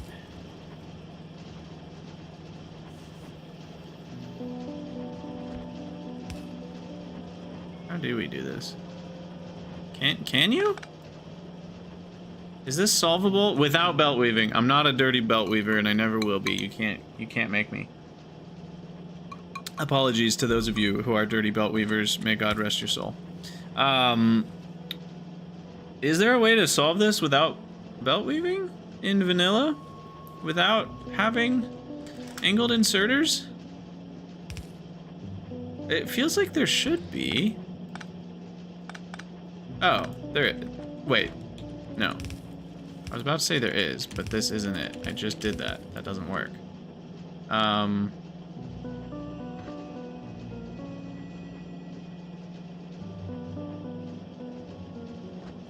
So, like, we're imagining this space is taken up. That's what we're trying to figure out.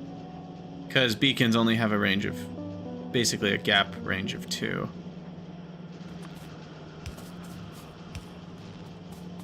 So, is there a way to do this? I don't think there is.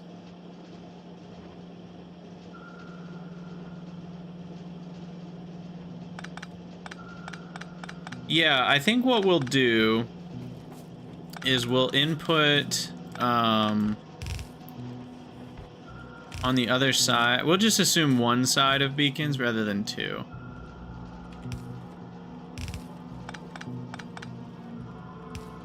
Yeah, other than outputting onto undergrounds that are going directly away from, I guess that would work from the right side. It wouldn't work from the left side because these are in the way. So it's a little problematic. Interesting.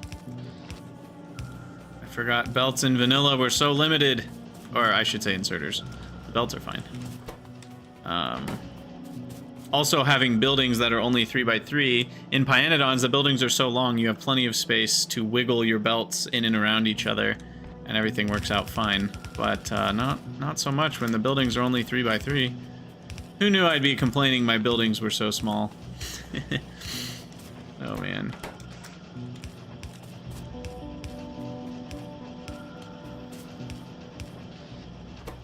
Hey, there we go. Flying robot frames. And then now those come over here, and then we've got a smattering of... Oh man, that's not gonna work. Annoying.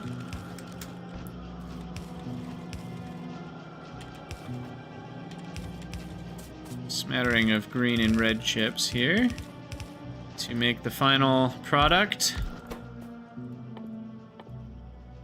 which is good old construction robot and logistic robot. Now these guys I think are worth trying to up their quality here and there, because having high quality ones for my personal use will be nice.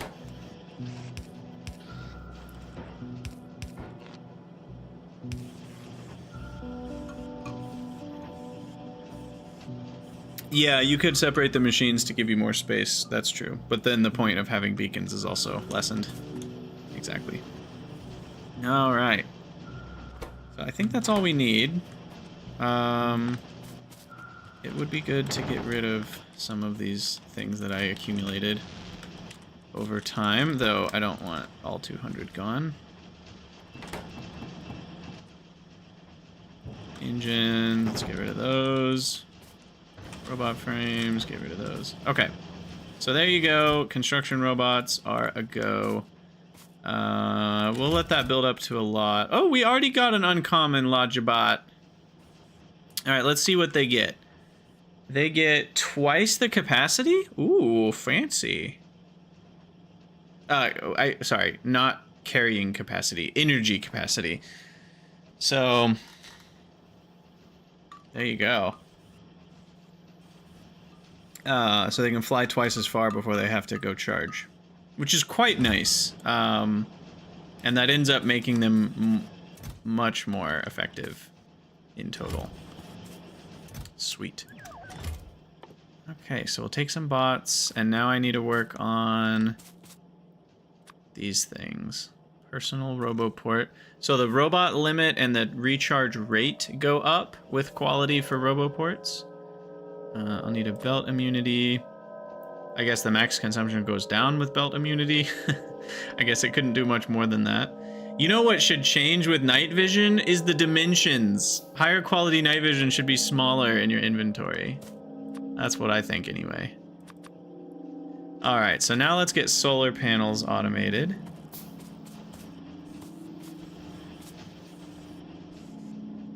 Yeah, there are so many new sound effects. That's so cool. That's the actual roboport noise.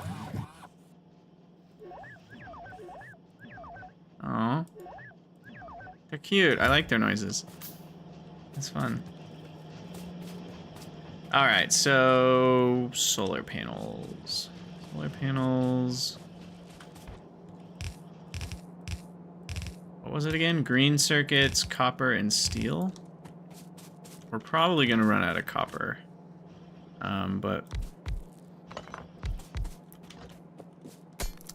this is the way. What are those new buttons on your UI? These ones make wires. The rest of them I think are not new. There's just blueprint stuff. Undo gives you a vision of what you would undo now. Ooh, Inception. Watch myself run around. But yeah, solar panels. I know I could make quality solar panels to try to make quality equipment, but then I would need quality steel again. We come back to that steel quality. Yeah, exactly. Legendary night vision goggles. So uncommon would be 1x2. Rare would be... Well, no. Uncommon would be like an L shape. Rare would be, you know, a 1x2. Epic would be a 1x1. And then legendary would just be 0. It would just be free. I guess that still wouldn't get you to negatives. You'd have to skip the L shape to get to negatives. Quality solar panels will certainly be worth doing. Not yet, though, is what I will say to that. Not yet. We need mostly green circuits. Copper and steel are equal. Okay, so why don't we increase this green circuit build by a bit here.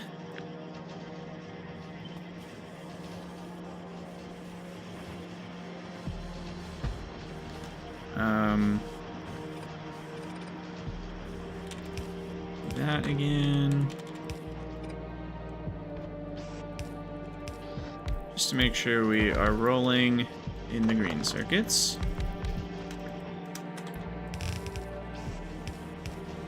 I haven't even checked the rates on these inserters. Are these inserters fast enough? I think they are. But what if they're not? Out of belts? Goodness.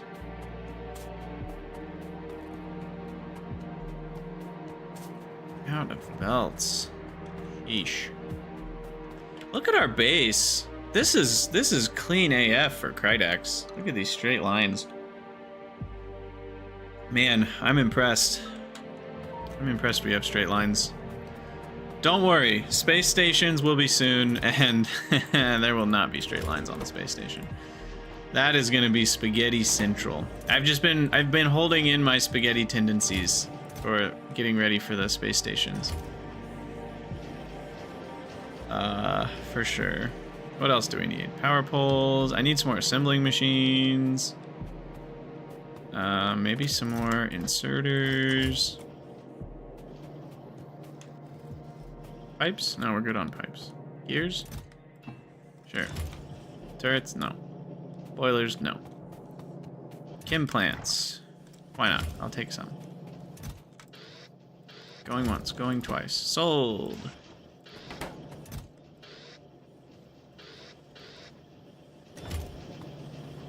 Alright, I think that's everything we need. We got green chips, we got red chips. We got steel, maybe some iron. I'll buy a vowel. Buy some iron here. Alright. So yeah, I'm so excited for the space platforms, but we don't want to rush it too much. We still need a good base, right? Because after the space platform comes planets, and after planets comes more planets. So, you know, there's no end in sight if we just are trying to bootstrap to the next thing. There's always going to be a next thing. So, that being the case,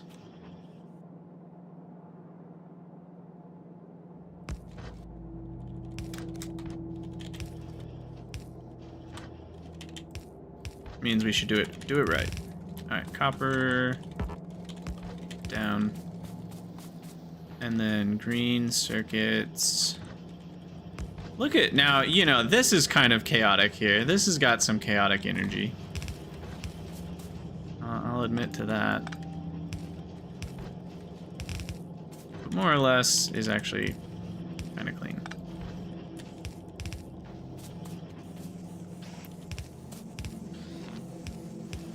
Alright, there's that. And then what do accumulators need?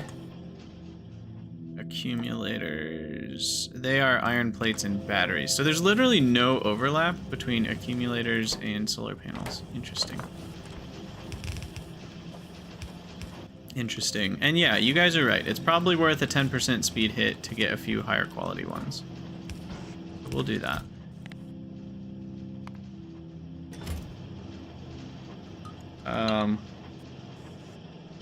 What's up, Kamuna-chan? How's it going? How's it going? Concrete would be nice. Well, we'll have to start you out with stone brick because the name in game redemption, because I don't have concrete yet. We could make concrete. How bad would that be? I need water and iron ore and stone in the same place. It's kind of bad. We don't have water over here, otherwise we could do it in that region. We'll get there. We'll get there relatively soon, though. There's some solar panels for our personal solar needs. And I will need lots of steel for that. I'll hoover up some more steel here.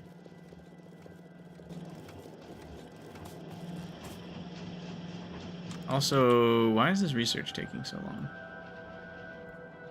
I guess I just need more labs. Yeah, they're doing what they can. They're doing what they can. I will need concrete eventually anyway. That is true. I've always hated that concrete needs iron ore.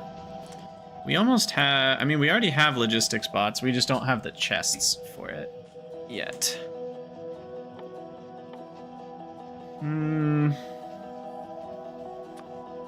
Alright, let me get some more. Look at all this room in our not quite legendary, but you know, basically legendary modular armor. Normally we would only have 3 more slots. How am I playing Space Age already? The media access started today. So anyone with a...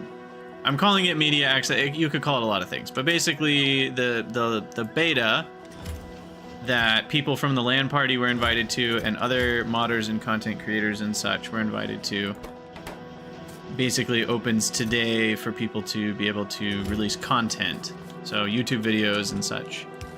But the public release of Space Age is a week from today on October 21st. Okay, so are all these running full-time? I haven't really checked. Seems like they are. Now, me forgetting to reconnect that, because we didn't have enough red belts, was certainly a thing. That should help now.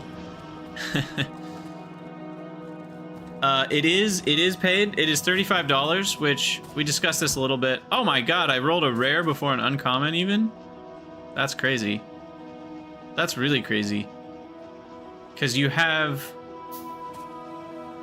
basically a 1 in 10 chance for it to be a rare. So the odds that you roll this before you roll the other one is 1 in 11, I guess. That's not insane, but pretty uncommon. But yeah, Kamunatron, it's the same price. So yes, it is paid. It is $35, just like the regular game, which seems a bit steep until you really dive into what Space Age offers, and it's more than reasonably priced. Because I would argue it adds more than the game itself already has before the DLC. It's not a standard DLC in terms of how big it is. It's so much bigger. In terms of content, quality of life, base game changes, it just does so much more than what DLC normally does for video games. It's far worth it.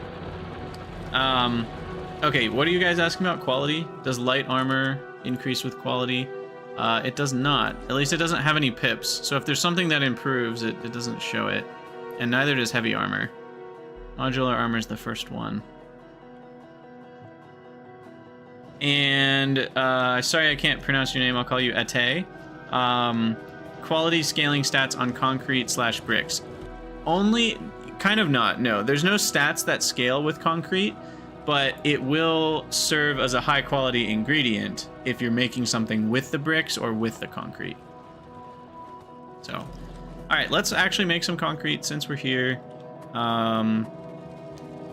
We'll bring iron ore maybe over to here. This feels like a decent place for it because it's not too far from the iron. We've got water nearby. We've got a little bit of empty space. So we'll make... And concrete goes pretty fast, right? No, it doesn't. 0.75 a second. So maybe do like 4. And then this will be iron ore, and we'll have to make some stone brick too. You know what would be nice is researching electric smelting. Oh, I already did that. Okay, we'll make a few of those then. And then we'll just bring the iron ore over. It improves social status if you have legendary light armor. Okay, over to here.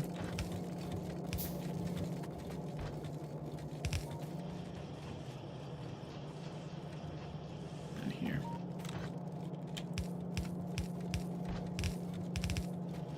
Oh, I'm so ready for construction bots. Alright, so we'll do the water on this side. This is gonna get a little tighter than I thought it would be. Okay, this radar can certainly be moved. Heavy oil can also be rearranged to here. And then this can be redone. Though it's kind of annoying to redo it, but maybe I should just put it here.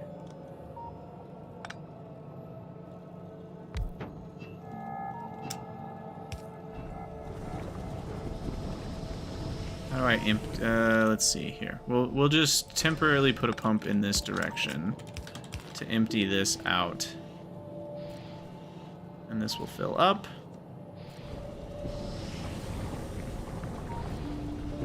You think most studios would release it as Factorio 2? Yeah, basically.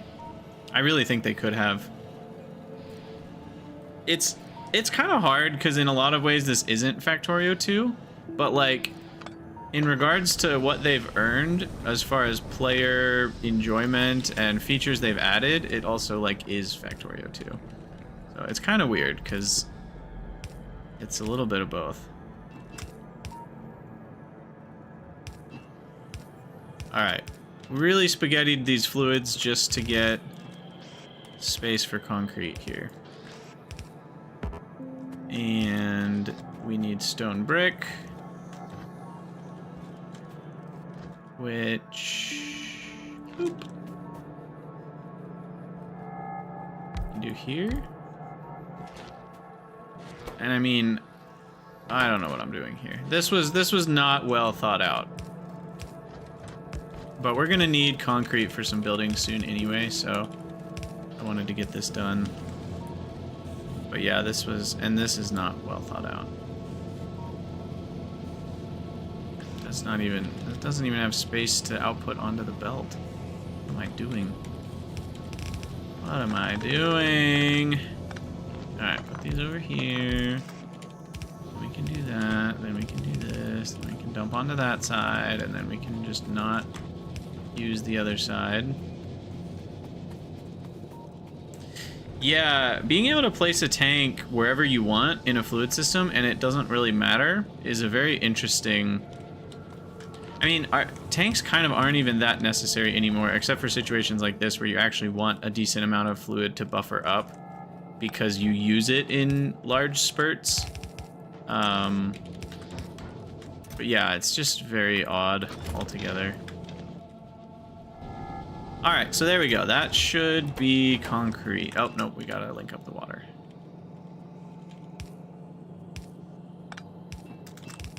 Just to make more spaghetti over here.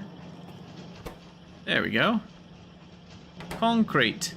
What's my favorite new feature so far before getting into space? Well, I think quality is the obvious answer for new feature, because that's kind of the only...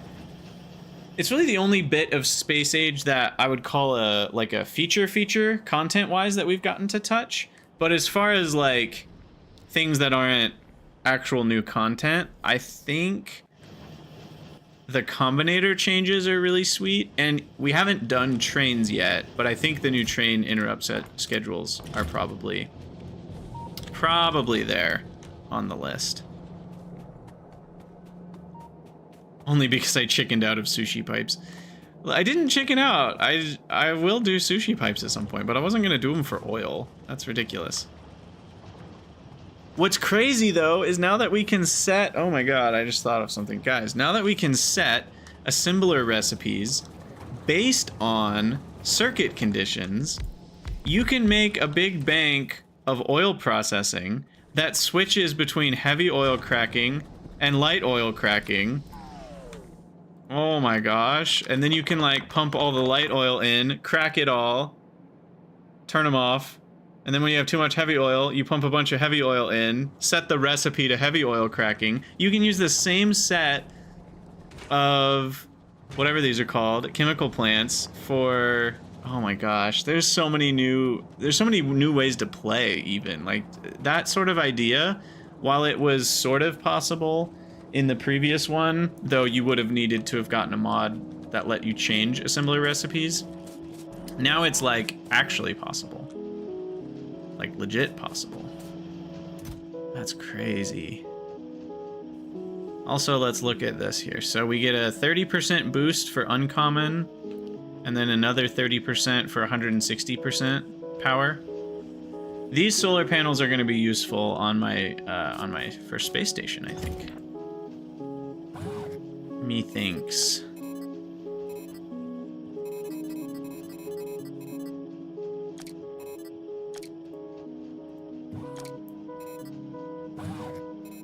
Alright, so I need one more. Just want to get these things arranged in a way that's slightly less horrific to my eyeballs.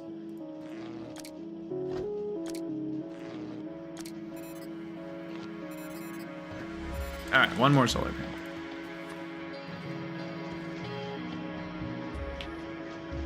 Having multiple different stacks for quality is kind of annoying. Yeah. I'm not entirely certain how I feel about that. It's necessary. I think it would be worse the other way, but it also is annoying. So it's kind of one of those like, well, damned if you do, damned if you don't. It's kind of annoying both ways. So this is crazy. 14 and 4? It should be 40 and 4. So that's very non-standard amounts of product there. Alright, so there's plenty of concrete. And let's start looking. We're just beginning to look. We're not going to get there yet. But what do we need to get this whole space station thing? Space platform. So we need the rocket silo, which needs low density structure, blue chips, and rocket fuel. That's it? I mean, guys, we're basically in space already. Come on now. This is great. This is awesome. What else do I need right now? How are we doing? I haven't zoomed out in a while. Let's zoom out. So we have enough oil. I probably should hook up more oil, which is going to mean our pollution cloud is going to threaten some more biters soon. Iron is doing okay, but we're going to run out of our original patch pretty soon. So maybe I should automate rail stuff so we can get a train hooked up for that iron way up north. Alright, let's automate rail stuff. So rails need iron, steel, copper, stone, and engines, basically. So like here could be a good spot for rail stuff. Is this crazy? I need sticks to be crafted, but that's it. And gears.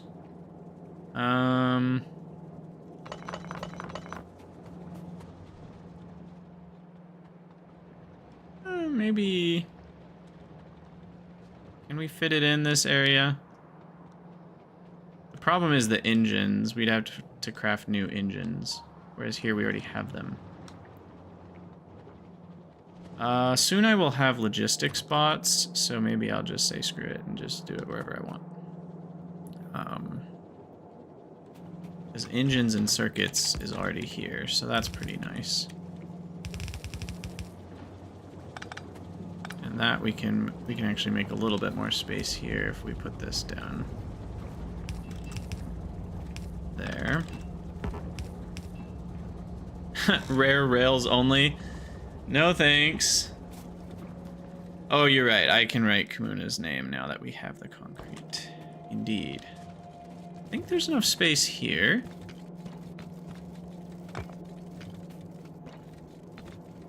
K-I-M-U-N-A. It's only 6 letters. Oh, but the M. The M.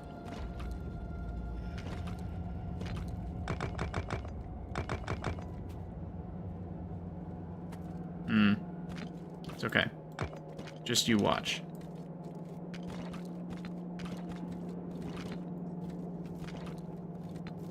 Just you watch. Boom. Boom.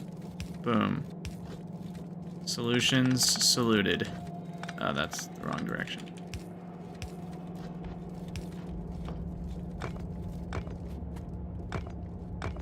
Beautiful. All right. How's that look on the map compared to the other colors? Oh, concrete's like a dark. Interesting. Compared to the pollution makes everything look bad. But yeah, the concrete is a darker color than the stone brick. Interesting. Okay. So what were we doing with rails here? I do need... I need a stick maker. Stick maker, stick maker. Make me a stick. Oh.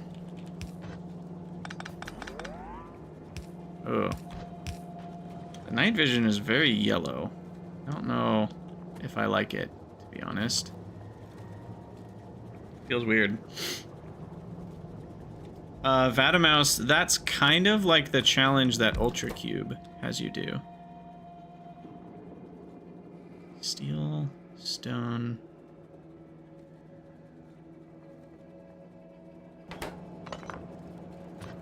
Okay, let's just get the wagons going here. So, loco, wagon. I'm not gonna worry about fluid wagons for now. Those are pretty long distance in the future. So I need steel. The wagon needs plates.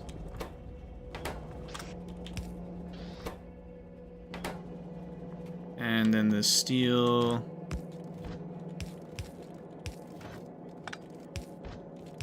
can go here. No, here. Okay, so steel, steel. Problem is the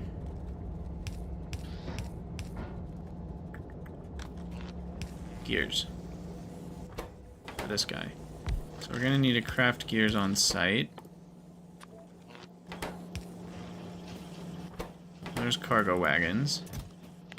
So that's nice. Now I don't have to make my trains by hand. And then we need the rails themselves, which is gonna be steel. Oh, that actually doesn't reach.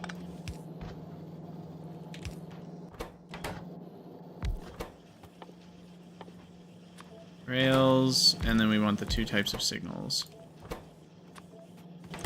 Now, this could be an interesting time to try out circuit setting assemblers. We could set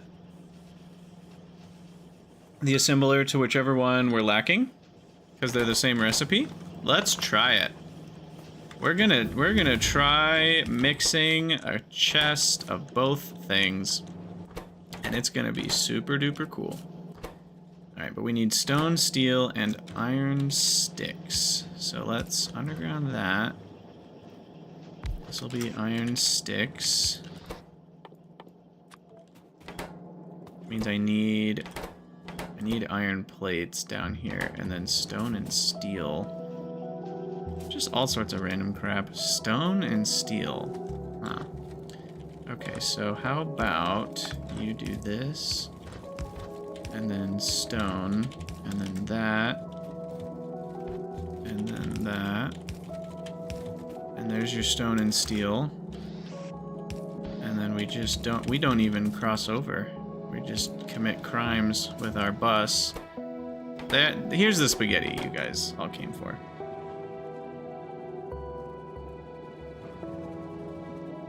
All right.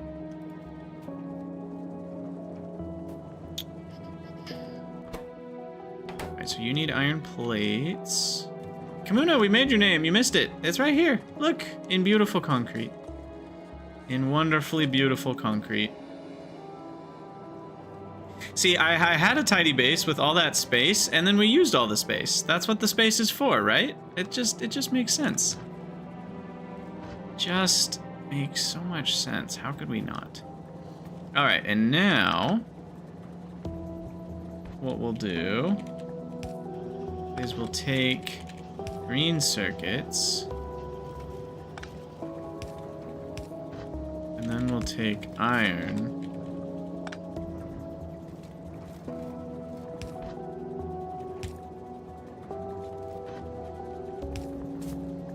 and we'll mix them in an unholy way,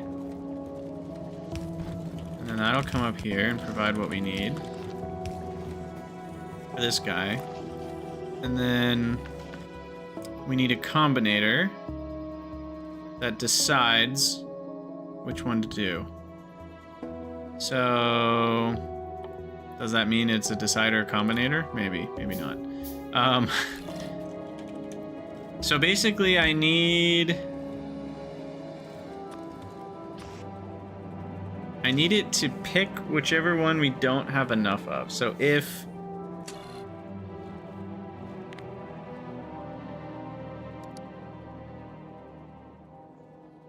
maybe I can just output both. So maybe we just need 2 combinators.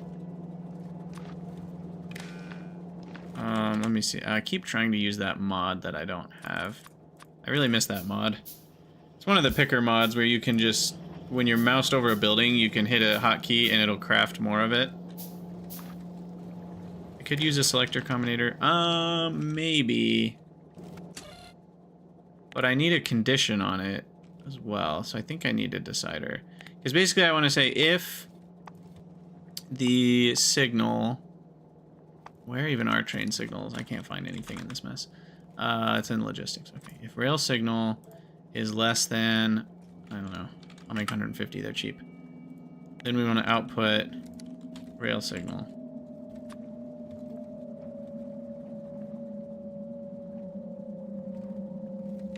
It doesn't really matter what that is.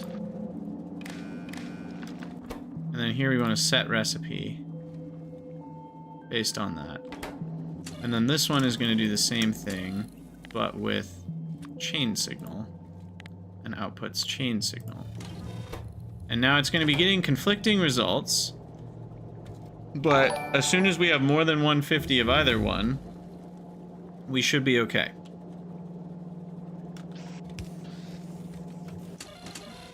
I think that's literally all we need to do.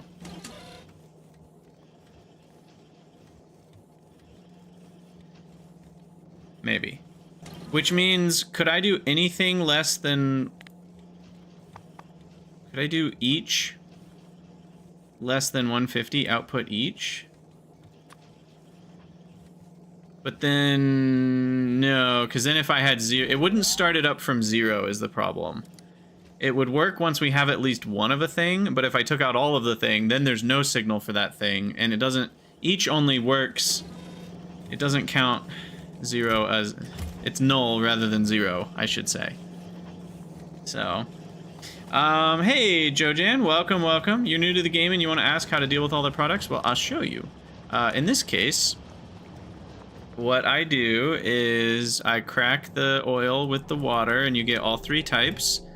And then you take your 3... Now, ignore how I have these exactly set up, because that's something you can only do with rotating the inputs. But basically, I send all of my petroleum to wherever it needs to go.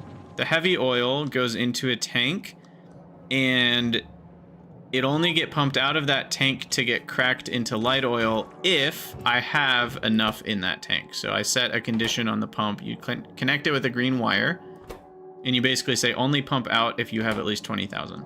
And that way you have some heavy oil backed up to make lubricant with or whatever. And then when you have extra, it'll get pumped to your area that cracks it. So heavy oil cracking into light oil is what you do with the rest of it. And now you have a bunch of light oil, and at least for now, I don't need any of that light oil, so I'm just cracking all of that into petroleum gas. One signal less than the other, craft that signal and limit the chest. My brain's not parsing if that would work or not. Let's just see if this works first. We'll start with the basic idea, which is this. This is far easier for my brain to parse. All right, let's hydrate. We're already 42 minutes into episode 7. Goodness, how time flies. All right, so once we have 150 here, it should switch over. We might end up with 151. I'm not sure how that works.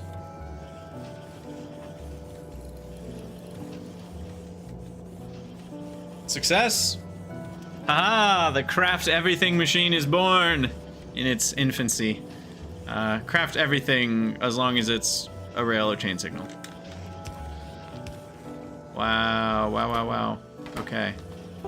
And then I'll just bring this over here, because this needs iron. Alright, and there's rails. Sweet! This is going to be so fun / a nightmare to play around with. Yeah, exactly. That is exactly right. Oh man. It's crazy what you can do with this now. It's so cool. Wow, wow, wow, wow. Okay. So we'll take some rails, we'll take some locos, we'll take some wagons.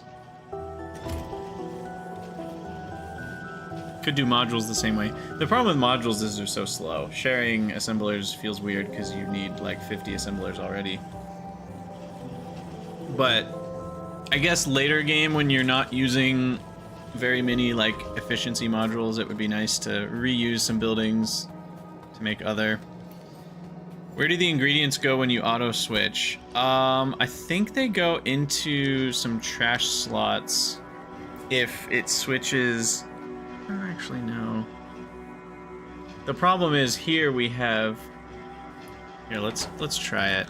Because the problem is we've got the same ingredients, so it's not actually a good example of what would happen. So let's say we were making, I don't know, steam engines. And so you give it some stuff. And then... It is interesting, it stops at 4, like it's got an inserter outputting, even though I don't. But then if I switch to solar panel... Yeah, it uses the new trash slots. That's basically what happens with spoilage too. So it basically dumps those out.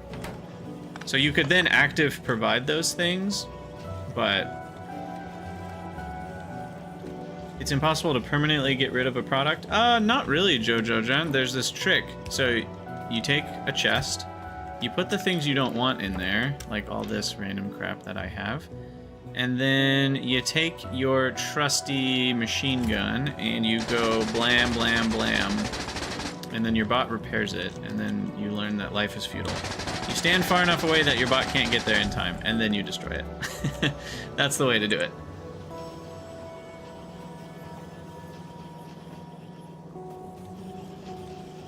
There's the way to do it. Oh, Vatamouse, did it just run out of pipes? Yeah, you're right. That's all that happened. But regardless, that's where the ingredients go when you switch, is just into the trash slots of the machine. Grab some more pipes here. All right, low density structures researched. That's scary because that's going to be very expensive. Look at my steel. What's going on with steel? Is it iron problems? It's got to be iron problems, right? Yeah. Yeah. Because we're using a lot of the iron. Actually, no. I just need a bigger steel. I need a bigger steel array. Let's set that up. Do I have construction bots yet? Yes, I do. Am I holding construction bots? Yes, I am. Sweet. I'm not gonna have to build this myself, and it's gonna feel so good. Oh my god. Yes. All right, so to set... What? Oh, I have a ghost there. And now my bots are in range of it, so it's giving me that error. All right, here we go. So we just want to copy this. And pipe to ground in the way. Oh, you know what? Super force build, not in the way anymore. Ha ha ha ha. Oh my god, my bots are so slow. We need worker robot speed yesterday. Get those upgrades going. And then oil will have to do something like this.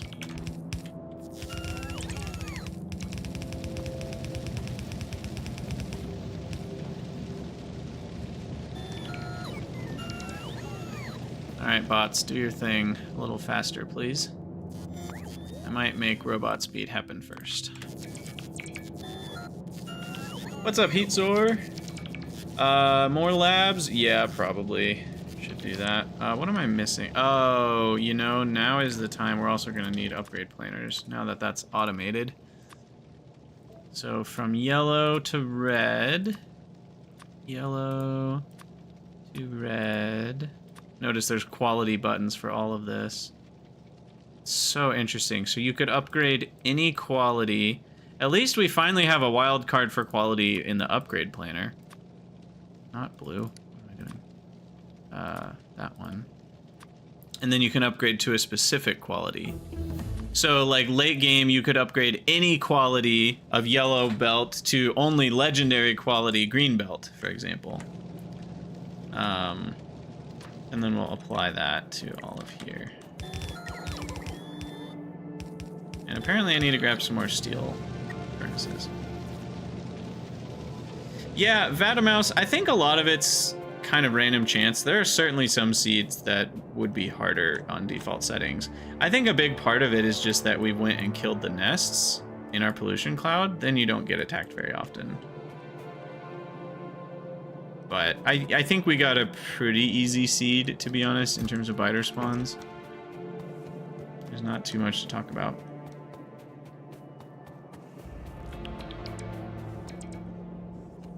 Yeah, legendary green belt would be interesting. I don't know what the point of it would be other than bragging rights.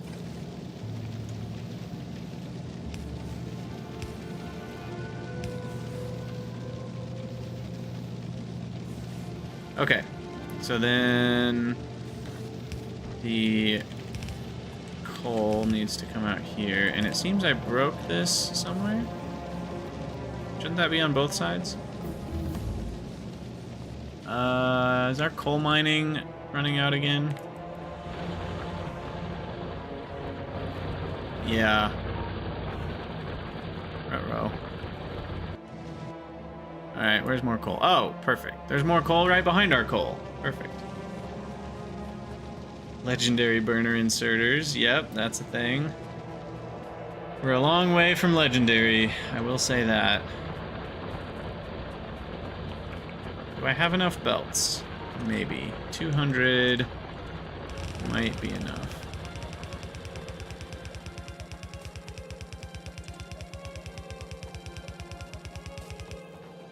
It was. Also, I'm okay with not having a ton of biter attacks right now. I generally play Factorio with biters off, so having biters that are on a pretty relatively easy setting is fine with me. It still adds some fun to it and gives us something to do with artillery when we get to the late game, things like that. Gives us something we have to think about when we set up a new mining outpost, but it's not like that hard to deal with. So I think it's actually just about perfect for this run. You know, it makes me think about at least building a few turrets when I set up a mining outpost. But it's not so much that I need walls of turrets and flamers literally everywhere, because their giant hordes are attacking me.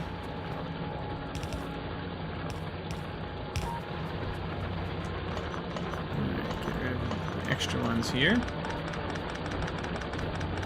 Yeah, so the higher health of buildings will probably matter on Fulgora and then also on the platform because of asteroids smashing into you. Those are the places where higher health, I think, is going to matter. Obviously, and in bases where you're getting attacked. But usually you don't want your factory buildings to be getting attacked by biters. So for non-military buildings, health mostly doesn't matter. But yeah, that should get us enough coal. And why don't we upgrade our belt here to red.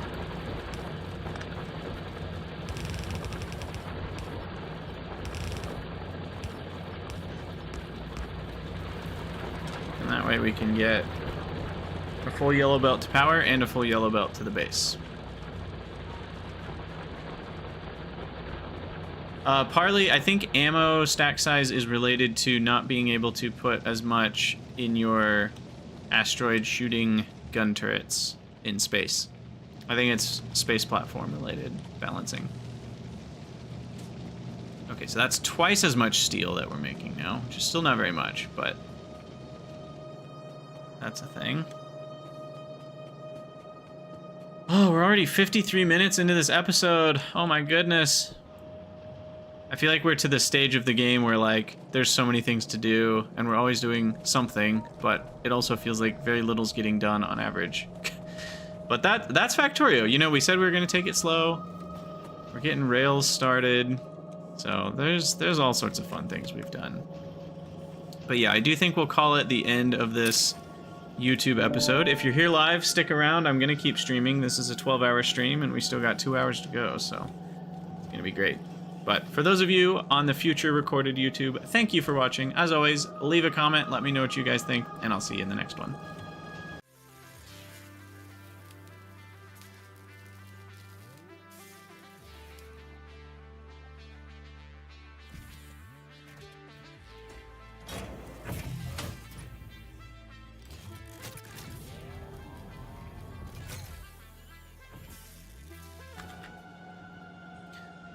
So, thought number one, I'm going to replace the end screen with my first space platform, because it'll be really cool to watch it catching asteroids and stuff. So that'll be the end screen once we've gotten there. There's trash in my rail signal chest.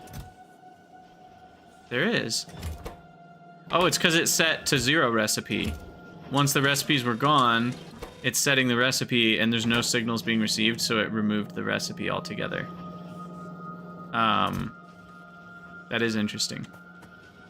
So that'll slowly accumulate over time if you don't deal with it. Because every single time it starts up, we'll end up with another couple things in there.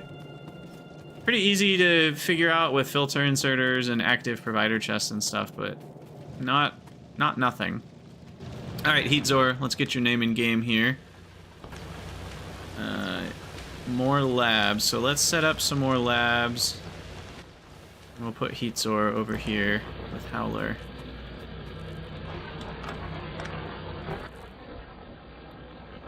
Keep losing your concrete. Oh, that's not gonna be enough concrete. Yeah, let's get that going. See what's missing. I also forgot to automate roboports. We need to do that.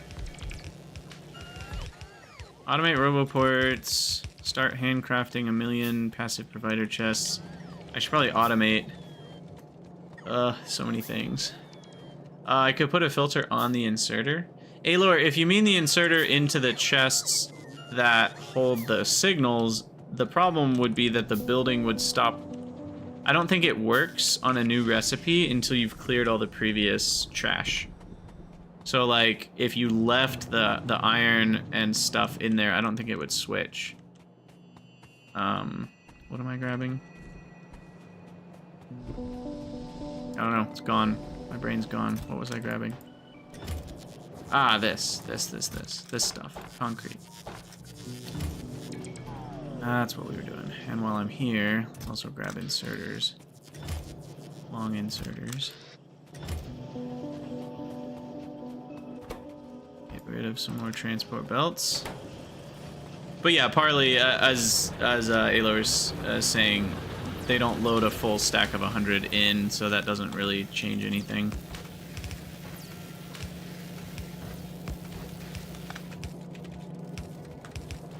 That was a load-bearing power pole, in fact.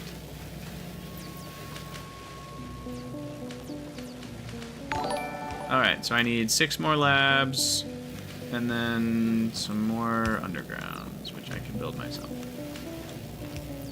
I'll just replace the power poles manually.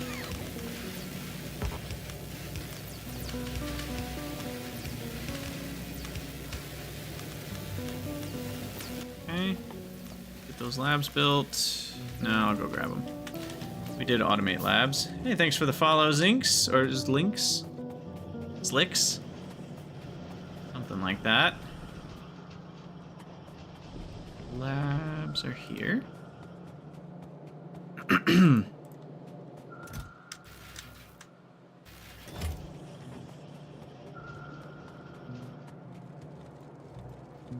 And then we will take a dinner break here, because we need some calories, and then we'll get back to it. How long? Oh, 1,000 packs. I didn't realize how expensive this research was. It's a chonker. Alright, so how's pollution doing? We are touching the southwest one, and that's it. Not bad.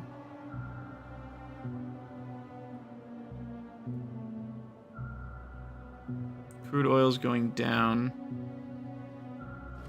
In fact, I might be under serving.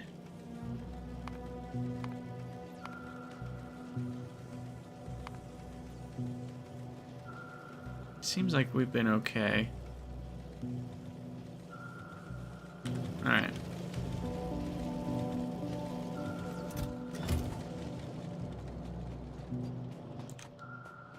Let me get rid of these packs.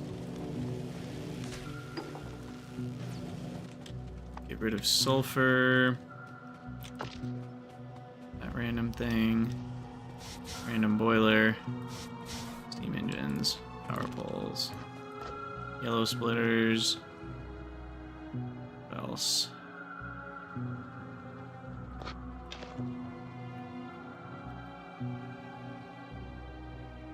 Okay. And then we'll craft some roboports. Nah, we'll do roboports in a minute. Okay, I'm gonna take a quick break. Slightly less quick because I'm gonna do a burrito real quick, so it might be closer to like 10 minutes. Did I do a screenshot for this episode? No. What did we do in this last episode? We did train ingredients. We did bots. And, I mean, a lot of other little stuff. Circuit controlling the assembler, solar panels. Okay. Cool. You finally got to Pi utility science. Wow, infantryman, nice work. Nice work. 2 rares, huh? 4 uncommon construction robots? Yeah, it doesn't make that big of a difference for the personal ones, I guess, since they don't go any faster. And they're never going that far away.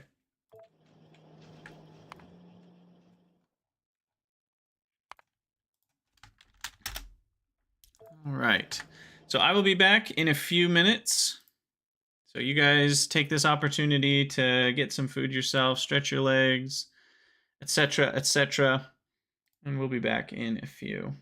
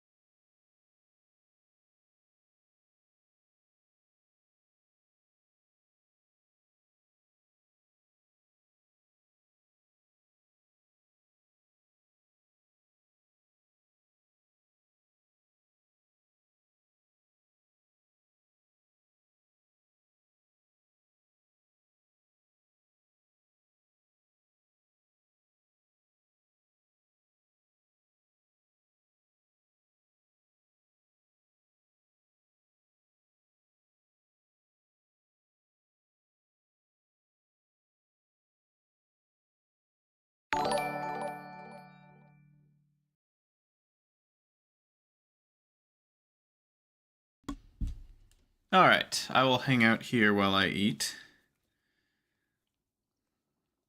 So how's everybody doing today? Have you guys all figured out what planet you're going to first? If so, tell me why.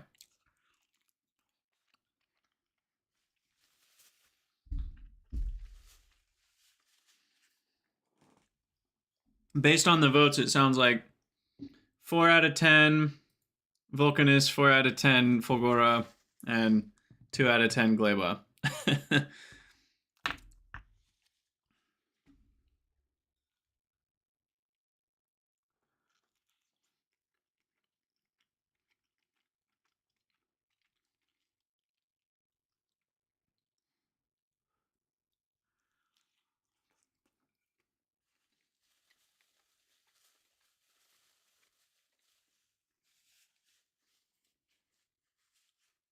Ooh, Fulgora because spoilers. Fun.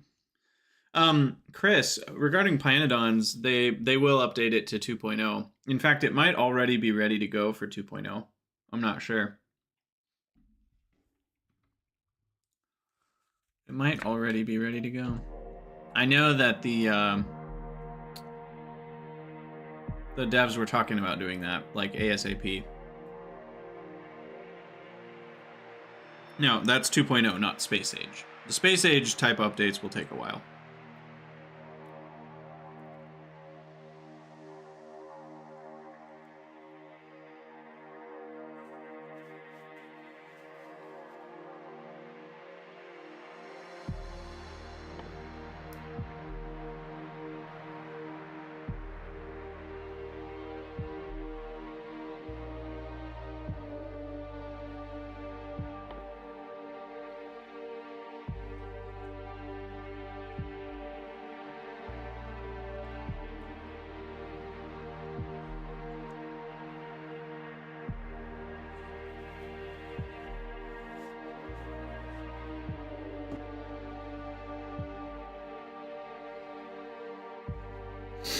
It's interesting how quickly you get uncommon and rare quality, and how long it takes to get epic quality. But I guess that makes sense, because it's really hard to get rare quality already, and so you spend a lot of time kind of ramping your way up to even being capable of getting rare quality regularly. It would be kind of insane to be trying to get epic stuff already.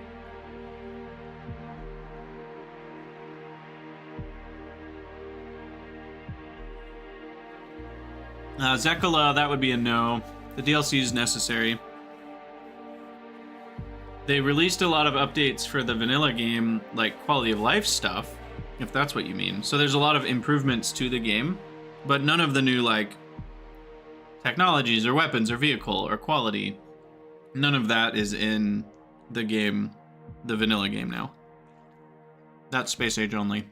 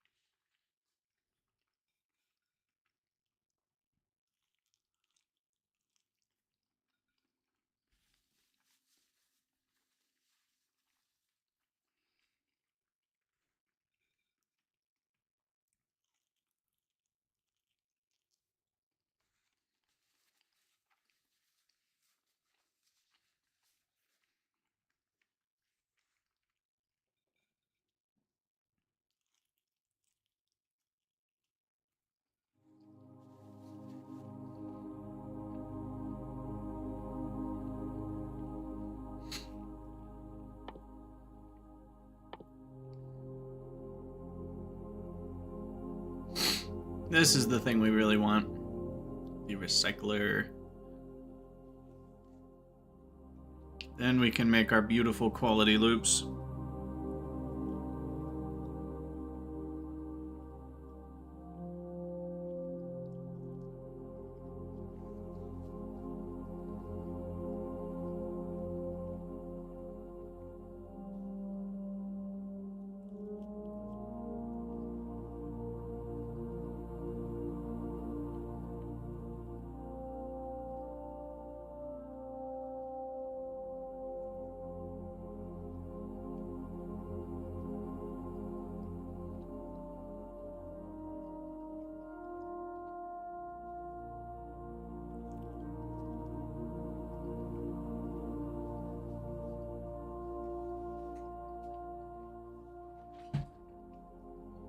Yeah, exactly, Vatamouse. They're like, we don't want people to gamble too much with their 2% or 1%. So you have to get a little further in the game before you can go for the epic quality.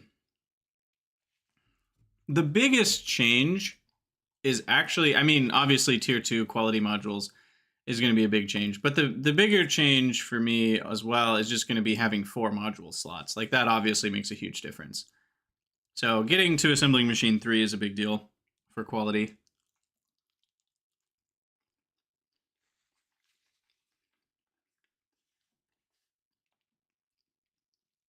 Yeah, Zekola, the mods will basically just require space age as a dependency.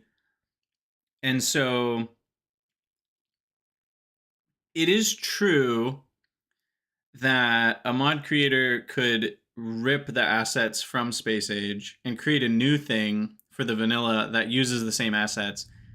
The difference is that if you use the assets from Space Age the normal way, then it's going to require Space Age as a required mod. And the first thing I said would be illegal to do, so people aren't generally going to do that. And if they do, the mod will get taken down eventually anyway.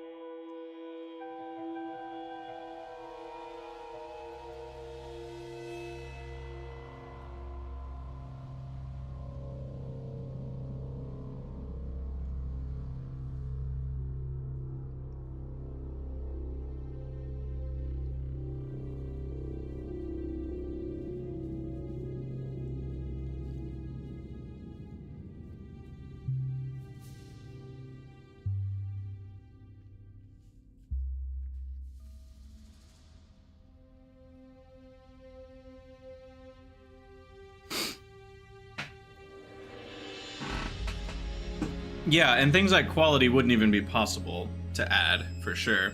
I was thinking more just like, oh, what if you wanted to add like some of the assets or use some of the art? That might be doable if you wanted to be a little sneaky about it. But again, that would be technically illegal, and you'd probably get your mod taken down sooner or later. Because obviously you're not supposed to do that. I'm sure the licensing is such that you can't just use the assets from Space Age in your own mod, like repackaged into your own mod. So I'm sure they don't let you do that.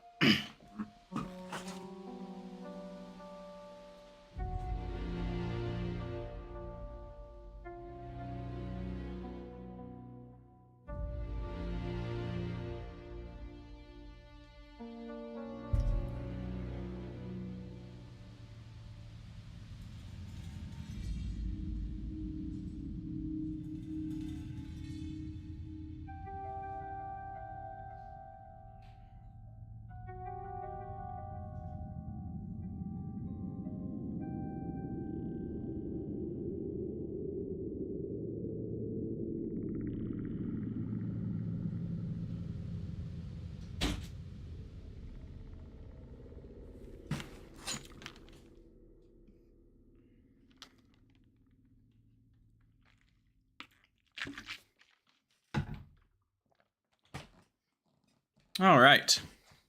Burrito eaten. How we doing? 2 hours left? I'm actually feeling pretty good for being on 10 hours. Excuse me, at this point.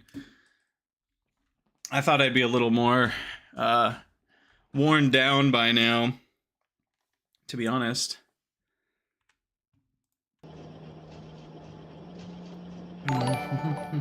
Silly Squirrel, thank you for the follow. Welcome, welcome.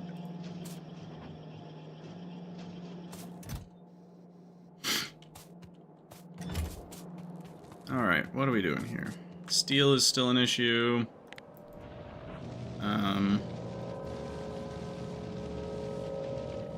Yeah. Can't do too much about that. I mean, technically, I'm only doing half of a red belt here. But the problem is I'm only getting about 75% of a red belt anyway. So adding more to the steel setup doesn't feel that logical. What I might do is add the... That's not the research I wanted. Mining productivity onto the queue. And I haven't lost my voice yet. We'll see how it is tomorrow.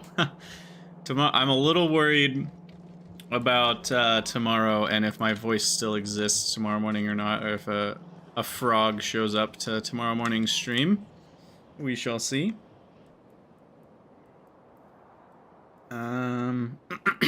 Let's...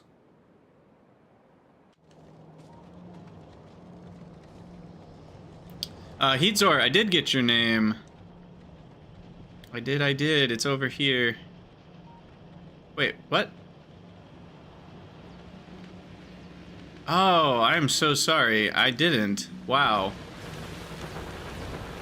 I went to go grab the concrete to do it, and then something got me all distracted. Thank you for reminding me. Whoops.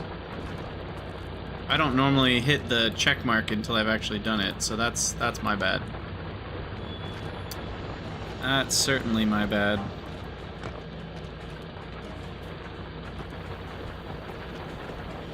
Oh yeah, Z's. These are the worst. That actually worked out okay. It looks a lot like a 2. That looks even more like a 2.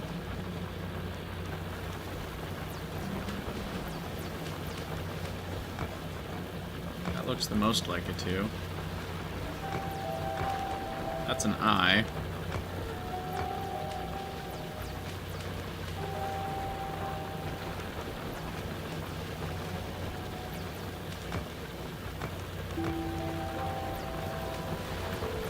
"10-hour streams do indeed be like that." But like I said, I'm actually surprised. I feel okay.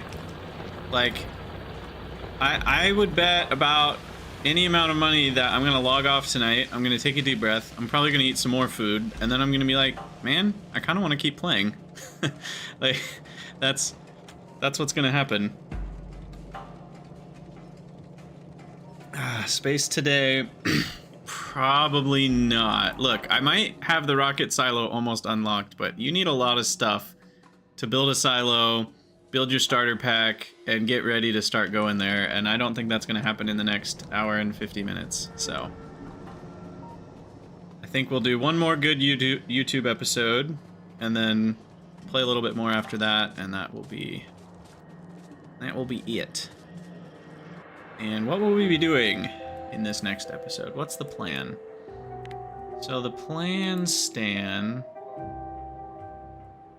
is to get more iron, I think. So we set up a rail delivery to this area of the base, although that gets in the way of labs.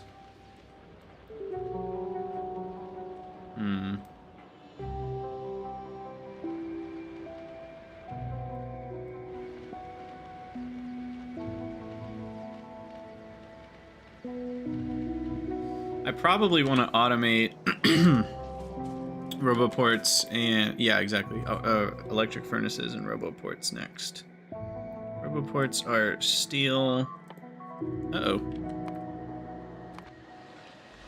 Oh, those are the random ones out in the middle of nowhere. Okay. However, I didn't defend my new area here, where I built more power, so that could be problematic. Let's grab some more ammo.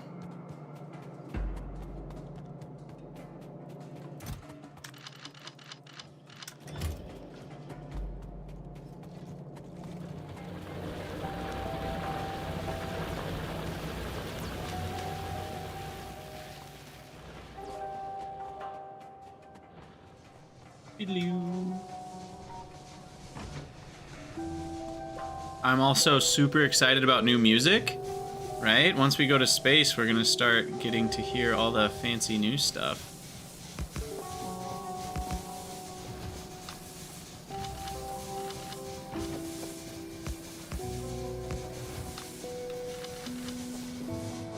That should do it. And then roboports and furnaces.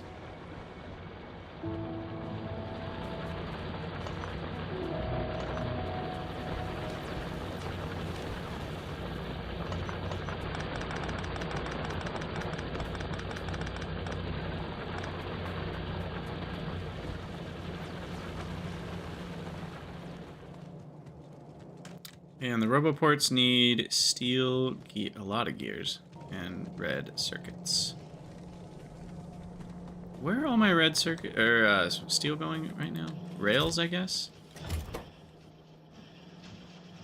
Rails are 2 per steel, so yeah, a lot of steel's been going to rails, but where else? Up here? Just going to science. Okay, fair enough.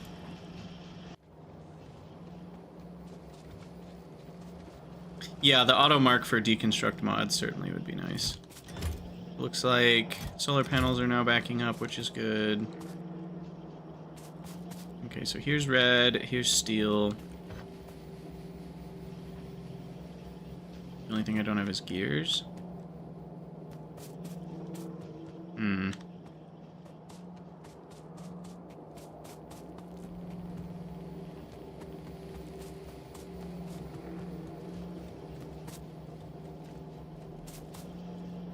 This feels like this would be a good spot to automate, so maybe I just bring iron down here.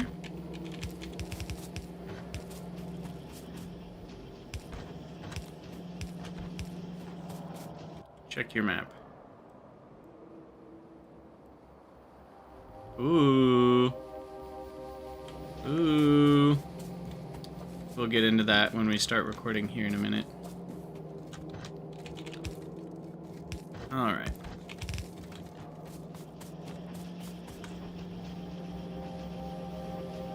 Hello everyone, Krydax here, and welcome back to episode 8 of our Space Age playthrough. We have got so much progress under our belts, but we're still not to space, and it is not the age of space. It is the Nauvis age still. But yeah, so we researched the rocket silo, that did finish, and now this just showed up on our map. Ooh, the space map. Oh my goodness, exciting stuff. Oh wow, there's lots to look at here. So it looks like we can get to all the planets from where we are. Cool. Magnetic field, gravity, day-night cycle, pressure, evolution factor. Oh, there's our evolution. Yeah, there's all sorts of stuff going on here. Robot energy usage. Ooh, interesting. So that's X1, X1, X1, X1. Okay. Aquilo? X5. There it is. Okay, so robots use a lot of power on Aquilo. That makes sense. Sweet. Okay, so there's all sorts of cool stuff going on here. I'm not gonna dive too deep on that yet. But add space platform. But I don't have a starter pack. You need to launch the starter pack first. Okay, that makes sense. So once you launch a starter pack, then you can add a space platform. And the starter pack is what we already got researched. It's this thing. So 60 space platform foundations, 20 steel plates, and 20 processing units. Okay. And then this is like the space platform unlock, so then we can make crushers and asteroid collectors. Interesting. So cool. All right, yeah, everything till now was the tutorial. Exactly. So what we're gonna do now is we're gonna automate some of the things that need red circuits. Oh, I need stone brick for these. I always forget about that. Okay, so you need 1,000,000 gears.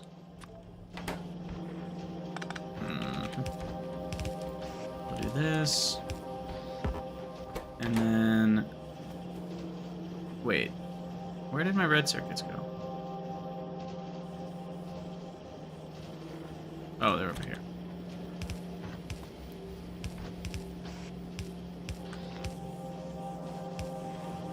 I'm not digging the yellow of these night vision goggles. It's like actively not... I don't like it. I don't know if they get better with higher quality, but I actually am considering just taking them out. Because the old version was kind of gray, like it would decolor things on your screen a little bit, but I think this new version is worse. So I can't say I'm a fan of that.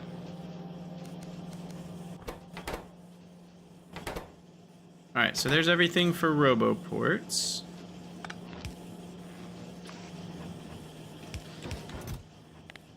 That's done, and then we need to bring stone down. From here. Smelt it up.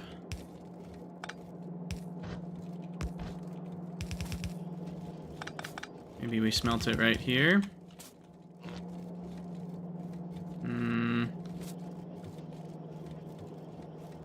Not really space. Maybe that.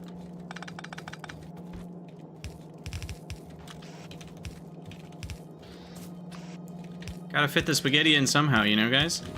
It's just how it works. Perfect. Perfect, perfect. Alright. Then we do this, and then we do this. Ta-da! Look at that. Match made in heaven. Alright, now these should be... Didn't I craft a bunch? Yeah, passive provider chests.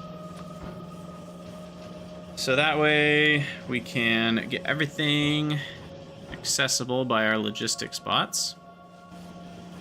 Once we have a robo network, which might as well start here. And we can get that going. Oh man, I'm stuck on pipes because Squeak Through. I long for the day when we will get to play with Squeak Through again, but that day is not today. It is not this day. Alright, we really need more steel, don't we? Maybe I should add another set of those. Might as well. So we'll add another set of furnaces for making steel, and then that will consume up to a full red belt of iron. I think, assuming I did the math right. And then we'll get rid of all these. I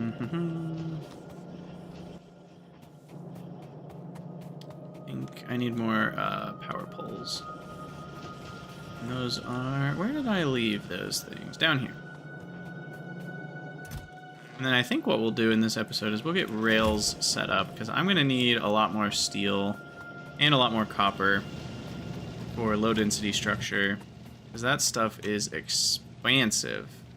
Look at that. 20 copper plate each. It's absurd. Just absurd. So, we're going to need a lot. How many do I have right now? I've got 20... Oh, I only have half. Oh, okay. Jeez. Am I really just gonna... No, I think we're gonna switch to electric smelting before I need double that. We'll just go for 12 more. Right there. Alright, we'll start with this.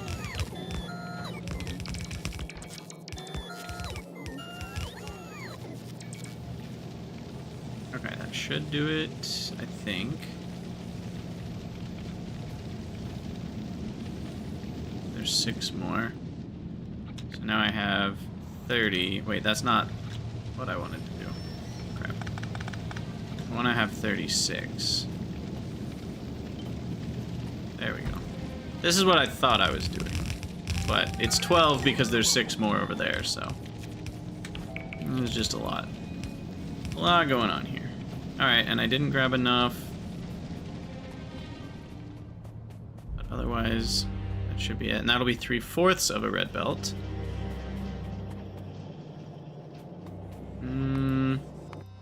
Oh, I thought that was an attack.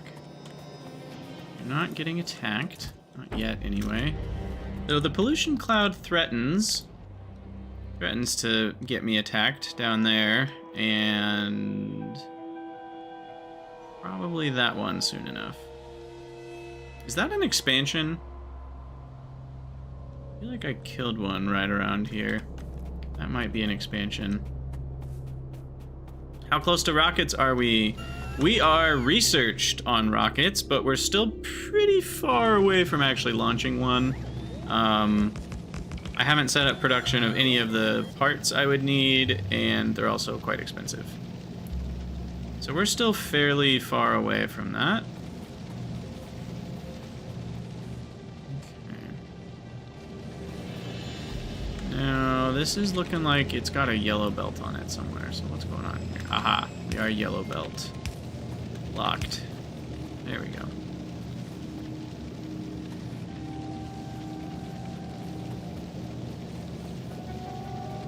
So now we're certainly limited on iron ore. That is the problem. So that means it's time for trains, baby. Ditch.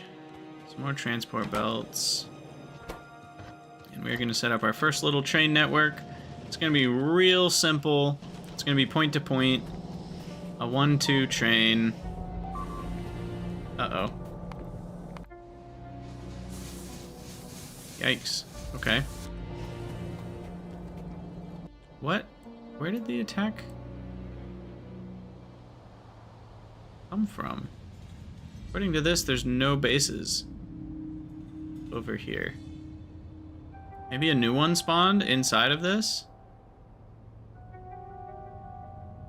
This chunk seems to be eating pollution pretty fast. That might be sus. So there might be biters in that chunk. That's what I'm going to go investigate. But yeah, we need more rails. Should be enough. And I have turrets. I have ammo. So we should be okay. The expansion party killed the 2 turrets? Maybe. That was pretty close to the base, though. The 2 turrets that died were, like, right around here. So I don't... That was a little closer. But we should probably put another radar up here just to help scan all the chunks anyway.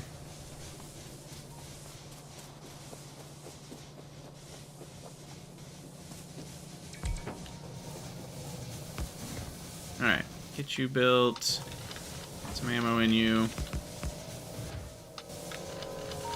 Throw a few more turrets there for good measure. And then... Where am I going? Straight north. I think there's a biter base. Basically. It would line up with where the attack came from. Let's ignore those. Come on, guys. Hurry up. Hurry up now.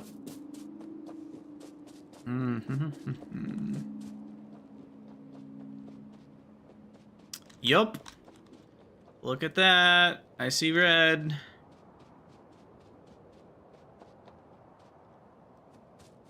So this is where the attack came from. Okay, so turrets. Turrets at the ready. Bring it on, kids.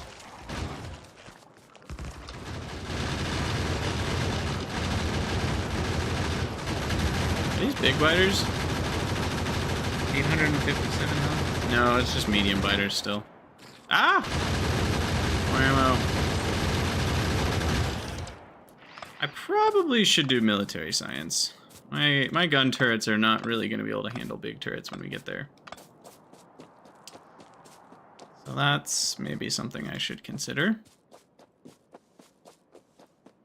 It's not that hard to automate military sci. So we'll do that, but first let's get a little outpost set up over here while we're here. And maybe kill this biter base over here. Yeah, I don't think I can do another damage tech, right? Yeah, I need military first. Then I can do 4 more. Or 3 more.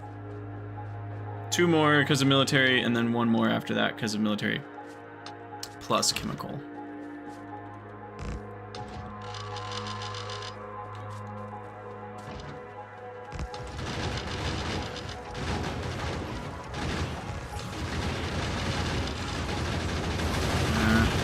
Really don't have the right equipment for this. But turrets are pretty good equipment. So, we should do.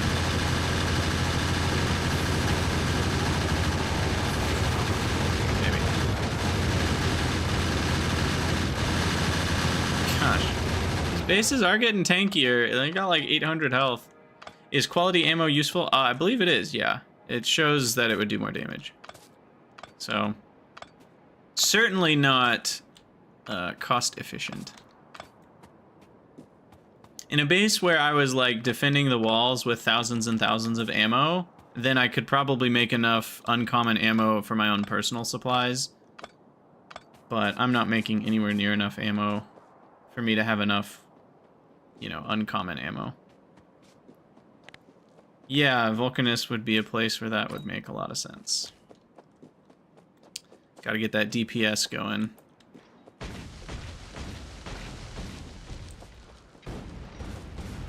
Alright, let's do this the easy way. Those little rock poops.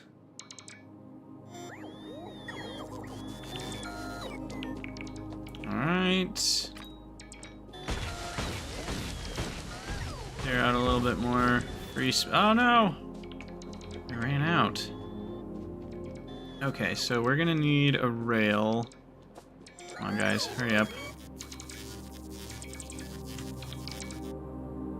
Am I doing a perimeter wall at some point? Maybe. Probably not. Maybe like late game when we just have an absurd amount of bots and we can kind of build whatever we want all across the map and not care about it. And we can just super force build over cliffs and trees and water and everything else. But I'll probably just keep killing bases that are in the pollution cloud for a while. But at some point I might need a perimeter. So let's do this.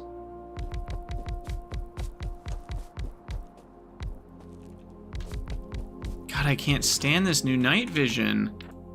It is really, like, I really don't like it. That might be the kind of mod, I know I'm playing unmodded, but that might be the kind of thing that I get before the end of this run. Because I really do not like the yellow. I liked the old colorless far better.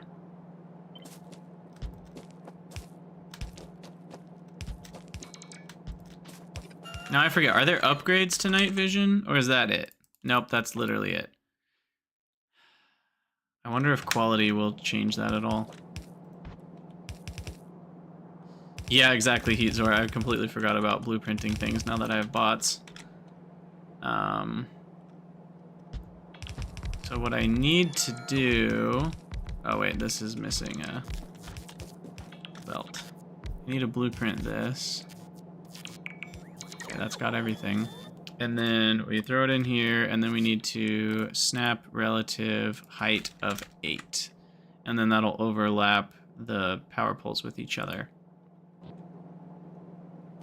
Yeah, legendary power armor is going to be great. There was another sus pollution square. Is it this one?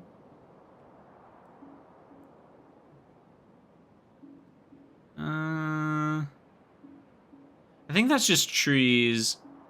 It's when it disappears, like, immediately. Is it this one? No, that's not. Because trees aren't vacuums for pollution. They just make it dissipate faster.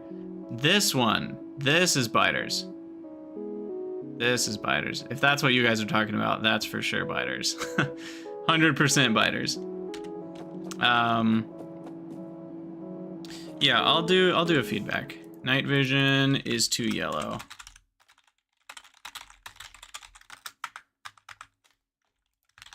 The new night vision goggles are extremely yellow, and for my eyes, it's very distasteful. I preferred the old version, which was simply more gray.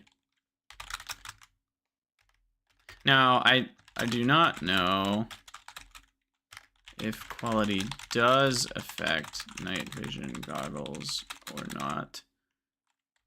There's nothing marked to imply it would.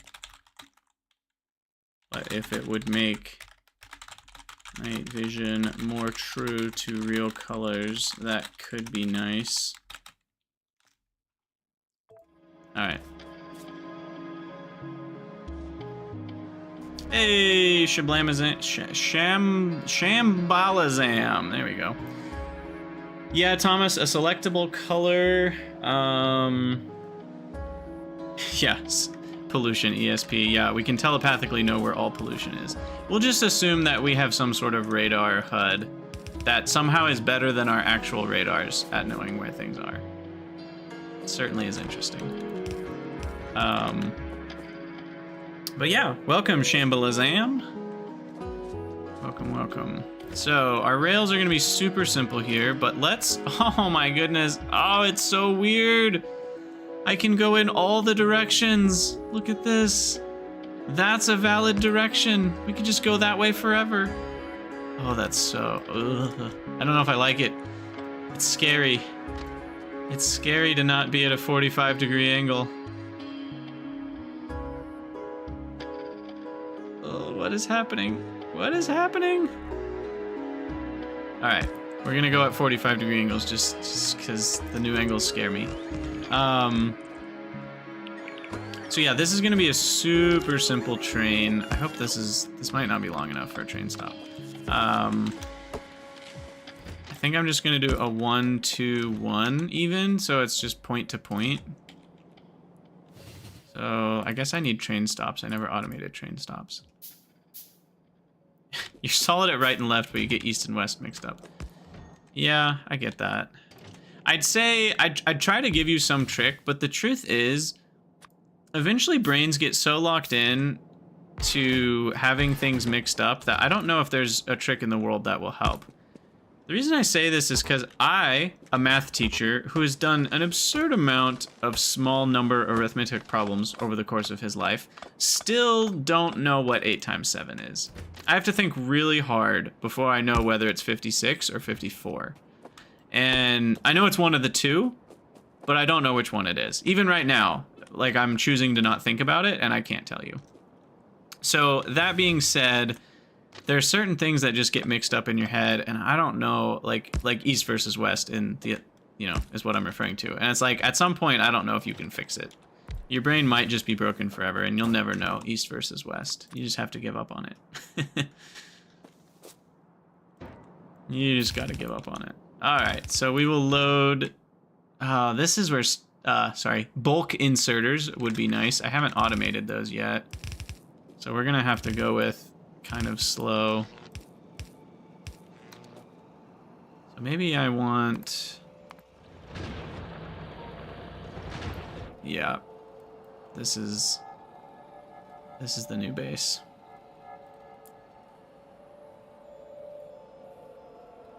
Where did it go? The one that was eating pollution. Did the pollution get too strong and it's not able to eat it anymore? Maybe. Somewhere around there.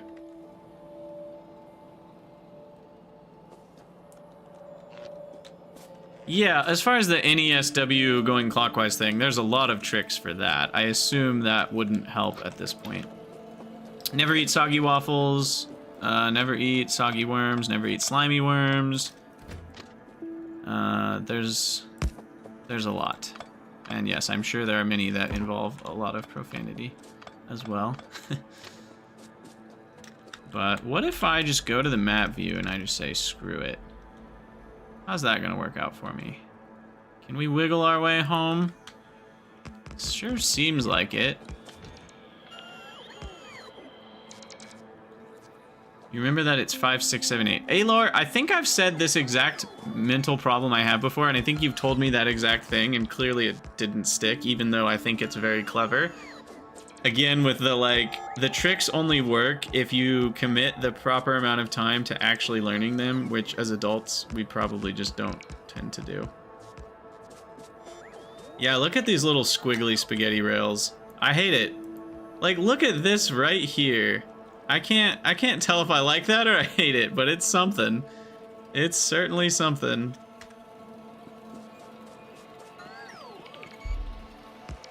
Glim, you like the wiggles? I can't decide if I like it or not. I think I'm wishing there would be a right angles and orthogonal, like cardinal direction only mode that you could like hold an extra modifier button and it would only do 90-degree turns and left, right, up, down, you know, northeast, southwest type turns. Do the wiggles impact cruising speed? I don't actually know. That's a good question. Does anyone know? Do trains slow down on turns? Or do they just jam full speed through? Because if trains do slow down on turns, that actually would be a gameplay reason that the wiggles are bad. Or less good.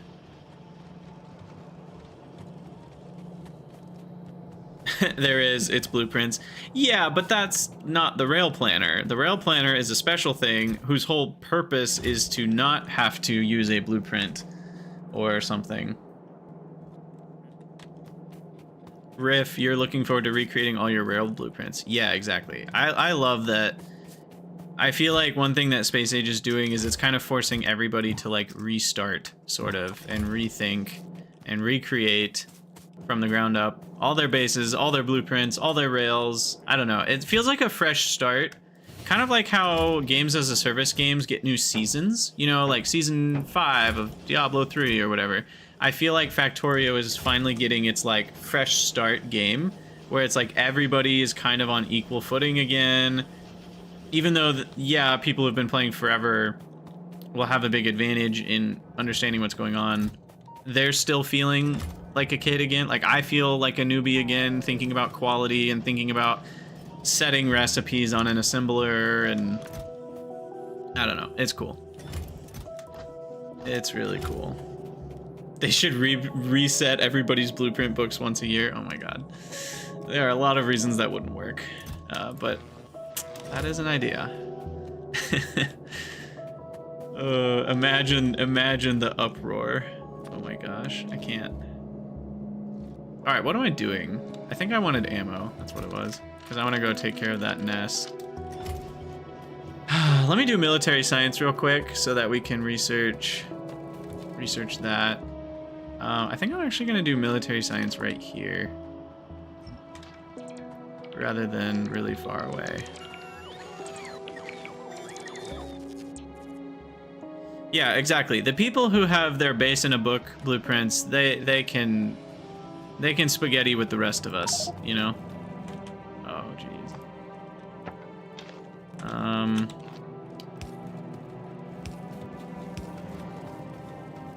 Where did that pole end up? Right there. Found it. Alright, so leaving ample space, we'll put military up here. Military's also a 6 or 5? Military's only a 5. So we need 1 piercing per 10 seconds. Oh, jeez. No, sorry. 1 piercing per 2 seconds.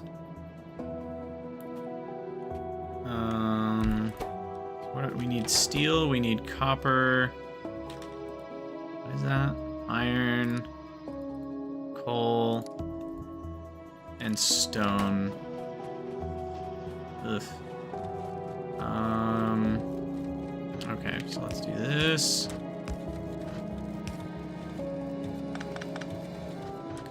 Split off copper. So copper and iron are coming up together. And then coal and stone will come up together. Like this. Steel is needed.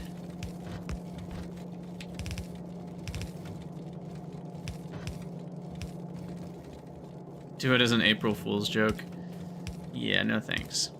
I do think there could be some cool... There's a cool design space for, like, mods that do something like that. Like, somehow make people feel like a fresh start. I know the community map seed is kind of already like that, but I'm wondering if there are ways to, like, design planets differently such that everybody kind of feels like they're on a similar space. So 1 every 3 seconds. So I need 3 piercing round makers. Is that right? Because I need... I don't know why this is so hard. I need half per second. And this makes a third. So I need 2 piercing round makers. Which probably means I need just a single regular. Yeah. Recipe randomizer mod. Yeah, that is an idea. You're not wrong. I don't know if it totally works, but it's something. I mean, there's just a lot of reasons you wouldn't want to use a recipe randomizer mod, but at the same time, it's not a terrible idea. Okay, that's going the wrong way. There we go. Okay, and this is 1 per second. Okay, so then we also need the steel going past here. Maybe there? Yeah. Okay, so there's piercing rounds. Then we need grenades, which is just iron and coal.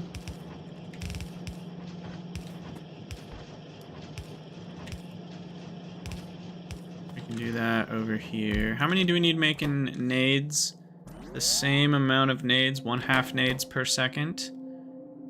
Oh, but these only make 1/8 nades per second, so I need 4 nade makers. Because 4/8 is 1/2. That should do it. God, this yellow color is gonna murder me. Can't do it. Can't do it. Alright, so there's nades.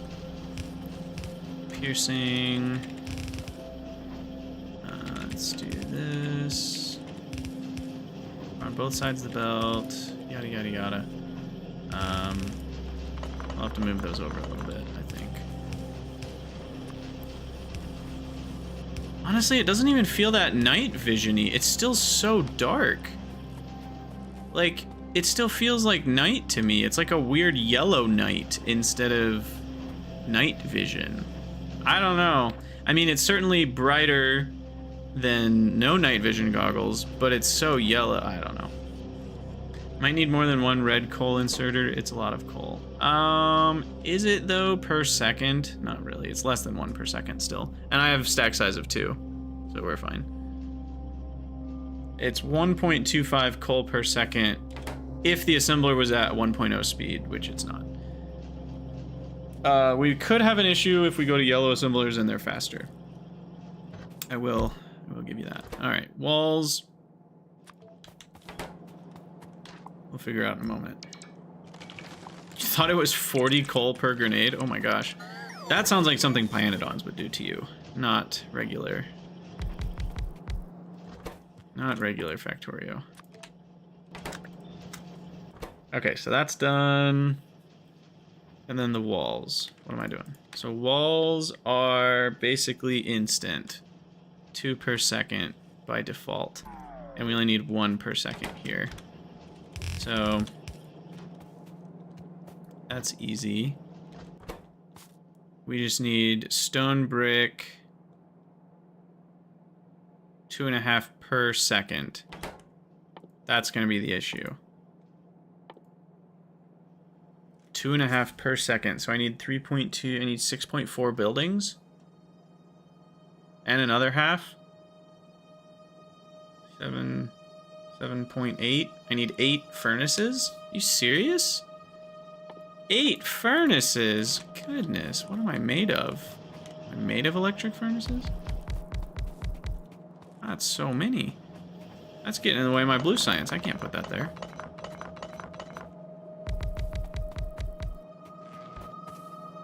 Not doing anything else with all this space, though. I have been very lax about my turret protection, so I'm fully expecting to lose an important part of my base sooner or later.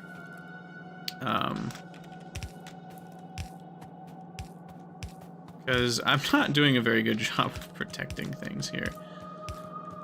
That I am aware of. Alright. This, and this.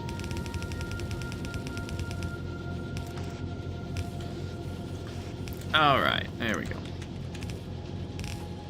And we should be pretty much golden here.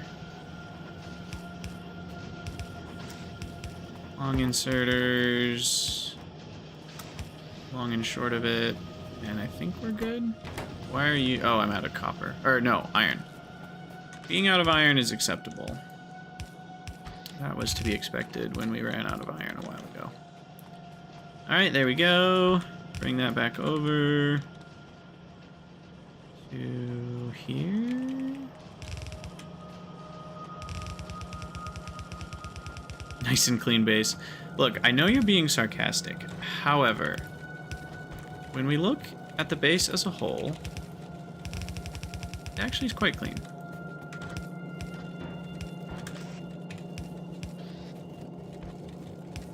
No! Oh, I thought that one was going down, so yeah, I screwed that up. Come back to me. Okay. Got the problems.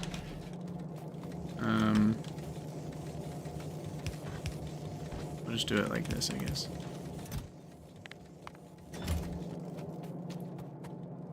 Walls are an option, yes indeed. Why have I seen 0 yet? We should have more than 0. Ah, that's why. There we go. I knew something was wrong. I'm like, look, I know we're not making grenades very fast, but I should have at least 1 military science by now. Okay. So, military science is done. Let's screenshot that. That feels significant. And then now we can go back to working on our rails, I think. I need more inserters and a lot more chests. You know, I should automate steel chests. That's an idea. That's my idea for right now. We need them in a variety of places. It's nice to just have that done. It'll go down. All my other things are down here. Because we need these to make the other logistics chests and everything, so I think it's a good plan.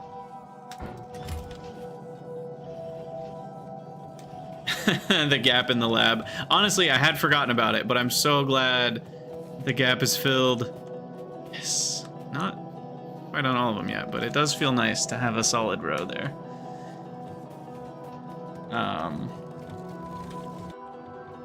So anyway, what were we talking about? Oh, the base's cleanliness. Yeah, I was gonna zoom out and look at this. When you look at it from map view, it's quite clean as far as bases go. There's a little bit of spaghetti, you know, when you zoom in, but it's zoom out, straight lines, zoom in, spaghetti. That's the way that I actually love to build, where like there's a semblance of cleanliness in the grand scheme, but you're not so worried about it that you don't let yourself have some fun, you know, and things like this. So, I like it. Now, we do need to take care of a biter base, right there. Causing some problems. So let's go take that out. I do need more inserters to work with rails. Let me grab steel chests. I'm just going to start using those now. Inserters. Right there.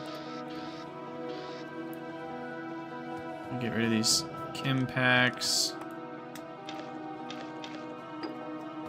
I guess I'll put them where they go. Yeah, exactly. The key is to call every base your starter base. Oh, man. Neck is killing me. Oh, that's a big army. Holy, do you see it on the map? Okay, that's not that bad. It looked worse on the map than it actually is, and those are all small spinners, so we might be okay.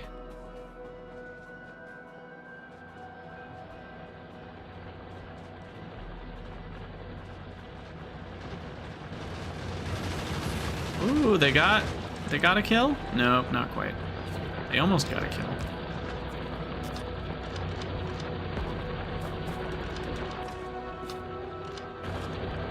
Alright, let's go take out that base.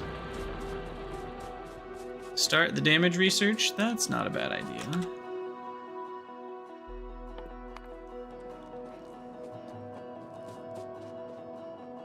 Ooh, they made a decently large base with four spawners and some worms. Okay. I should have grabbed more turrets.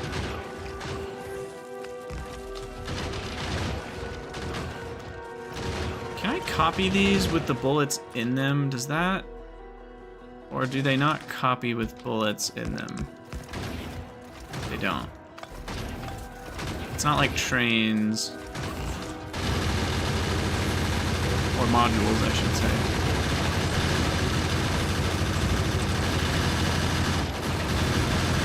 Jeez. We're at 900 health per spawner. Certainly is adding up.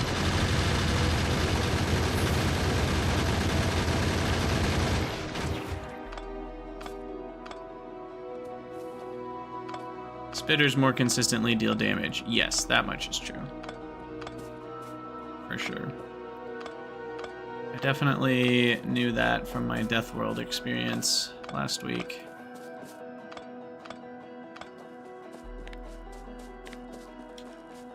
Okay, so that's taken care of. Let's keep working on our little train situation here.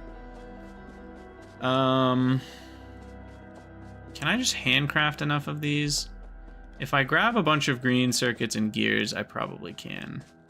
Because I only need 48? Ugh. A lot of inserters.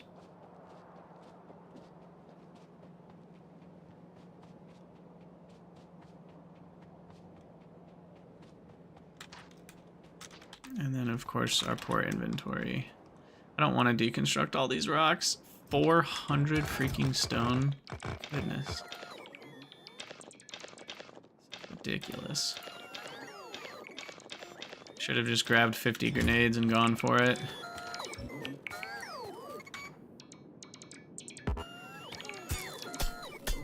Fine, I'll do it myself.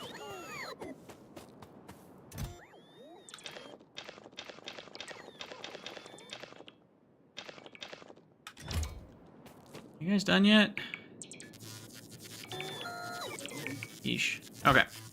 Get all that out of here. Turn that off, and then they won't try to repair it. Boom. Alright, so we need train stop. This is gonna be home. Home, iron, unload.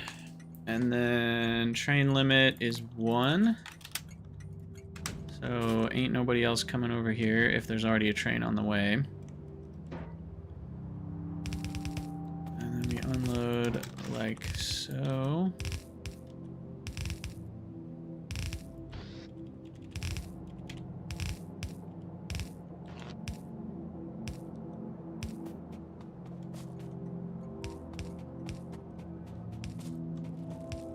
And this is actually convenient. I will just use coal as fuel.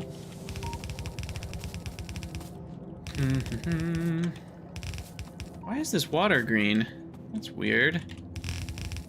I certainly couldn't have had anything to do with that. Certainly. Alright, and then I need to put turrets up at the new mining station. We'll go do that when we go take power up to the mining station. I need more red belts. And then I did say if I grab enough gears And green chips. I might just be able to handcraft these guys. What am I missing? I think I'm just missing the proper amount of gears. Yeah.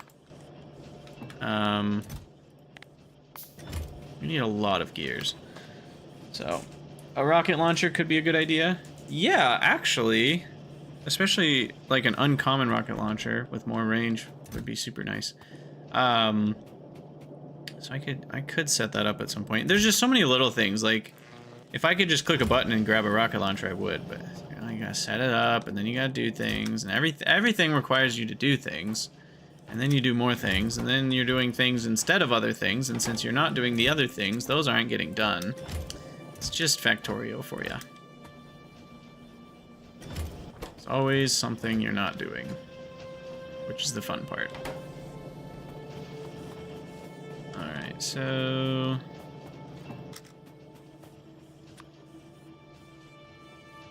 you need 24 per station.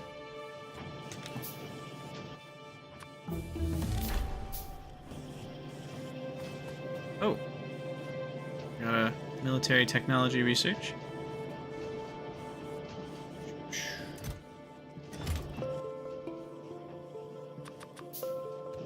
Alright. Good enough. Good enough. And then we need to take power up there. I need maybe some more bullets. And why don't we fill up our gun turret slot here.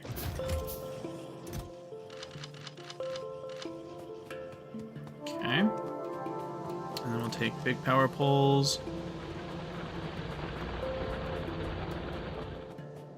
Bleeding off small amounts of quality components. Yeah, the problem with that is you need to turn all of your components into quality setups, which then slows everything down, right? Like, we turned a little bit of our advanced circuit. I mean, I did 4 of them, and that was like hours ago, and I still only have this many.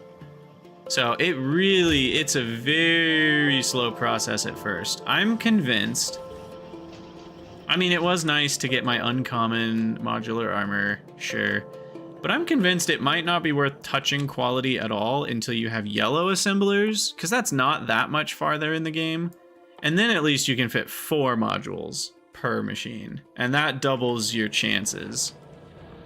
So that, I'm thinking quality is best waited until at least yellow assemblers. But of course you can start whenever you want. What did I do here? This is what happens when you stream for 11 hours, okay? Give me a break, give me a break. I'm impressed that I'm still lucid at this point. Alright. Is Troopin still on Gleba, by the way? I know he's doing a 24-hour stream on Gleba. Is he still alive, like IRL? Poor guy. I feel bad for him. I'm sure some of you have multiple streams open. How's Troopin doing?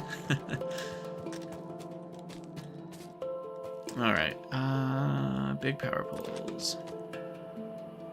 So yeah, I'll just follow the squiggles here. Walk our way back up. It would have been easier to ride the rails. He's suffering, but he managed to get a stable setup of green and red circuits. Wow, good for him. Yeah, I gotta say, this night vision thing is pretty frustrating. It's a relief when it turns off. And it's extremely harshly noticeable when it turns off. It's not like the old one, it just made everything a little more gray. So the world slowly faded between color and less color when nighttime would come. And it'd be a little darker and a little less color, like faded colors. This one, it's like, oh my god, the yellow's gone, thank goodness.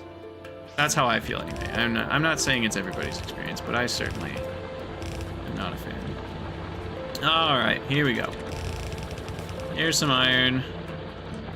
I will, I guess, make it equal, at least into trains. I know some of you are cringing with this. But it'll work. Because a train can only hold 40 slots. So each of these would only need 7, 7 slots. So if I just restrict all these to 10, that's basically fine. I have a little extra that way.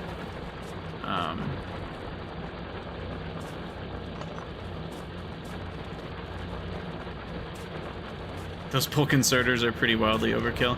Yeah, you know what I should be doing is this, and then I save on bulk inserters. Because... Yeah. Because those are enough to actually remove the red belt, but the bulk inserters are needed to more quickly fill the train. I wasn't properly thinking about that when I was thinking everything had to be bulk inserters.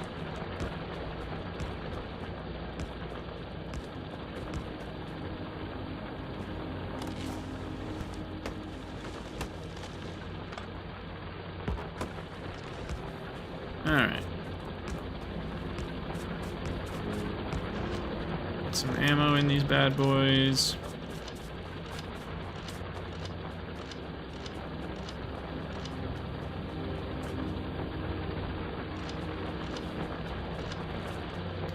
Rotate the belt after the first wagon. Oops. Yeah, I didn't actually mean to do that.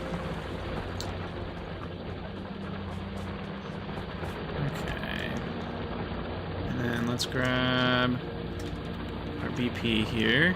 BP of marketing.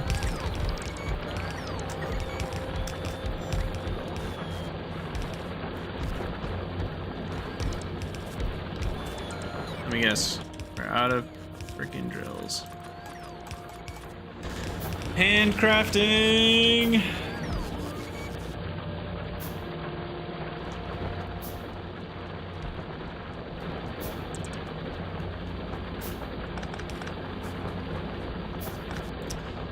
I was thinking I would wrap around, but upon more thought, I think we'll just merge like normal.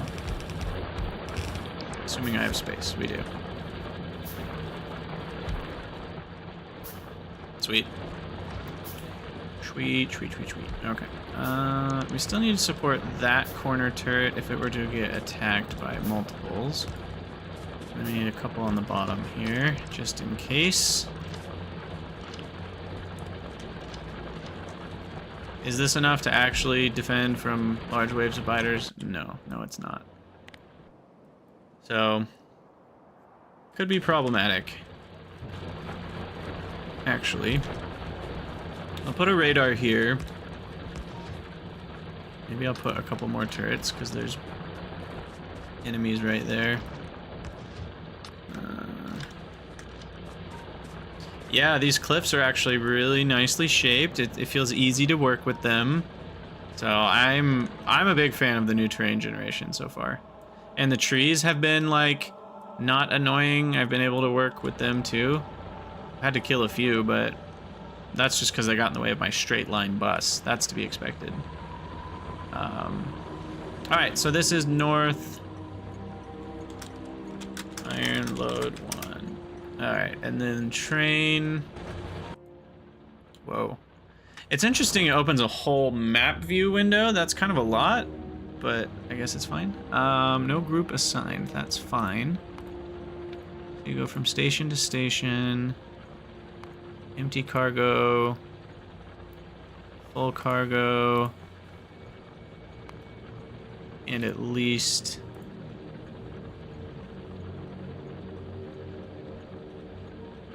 No. Full cargo or at most 10 minutes. No interrupts. Let's go. Oh no, get no! Ah! Wait for me! Damn. Alright, so we'll walk back to base. Walk of shame. This is the walk of shame in Factorio. When you meant to grab your train.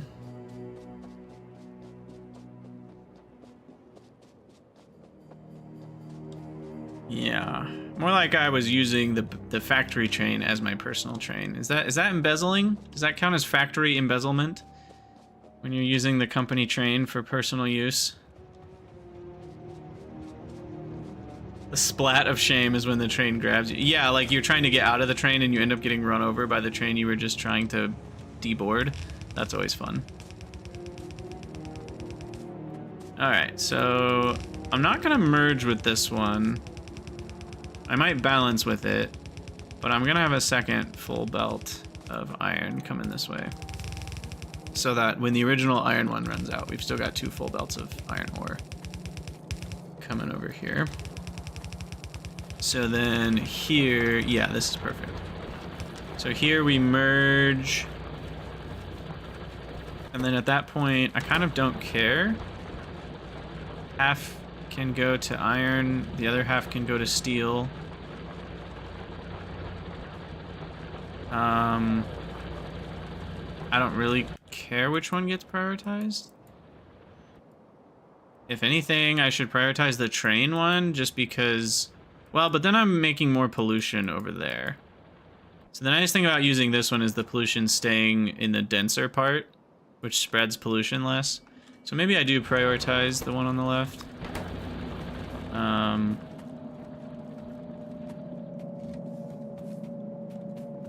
But yeah, that should result in a bit more iron.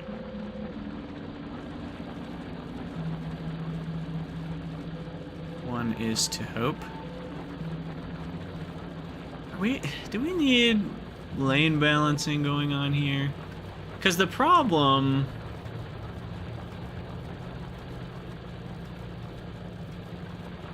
like a small buffer might be good. No.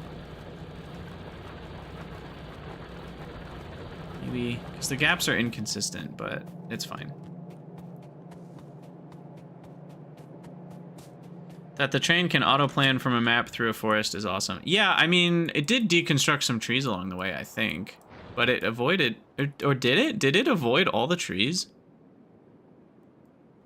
Wait, did it just, like, magically avoid all of them? Is that why it squiggled wildly? No, it definitely goes through trees. Wait. Oh, I was holding... Oh, I'm an idiot. I think I was holding control, which does squiggle wildly to avoid all the trees. Whoa. Shift is what you hold if you say, screw it, I don't care about no trees. But even then, it's not... It's like, that's like shortest distance kind of thing. What I want... What's Control Shift do? Anything? Control Shift goes through your base. Super force build. I don't need my base. We're making way for the highway. That's funny. I don't need that mining outpost anymore. So Shift goes through trees, Control doesn't go through anything, and Shift Control goes through everything. And then we need Alt, which goes at a right angle. That's my 2 cents anyway. Alright, so we got more iron. Cool. Was that easier than setting up a belt? At this distance, probably not, but trains are cool, so we did it. I need to take out that base, I think. Let's go do that. We have another damage research under our belt, so it should be a little easier now. I'll even do the next one, and then the next shooting speed as well. Let's go grab some more ammo. I could also start making piercing ammo. I'm not poor anymore. I have plenty of steel and iron and copper and stuff. So he says he's not poor, as the belt of stone looks like a poverty town over here. Let's go figure out where all our stone went. Good thing steam engines can use non-potable water. Yes. I'm guessing the sludge just builds up in the boilers, and some unlucky sap has to clean it out once in a while. I really wish I had grabbed these at the mall. I'm out of everything, which is a wonderful feeling to have. Ooh, look! Free mining drills.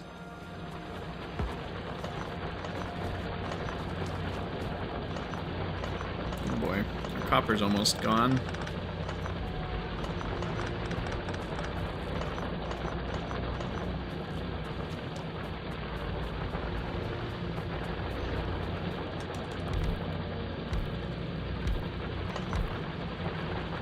Okay. One more. Okay, so that's it for my starter stone patch. Where is more stone? Uh-oh. Oof. We're certainly gonna want trains for that. Which one's bigger? I think this one is, but it's also more out of the way from any base. We could join that in with the rail system. Okay, I don't know.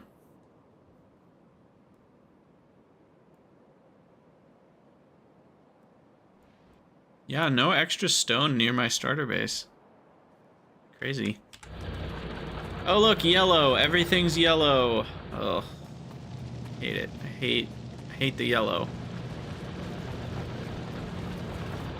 I don't know if I can make it through all of Space Age with that yellow. I'm not gonna lie. I don't think I would feel too bad if the only mod I have is one that makes that less yellow. Revert to old-fashioned night vision.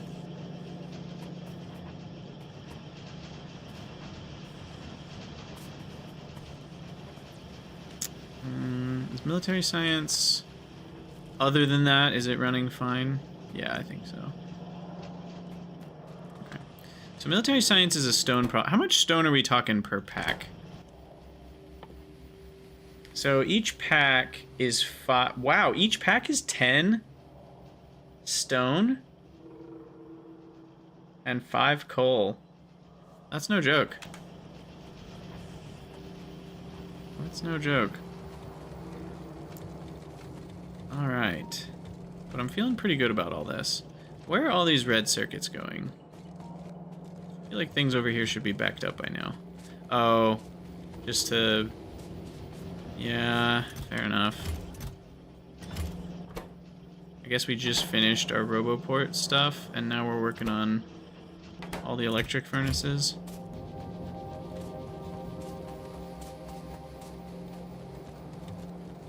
I think we did the math partly, Charker. Maybe I did the math wrong. But I think we did it right. I just think they're not all running is the problem. Because we've got 8 furnaces that make 0.62 a second. 8 times 0.62. 40... Yeah, I think that actually equals out to exactly what we need. If I'm, again, not mistaken, which I very well might be.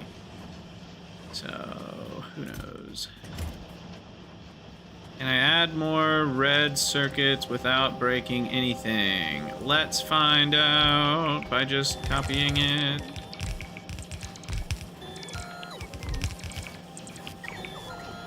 Do I have enough green circuits? Do I have enough plastic? Do I have enough cable? Nobody knows, because we're not using rate calc. So, there's a large chance of failure. Here, we can at least improve our odds slightly by adding a few more of these in.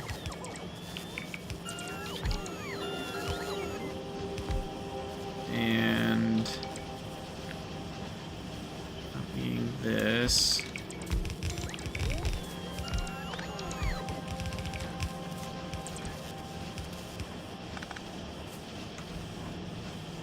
I love construction bots. Wow, that made things easier. Okay. Now my problems will certainly lie with copper and iron, rather than other things. Okay, well, I think this is a good spot to call it an episode. The end of episode 8 for our future YouTubians. If you're here live, stick around. We'll still be streaming for a little bit here.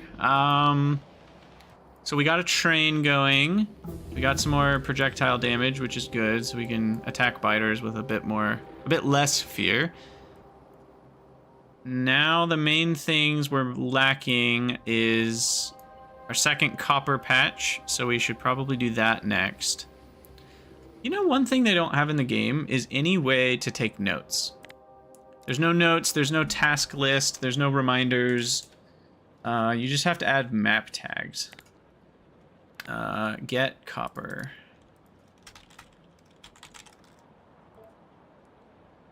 So get copper. But see, yeah, maybe I should put all my to-do list tags in one place. Can't you drag these now? Yeah, shift click. There we go. So get copper. We'll just keep our to-do list over here in this space. There is a mod for that. I don't know if Rygard's finished it yet, but so we need to get copper. We need to get stone. We need to get stoned. I should probably grab more oil while I'm down there. More oil. Next episode is going to be all about the resources.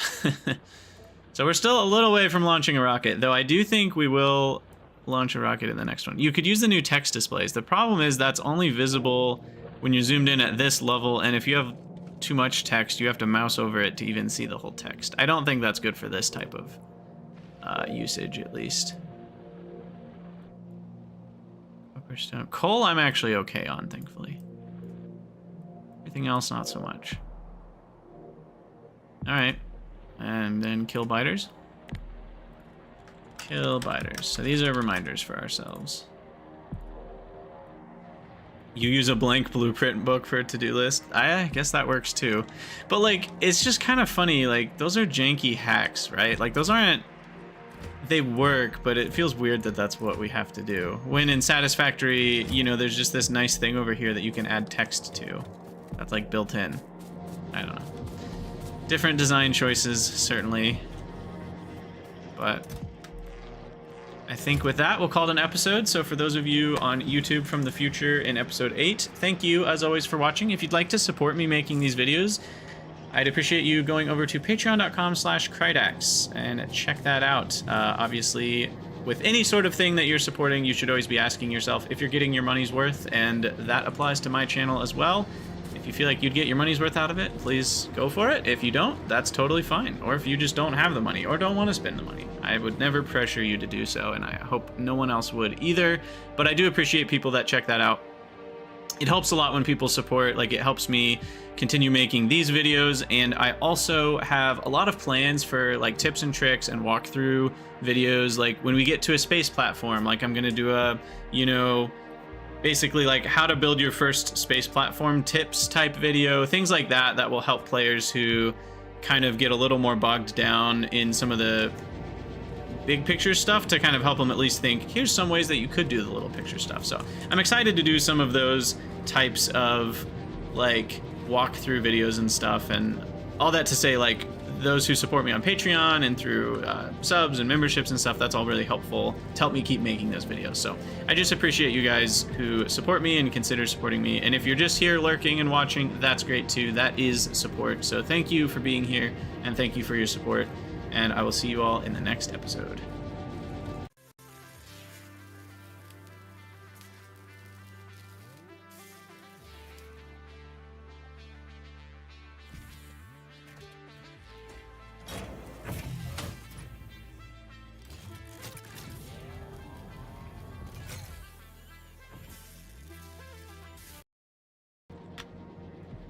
All right. Let's see. Did I take a screenshot? No, let's take a screenshot of rails. Oh, wait, I can't because it looks like garbage because it's nighttime. Ugh. So terrible. Bulk inserters on the unload station. Good idea. I did mean to do that. I'm walking over there anyway.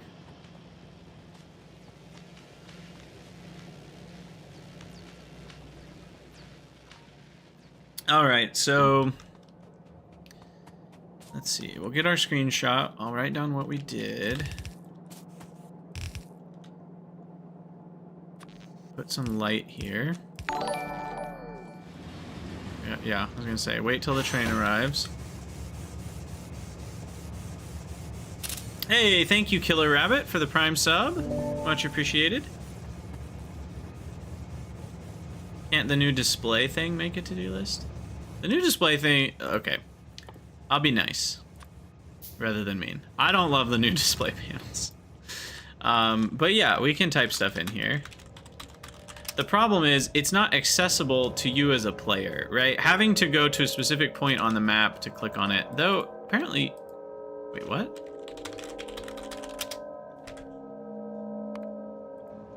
Weird. To have to click on a specific thing makes it really kind of obnoxious to me. Like, it's not connected to me as a player. It should be my task list, not the task list of a random object in the game world. So that's why I don't love solutions like this or solutions like this, because they don't feel like a task list to me. They don't feel like notes. I'm just constructing things that happen to also double as a note. I don't know. Maybe the difference doesn't matter, but...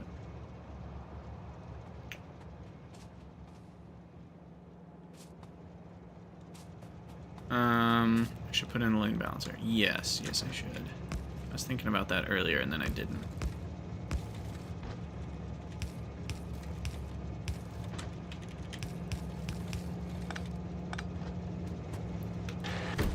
Alright.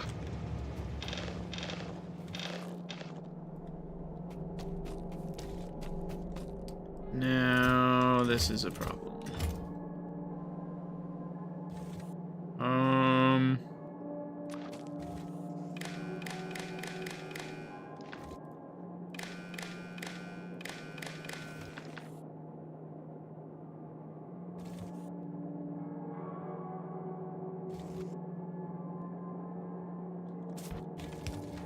I did forget a belt in the balancer. That's kind of useful. What am I doing? No, we don't need to do anything that fancy. You know what's hard to do is undo all the circuit connections. Especially when they're all in a line like this. I can't tell what's connected to what. Is there a cut connections button?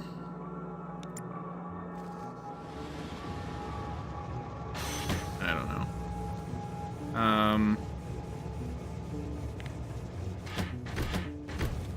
Okay, what I'm gonna do is we're gonna grab all the ore, put it in these chests, and then I'm gonna manually balance it once, and then we'll never have to touch it again.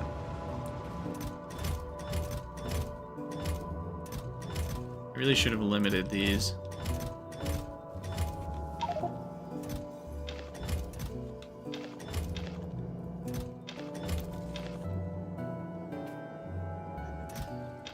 I think we have enough. Okay. There we go.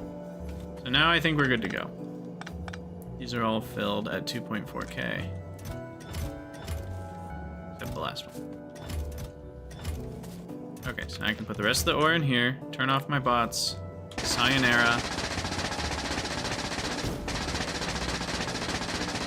Also, these things are new, these little, like, yellow tags. I don't know exactly what that means. It's very different than what it used to do. It used to show a ghost there, but now it's like a weird... I don't actually fully understand it. Because it's not showing a ghost, but you still have to right-click it to disable that. So I don't really know what that's about, to be honest. A little funky. But...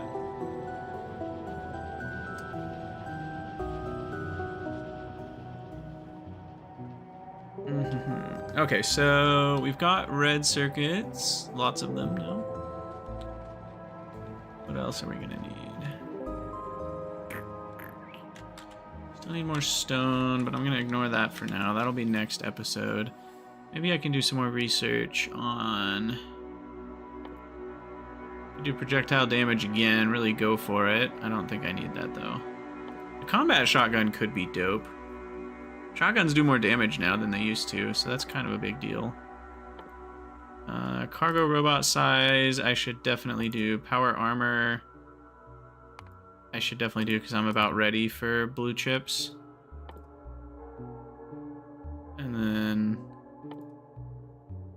Ugh, I hate purple science. I hate that it needs rails. I hate that it needs furnaces. There's so many. There's stone and there's stone brick. Come on, come on. Get out of here. Get out of here. Oh, I should do substations. Energy shield is probably worth my time. And explosives, maybe? Rocketry? Sure. Shotguns were always great. Yeah, but they're greater.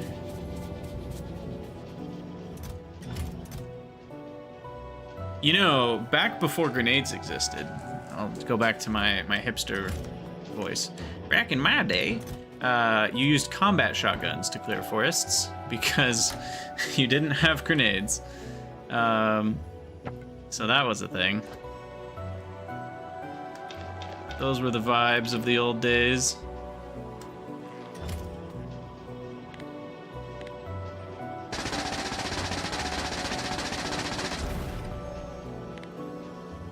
Yeah, I don't know what's up with this, like, ghost versus here. So it, like, turns into a ghost, but then that ghost is replaced with this little yellow tag. I don't know if I like that. I feel like it's less visible than the ghost thing was, but maybe it's better. I don't actually know. It's definitely interesting, one way or another. Purple science is why you do shared belt of stone and brick. Yeah. Yeah, we'll set that up in the next episode for sure. I do think we're not going to go to space before purple and yellow science. Did it do the tag before I got bots? I don't think so. I think it's the auto reconstruct. Maybe it did. Now I can't remember. But I don't think it did, to be honest. Yeah, I don't think it was doing that. Let me grab some grenades for myself. Let's refill all of our stockpiles.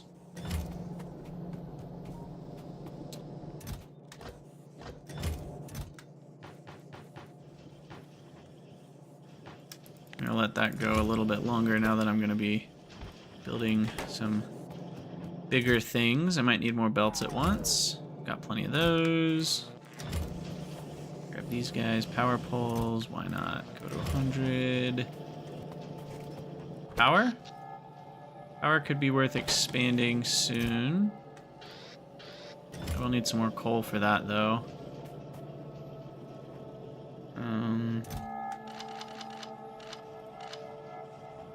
Grab some more ammo and turrets. Underground belts. Green circuits. Boom. Alright. Looking good. Sweet. I think we're gonna call it a stream here. I know I'm not technically at 12 hours, but it's a good stopping point, I think. And we are halfway through our 24-hour stream for old people, as I call it. AKA, there's a nice night of sleep in between. I can place solar to save coal temporarily. That is true. I'm more thinking about the rate. Like, I need to upgrade this to a red belt. The actual amount of coal, I have 1.2 million there, so that's not going anywhere anytime fast. And when we set up our train for stone, we can probably utilize it for coal as well. And then we can get oil. So we can get all three things in one kind of big expansion project. Also, can we talk about these cliffs and how crazy it is that, like, I can wall here and here and a little bit there, and then we'll have, like, this whole area defended except from the top direction. They'd have to, like, run up along the wall. Almost like tower defense mazing strategies going on here. It's really interesting. All right, well, we're doing it, y'all. Space Age is well underway. Soon we will see sites like Fulgora, potentially. I think tomorrow we'll get to space. We got pretty far today. but not to space tomorrow. We will get to space. Yeah, thanks, Ever Closing Bar. Yeah, next week, you guys all get your hands on it. It'll be great. It'll be great. Let's see what's under the hidden menu. Yeah, you're welcome, Vatamouse. Riff. It was a long one. Indeed. I'm gonna go get some more food and some rest. Ooh, this is where Troopin is currently living in hell. Oh man.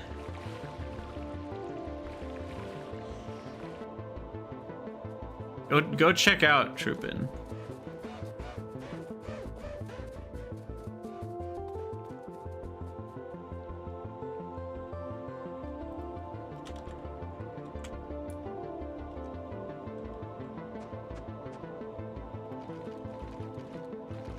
It was one ugly monster. Help! That'll be us tomorrow. No, we won't be on Aquilo tomorrow.